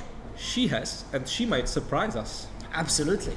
I'm really looking forward to getting into the match. Now, another thing that comes to my mind is the option of switching commanders. Do you believe that for the Shieldred, it would be beneficial to switch something around?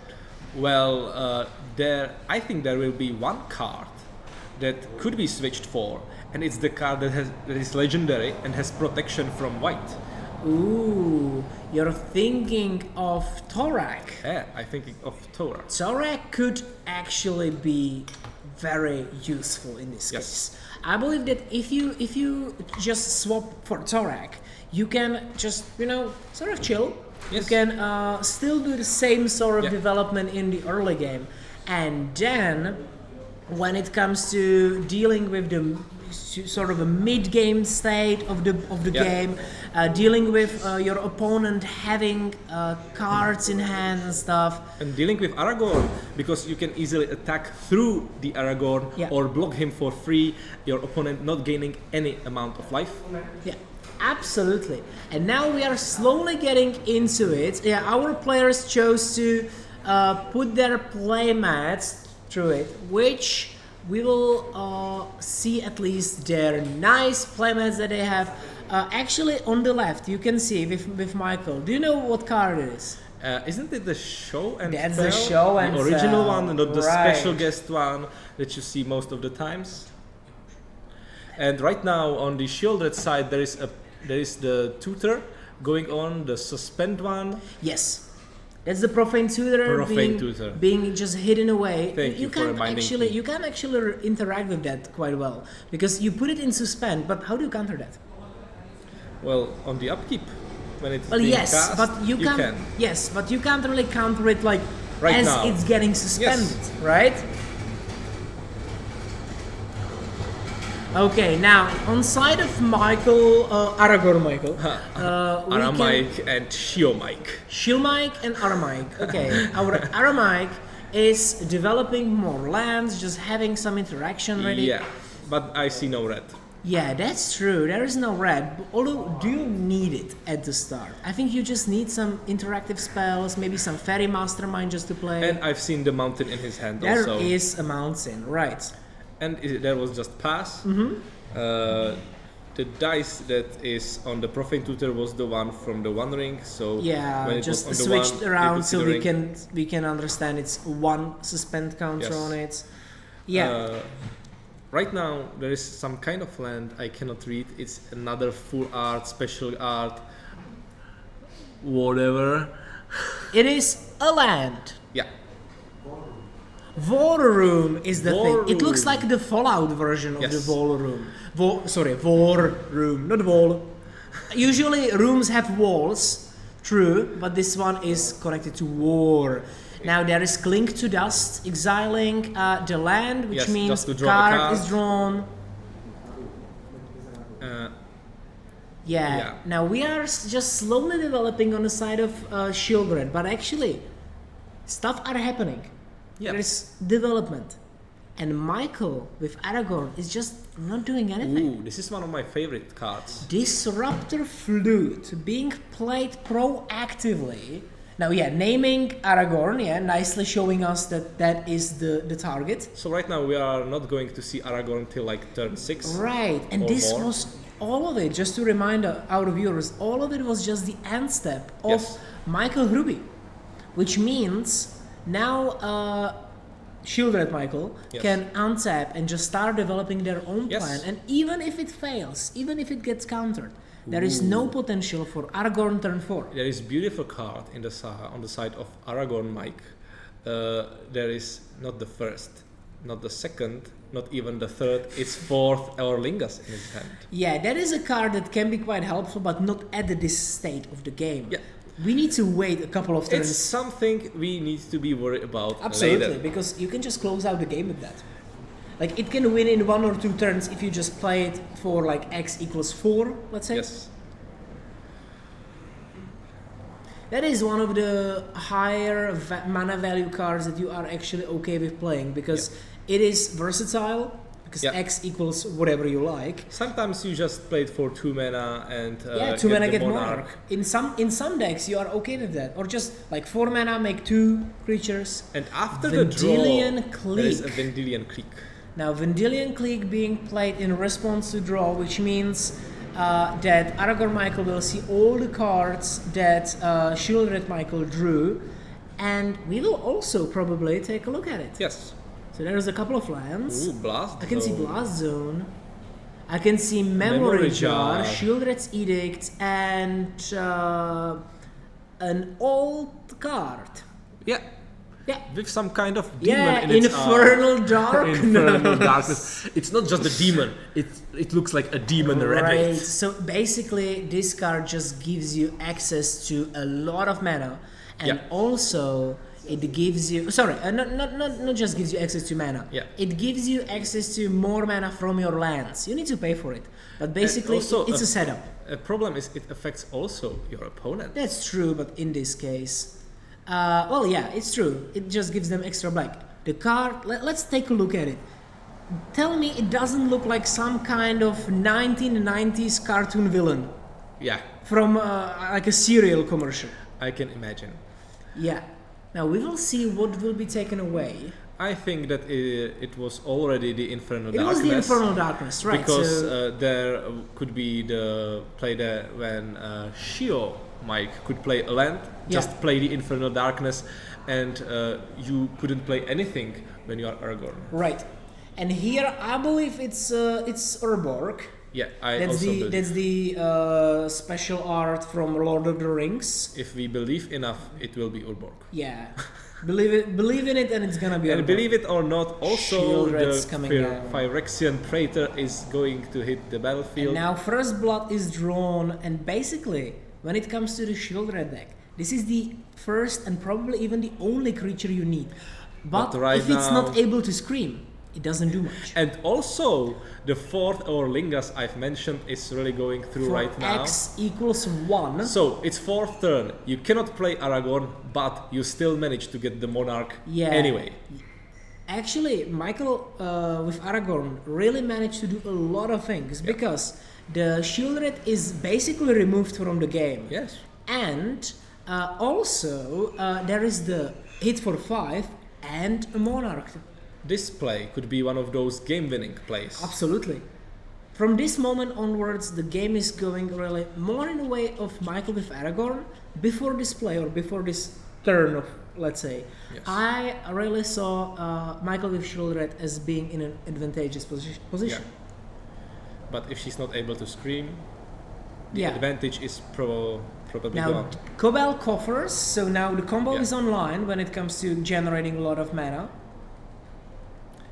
But what are you going to use it for? Whatever it's in hand. Well, but there wasn't much when it comes to the hand. And actually the Shieldred, as it is, it doesn't do much. Like, it's an O2 toy. Yeah. I don't know if maybe blocking would have been a thing that could have been done, just to I'm replay not sure Shieldred. why there wasn't that 2/2 warrior blocked with it, just so you could replay the Shieldred. There must have been a logical reason for it. So let's see. We don't really see what everything is it? that Michael has in his hand. And there is Mind Twister. So basically, It's being force it's of being will. force of will. Yeah. Sorry, Mind Twist, not Twister. Mind Twister sounds like a lovely theme park. Mind Twist and Fatal Push, I believe. Yeah. That's the Monty Python Monty Fatal Python Push. one. It is nothing but a scratch wood. Or maybe it's not a Fatal Push, but it's a kill spell at least. Yeah. I think it's the Dismember, if I Could remember be correctly. that sounds more likely. That -5/-5. And now there was the block, right? Yep. There was the block to get rid of the Shieldred. Yes. Actually, and now Shieldred can I just think be it's replayed. like one turn late, but still you managed to get your Shieldred to the In a way, command zone it does and make being able to replay it. sense. Ooh, okay. The blast zone is back. Because, that was the idea that I had in mind, that maybe Michael with Shieldred is thinking about just blasting off That unable to the scream. unable to scream. Yeah. But now Could be the option. they can just tap 3 to play Shieldred because it generates 1, 2, 3, 4, 5, 6 mana. Exactly as much mana as you need. Yes, And you and still there have is some mana open. there is something, Something that costs 5 mana and it can really counter blinds spell. us. And it's probably not Force of Will because that has already been Mystic played. No. Shieldred's Edict as a response. Ooh, it would be flashing It some was kind a of solitude. solitude. But the Solitude still does the thing. Yes. It just dies. And it was just killed. Yeah. I think the important thing for Shielded is that it doesn't stick around. True. So the life total wouldn't rise as much for the side of Aragorn. And the more important thing, the Monarch is still on the side of Michael Ruby, which means he's getting more and more as the advantage. game progresses. Yeah, the longer the game gets, the more advantage. And they are getting more and more blockers. Yeah, and Fable really allows you to just select whatever cards you need. Ooh, let's adore for a little moment that Goblin Shaman. That's a nice Goblin Shaman. I'm gonna be honest. It looks kinda cute, but kinda mischievous. It's mischievously cute. That look in his face seems like, ha ha ha, I'm gonna kill ya. And take a treasure. Or make a treasure. Or make a treasure. Actually, he doesn't have to hit. He just, makes the treasures appear out of nowhere. So, right now, 6 mana being produced on the side of Shieldred and more. 1, 2, 3, 4, 5, 6, 7 mana actually has been produced. 1 is being used on a currency converter and the rest on for Shieldred. the Shieldred. So right now you can do like the draw this card and gain some life, I guess. But is it enough? Actually, more mana was tapped. I actually can see 2 more mana being tapped.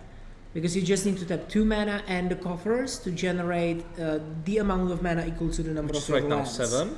Yeah, 7. So 9 mana has been used. Which but is Shieldred exactly cost 8. Yes, and the 1 mana was for that that converter. checks out. Yes. So Fable now there goes- is the Fable, which is less fun when there is Shieldred. And if you've heard how I give you a little Spanish lesson. Chilada Magica has been discarded to the graveyard according to the trigger of the Fable of the Mirror Breaker. Well, if your opponent is playing spells for 8, I don't think you can use Chilada Magica. Chain Lightning on Shieldred. And Chain Lightning is probably going to be used with Snapcaster Mage. Yes, to chain it twice. Prepare for trouble and chain it double. Before the second chain resolves, you just currency converter. Loot in your currency converter. You draw this card, you gain 2 life, just to get some incremental advantage there, here and there. But it basically means Shieldred's gone again. Yeah. Right now, you don't need this Urza's K. You already have the 2 lands for the pseudo combo. Well, it is not a pseudo combo; it is a mana combo. But it's going to be ding ding dinged from that currency converter into a treasure. Maybe. Now it's 4 damage and a treasure. Actually, Michael Ruby is really doing well when it comes to putting on pressure and still generating value. Well, we must say one thing. The board state is getting really messy. It is getting messy, especially because our players are confined to quite a small space when it comes to the feature match area. So I hope they will manage to stick it all in. Yeah. Now, when it comes to, it is nice to just play Shieldred turn after turn, and the fact is, if you don't miss land drops, you basically don't run out of mana to do it. But if your opponent has Monarch on the board, they can just play it again and again and again and again. And just to remind, it wasn't Aragorn that brought the Monarch to the table. Absolutely. It was the 4th Orlingas. So even though there was like the Disruptor Flute trying to making sure it won't be in the play that fast, it didn't help. It made a lot of sense. I do completely agree with the Disruptor Flute play. But basically, Michael with Shieldred got sort of screwed by Michael with Aragorn having the 4th Erlingus and being able to use it not to close out the game, but to start generating so much value. Which proves it's one of the top tier cards, even in like the early stages of the game, not only as the top deck to make the game finish. That is the main reason why the card is played basically in every deck that can afford it. Yeah. So, Shieldred untapped, some cards in hand. What can help here? To be precise, 1, 2, 3, 4, 5, 6, 7, 8, 9, 10, 12 mana is available to Michael with Shieldred. If he plays land, there is 2 more mana available. The Shieldred's deck is famous for one thing. It has one of the most board vibes from the dual commander decks. Sure, and there are 3 creatures on board, so now it would even make sense, I would say. Because there is an attack for 6 each turn. Well, but the next turn there's gonna be the Fable flipped. The problem if you do it now is the Fable being flipped. Yeah. But what else do you do? Do you just replay Shieldred for how much is that? 10? You have mana for it. Yeah, you can afford it. You will still have 2 mana left actually. Yeah, sometimes you can afford really expensive things for whole money you can get in 1 month. He paid a lot of real life money for having Shieldred. The card is pricey as well. So he plays a deck where he can enjoy the card as much as possible. He's going to cast it for the 4th time maybe. Yeah, there could be like the mentality, if I can afford it, I shall play it. Ooh. And this is the Doom something? I forgot. Yeah, the Besiege the Queen. No. It just looks like Doomsday in a weird way. Okay, Besiege the Queen is a nice card that actually allows you to find something that has mana cost lower or CMC lower or equal to the number of lands. Less than the number of lands. Yeah. Less than or equal, just to make sure. Yeah, sure. But it basically means that you can find whatever. Yeah. Like at this point of the game, it's basically 3 mana tutor. It's tutor. Yeah. And the question is if it's going to resolve. Yes, that is the main question, because if it does resolve, the other question would be, what do you try to find? And tell me, you personally, what would you rather counter? The tutor or the thing that the tutor finds? You know, the problem is when you don't counter the tutor, you run into a problem where they could potentially find something you can't deal with. And there is some kind of and there is, let's call it counterspell. It costs 2 blue. Yeah. Counterspell. and the other spell like ended up in the graveyard. Yeah. So it is a fancy counterspell. It I costs 2, it counters a spell, if I see and it looks correctly, fancy. The card, there is a small thing that we seen in the corner, which is the mana cost, and really Double blue. double blue, and the brush of paint around it, I guess. So Is it's, it even alter? so I think it could be It alter. might be alter. You're right, because you know these full arts have, like even the real magic full arts have sort of a different style to it. Yes. It might be an alter. Okay, now. So tutoring didn't work. What Yes. else can Shio Mike do? Yeah. Well, Shield Mike still has a bajillion mana. Bajillion being 4.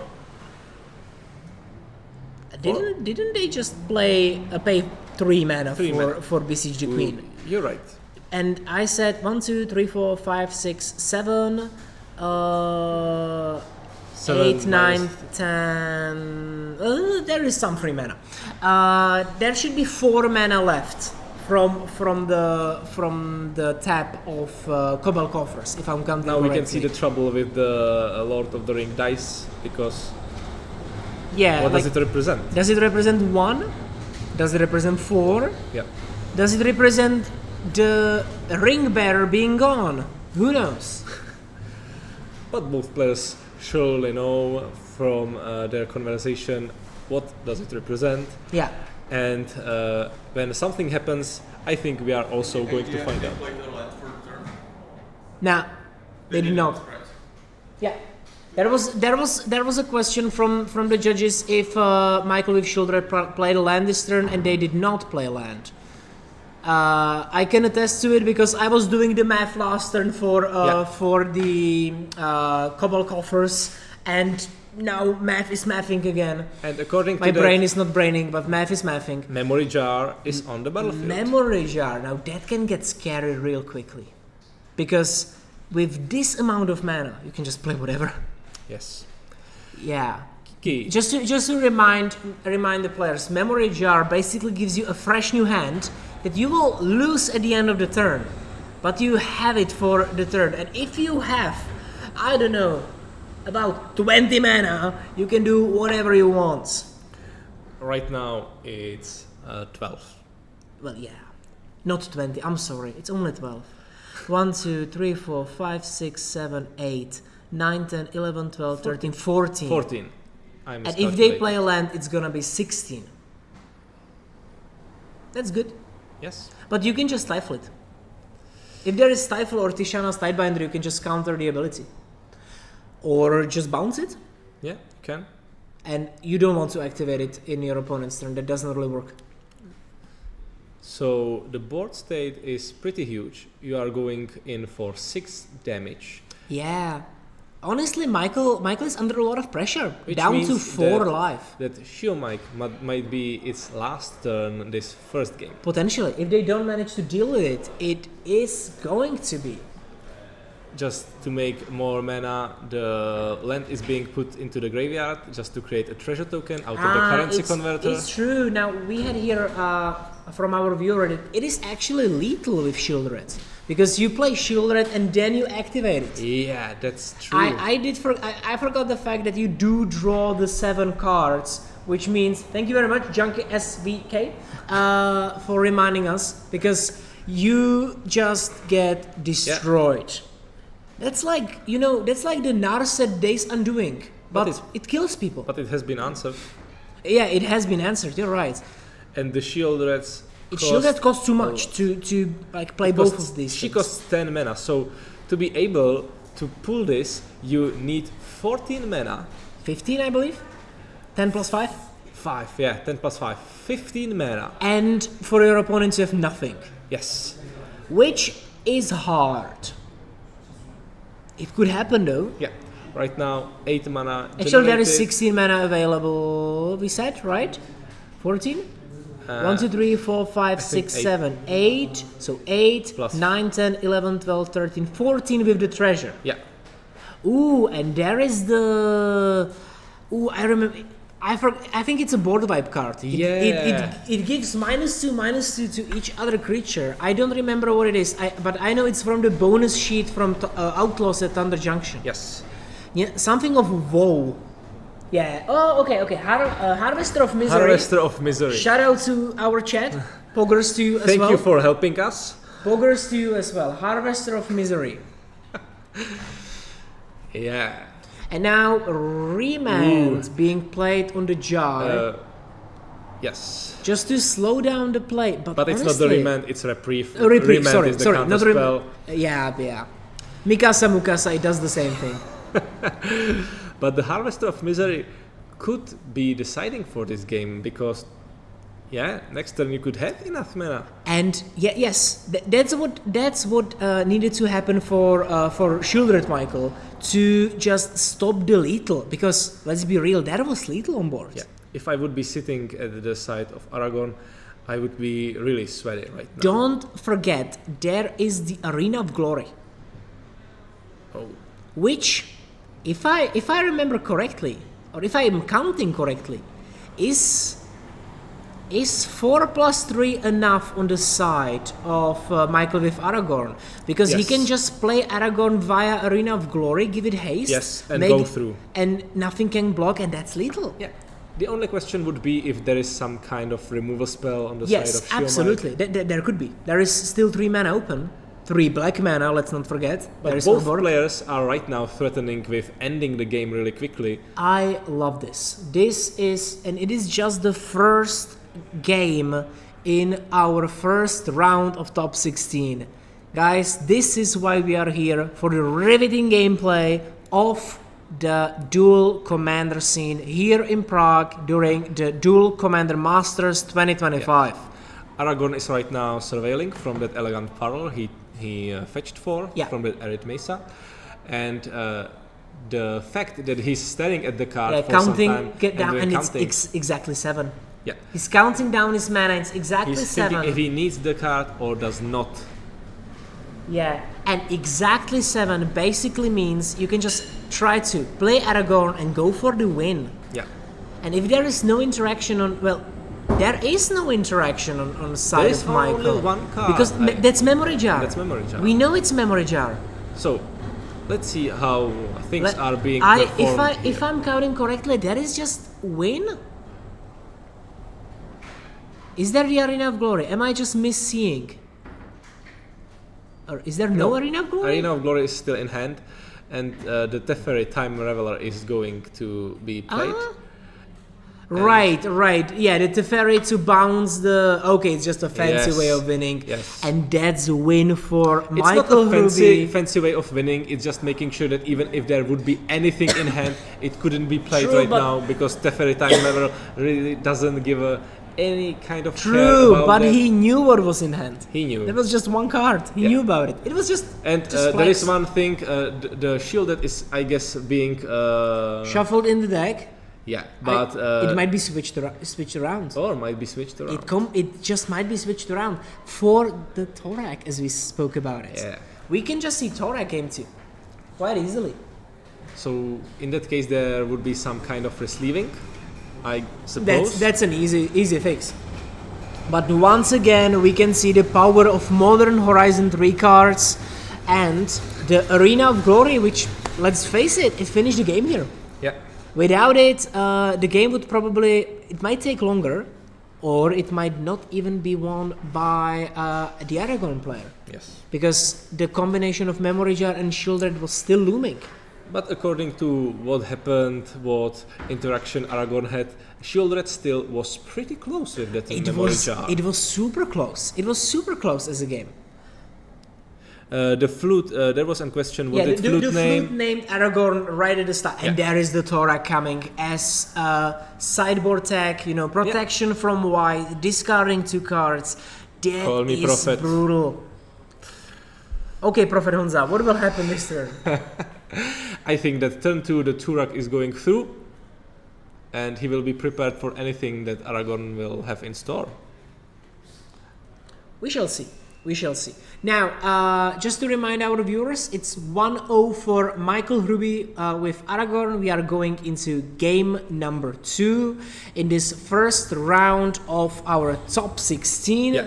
Afterwards, of course, we will continue with top 8 and then on and on. And when we are talking in the context of the top 16, Michal Ruby piloting Aragorn was on the 16th place, and Michal Josefek with the Shieldred was on the first place. Honestly, the fight was great.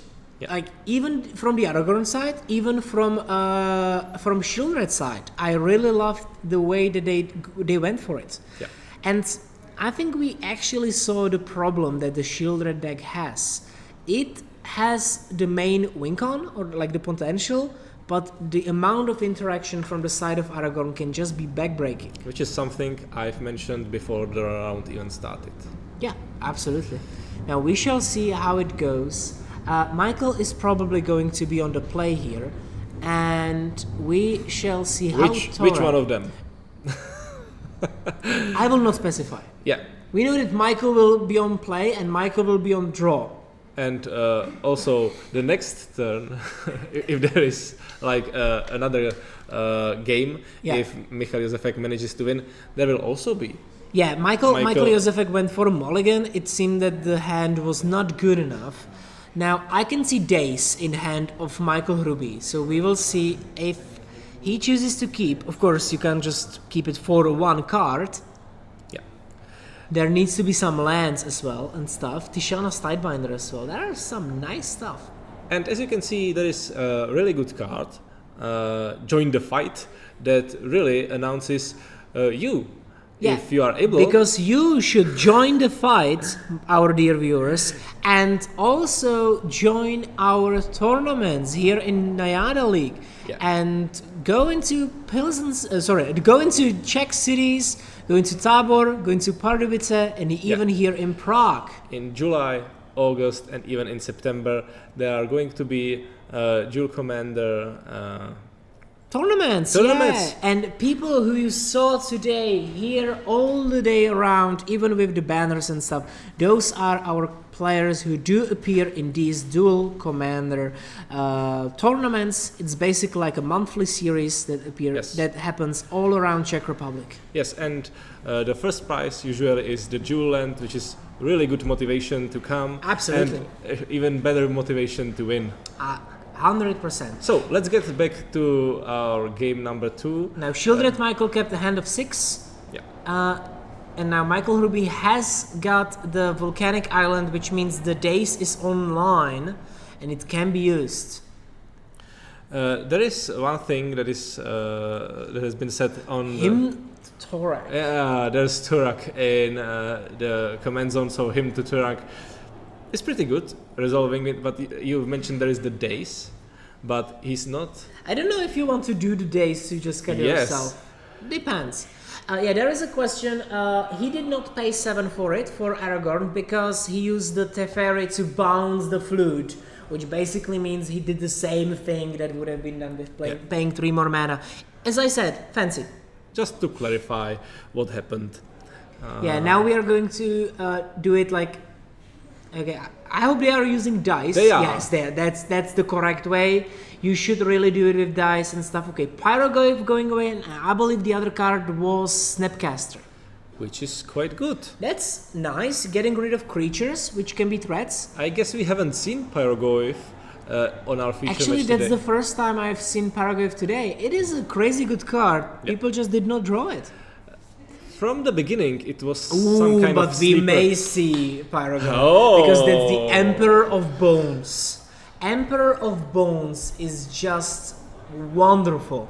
It is one of the Modern Horizons 3 cards, once again. An Emperor of Bones can target anything, and it... Okay. Because right now, you can see the graveyards are not so big for the Pyrogoyf to matter. You're right, but not just that. He can just use the ability to put up counters and then once again play the Hymn to Turak. Yes, and he will have a mana for that, because as you can see, the Trolls of Khazad-dûm are being swamp cycled just to make sure that you will not miss the land drop. Yeah, and if this doesn't work, there is still the option to, I don't know, play the Torag himself. Now, there is only 24 minutes left for this final, this round, which is still in the top 16, it is still timed. Yeah. I also have bad news. If you are rooting for the Shieldred and the Spellcaster, Snapcaster mage, because I've seen Stifle in the hand of Aragorn. Ah, alright. Stifle is something that can be done. Yeah. Although, you know, the question is, which trigger are you going to really there are some if options what you can actually stifle. I would be a big fan of, Inquisition of Kozilek, just to know what's going on. And maybe get rid of that Stifle. Absolutely. There is a Solitude. There is Daze, there is Stifle, and there is Tishana's Tidebinder. Yes. Solitude probably can't be used. I haven't seen any white card. No. And Plant. So there is Stifle, and there is Tishana's Tidebinder. They do the same thing. Yes. Daze is not really that important, but the Tishana's Tidebinder might be a better target, I guess. Yeah, but right now you don't have the mana for the hymn to Turak. But you mean the Torak? Torak. With the hymn. He sings it to himself. I thought okay, taking the Snapcaster back and replaying that hymn to Turak from the graveyard. You're right. Because you've already used 1 mana. But you know what can be done now? Yeah, the Inquisition can be brought back. True, that's option number 1. Or option number 2 is just to take another card from the bin. And you can take the Tishana's Tidebinder. Yes. And if your opponent tries to do something like, I don't know, fetching or other stuff, you can just put it in for 2 mana. Are you worried about that Solitude in hand? The Solitude has no other friend in there. If it even there would be on the top side of the library. Could be. It could still be. But do you care that much? You're not worried. By the way, right now, if you have 4 mana, you can just activate the ability twice. And this Emperor of Bones is really the luxurious one. It has great selection. Okay, and there is the option to just play straight up Solitude. Okay, and just full pass. All right. I don't think if it's an option because, as you mentioned, this is fetch land, and you could answer with the Tishana's Tidebinder countering True. We will see how it goes.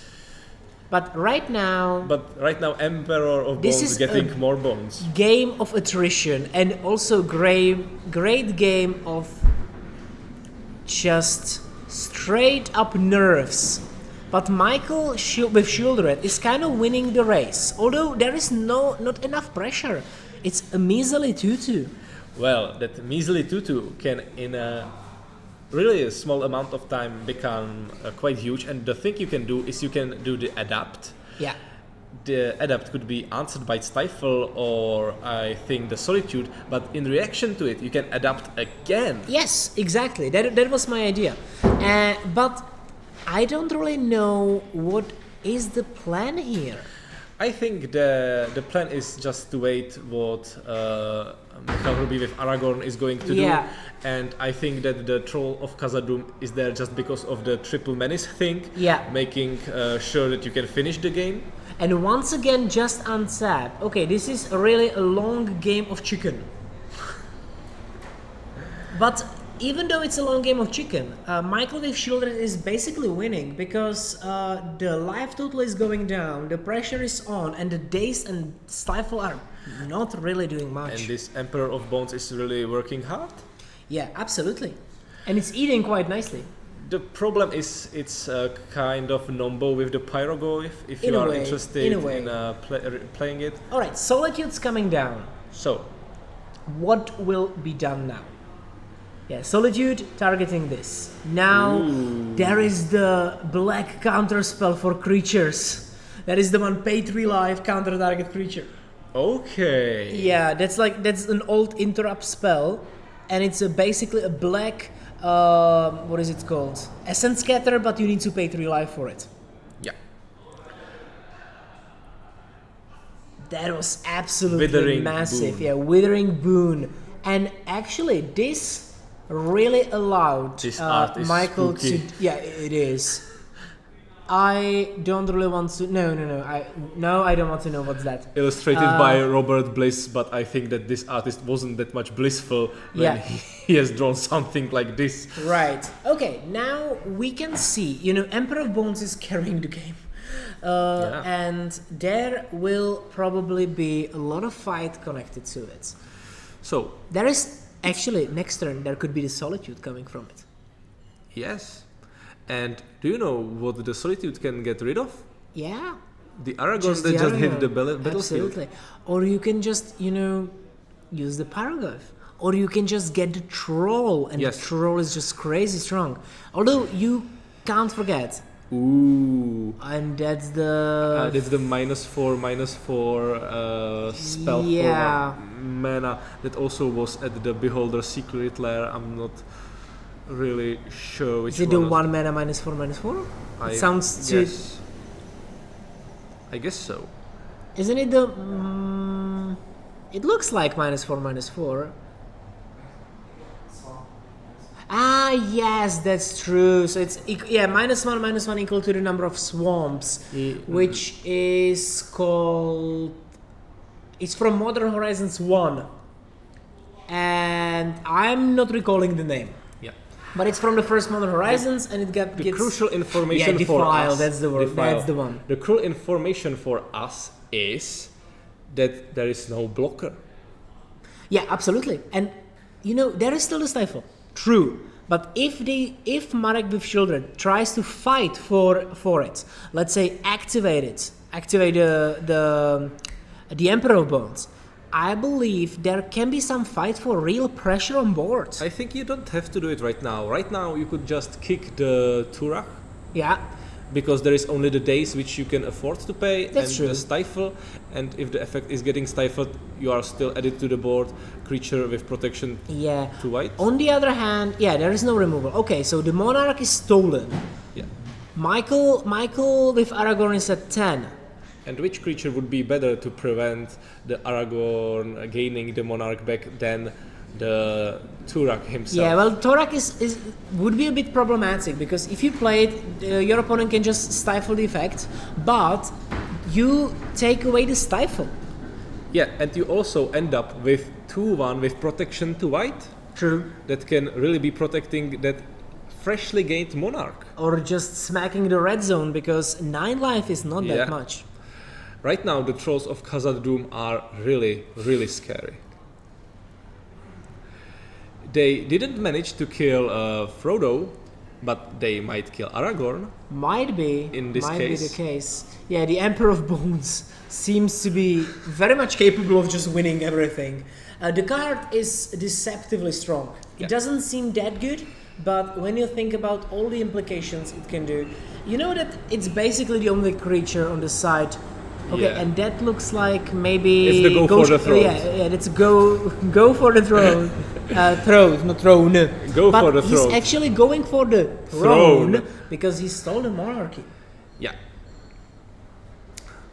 Okay, so really a huge amount of mana, 3 mystery cards for us. I love the pile of cards exiled with Is the Emperor of Aragorn Bones. just going to be replayed? Could be. But the more interesting that the pile of cards under the Emperor of Bone is that he didn't adapt yet. He's True. just taking card after card after card I and think attacking for now could be the moment. For me, it's kind of reminiscent of Wilson. There is still the stifle. The stifle is the big problem, because if you adapt it, you put on 2 counters. Yeah. Your opponent lets you put on the 2 counters, and then there is the ability that says that you can take the creature from exile and put it onto the board. You would And hope that's- to get the Trolls of Khazad-dûm, Solitude, Pyrovoid. Solitude would be good, but the problem is you can't really put on anything because it will get stifled. Yeah. Or what Right is now being it's stifled? being happening. Yes, correctly The Trolls done. of Khazad-dûm, but you end up with only just a 4/4. Yeah, exactly as I specified. Basically, the cards are just now not important, can just be in exile.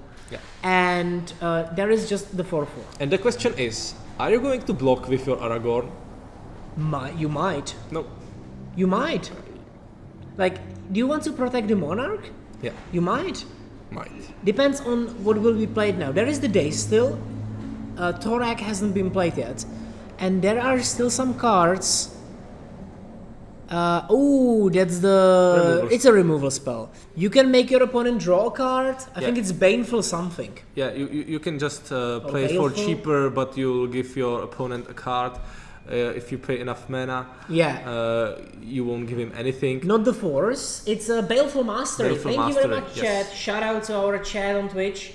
You guys are the best. We love you all. Kisses and hugs. What would we do without your help? Well, actually, we would be lost sometimes because sometimes we know the card, we just don't remember But their there names. is the card the Aragorn just drew, and it is one of the best Wave. white cards on the My current meta. God, yeah. Actually, do you really want to Parallax Wave the Emperor of Bones? Well, you want to do it so you don't die. Yeah. But after a little while, it will come back. You want to wait for like the last second, just to make sure you don't die, and then keep it for a pretty long time. And honestly, there are no creatures on the side of Michael The Ruby. unfortunate thing is that the Stifle is not here, because there comes the triggered ability that will give your opponents their creatures that could be stifled. And Tishana is also gone. Yeah, making sure they will be gone forever, but right now it's not there, and there is Demonic Tutor. Yeah, that looks like a Demonic Tutor, which means something very good will be found. And remember, Thorak is still an option, although Dace is now online. I believe that the main problem for Michael with Aragorn is the Monarch now. Yes. Because the Monarch can really mess up their plan of just accumulating value. He did a lot of work to get the Monarch back. He replayed the Aragorn just to steal it, but it has been taken from him immediately. Well, the option could be next turn to just play a land and play Aragorn for 8, which is pricey, but it stops the monarchy. But you are at a really low Okay, Cobalt life total. Coffers was probably the card that was found via the Demonic Tutor, because that is the card you do need in this deck. Now it creates 1, 2, 3, 4, 5, 6 mana. So okay, still more cards being and now Parallax there's one Wave. card exiled, and the Parallax Wave puts the Emperor under. But the Monarch is still there. Yeah. And actually, he can play the Thorak now. He can. He doesn't have to care about Dace. He now created 6 mana. Yeah, and still 2 more. So the Turak is going to be kicked, and Dace doesn't matter. Yeah, but there might be wash away. That works. Which means now it costs 6. Yes. If you want to do the kicking. So the next turn you can do it. Yeah, and there is Malcolm. Is it the case where the Malcolm is going to steal the Monarch back? Absolutely, I believe so. If there is no removal spell, the alluring scoundrel. The alluring scoundrel. Yarr. Will take the monarchy. Yeah. And that is the important bit. So there is still some hope for Michal Ruby and his Aragorn, King of Gondor. Although 5 life is not enough. That can be very tough. You know, Dace is nice, but he did not manage to use the Dace at any point. In the case where Cabal Coffers is in the game, the Dace doesn't really right much now, matter. Especially if they know about it. Right now, the best thing would be just pitching it into some kind of force. Like force or subtlety or something. Yeah. And there is only 10 minutes left on this match, which is quite brutal. So Shieldred needs to really hurry.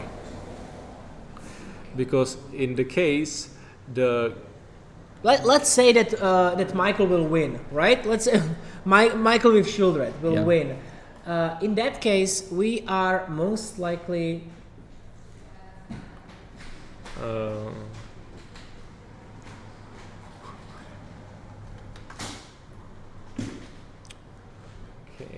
Okay, whatever. We are sorry. We had some technical difficulties, unfortunately. Now we are most likely going to see a lot of things that Michael Ruby will just deploy.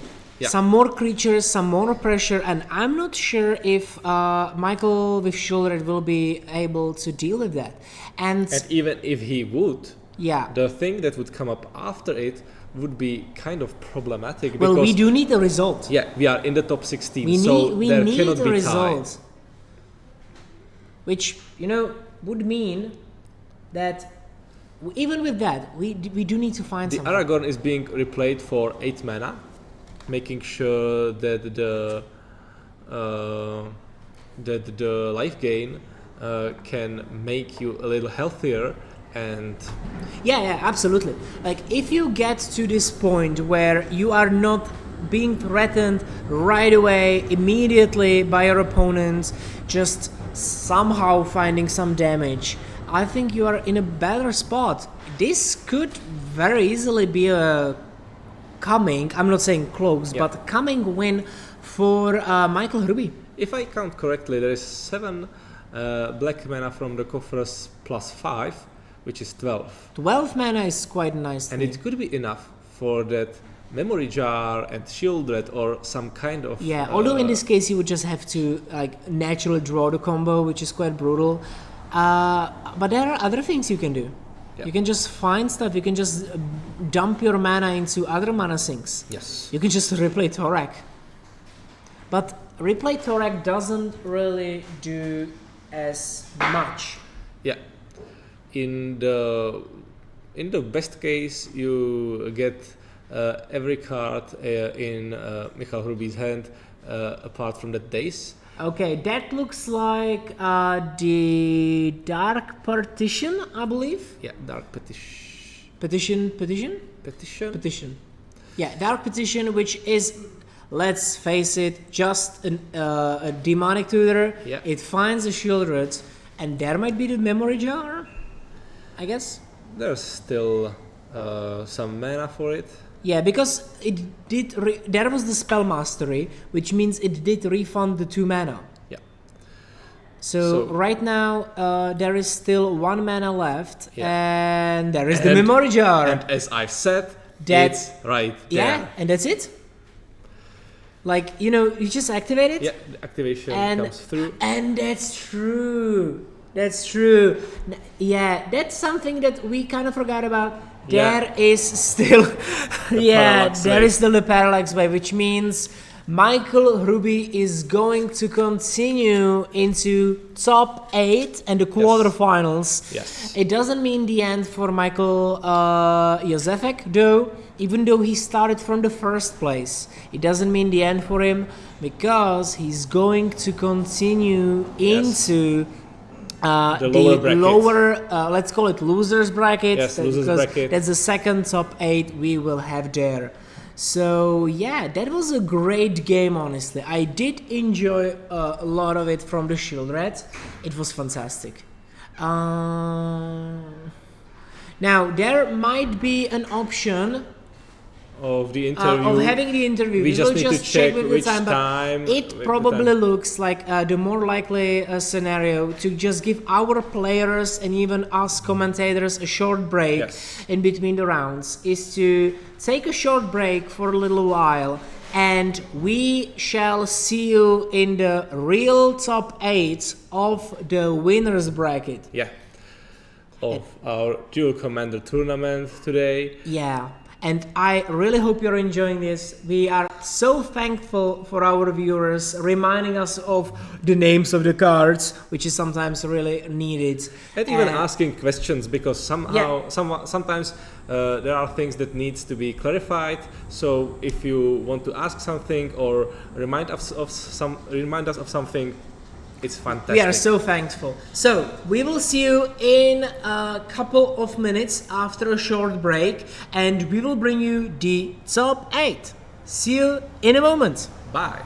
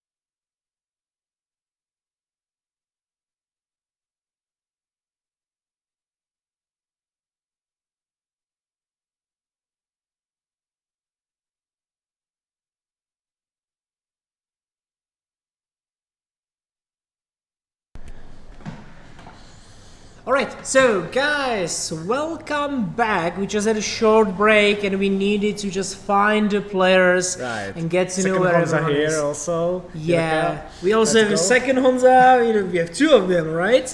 Now, during this match, we are going to see the first of quarterfinals. Yeah. And the other quarterfinals are, of course, going to be played at the same time.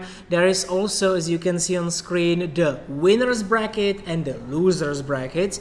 The people from the losers bracket will not be on the feature match, but they can still win some nice prizes. Oh, of course, yeah. The prizes are very generous. So not only the top 8 players get them, but top 16 as well. And we have a chance to, no matter if you have been first or last from the top 16, you can still play to ensure that you have the best prizes. Yeah, and you can actually just win the whole tournament, right? As we just saw with the Aragorn in the hands of Michael Ruby, right?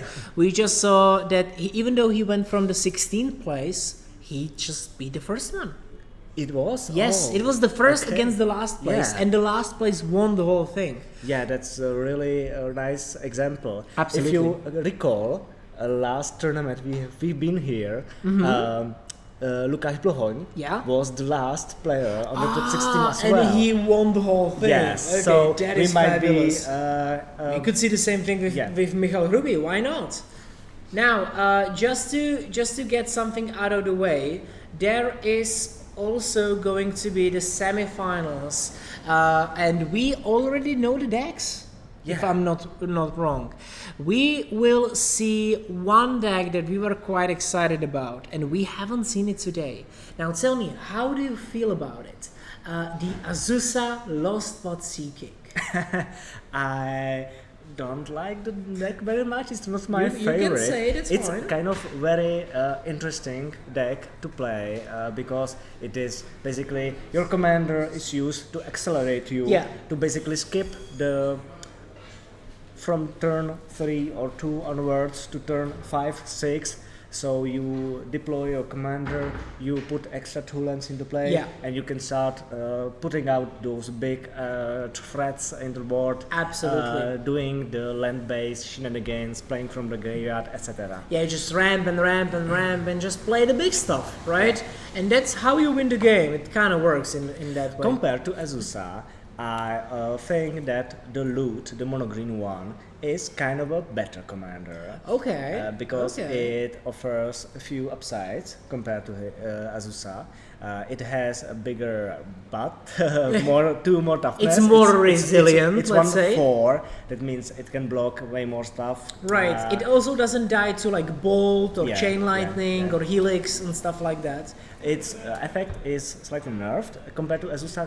The only weakness, the only downside, because it allows you only 1 extra land drop compared to 2.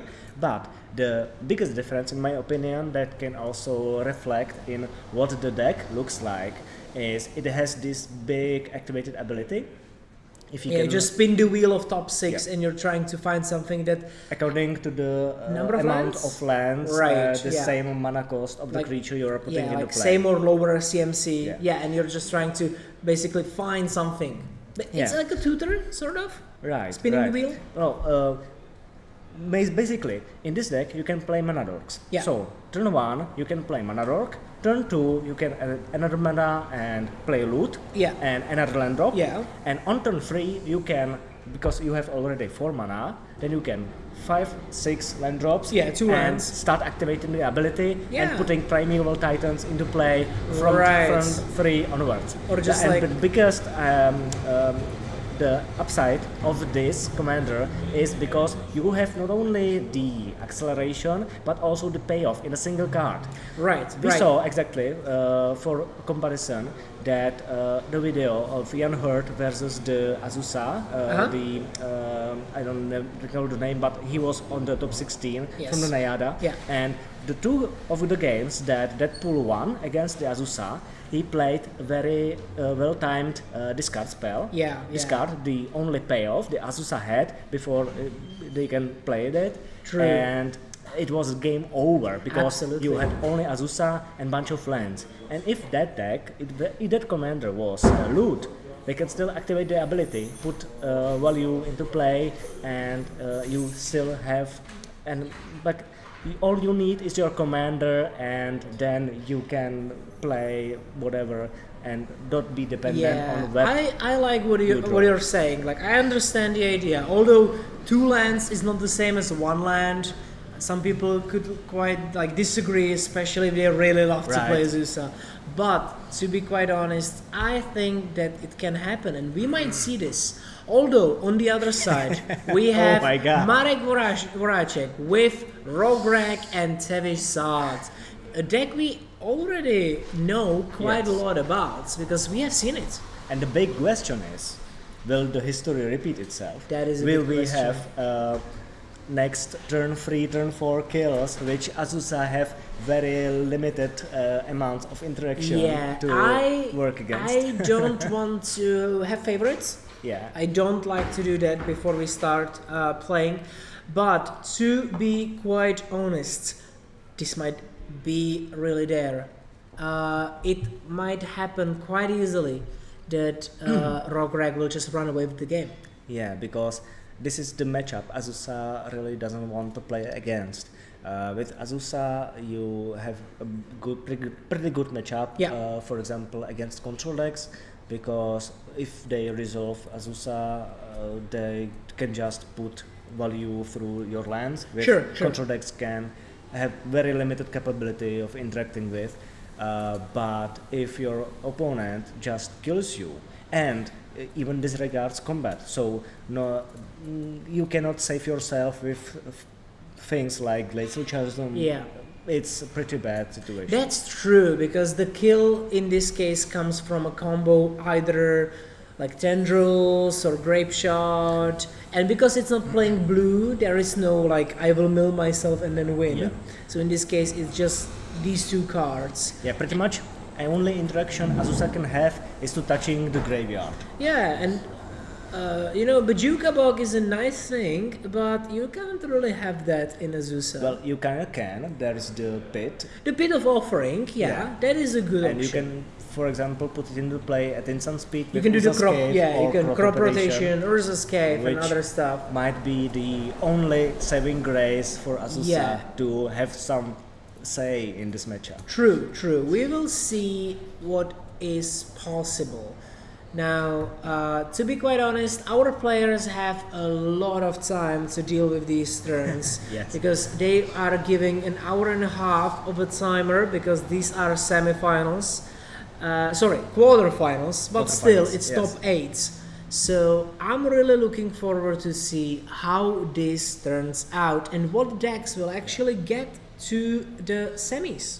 I would honestly bet that we don't need the extra turns in the matchup. Yeah, like extra time here is probably not going to be needed, although it depends on the speed that these guys will play the decks. Putting away the Mishra's Bubble seems interesting. That could be a Sylvan Library. This is Sylvan Library. Yeah. Yes. It's a 2 mana, weird looking thing.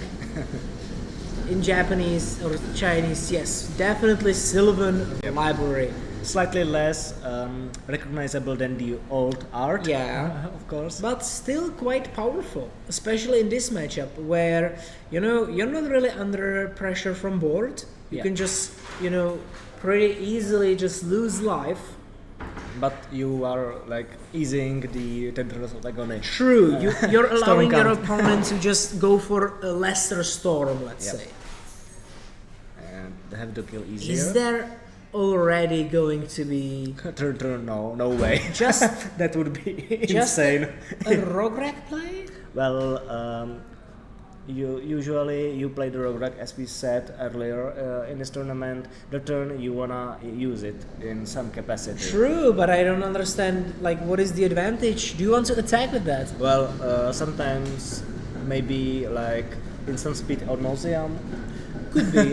That could be the case actually. Yeah, and this would allow it. Calling the week into ad nauseam into I win next turn. Yeah, we didn't really see the player's hand, so we don't know exactly. Yeah, but honestly, apart from calling the week into ad nauseam, I don't see any other option. Yeah, it is called Mana Source, but that's the old way of naming rituals. It is just an instant. Right. That has like as an additional cost. That's Azusa being played in top loader. Yeah, from Yavimaya. Okay, Ghost Quarter, sure. Okay, that also way to slightly interact with. I'm not sure if it doesn't even help. It doesn't really, and also helps to fill the graveyard. Yeah, that's what I meant. Like it could even help a little because there are 2 basic lands in the deck probably. But definitely not the reason you play the card. True. This matchup. True. Yeah. This is the end from the Lord of the Rings, something end. That allows you to draw 3 cards. That's that's Pot of Greed. sort of a offering card, Yeah, the nasty end. That's it. Nasty end. Draw 2, and if it's a legendary, draw 3. So you got the answer. Yeah, you're looking the reason for sacrificing Progreg just to get cards. And like you said before, with the Azusa being better than loot, now you see the example that you usually don't have all 5 lands in the opening hand. True, so and you use. there was only 1 extra land being played. So in this case, it wouldn't matter if that was loot or Azusa. Yeah, true. And also remember there is the Yavimaya, so all mana is green, which can't help Marek really, but could help Sam. Possibly if there is some land that costs you life to activate. Fuge. Fuge, that's the name of the. It the takes there is the mana new value, Ugin. less mana value card, up to 2, I believe. So I think that's a whiff. That's a whiff. And Beast Within. Beast Within is mana value 3, I believe, but the new Ugin could be great. Yeah. It is a fun card, although in this matchup, it doesn't really do much. Yeah, it can give you life and making slightly harder for your opponent to kill you, but that's about it.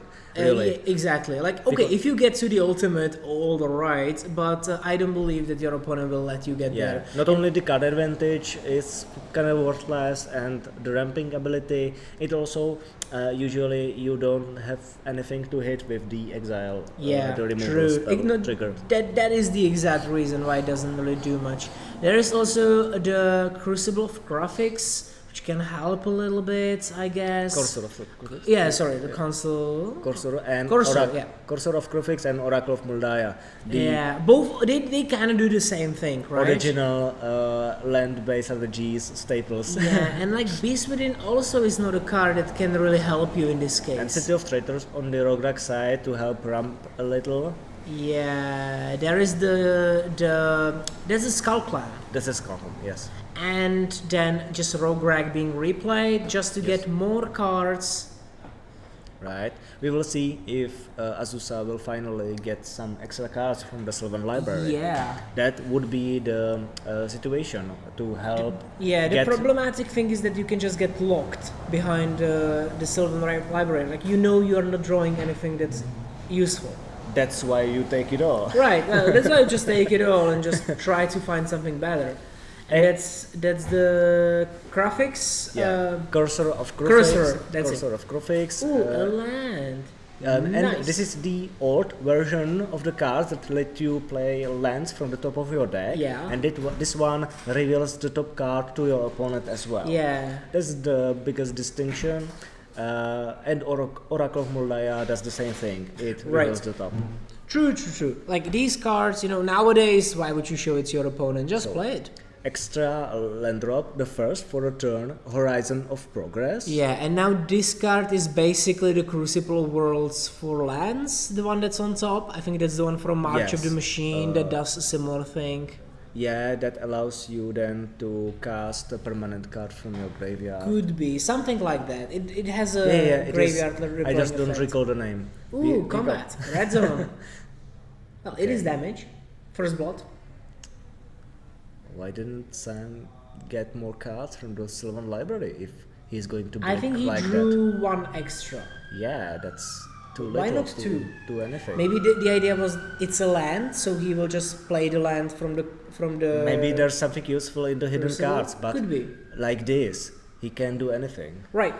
He could at least activate the Ghost Quarter on himself, which Could help. or on the city. Well, or he still shuffles. yeah, because you shuffle your library and there is a chance you have land on top. True. But he chose not to. He just chose to go for the opponent. Right. Yeah, because Ghost Quarter doesn't shuffle your own library because you're not getting a card for it. Right. Yeah. Only the player that gets to land because destroyed. it's not Field of the Dead. It's Right. it's Ghost Quarter. Yeah. My bad. One of the original. But this doesn't do anything, as we said preview. It helps with filling the Rograk's graveyard, which he really likes, and it's not only. It wouldn't make sense if it was targeted on the City of Traitors, because at least it lowers the mana count. But still, Rograk mainly wants to have as many colors as possible. That's what I was also thinking. Colored mana, especially in these earlier parts. Yeah, but now City of Traitors will get sacrificed. No, not it when says play. Yes. Ah, okay. You have to play another Oh, land. okay, it's a very old wording that doesn't really appear, but yes, it does say whenever you play. Okay, yeah, that does make sense. Otherwise, it would not make sense to find a land. Otherwise, it would be a really good play on Sam's side. Yeah, absolutely. To display 2 lands in a single blow. True, that would be brutal. Well, you could just fail Right. to find, right?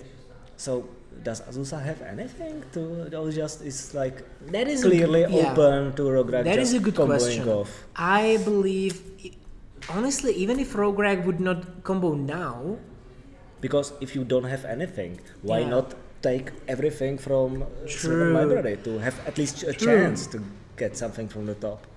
I would really like to know what is the plan on the side of Sam, because right now it seems bleak. Yep. Even bleaker if you regard the fact that Marek is counting. Right. Rograk counting is pretty bad. Okay, so there is once again the Skull Clam, and Rograk is going to the bin, which means now he wants to have. He actually drew like 4 cards from the Rograk. Yeah. No, not just 4. It was the nasty end that was a 3 card from your 3 commander. and then 2 from the Skull Clam. 5 extra cards. 5 extra cards is nice. The mana is kind of tight on one hand, and on the other, well, he's thinking about it. He 100% has some extra land in play, but he counts the City of Traitors being sacrificed. So this is the turn that he has more lands than the next one. Yes. So now the big decision is going for the kill. Right. Is there a chance even? The question is this the turn that I try to go for it or no? It's looking like the answer The answer might be no. yeah, most likely. Yeah, just once again, Skull Clam. Using the card advantage. Yeah, and just mana getting to the max. Another treasure actually, which is a ram. Yeah, and it kind of more gives you the mana back. Right. Plus the scry also. Well, it not only gives you the mana back, it allows you to not play another land to destroy City of Traitors, which it rams you for the next turn. If you activate it, you wanna do it anyways, because you play a land and next turn you most likely play another land and you are even. I understand, but like for the next turn there's gonna be 1 extra mana than if he would not just play the greedy freebooter. Yeah. I believe if he is like basically guaranteed to have a win next turn, he might consider not playing another land this turn. Yeah, now we actually see the way that the deck works if you don't have just everything, because now it's just setup with setup with setup. Well, the thing is, against Azusa, he has all the time in the world. True. He's not pressured by killing him. Which just feels wrong, honestly. Oh! And there's the land. So in the end, he chose to play. Okay. Well, if you have 20 cards in hand, True. just What else counting, do you do? And you want to add more cards to the graveyard because you probably have like the Underworld Breach to win with. Considering there is a fetch land, also another card in the graveyard. Yeah. And this is a discard, I believe. It could be. It could be the end step discard, probably. Yeah. 3 Looks lands. like it, yeah, definitely. It's the end step. Cleanup. Not just end step, the cleanup phase. The open mana kind of like intrigues me, because what could be there? Some kind of instant speed interaction? Good. Yeah, well, that is the problem with some new cards. Yeah, from the he Azusa, has to actually reveal them because he's drawing the cards with Silver Library. And definitely. that looks like a Trinosphere. Trinosphere, yes. That is the Trinosphere. Well, which is brutally good here.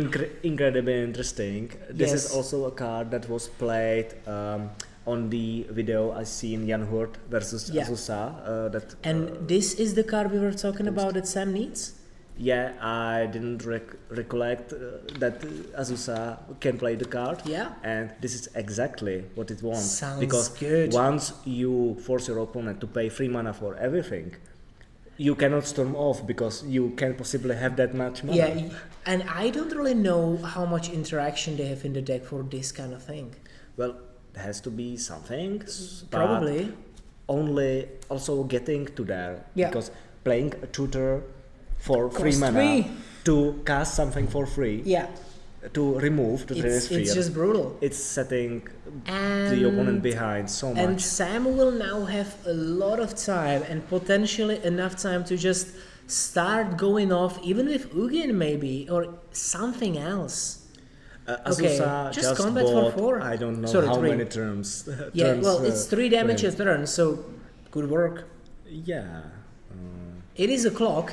He can actually be within his own thing later on, if he really chooses to have a 3-3. And you realize again, Sam didn't choose to play or to get any cards extra from the top of the library. It might be the case where he feels safe behind Trinosphere, and he hopes that his opponent will actually not get that high of a storm count. Which is kind of impossible. If you know perfectly how the deck works with Trinosphere in play, this is just basically no way, unless the first spell is a removal. True. There's just But no way. it is just like a super safe play, I would say. And I don't really see the reason why, like, not to just thin the top of the deck to find some threats, really. Because the safer way is to kill your opponent as soon as possible. Yeah, So I believe so. I would just go. I don't for believe the- that giving them more time is safer because you keep higher life total. Yeah. I don't want to throw shades at our Azusa player, but Because few go extra Azusa lands. in a French flag. Love you, French. Because Bonjour, and that's it. because all the extra land from the top of library would allow you to play Oracle this turn and go off, like going through the deck and putting way more cards into play. Maybe some like insulation and other type of layer of interaction against the I Lograk. believe that either another hate piece of sorts Right, or exactly. some real threat. Like Let's be honest, they're confrontation just 3 for damage. Graveyard hate. Yeah, some kind of big creature that will just end the turn the next turn. Yes. Sorry, end the game the next turn. Yes. That could also work, but there is nothing right now. Yeah, and only 2 mana, so not even the Beast Within There is could be online right Boseiju now. potentially or something like that. Or the crop rotation. Crop rotation could also. I don't Yeah, believe crop we rotation saw would be nice. The 2 cards, they are mystery Yeah, to we everyone. haven't because They are hidden. the top was revealed after these 2 were drawn. So Rograk is counting a lot, but is there? I'm not sure how well can Rograk count, but Marek is counting. Yeah. Marek is counting which card to play and then pass a turn. Yeah. Basically. Oh yeah, it's true. Like, how do I set up? What can I do? I cast something and okay, this is a big spell. It's ransack the lab. I Okay, believe. ransack the lab. It allows you to look at the top 3 cards, put 1 into hand, and the rest in the graveyard. Okay, I think. that helps, I guess. Sounds like a blue card, but sure. Yeah, it spends your mana, and you might get something. Absolutely. Like Interesting. you Wishclaw Talisman. I saw the Wishclaw, which is something that can help answer the Trinosphere. Right. Although very it will delayed, take like 3 turns to deal with Right. it. And once you And there is the Beast use Within. it, once you use it to answer the Trinosphere, Yeah. then you pass the turn because you don't have any mana to Yeah. do both things, and then your opponent has Wishclaw Talisman, which can Absolutely. use, and like, then Beast Within. Imagine you just play the Witchclaw Talisman for 3 mana. You don't have anything else to play. Your opponent can just play the new Ugin just to destroy it because it is black. If he gets enough mana. Yeah, well, 1, 2, 3, 4, 5. Well, yeah, there is only 5 mana. He just needs 2, but maybe he chooses. Okay, Witchclaw Talisman is not going to his hand, so it's the other card. That was I'm not sure what Badlands? Maybe, yeah. I saw Badlands. Lands are also important because you actually would like to have like more mana to play stuff. Yeah, in some time, possibly, you would be able to cast 2 spells and Yeah, okay, there is the Malevolent Rumble, there is the Crucible or something, and I think that's the Walking Closet or something. Yes, That's the Crucible of Worlds. locked in rooms card. Yeah, that that's the allows you room cast- that works as Crucible of Worlds. play lands from play. Yeah, Alright. I think it's called Walking Closet or something like that. Walk-in closet. Yeah, right. could be. That's it. And we saw 4 non-land cards in a row from Azusa. Yeah, it is a bit unfortunate. Are you playing land deck or what? Yeah, What's going are you on? even playing lands, bro? It's like Have you considered pretty unlucky. Yeah, have you considered drawing something else? I would like curse myself for not ghost gathering myself. Yeah, previously absolutely. to shuffle the library. There is now 3 mana being tapped for a card. It could The be closet it could be the closet. into the ghost quarter. Well, you into can actually just chain it. Yes. And if the Rogue player is playing the Trinosphere, is playing the Tainted Pact, there is only one basic land from each side, which means Right. this first one will just destroy, take the mountain away. Yep. But the second one and the third one Etc. Yeah. will just exactly. destroy lands. And now once- he still has 3 land drops. Yep. And if the land count drops below 3, then you Yeah, he's counting the amount of lands. Cannot play any land, I any think spells. It looks after. like this will be a lock basically Yep. via Trinosphere and the Ghost Quarter. Yeah, there can be up to 4 basics. That's true. That's most likely it the can case. be the snow-covered ones, because right? we see a basic swamp in the graveyard. It's true. That's also bad. But that means there are only two more basics if there is a tank pack. But it doesn't look like a snow-covered swamp. Maybe they are not playing. Yeah, it looks like they are not just not playing Tainted Pack. Right, but still, it is It hurts. some It cuts. angle that can be at the Rograk can be attacked. At least it's definitely. better than nothing, right? On Yeah. the other hand, when or you can see- finally shuffle your own library. Put out some right? out, yes. Get rid of the Crucible. You don't need it. You already Yeah. have it. Okay. Like 4 non-land cards, what you gonna do with them, right? Okay. Yeah. So it's played. You need lands, bro. Cool. Attack for 3. Right. Actually, it gains quite a lot of mana. Sorry, a life. Because every single land that comes in gains a life. Ghost Quarter can just target, like, yeah, he just snipes one land after another. Okay, so we have a deck list check actually from our production. There are 2 swamps, 2 snow-covered swamps, and 1 mountain. Yeah. Which means that Marek Voracek will just be basically relegated to only 1 red source. Right. When it comes to lands, at least. And once those get touched by the Ghost Quarter, Yeah. there will be no more lands coming. Exactly. Okay. Yeah. The Rograk is now locked under the Trinisphere and attacked from 2 sides. From Yeah. the life total, And mana angle, actually. pretty slowly, and also the Ghost Yeah, Quarter. there is 5 lands, 5 basic lands, but one of them is in the bin, actually. What is the answer from the Rograk side? I don't know. And even if Sam doesn't really have anything like special or crazy good, This, what we see, is just enough actually right now. maybe that is I can actually see the reason for not playing stuff, because the plan with the Beast Within is probably just to be Targeting a land. able either a land, or it can actually get rid of the Underworld Breach or something if it's played, Right. or there any is- kind of interaction. There is also possibly a way to target the land, though the permanents, the win conditions. that the Absolutely. Rograk can Like, use to okay, win. you can't stop Yogg-Moth's Will, but you can deal with the breach. at Yeah, least. single removal usually solves the issue because most of the things is sorcery speed. Absolutely. This is really brutal. Yeah, that's the idea. Beast Within to, like, Yeah, respond to the cast of the spell and to deal with the last land permanent. Probably, yeah, it is an option, 100%. Like, I know why he's not doing it now, because he doesn't have any other form of pressure. To be 100% sure you are in the top 16, you are leading position. Yeah, right now they are in top 8 actually. Yeah, and you don't need to take risks. Yeah, risking now is not the best thing to do. Yeah, so if I take the time, chill a bit. Yeah. Let them cook in their own Trinosphere hell. Yep. So if I were on the Azusa side of the table, I would feel pretty confident right now. Yeah. But still, I would want it to be extra sure I don't lose the game. Absolutely. I would prefer to have another form of pressure, and the Azusa player is. Or you can also beast within something yourself. And have that was an my extra idea. clock. Yeah, just beast within. I don't know the. Trinosphere.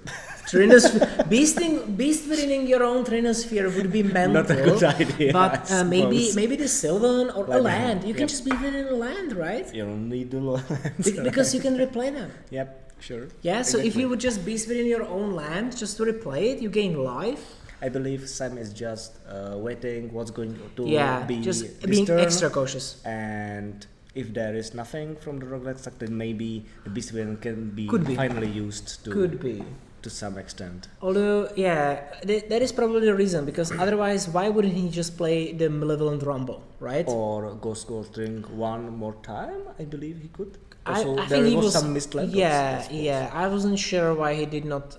Because he kept the mana.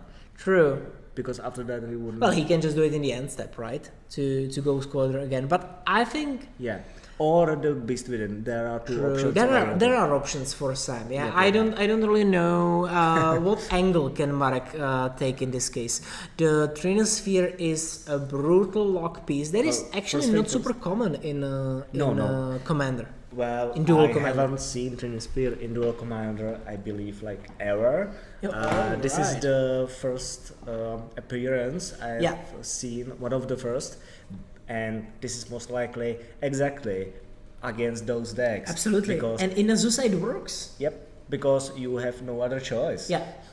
Or almost no other choice. Okay, there is just black mana. That is the Lake of the Dead. So for sacrificing a swamp. Yeah, that's the one that can make a lot of mana if you sacrifice swamps. Let's see. It's if a there pricey is something one. Interesting. Yeah. So 4-5 mana now available, or 6. So now because there is swamps were 6. tapped before. Yeah, now there is 6 black mana available. Okay, what about it? So what is now he can play a ritual to gain.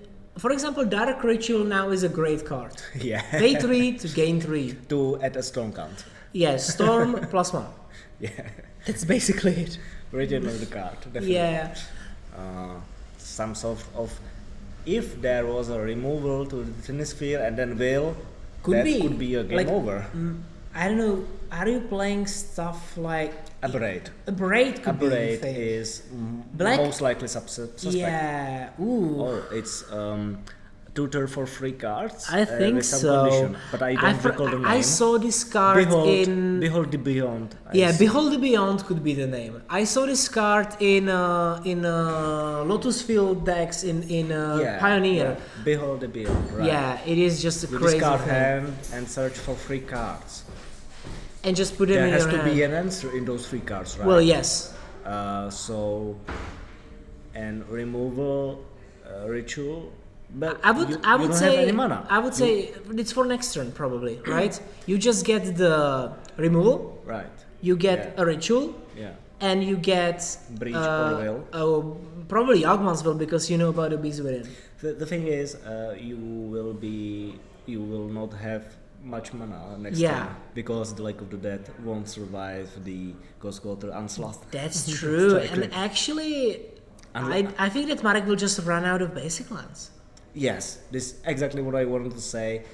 Just realized that if as a player also realized that he has this angle to attack. Yeah, like he doesn't know the deck list. He doesn't know the deck list precisely, but it is he worth has a to try. know. He has to know that there is not infinite amount of basic lands. Yeah, especially if this deck is a pretty on load count. I Yeah. believe like 36 or something. Yeah. Most likely, and so you need to have both colors. Sure. Probably not a lot of basics, and it's definitely worth a try. Yeah, it's quite common in Azusa. I can understand playing Trinosphere in Azusa. Like, that is the deck where I can understand that. It's probably even good like against, I don't know, Yoshimaru Brews, because they have a lot of cheap stuff and now they can play it against interactive decks. Force of Will, nice. No. Yeah, Days, cool. Yeah, or lightning bolts and stuff. Now suddenly they become much less useful. It can be useful in other cases, but it's most for the situations when your opponent wants to play multiple spells in turn. Yeah, absolutely. And it looks like the lack of that will just not survive, right? Like you don't want your opponent to have it. No will survive. And with the walking closet, you can just blast. You can just start blasting. And now you see the situation. Now it is the moment of truth. That once the searching for basic will fail to find, the Azusa player will exactly what to do next. Right. And under the Trinosphere lock, it will be a problem. I believe there is one more snow-covered swamp, and that's thing to realize. Primeval Titan on top. Oh, nice.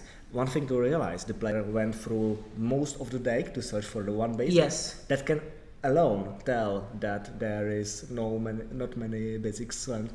Right, and there is I think it's called Titania's Command. Titania's Command, exactly. I remember the name. I don't know what it does. 4 different modes, something from a graveyard, I believe. That's the thing. Is there something with a graveyard? Let's see.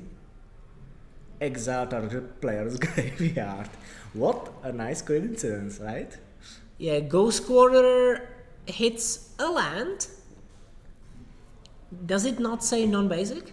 No, Ghost Quarter just. Oh right, okay. Everything. Now my brain is cooked. Now I don't really. Yeah, that's it. This is basically a nerfed strip mine. Yeah. That refunds your opponent after destroying the land. What can Marek do about this? Not searching for another land. That means he just said like, okay, that's it. I have no more lands. I think only thing left is the treasure. Yeah. But Azusa can be within it to traditional BM to just close out the game. And then you can just play the Primeval Titan and just win. You can do whatever you want because your opponent can't do anything. They have no mana. Yeah. And there is Trinosphere. And no graveyard right now. And exile out this player's graveyard. I don't know what. And you gain 1 life for each of it. Close out the game. Yeah, this is probably the end of the game. Does it look like the end of the game? Yeah, like that was the Trinosphere. Yep. This is Scoop. Oh my god. I did not expect for Azusa to have a real fighting chance. As we said in the beginning, like there is no way Azusa can even stand a fighting chance in this matchup. Not just in the beginning, it was like the first 3-4 turns before we saw Trinosphere. Truth be told, there was probably some really bad luck on the Rograk's side. 100%. Because look how many cards he drew with the Skullclamp and with the Nasty End. There could be a win. Absolutely. Right there. Yeah, Marek Voracek was quite unlucky. It took one more turn, and on one turn before that, Faithful Trinosphere ended any chances. Interestingly, also, Sam was not really digging deep. He's not like a dwarf. He's not very greedy with his Sylvan library. He doesn't need to be. He just found it. Yes, he just it was right there. Right there, the last card. Okay, that sounds good. Perfect. Let's take it. Yeah, this is exactly what I wanted. Yeah, cool. This was fabulous. It's nice great to have display. In the top 8. Absolutely. It is a great display of Magic, a great display of what the Duel Commander can offer you. I am absolutely flabbergasted by this result. I did not expect for Azusa to be able to come even close to winning. Trinosphere just beats. And imagine if this game was ball growth into Trinosphere on turn 2. Yeah, that would be just nuts. And then just chaining Ghost Quarters just to destroy all the lands. Yep, that's also crazy. That is once your actually opponent crazy. A bunch of lands. Do we see the sphere? No. I don't see the Trinosphere. I just see a bunch of lands. Yeah, I don't think so too. Might be. You don't really. Yeah. You cannot really keep that land. I don't know what all the cards do because some of these lands, as I say, might be like normal cards. I just don't recognize. Common. The bounce land. Yeah, I saw the Radiant Fountain, for example. Also. Yeah, just lands. Yep. That's a more. And Rograk kept the It 7. looks like they kept, yeah, Wow. because they are on play, and keeping a hand of 7 on play with a combo deck usually means you basically have it. Same with the It's down. close to in the being previous perfect. turns. Yeah, it's close to being perfect. Especially if you are losing the game. Yeah. If you are your opponent is leading, Right. you really You need to be aggressive to have a good start. Now there are two options. Either Marek Voracek just feels like going down on cards and having a sort of an optimal kind of a good hand is fine enough against Azusa. No, he has to be quick. But I think he has to I have hope it in hand. I hope he learned his lesson that Or he very close can't to it. really take a long time Yeah. to just deal with stuff because If you for a, sorry. yeah, no worries. Because then something would just happen, like Right. the Trinosphere, like the Ghost Quarter Chain It's Destroyer. not that likely, but it definitely can happen, and you need to Yeah. counter it. There can also be. Is there a Trinosphere there? There is a card. I think Is that there? Is it there? Is it there? I wasn't Oh my sure. God. I wasn't sure. But Could be. there are no lands, right? I don't Is see that the what hand the so player well. is laughing about? Might be. Just keep That two would be lands so- or just like one lander with Trinosphere and just Just hope. hoping for it. Oh yeah. And What are you keeping? Hopes and dreams. okay, and the Rograk just cannot keep a hand with all. Oh, they are showing us the hand. I can. Orchid Master. I can see only a couple of things there. Yeah. I saw Polluted Delta. That was the only card I'm 100% sure about. That doesn't help much. So Okay, no let's see. Free, but we will see in the Yeah, we will moments slowly get there. So later. that's the Delta. Yeah. Now we don't see anything. Yeah, now we know don't know anything. much. We know that the cards he's flickering through are not in the deck. yes, Sorry, yes, not in yes. the hand. Helps. Well, in singleton format, it does help. Yeah, the separation of. Now I see. No, I don't know what it is. It's the fountain for Yeah, sure. yeah, that's true. There was the no. That's the- I think the fountain was in the first hand. The one he moved. Okay, this is another. That was the hollowed fountain or something else. Radiant fountain. Yes. That's the one that gives you 2 life. But that was in the first one. Okay. Now the surveil. Okay, Surveillant, probably just going to resolve. Yeah. This is totally fine. Yeah. This deck doesn't. But really evidently, need the turn one play. and there is no need to pretend you have some interaction. Like they know you don't have it. That too, right? Yeah, and there is the new land that can find. I think it's quarry something, and it can really find just whatever you need. I don't know the land. to Yeah, give it to- is. I think it's from the Modern Horizons 3 Commander decks, and now Profane Tutor on the other Profane side. Tutor. Okay, 2 mana for. Is it good? Ooh, Against Trinosphere? that's the Amethyst. Horn of Amethyst. Horn of Amethyst. Non-creature spells cost Non-creature 1 more. spells cost 1 more to cast. I think. That is kind of a Trinosphere. I thought that was the card I saw in the opening hand. I thought I wasn't sure. Right. But this is basically a small Trinosphere. This is the Modern Horizons, the like old school sketch art, right? True, Right? true. So I didn't recognize I it think at this all art is first. from the. I believe I know the original it art. is the Brothers War. Yeah. And now Stitcher Supplier. Stitcher Supplier, The just a main different combo art. thing, Yeah. The combo piece. Yes. Milling Dark Ritual. Ooh, there's even a new art. Oh my god, it looks weird. Oh. I'm used to the the old Yeah, one from M19 or when it came out. That was Exactly. the nice one. I have photographic memory and or visual memory, and when I see like another card, I'm like, what is that? Yeah, like I don't recall that, but yeah, it is the Stitcher Supplier, at least based on the To actions. note, important thing, the combo with Culling the Weak, Honorable Breach, and Stitcher Supplier, you pay 1 and you pay 1 for Stitcher Supplier. I believe it still works even through the Trinosphere, because Yeah. you pay basically 3 mana to gain 4 per loop because creatures are unaffected.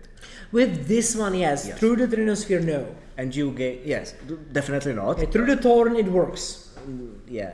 If through Thorn you can still combo Okay, off. there is the Orcish Bowmaster, but fun thing, the Profane Tutor still needs to be paid for. And there is an also very interesting land in Azusa's side, the Abstergo Entertainment. The Abstergo Entertainment. Covered Grave Hate at instant speed. Yes, possibly. that's true. The Abstergo can actually be quite useful here. Well, pretty nice hand from Azusa, right? True. Just bunch of interaction. We said that there is next to nothing, and Yeah. Azusa just proved us And wrong. it's just lands. Yeah. But this land is really something, honestly. Like in a deck that doesn't really care about having non-colored mana, you're completely okay with I running also this. played it in Tamio to reanimate Nadu.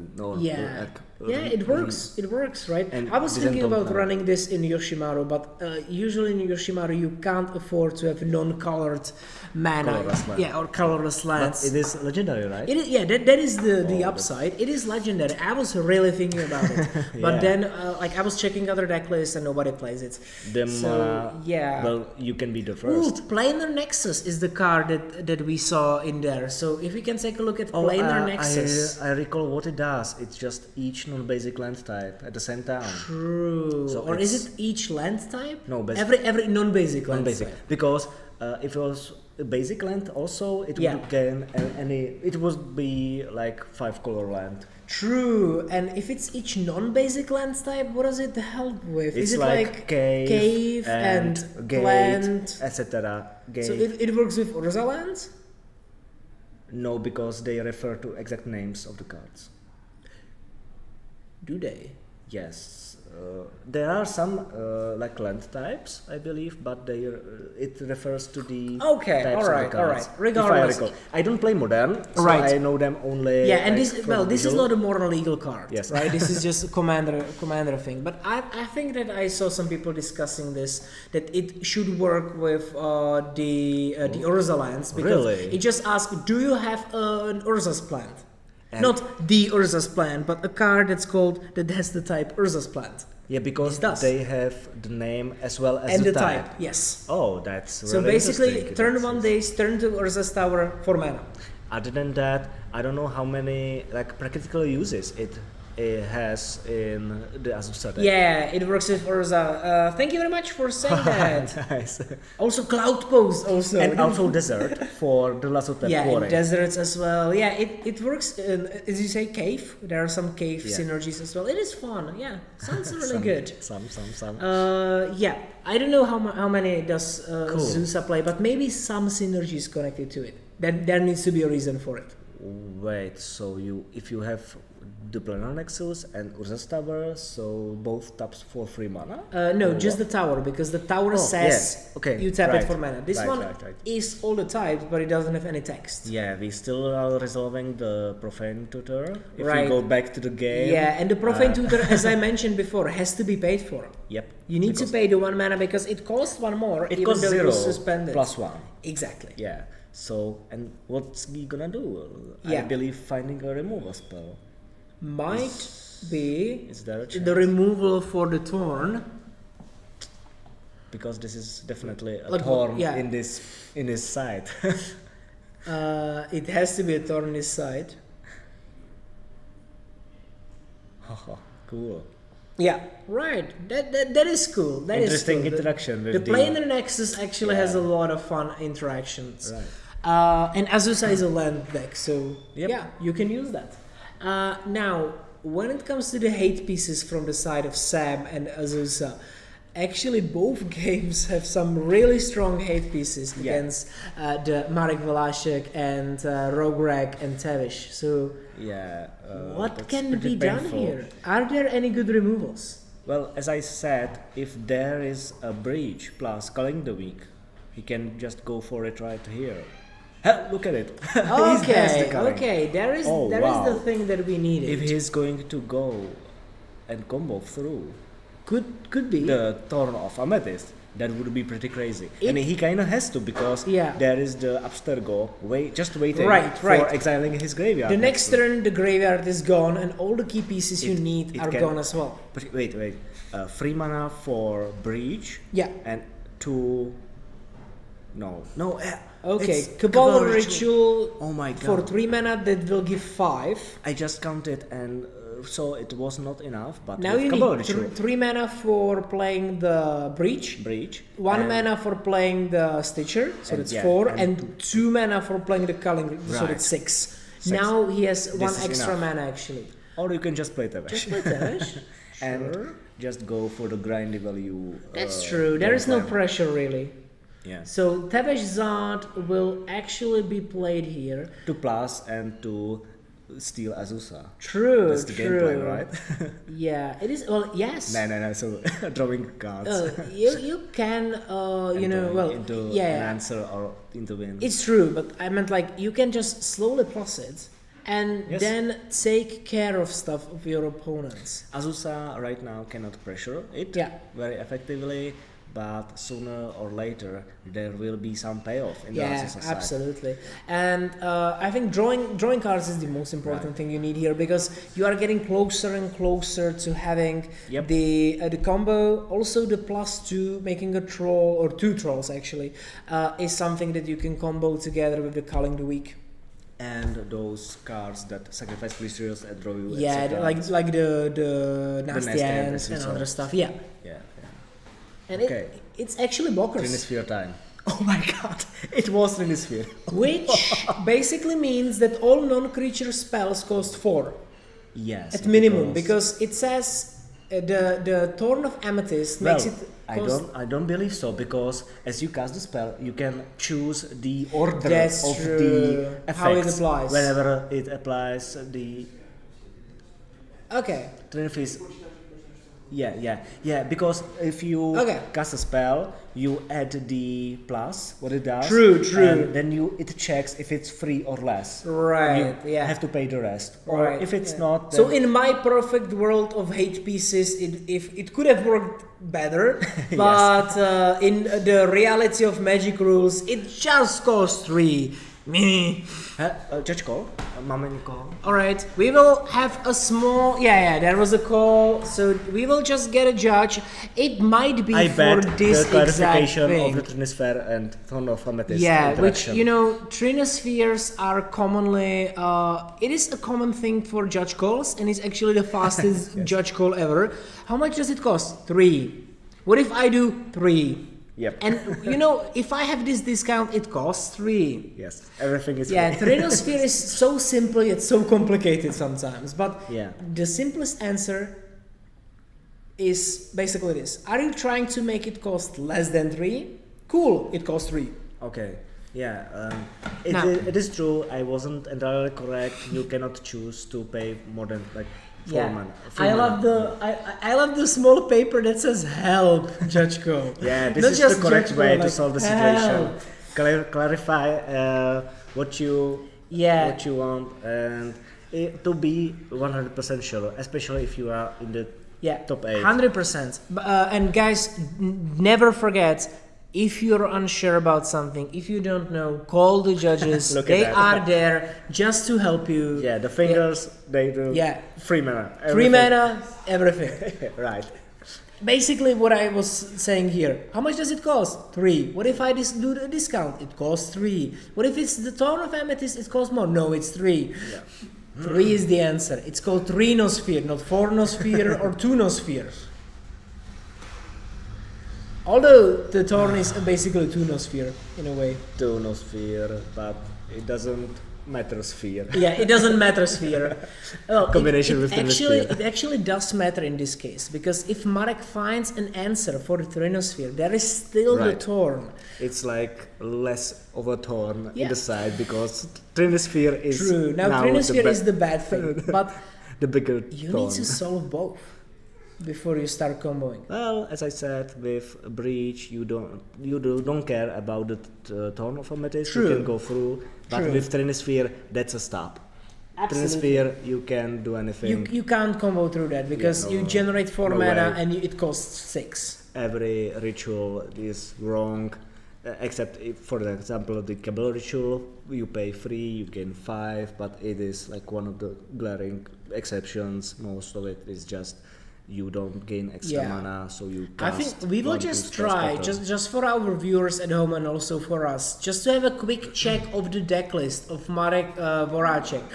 If there are any real answers to Thorn of Amethyst or Trinosphere, like are they playing a braid? Are they playing any kind of interaction for this? Is there like the switch target, the malfunction spell that I know what you mean. Does it destroy artifacts? It does destroy or exile even, or there could be like cast into the fire or something like this. Yeah. But I believe that there is probably not a lot of it. Then what's the game plan? Yeah, well, yeah, that is the other question. How do you win then? Do you just say like, cool, I will try to storm through this? Like, this is such a messed up situation. You have this very powerful, very like consistent linear combo deck that ends the game on turn 3-4. You are playing in the top 8, and you meet a matchup that is very heavily lean towards you, and then you die to Trinosphere on turn 1, and second game you also first get Thorn of Amethyst and then Trinosphere. We just got a confirmation from our deck checkers and stream controllers that there is zero, nothing. nada, nothing. There is nothing. So I think that the only thing that's holding Marek together is hopes and dreams. Yep, a Trinosphere is about to stay. Yeah, for the rest it's of going the to game. stay there, and I think that if Marek wants to win, he's gonna need to dream more about drawing like 10 lands to maybe just get through it. Or just attack with Orchid Bowmasters. Yeah, you just attack with Bowmasters. It works. Okay. It's only 19 turn clock. Yeah. Oh. 18 actually, because this turn he will attack. Right. That is the Trolls. I believe there might be a possibility of I'm just... kind of speechless right now. Yeah, and there is still the Abstergo, so he will use the bin. That's his Diabolic Intent. Diabolic Sacrifice Intent, creature, okay. You search for a card. What card is that? Yeah, the Diabolic Intent, sure. Too many arts, too many cards. This is the original one, so you... Yeah, you're right, but I'm more familiar with the newer one actually. We are all confused by all the new that we don't recognize the old. True. Regardless, now it's a great moment for Marek to just take a look into the deck and just slowly realize you have that you are under the Trinosphere lock and there is nothing you can do about it. Yeah. That would destroy my mantle, honestly. Yeah. Another way to push for game, some creature to attack with? Could be, but there is not a lot of creatures. There is actually like a creature support package. Opposition again? Like opposition agent could be nice. Especially with the fetch land situation. Yeah, but he will not be able to play this turn. But he could try to find something. I think he can't count on the bin now because Abstergo will probably try to online. Like at least usable, right? Yes. Maybe just fire on immediately to just get rid of the combos that are already in the graveyard. True. Because that makes just so more unlikely for him to win. There's some land? Like, what? Yeah, I don't think it was a land, it was fire. Is it a cave of some sort? The one that you can like sacrifice to make more mana? Yeah, sacrifice to get to black. I think it's double red actually, but it looks like the red one, but it is the same idea. Oh yeah, the one that you can like tap, sacrifice and gain 2 mana. Ebon Stronghold and this cycle. Yeah, are they all called strongholds? I don't believe so. This is the one. I think I wasn't even born when it came out, so I have no idea. Right. It's maybe alliances or something. If it came out before 1999, it came out before I came out. Okay. Before I was released into this world. Limited edition. Yeah, limited edition. Now we shall see Yeah, that's true. There is an option That is one a of possible our angle viewers. to attack. Yeah, the- just go for peer into the abyss. Let your opponent draw cards, and the Orcish Bowmaster will do the rest. Yeah, just, That is an angle. Just shoot. Well, to kill. what else can you do? Also, on the other hand, do you want to scoop? Yeah. Why would you scoop in top 8? You are trying to find any kind of way to If win. there is at least the slightest chance to win. Life from the Loam from Azusa. Yeah, Life from the Loam is fantastic, actually, because you can just find more lands. Oh, that's the Scuttle Skewed. Or is the Scuttle Swarm? The new one. The one that copies itself. And Scuttle Swarm. I Scuttle think. Swarm, I think. It's a Scuttle Swarm, and this card once you have- has crazy math. Yep. Because you just... After you have like 6 or more lands. Yeah, if you have 6 or more lands, you double it every single time. Because it has landfall, create a copy of this creature. Copy me. And copy that me for applies landfall. to all the copies. The copies Yeah. do also make a copy, which means now it's 2. There is the fetch land, so it's gonna be 8. Sorry, 4. Next one, 8. It's the 5th land or 6th? Already. 1, 2, 3, 4, 5, 6. Yeah, Yes. okay, right. It already created copies. Right. Which means we're gonna have double, and then another double, and then double, and potentially That makes it like Double. turn to the clock, I believe. I believe Because 2 this turns. time you copy, and next turn you can play like 2 free lands. Yeah. Because you have a fetch land and Life from the Loam. True. You dredge, you return, you play all the lands, you fetch, Yeah. you copy it I bunch of times. believe that And next turn you might like- have a little. like yeah, most like likely. The turn after this one will be the setup turn, and Yep. then the following Exactly. turn is the last one, which means that this is the Marek Varacek probably has 2 turns to do something. Yeah, probably. And that will entail a lot of thinking on his side. to Absolutely, figure out especially some out- through the Trinosphere. or just playing the peer into the abyss. Although the math is simple. There is only six mana.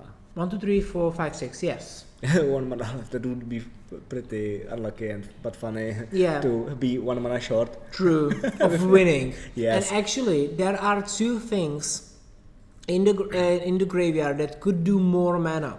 That's the Cabal, or actually, the Simeon Spirit Guide can do it for free. That's in the graveyard. That's in the graveyard. Cabal Ritual that creates more Also mana in than the it costs. It also in the graveyard. Okay, so Bowmaster was cards. sacrificed, which To means the Peer into the Abyss plan is probably no longer online. Yeah. I'm not sure if Marek Voracek sees the line with Well, this. Why not sacrificing the troll instead? Maybe there is some Reanimation? plan of reanimating it? Because otherwise... Ooh, colored mana. I don't know how fancy you need to be if there is a Trinosphere. And you have also green mana for your opponent having Yavimaya. True, you get access to green. I think it's flexing now. Yeah. I have green, you know. Yeah, that's the reason, the lake. The lake. The lake does a lot. Laka. Yeah, so now he's just getting... Yeah, he needs to sacrifice a swamp when it comes in, and then it can sacrifice a swamp for 4 mana. What else though? Yeah, that... Good question. Pay 3 mana for Dark Ritual. Or reanimating the... Okay, so 2 more mana from the cave. He is counting and he is making all this mana, so there has to be some out, right? Absolutely. Like, otherwise, what do you do? Oh, I would love to have game 3, come on. Yeah, absolutely. But double Trinosphere lock also sounds like a riveting gameplay. Imagine Trinisphere turn 3. What's that? There's the Underworld Breach. Okay. Now, green, yay. Maybe you don't need to go infinite. Maybe like the manual storm would be enough. Maybe the green is the storm. Right? Yes, Because that's the first spell being played. that's correct. Now, Right. can he just chain Cabal Rituals? Or maybe recast Bowmasters. Because recast Cabal Rituals cost 3 and it gives 5. Yeah. So it actually adds mana. That's one of the only things We that can actually see do it. any like total number of cards in graveyard, but at least twice, I believe, can be Yeah, played. 1, 2, 3, 4, 5, 6, 7, 8, 9, 9 or 10. 9 or 10 cards. Maybe 9. Maybe I miscounted one. 1, 2, 3, 4, 5, 6, 7, 8, 9, 10, 11. Okay, so with the ritual, it's 11 cards in the bin. Maybe but 12 because one of the cards is like could be, hidden. Could be. As you see. Regardless, you can do this. Cool. Oh, there is a sieving song as well, so he can do the same thing. That is also a pretty nice ritual that is completely unaffected by Trinity. Yeah, absolutely. Like it does cost 3, yes. No, it good costs call. 4 because of the Thorn. Because that's a more expensive card, right? I Trinity only like increases the count, but if it costs 3 naturally, you need to pay 1 extra. It would be a good question if Trinity, it's not everything costs 3 or only the what costs less costs 3. Right, makes sense. I'm not sure if the players really followed it that way. I hope so. I hope there is a judge so. to count them. Okay, now there is the Diabolic Intent being played for 3 mana, sacrificing the troll. Yeah. Storm will be 4 now, I believe. It's the game 9 of today, so players might be... Yeah, they might be tired, as we are. Kinda. Yeah, Troll is gone. Yeah, Storm true, and our 4. counting on the Peer into Abyss was wrong because it should cost 8 with the Thorn. So the mana was still right. off. Yes, exactly. Thanks, chat. Okay. You know we can't do math. You have a tutor spell, and now? Yeah, that's a great question. And now? What do you do now? Do you play Tendrils?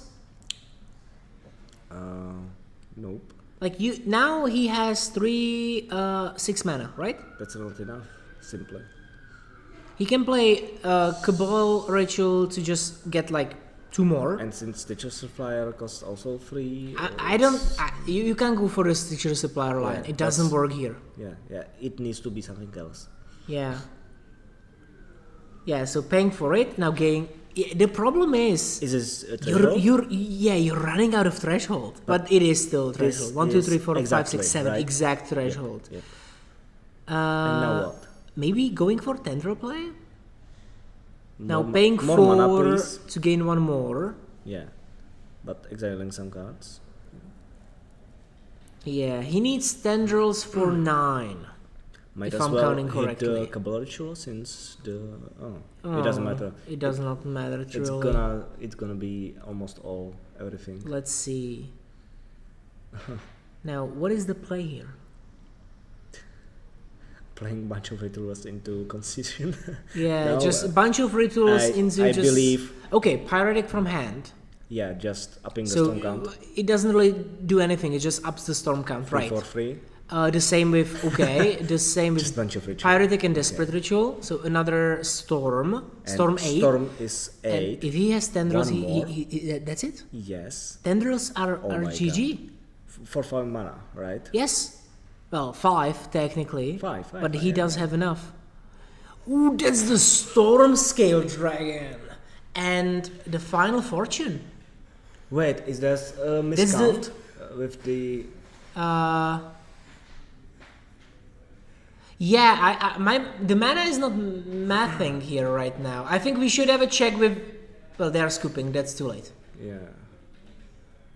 I don't know. But It looked the pretty Final convincing. Fortune... Yeah, but I don't see the mana.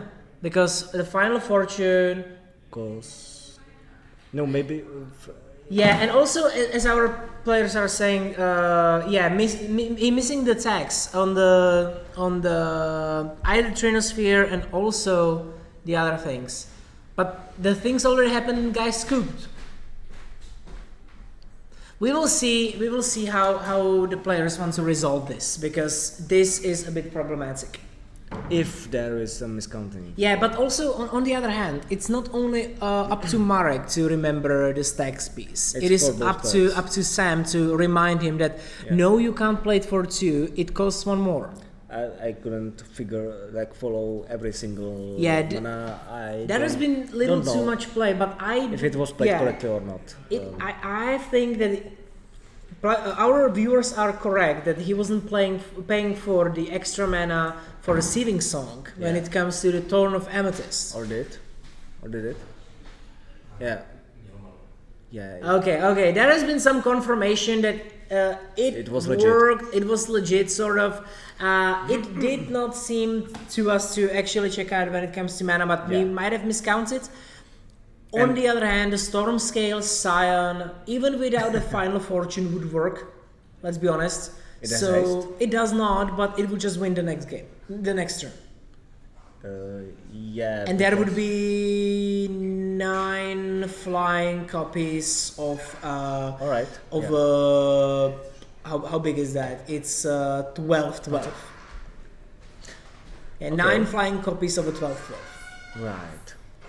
So that should be enough. Now we are going to the last game. Yeah, my hopes has been answered. My prayers. We are going to have game number 3. The Trinisphere plus the Rotor of Amethyst was not enough.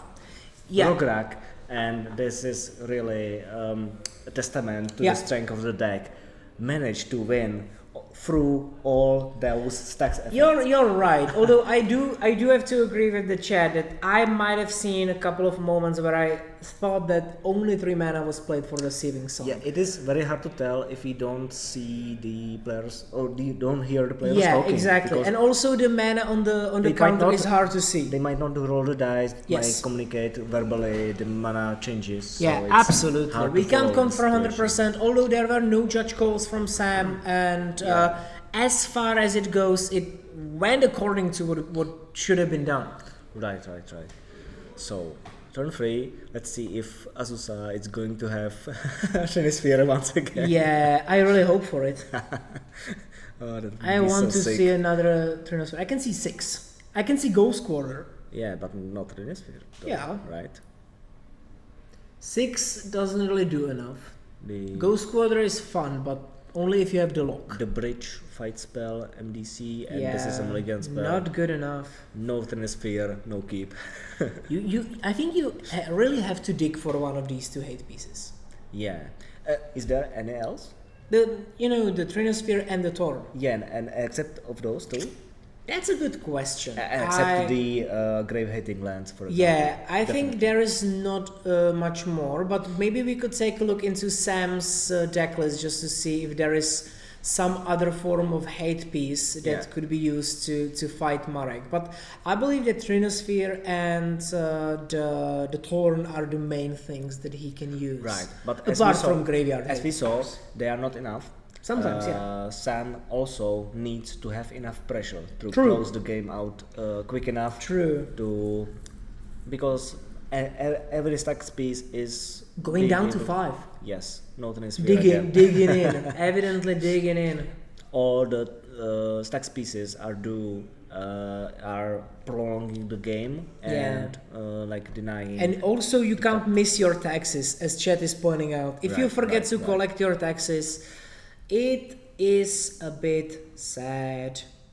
Sphere of Resistance. Sphere of Resistance could be the card. Basically more general Storm of Helmet. It's just everything costs 1 more, I think. Exactly. Yeah. 2 mana artifact. Yeah. Very the same. But it's not in the list. Oh no, it's 3 mana, right?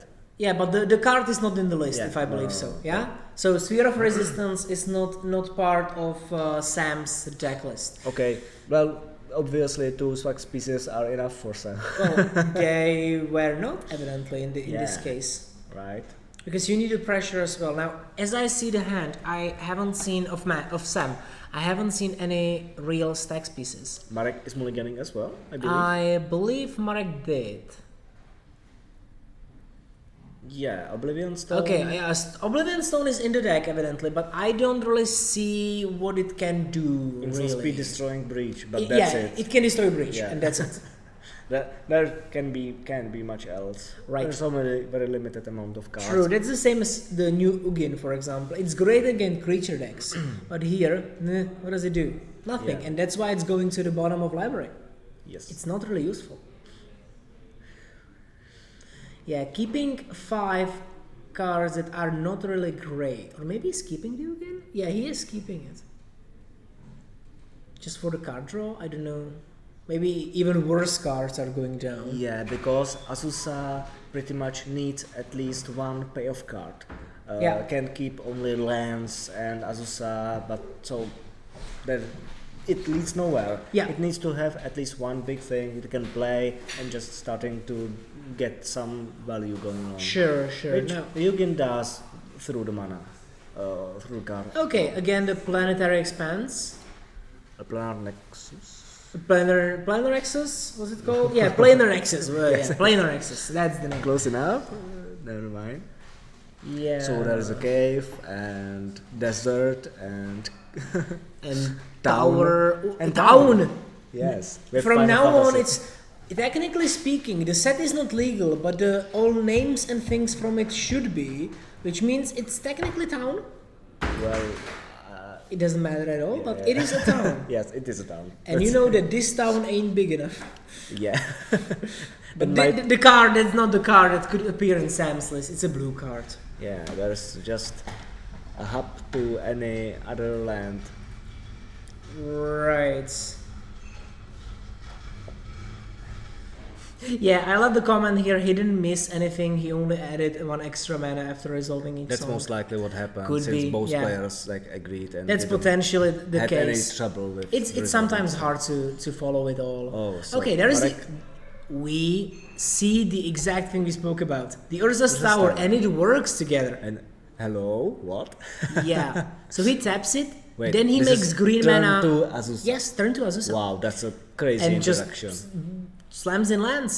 Cabaretti Courtyard, I think it's Courtyard, called. yes. Yeah, just getting another land. Those like anti-fetch lands or Yeah, reverse fetch sort lands. of. Yeah.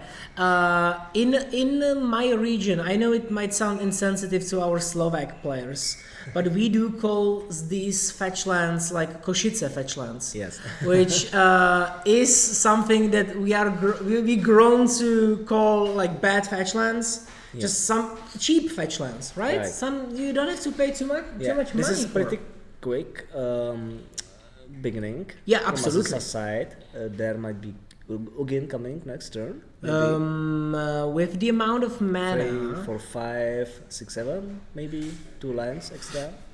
Yeah, shout out to our viewers who also call it Košice fetch. Thank you very much. I confirmation. hope you come from Košice. That would be the best. But yeah, I think I did not come up with that. I was actually told this name of it. Red Fugu. That's a worldly tutor. Hit something. No, it's 2 mana.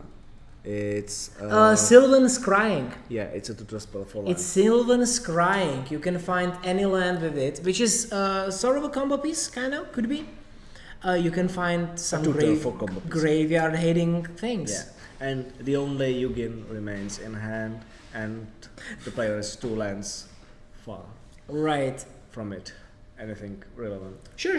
Okay, Stitcher Supplier coming in handy once again.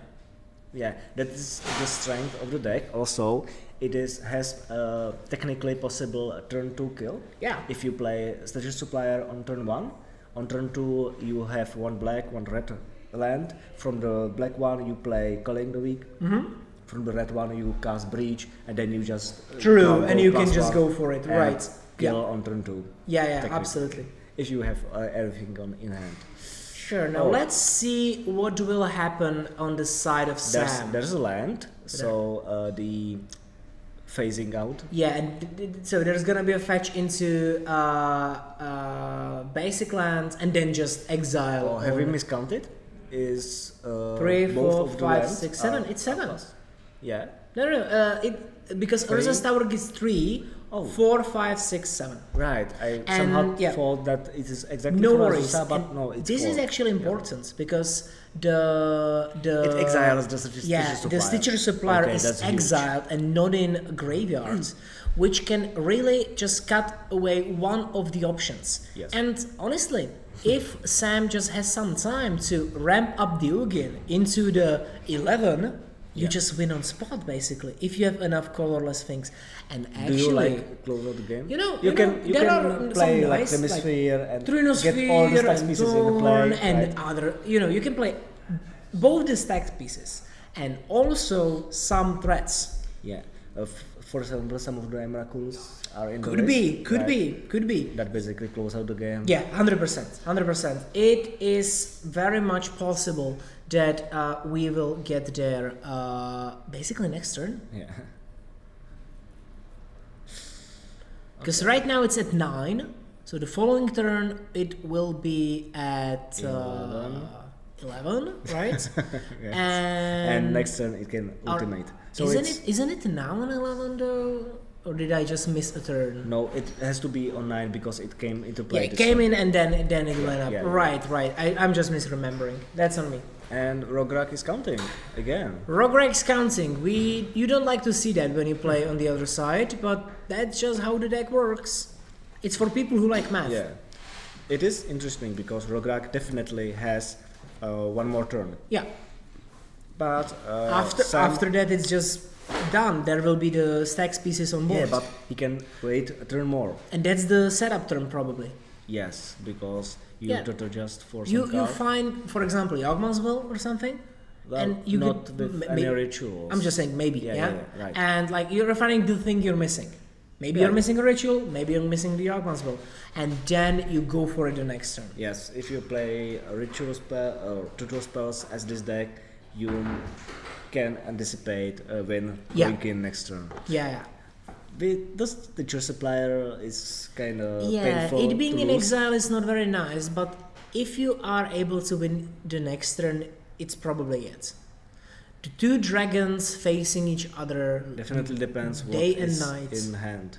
100%. Actually, I find it quite poetic that one of them is a day and one of them is a night. Oh yeah, dragon. the playmats. The playmats That's I'm pretty talking. sick, right. Although I'm not 100% sure if I would make the Rakdos combo deck as the light side. Yeah, the good definitely side. the good guy, right? Yeah, and the bad guy is just some lady who likes lands. She's evil. Yes. Because she's a landlord, evidently. Loving the land. Yeah, she's got lands. And that's not what we like. Okay, now let's see what Marek needs to find. I think that the search... thinking and... Yeah, there will be a lot of math and a lot of thinking. Also, you need to think about what will come out next turn from the side of Sam. Sam also will be up at 25, don't forget, or 26, sorry. Because the Ugin gains 3 life, which makes it even harder to go for the kill via the tendrils. Yeah, Manual Storm is that much harder to achieve. Absolutely. And to kill in the single turn. Which means you basically have the next turn. And I think that both Sam and Marek will realize this basic fact. Maybe also just a removal spell for the Eugene. Is there like the bone shards, whatever you sacrifice a creature? Could be, or the one that you have to discard stuff, right? There's also something like that. Yeah, 2 mana. Yeah. I mean, no, the same thing, but don't recall the name. You mean Bitter Triumph or something? Yes. Could be. I one mana is more possible. Right. In my opinion, but could be. The second we shall see. There is still some searching going on, and we don't have a lot of time actually. Ooh, Dismember. Okay. That's the multi-python Dismember. Right. Just to get rid of Azusa. I don't know how that's beneficial, but right. The same thought. Exactly. Yeah. And that doesn't win the game. It doesn't win the game. It doesn't. I don't even think it stopped Sam from winning. Yeah, it does nothing. Okay, there is the Oracle of Nulaya. Oracle, very good. And a tutor. Okay, which means he can. That's it. Search it. Or he can just he can activate the Eugene. Yes. To draw that and find whatever he wants. Well, it has to be green. But I mean, as a creature. Yeah. But are there some like graveyard creatures? There is the keen-eyed curator. If we can put it in the list. That is the second question. It can be, right? But it is a double green, and for 1 mana you activate it and exile a card from graveyards. Yeah, the new Scavenging Goose. Yeah, basically, or just a Scavenging Goose, right? Yep. But the Keen Eye is nice because it doesn't need green mana for it. Keen-eyed they curator. both have some advantages, disadvantages, those two cards, and either of them could be in the list. Yeah, we shall see. Although the graveyard is the main thing that Marek would like to keep, and Sam would like to fight for. There is a chance for Endurance. That is most likely on the list. And actually, Endurance can just be Okay, it's probably not gonna be Endurance because he just wants to take it now. Oh, there is a Emrakul in the list. Nice. Which is the colorless thing he can just play next turn. So we know that the next turn is just end. Ooh. Like that's it. Yep. It doesn't matter if it's the Promised End or if it's the 15 mana Emrakul. Yeah, and there's also the Ulamog that exiles 2 cards when cast. True, yeah. 2 permanents. True, which pays and another Emrakul. Yeah, there's all the Emrakuls probably. Yes. Emrakul, we have the confirmation. There is all the Emrakuls. So the Planar Nexus is a nexus of Emrakuls. True, and Eldrazi right now we just know that there is a need to deal with the graveyard. Yep. And next turn you just win via Ugin. Because that's the only angle that Rograk can really win the game through. Absolutely. And if Sam plays his cards right, he will be able to stop this attempt to combo off via Marek. And if Marek doesn't combo off in his turn, it's it. Like it's over because you cast the cards from Ugin. You don't just put them in there. You cast them, which means if you play the 15 mana Emrakul, you get the sweet cast trigger. Yeah, but you also get the additional turn. Yeah. And you've got a bunch of big Eldrazi on board, which basically is GG. But now Sam is just trying to find the best thing. He has to thinking about all the options, all the ways he can possibly die next turn. Also, he's trying to prevent that no matter what. True. He's also maybe thinking about like what exactly do I need? What exactly can I like? Do I get the Endurance, or do I do something else?